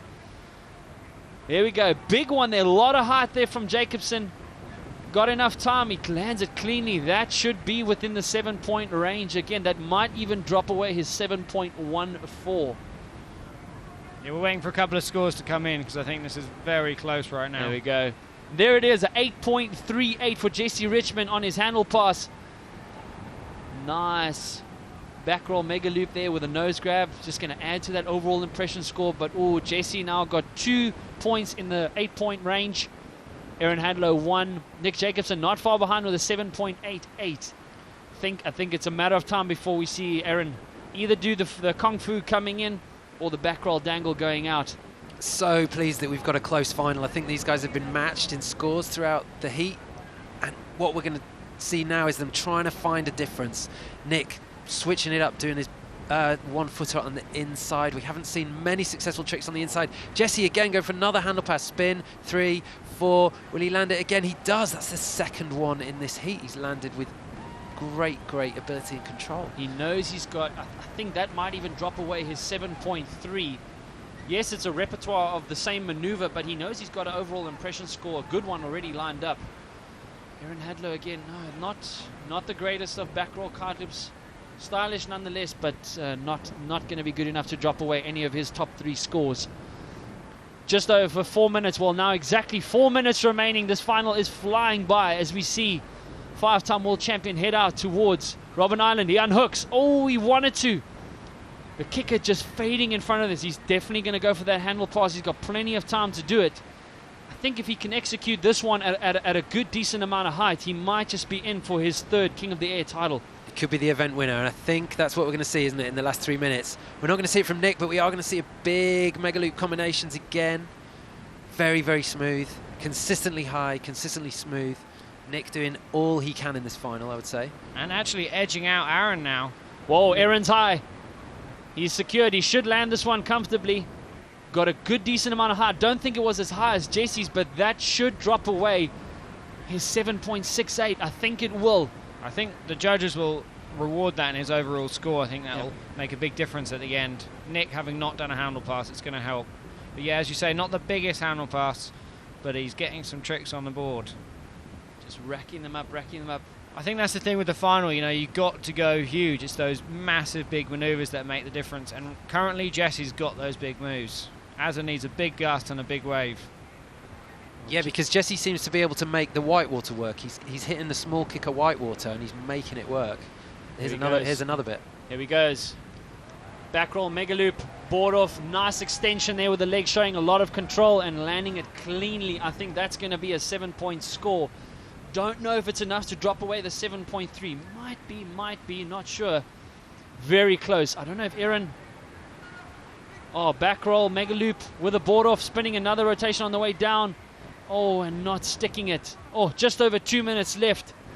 What have these guys got in the bag? I know Aaron, if Aaron can just get another big mega loop. Jacobson also in a good position, not getting as high as his semi-final, but trying hard nonetheless. I think that would have been a big score because he managed to get the board off before the loop and the judges will reward that, but just butt checking and not getting a landing, so that'll be a 0. It's a shame. These caddies are going to be telling the riders that there's nothing in it. All of them are on fractions of 23 points. The last 2 minutes of the 2020 Red Bull King of the Air final. Who is going to win? We have no idea. It's going to come down to the last minute. Who can keep it clean and who can go the biggest in the last minute? This is very close, Jim. And of course, we've got the overall impression score that will need to drop as well. At the moment, I would say Jesse Richmond's overall impression is looking good, but now, being a judge now, very, very tough. This is definitely the closest we've seen out of the whole event so far. Exciting. What we want to see in a final. Aaron Hadlow out towards the back. Oh, he wanted to try the back roll. Mega loop with a board off again, but it looks like the wind fading on him there, plus the kicker not presenting himself, but he's got just over a minute. I think he's got one more chance. Is he going to do a Kung Fu pass coming on the way in? I would say that's a maneuver I would go for if he can get the height on it. 1 minute to go, he's heading in, and he's going to see this maneuver from Jesse, whatever it's going to be. Jesse's already ahead. He's carrying momentum over the first bit of whitewater. Is that ramp going to jack up? He's hooked in. Oh, his foot came out there, but he made it work. 1 footer, unintentional 1 footer back roll kite loop, and landing in the water. But that's an example of experience, sticking the landing in the wave. But back again here now, Nick Jacobson, what's he got for us? Just kicking the air a little bit there. Get out of my way. I think Nick's just enjoying it. He's just having fun. Loving the moment. It doesn't look like he's too fast. He's just stoked to be in the final with these guys. Yeah, all of them guaranteed to make the podium. Nick going to be loving that. Here goes Aaron. Potentially the last trick of his event. It's a double back roll with an unhook at the end. Can't quite make the pass. Was looking to combine that. That's a move I've been wanting to see. But there we go. End of the finals for the 2020 Red Bull King of the Air. Jesse Richmond, just one more for show for the crowd. 1, 2, 3 rotations, nice and inverted, super calm and controlled. What action we just saw unfold here. 3 of the best big air riders in the world, each of them already having claimed a crown, and an additional 1 will be added to that shelf. Unbelievable, Jim. Are we gonna? You say we're going to flip a coin here for this one? Because I have no idea. Well, again, it's going to come down to the variation, isn't it? I mean, I think from what we've seen, Jesse had great variety throughout the competition. Aaron did as well. They both had the highest variation scores. But right now, we're just going to see what the top 5 trick scores were from the competition. There is a Mystic prize up for this as well. And yeah, look at that. Nick Jacobson. Kite loop board off from the semi-final, 9.02, the only rider to break into the 9s in this event. Liam Whaley, kite loop with a front roll variation. Liam Whaley from Spain, he'll be gutted to have gone out in the semi-final, 8.58. Jesse Richmond with the 3rd and 5th highest scores. The closing of the final, though, we saw him on the highest tricks. We're waiting for the variation to come in. That was with a dangle pass, 8.46. And then in 5th, he did a dangle pass on the way in, 8.42. And then Nick Jacobson in 4th position there. Wow. I mean, what a day it's been. I can't believe that we've gone all the way from the beginning, from the first heat. You know, this is a 16-day window. The forecast was looking edgy, and then suddenly Thursday has come through. Wind all day. It's been unbelievable. It has been amazing, Jim. You know, the first time, actually this is the 2nd time that we've completed the entire event from beginning to end in one day. 2016 was the last time we saw that. So it's exciting, and it just shows you the potential that there is here. Wind already in from the early hours of the morning, and here we have it, the tablecloth still looming large. We could have still had another few hours of competition here. As you can see, the wind is just hanging on. It's not going to let up anytime soon. So that was the final 2020 Red Bull King of the Air. Keep spreading it now on hashtag Red Bull King of the Air for those of you who are hanging on with us here live from around the world. It's been absolutely amazing to bring you this action of the world's biggest and best big air riders at the world's biggest and most extreme kiteboarding competition. What a picture there, Jim. What a display of kiteboarding. We've seen a variety of note, you know, in this event. You know, a lot of guys struggling with the board off mega loop. Definitely there was a struggle there. A couple of guys very confident with it. I think Josh Emmanuel quite good with it. Nick Jacobson really good. Aaron, of course. Jesse just every time he did his it was so secure. Unbelievable to see this level just going up, up, up, up and up. Yeah, and I think particularly you ended on Jesse there, so I'll start there. I think what Jesse managed to do was make the smaller kickers that had already turned to whitewater, turn those to his advantage, whereas, you know, everybody was kind of in that final was hunting the bigger ones out the back that were kind of harder to catch. And yeah, Jesse, really, really good riding from him. Hasn't lost a heat. Is he going to make it a clean sweep and win the final as well? We will find out in moments. But it's been a great, great day of competition. The wind's been strong enough for riders like Joshua Emmanuel to really, really show us what they've got. And we've had surprises as well. We had Ayrton Cozzolino making his entrance into the competition as the first strapless rider. We saw the first woman enter the Red Bull King of the Air, qualify legitimately and ride 2 heats earlier, Angeli. She was on the leaderboard for the top 5 tricks at one point, but that there right there is Jesse Richmond on the beach. He looks stoked as we are waiting for the results. And he's going to have to make his way through quite a crowd there to the podium. We'll wait to see Aaron, another finalist. He'll be putting his kite down somewhere as well, and then they will all stand together and we'll find out who has won. But everybody there grabbing their moment with 2013 Red Bull King of the Air, Jesse Richmond. Jaws Charger, big wave rider, all-round technician in kiteboarding, just bundled ball of energy. He's got his fan club there. So Nick Jacobs in the final, Aaron Hadlow in the final, and Jesse Richmond in the final. And I think that was the right final that we ended up with, Colin. Definitely, you know, I think we saw a shock upset with Nick Jacobson against Liam Whaley. Liam was hungry for this first place, but there you have Joe, our man on the beach, taking a bit of a jog. It's good to see him getting a bit of a workout for a change. Not that he needs it, he's an incredibly fit guy. So it's been unbelievable day. So there you can see Jesse, he's going to join up with his fellow competitors, Aaron Hadlow and Jesse Richmond. They've had an absolute stoking day. As I said, Jesse Richmond unexpectedly but deservedly edging out Liam Whaley in the semi-final. Aaron Hadlow consistent through each of his heats, winning each of his heats all the way from round 1, having to come in for a first time through the video entry process. 3 of them will be standing there together as we still await the results. I would imagine the judges are going to take their time. The overall impression score, as throughout the entire event, we have only seen at the end, so it's going to be very tight. In the back of my mind, I think I have an idea who it might be, but I'm not going to share that any moment. I would imagine that, you know, from the way we were commentating, you're probably going to say Jesse, but then at the same time, we did see him go for 2 or 3 handle passes. Are they going to think that's variety, or are they, you know, it was rewarded high, he got a high reward and a score, so is it therefore also going to get high variety? Who knows? It's a tough one, you know. I personally think that Aaron Hadlow, if he had had his mega loops, you know, higher and lower, it would have been maybe a bit more definite in my mind. But his maneuvers were a little bit low, a little bit kind of. I'm not saying he can't. I still think he can. He had a lot of variety, but I think if he had it higher and low, it would have been a kind of a open and shut case in this instance. But all 3 of these guys super stoked to have been in the final. Aaron, Jesse Richmond just soaking up the crowd. Yeah, Aaron Hadlow, he is super stoked to be in the final. As Nick Jacobson said, I'm just happy to be here. Here comes the moment. So we will anxiously hold on to our seats. Okay, everybody, so I have results in. Your 2020 Red Bull King of the Air champion in first place is Jesse Richmond!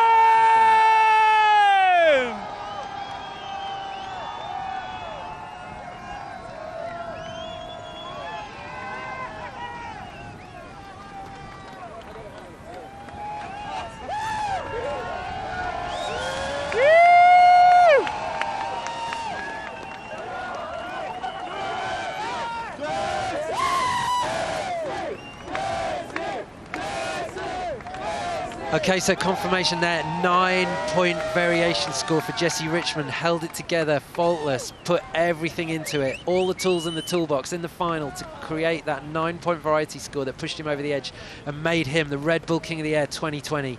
Up against stiff competition, Nick Jacobson, a previous winner in 2016, coming in second just ahead of Aaron Hadlow, who was looking for the hat-trick of titles, didn't make it, but does finish this 2020 event in 3rd place on the podium. Can't be unhappy about that. What a day. We've raced through this event from start to finish, and at the end of it, the little man from Hawaii, the little power bundle of energy, Jesse Richmond, claims his 2nd Red Bull King of the Air. Unbelievable. Super stoked and ripping it. A total score of 34, his highest for the day. You can see that 9.0 overall impression score, just leaps and bounds above 2nd and 3rd place. Nick Jacobson will be super stoked to have claimed a 2nd. Also just adding, I think, his loops a little bit bigger, a little bit more aggressive. He'll be happy to be standing on the podium there as well. Aaron Hadlow, great to see him in the final. It's been a while, and he might, yeah, sure, he'll be disappointed maybe, but he's had a fantastic event, and he'll be happy to walk away with this memory. But for now, it's the man from Hawaii, the man who got pulled up well over 200 meters at the gorge in USA, the man who has ridden massive waves, how much, say 40 foot or say 50 foot plus at Jaws, now sees himself win a second King of the Air title. The Red Bull King of the Air champion 2020, Jesse Richmond. He's waited 7 years after winning his first one back in 2013, having come so close last year in second place. There he is, making his way up to the podium.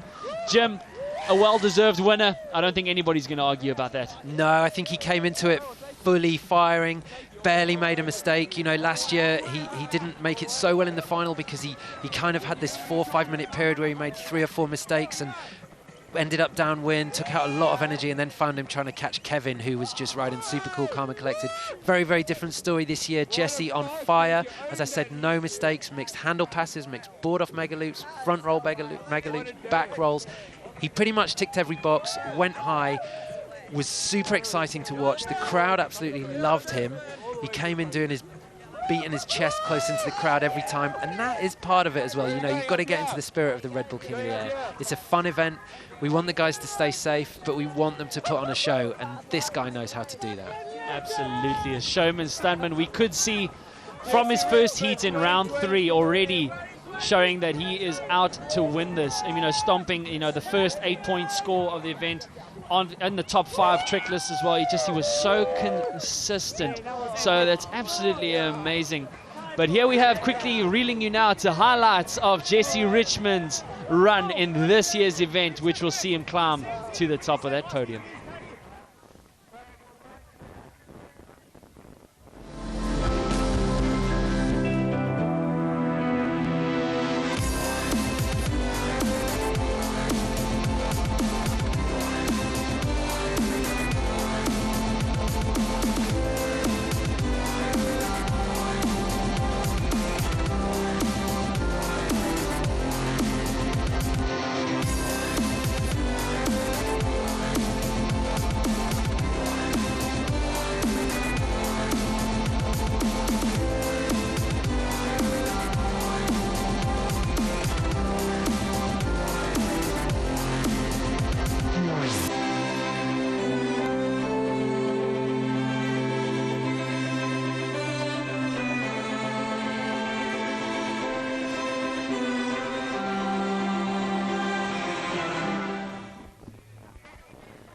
A deserved first place there, Jesse Richmond, a household name in the world of kite-boarding, and he will now see himself claim a second King of the Air crown. It's been an unbelievable day. Just look at this beautiful scenery, so much diversity. The field this year was just so exciting from the get-go. We trust that you've had an incredible time from the comfort of your seats watching the world's biggest and most extreme kite-boarding event.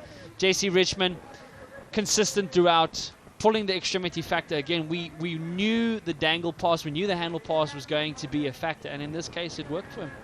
Yeah, some years it has more importance, other years not so much, but I think what we saw today was riders bringing the handle passes in stronger winds than we've seen them do it before. You know, it's kind of been the move that's kind of rescued them out of a lighter wind situation. But what Jesse has shown is that he can do them in pretty strong winds. And for that's why he's a Red Bull King of the Air. He managed the wind situation the best, he made the fewest mistakes, was probably the most aggressive as well in the way he approached. Just as we know from Jesse, just put everything on the line and left nothing out there. So great event. As you can see, everybody just piling up through that narrow entry down on the left of your screen there, trying to make it up to the podium area where the riders will be crowned. Quite a walk up there, but we're expecting it to be packed. Everybody from the beach making their way up there. Everyone wants to be in that photo at the end of the day that we're going to see all the big crowds and the guys holding up the mask. Of course, Jesse holding up the mask this time. So I think we're going to see highlights now from the runner-up, Nick Jacobson. That's right, Nick Jacobson. So road to the finals. Oh, sorry about that, guys. Road to the finals for Jesse Richmond. As we see, it will pop up on your screen. So let's follow through here. Looking at round number 3, Heat 15, Jesse Richmond stomped there with the first place over Josh Emanuel and Reno Romeo. Josh Emanuel will walk away with a lot of confidence in this event. Great stuff by him. A solid quarterfinal win over Kevin Langry, last year's winner, sadly but gracefully bowing out in the quarterfinals. Jesse Richmond again over Mark Jacobs. That was quite a tight and intense heat. Similar style between those two riders, having won there in the semi-final, heat number 32. and that saw him now to the final that just unfolded in front of us into a first place with Nick Jacobson in second place and 5-time world champion, 2-time King of the Air champion Aaron Hadlow in a very respectable third. Unbelievable. It's been a long day of competing, but exciting. I don't know, I could sit here another whole day, Jim.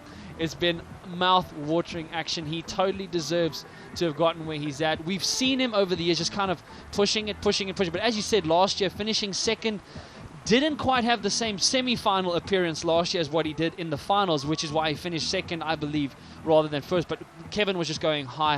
He was just getting that height factor. But this year, from the get-go, when you saw Jesse Richmond's first heat, you knew this guy is here to stay.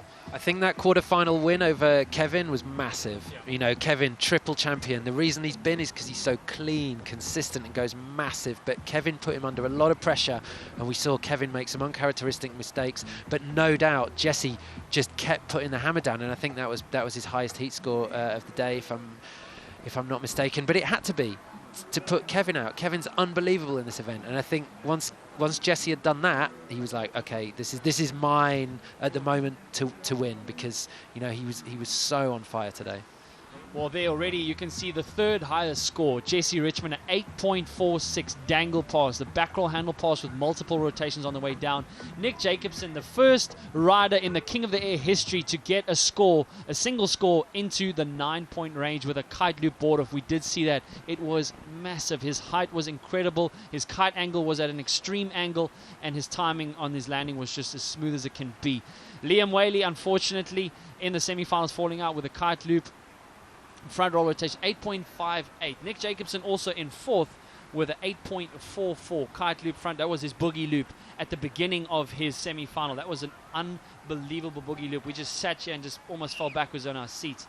So you can see Jesse Richmond here claiming 2 spots in the top 5. Nick Jacobson also 2, and Liam Whaley in second place. So firm at your first and second place, clearly boasting the highest scores already.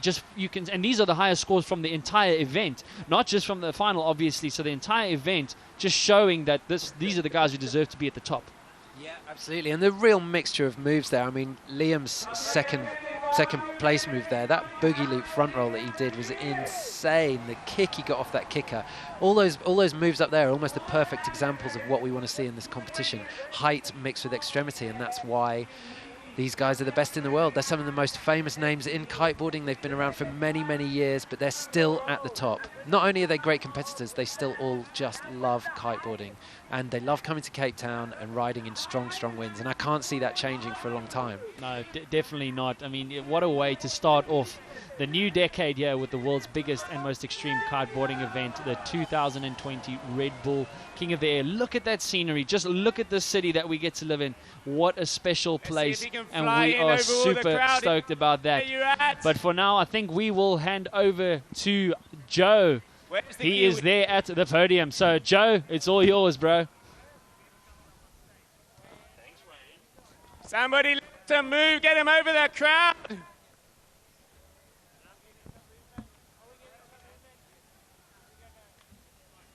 Josh, where's he at? I can see you up there. No, he's... Here we go. Round of applause for the Kiwi, Mark Jacobs.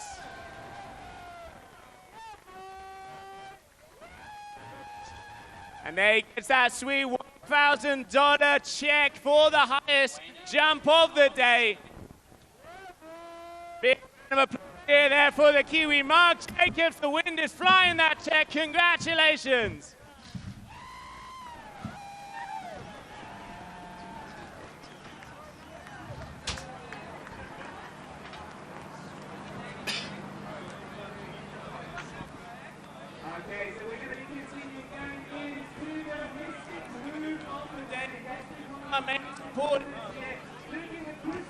This is the Red Bull King, looking for height with extremely, and mixing that thing together, we get to move out there. You win. Board up is Mr. Nick Jacobson.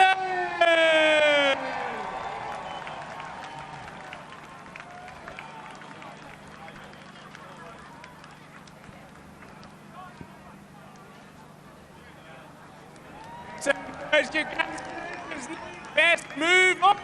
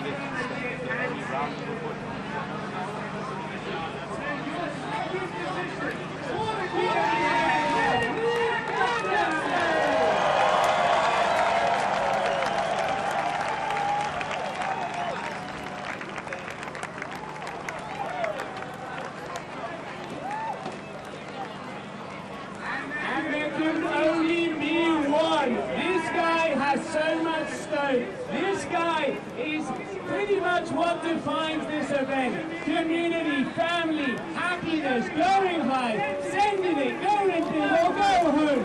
Your 2020 Red Bull King of the Air champion, going high.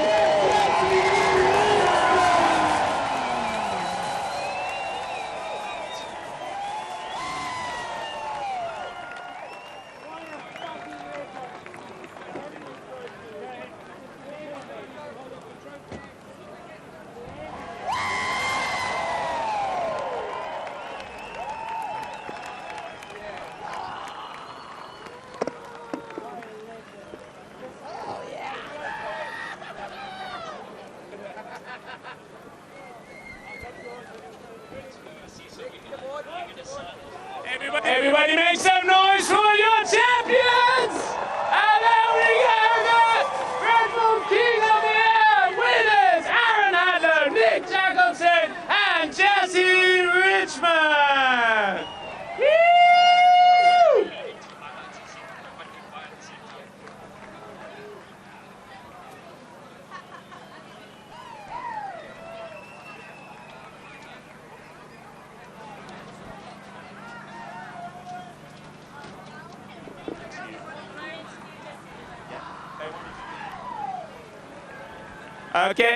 Okay, boys, I'm going to get myself in here, get a few words from these guys. This man up here, Aaron Hadlow, thank you, mate, making it to that third position. What does it feel like? And to be in the final with good friends like this, you got to be happy. Yeah, honestly, man, it was been a really good event. It's been really great, and these guys are just absolutely killing it. Like Jesse, for the last few years, he deserved another win at some point, so I think he's well deserved, and I'm really happy with my event. It's nice after last year going out with an injury to get back up on the podium, and yeah, I'm just looking forward to sending it again, and hopefully next year can get back up there and do a bit better. Yeah, big round of applause. Aaron Hadlow, third position here. Okay, I'm going to come around here. The boy from Denmark, Nick. Final, you being cool and collected, just relax, not looking at anybody. Silver on the chest, you got to be happy. I'm very, very happy, especially riding against these legends. I've done it before, but holy shit, what a final. Holy bananas. I like it. Big congratulations, and one more time, a round of applause. Second position, Nick Jacobson. I'm going to get up here to my man, the winner, Jesse Richmond. Jesse, friends, family, you got to be stoked. Another King of the Air in the bag. How's it feel? Oh man, this is magical to share all this, to share this with all of you, to have my family here, my newborn little girl, like, gosh, how freaking good. Woo! Jesse, representing pretty much what this event is about. Everybody's seen the Stoke out there, non-stop smiles, little girl to see it. Will we see a future champion? And dude, congratulations one more time on the win. One more time, a big round of applause for your champion, Jesse Richmond! There you have it. Ladies and gentlemen, our 2020 Red Bull King of the Air champion, Jesse Richmond, waiting 7 years and again back on top of the podium. It has been an unbelievable day of big air kiteboarding, the biggest and best that we've seen. Unbelievable action non-stop here for a good 8 hours, and we have finally crowned a well-deserved king. Jim, any last thoughts from you? Yeah, I think that was one of the cleanest events that we've seen so far. I think the Megaloop board off is now super clean. It's been a tricky maneuver to land. It was the jackpot maneuver if you landed it in years before, but now riders are landing it super cleanly, and I think Jesse, deserving of the win, was very consistent throughout. A little bit more. We Height, still have one extremity, more thing to radicalness, go. and just We have great fun to the watch. So limited well done edition, to him. the one and only, Jesse that Richmond, as we've Atmos said King before, a of well-deserved the 2020 Airport. King of That's the gonna Air, go Red out Bull to King the of the Air prize. champion. That is gonna From us be in the commentary the box, thing it's to been an have at this unbelievable event. day. There We isn't trust you've one had an like it. incredible time Who is watching gonna the be biggest that and best winner? go Who's out gonna here have the at prize? Kite Beach. We will now bring you some highlights of the incredible action that unfolded today. But from us in the commentary box, all the best for the year. We look forward to seeing you all again. Have a safe 2020.